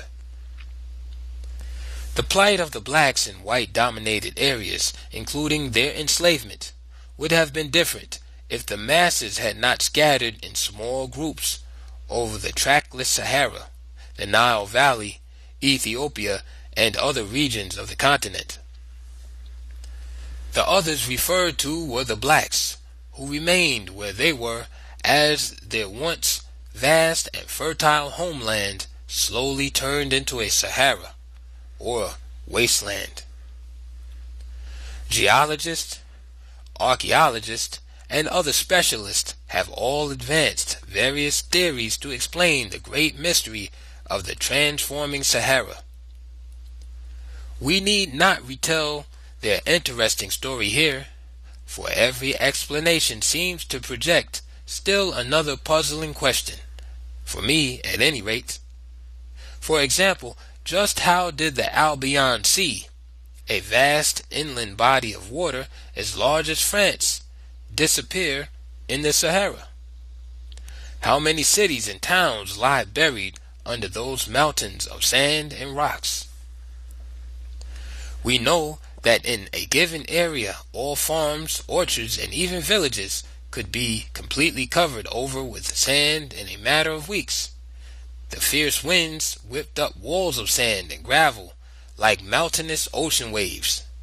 Since this region is over 1,000 miles wide and more than 3,000 miles from east to west, most of the people in the interior must have perished with their villages, farms, lakes, and rivers.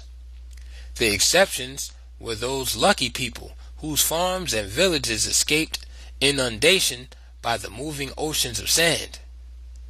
In these places of refuge, later called oases, the otherwise indiscriminate forces of death and destruction did indeed discriminate. Sometimes high walls of sand began to pile up just before reaching these sites, leaving them safely in valleys thus formed. These continued to be the centers of life and hope as the years passed on into our own times. And it is not without significance that 2/3 of the Sahara population today is still black. Like their ancestors, they continue to be settled communities of farmers and craftsmen, the kind of communities where civilization itself is born.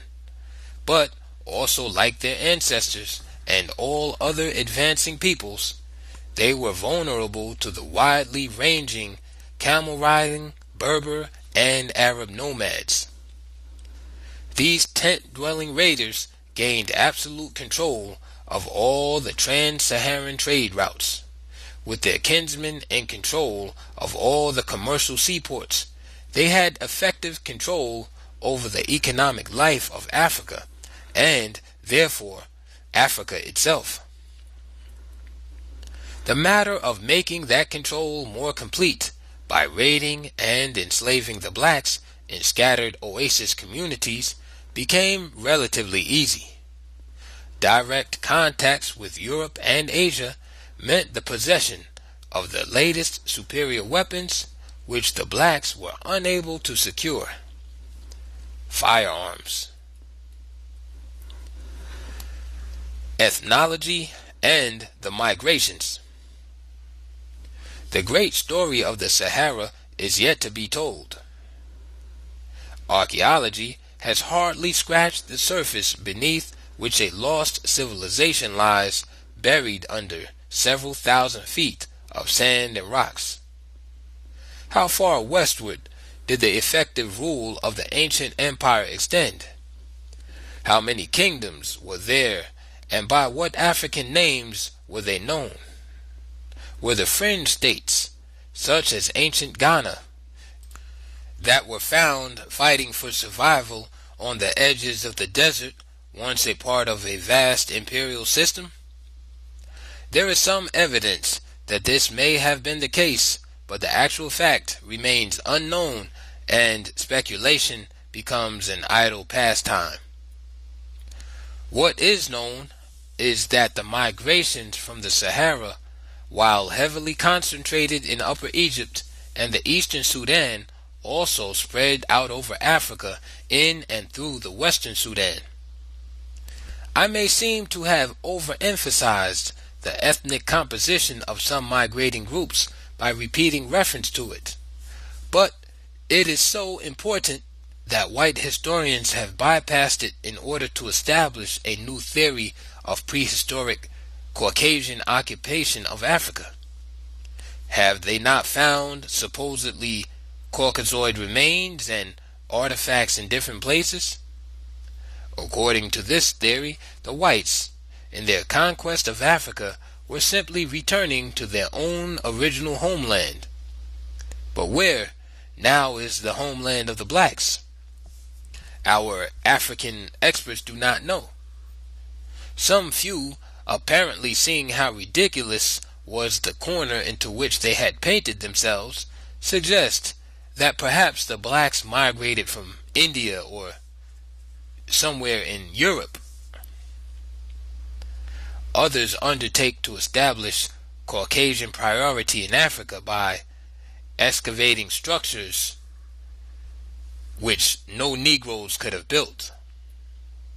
An example is a prehistoric site in Uganda. They found what seems to have been a well-built fortification of earthwork, reservoirs, dams for irrigation, trenches, and pit dwellings. All this indicated the mass organization and skills of a superior people, such as the Seramo, for example. Nowhere in East Africa, the author concludes, are Negro peoples, either Bantu or Nilotic, known to have built structures even remotely comparable to these. Footnote: Murdoch. End of footnote.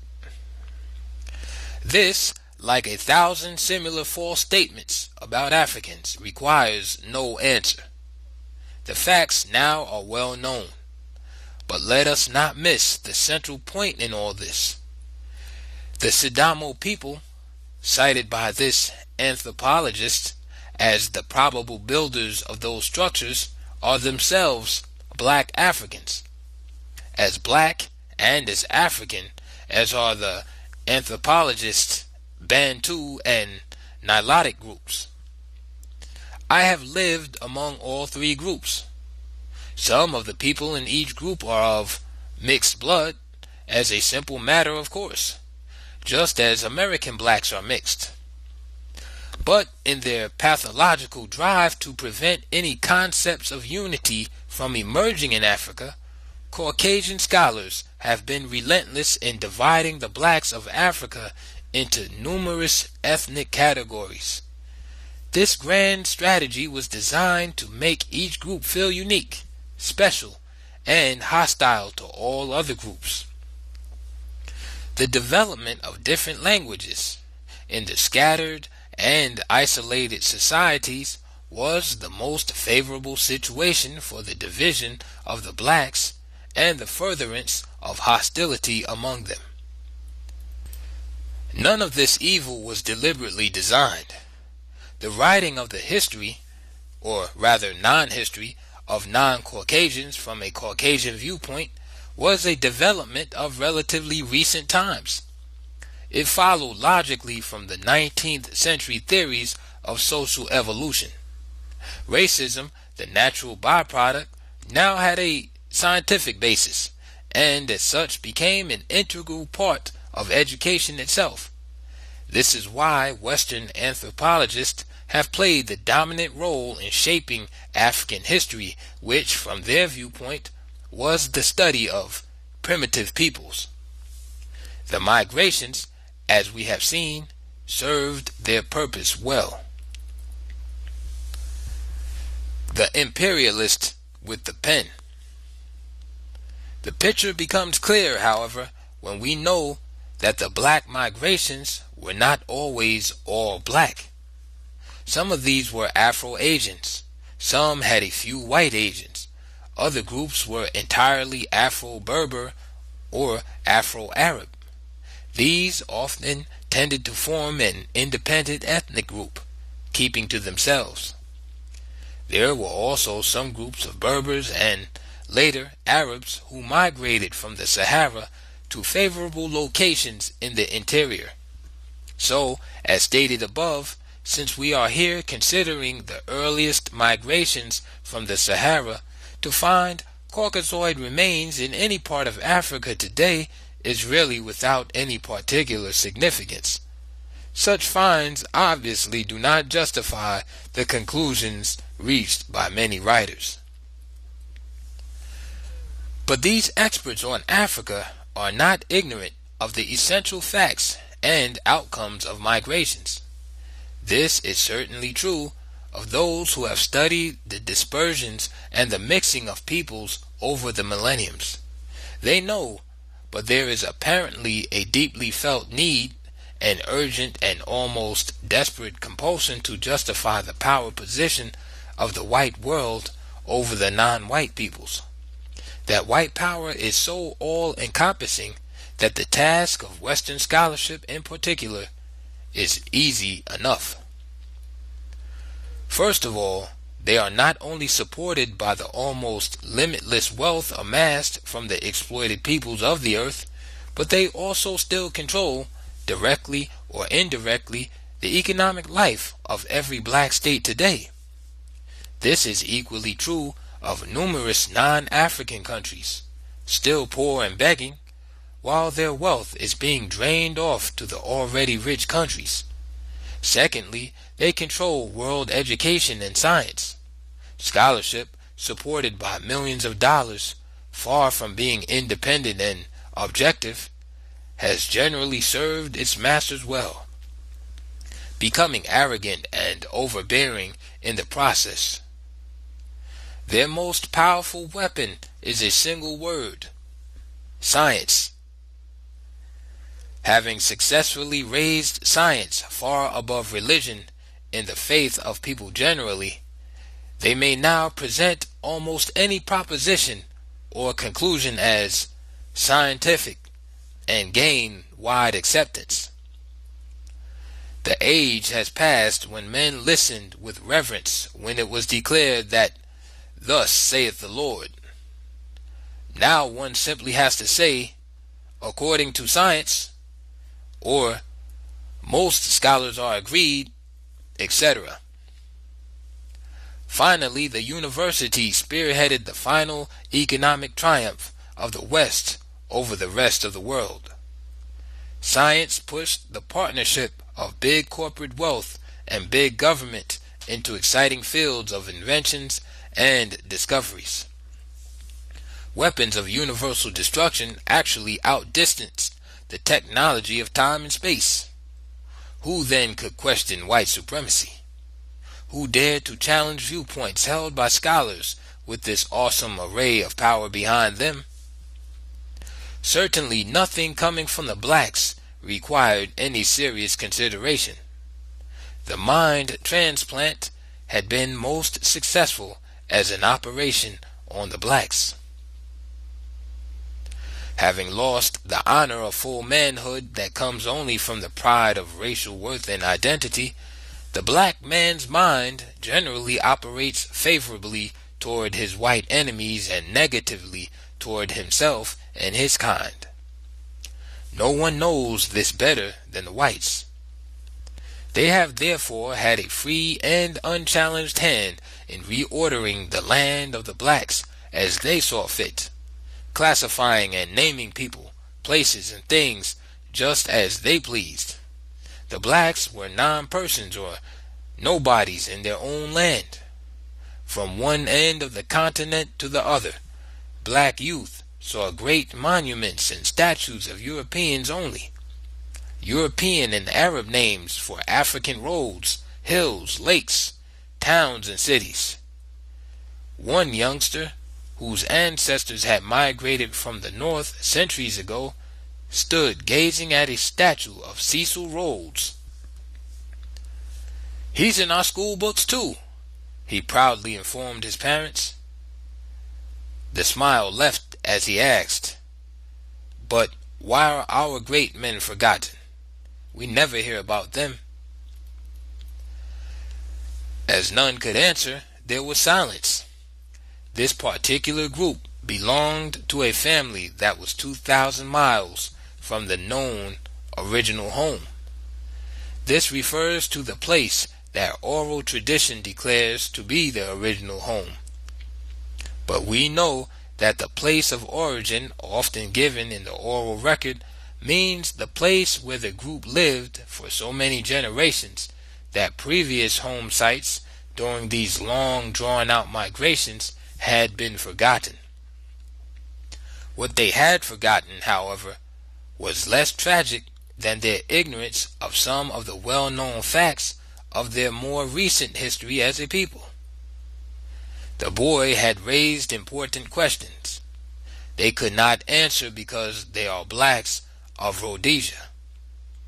What little history they knew was white Rhodesian history, and this they could learn from Rhodes to Ian Smith.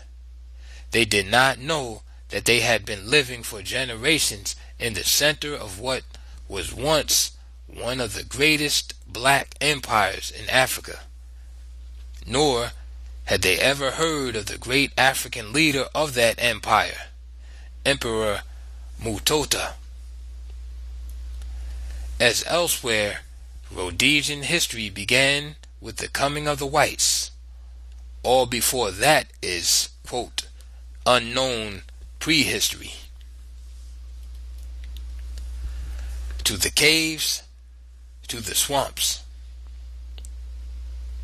We have been studying those people who were actually migrating from a highly advanced civilization to less advanced regions or regions not advanced at all, but who continued to rebuild new states until they were destroyed by the European invasions.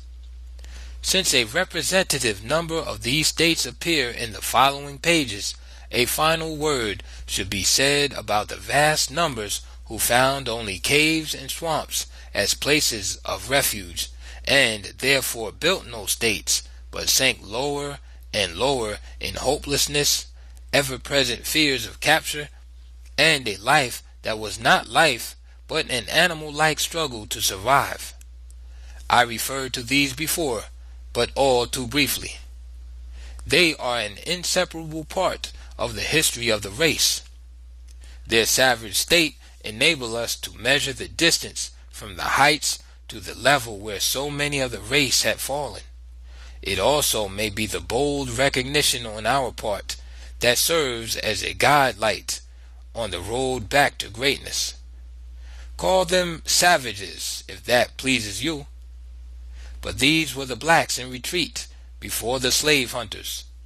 These were the blacks who had to choose between enslavement for life and that of all of their descendants and freedom.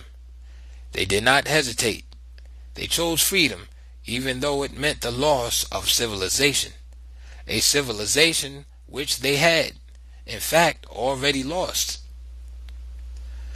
To be slaves of Arabs, Europeans, or Americans simply meant becoming the economic foundation of their civilization and the steady destruction of the civilization of the blacks. So, all hail to the black savages, those noble ancestors who chose both freedom and death in preference to white enslavement. Freedom and death. Once the paths they made in flight could be followed for days by their bloody footprints in the sand.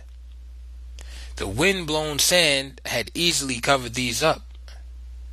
Later, travelers and slave hunters could demonstrate the various routes of flight by the skeletons found here and there, fallen statues left by those who could not make it on. These were generally disjointed and scattered. Sometimes it was a bony arm protruding from the wind-swept sands, a leg over there, or a skull seeming to smile peace at last.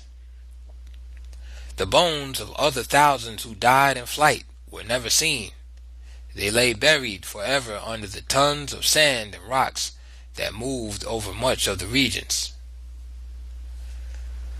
Masses of blacks found security in hills that were made inaccessible to both Arabs and Europeans. Such were blacks who isolated themselves in the strongholds of the Nuba Hills. They were never conquered, throwing back all invading army units that attempted subjugation and enslavement. Westerners point to their primitive state, to their nude and half-nude bodies. To the somewhat twisted Western mind, nakedness in public is indicative of the savage. The twisted mind becomes evident when the same people do not find it necessary to explain the universality of white nudist colonies or naked bodies, not to mention sexual intercourse on public stages and screens. Reference to the Noba people, of course, is simply to give still another example of a people who had to make the grim choice between freedom and slavery, and chose freedom even when that choice meant isolation and, inevitably, retrogression. Blacks, who were among the very first weavers and cloth makers on earth, could no longer wear clothes. These flights before the mighty firepower of the invaders became more general after 1400 AD. Even though guns after 200 years of development, were still not in widespread use in Africa. Only Europeans and Arabs were able to secure a limited supply of these precious and certain to conquer weapons. The blacks had nothing of the kind. Meanwhile, experimentation to improve various types of gunnery and speed up production was frantically pushed. The successful outcome of this great venture in firepower was the prelude to the Industrial Revolution that was to change not only the material world, but what was left of the humane nature of man himself. It is not likely that the people were then generally aware that they were being slowly hemmed in from all directions.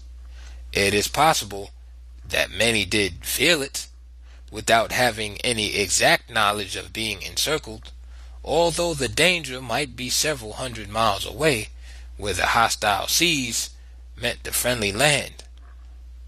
So other groups of wandering blacks headed for dismal swamps. Still others dug caves and hillsides.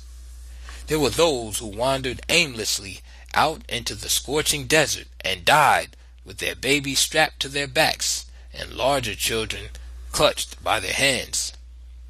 This means that the bleached skeletons of little babies and children also greeted the eyes as though additional testimony was needed to show how many of the young were included among those who could not make it even to barbarism. All of those who survived in these various groups ended up in areas where they could do little more than survive. Even if they had not splintered off into small independent societies, famine and disease would have reduced their numbers anyway. Therefore, as noted elsewhere, there were many firmly united groups that were so large that migrating as a single unit was impossible. Here, the very circumstances of the case demanded separation, estrangement, and isolation from the mother society, and the eventual development of several new language groups. The disunity among the blacks that spread over the whole race often developed from crisis situations over which they had no control in the awful struggle to survive. The millions who found security only in places of extreme isolation, in caves, swamps, around a few precious water holes in deserts, and on inaccessible hills, none of these people were favored with the chance even to begin the building of their lost civilization. Far from being ashamed of them as savages, this chapter is a salute to them, a salute with pride that says to them, all honor and all glory. Unlike the blacks we know most about, they could not build great kingdoms and empires. Many were far removed even from the fringes of an advancing world, yet they overrode the unceasing attacks of both death and hell, and survived. What is more, they held fast the last line of freedom on the African continent, and they held it against cannon fire to the very end. Even when colonialism swept over their land, they were never conquered. They had been wise enough to see both Islam and Christianity as just another route to the slavery they had fought and died to avoid. So they remained steadfast in their own religion and therefore were called pagans. But all of their children were born free, none in Muslim or Christian slavery, and their girls were never dragged off to become slaves in the harems of Arabs or as breeding girls for white men in the West. Finally, I referred to blacks who, though forced to move, never left their homeland region. The Noba did not move very far from where they had lived from times immemorial. A far greater number of blacks held on in their ancient center after it was overrun, refusing either to leave or be enslaved. They stayed and battled against the invaders, finally being concentrated in the southern provinces of the Sudan, where the earlier history of the race in Egypt is still being repeated line by line. And this is why it is so easy to understand the history of the blacks and see very clearly how they were not only forced far back beyond the advancing races, but also pushed to the lowest levels of degradation. For that history is still being made today, covertly and openly, for all the world to see. The blacks who are under pressure today in Bahr el Ghazal, Upper Nile, and Equatoria are still fighting for survival against the all-conquering colored Arabs, just as their forefathers fought 5,000 years ago from the Mediterranean in Lower Egypt to where they are now making a last stand. Romantic history? Who needs it? They have been massacred by the hundreds and villages left in ashes, but they fight on. This all-black region is kept isolated and cut off from the developments and all of the higher levels of life seen in the Arab-dominated Sudan. So these southern Sudanese remain, even in 1973, both primitive and pagan, just as their brothers elsewhere had to remain under similar circumstances. It was still the hunting ground for slaves. The blacks had to remain sharply alert at all times, for the modern slave traffic is covert, subtle, and often highly sophisticated. There are no outright raids. The slave agents may appear as employment officers, seeking workers or representatives of schools, offering free training for nurses, teachers, and various trades. I was told when I was working in this area that these tactics were successful for a long time because of the extreme poverty and the desperate need for jobs. The fighting that has been going on constantly for 15 years has caused the same kind of migrations as most of those already described. Thousands have been migrating into any country that allows them to enter. Even in this modern age, many will never see those left behind again. They will scatter and settle among other people wherever they can. They will become lost in the merger, while their brothers and sisters stay behind and carry on the ancient tradition of fighting on against overwhelming odds as long as they can stand.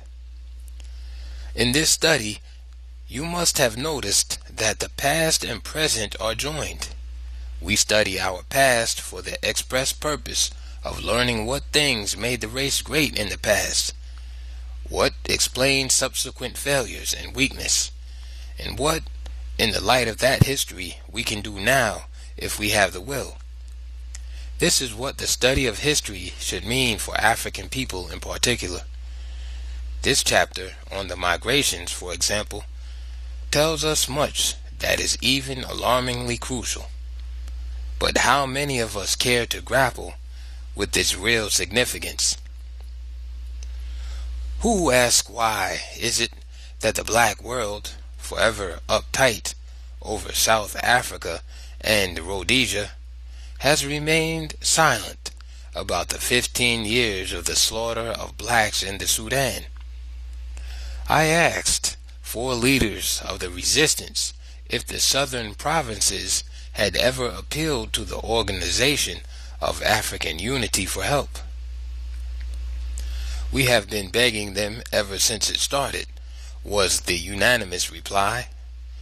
Not for arms, but just to use its influence to stop the burning of our villages and the massacre of our people. But you see, the white and brown Arabs actually control the policies of the OAU. For us, that means that they still control the blacks of Africa. Meanwhile, migrants still wander as of old.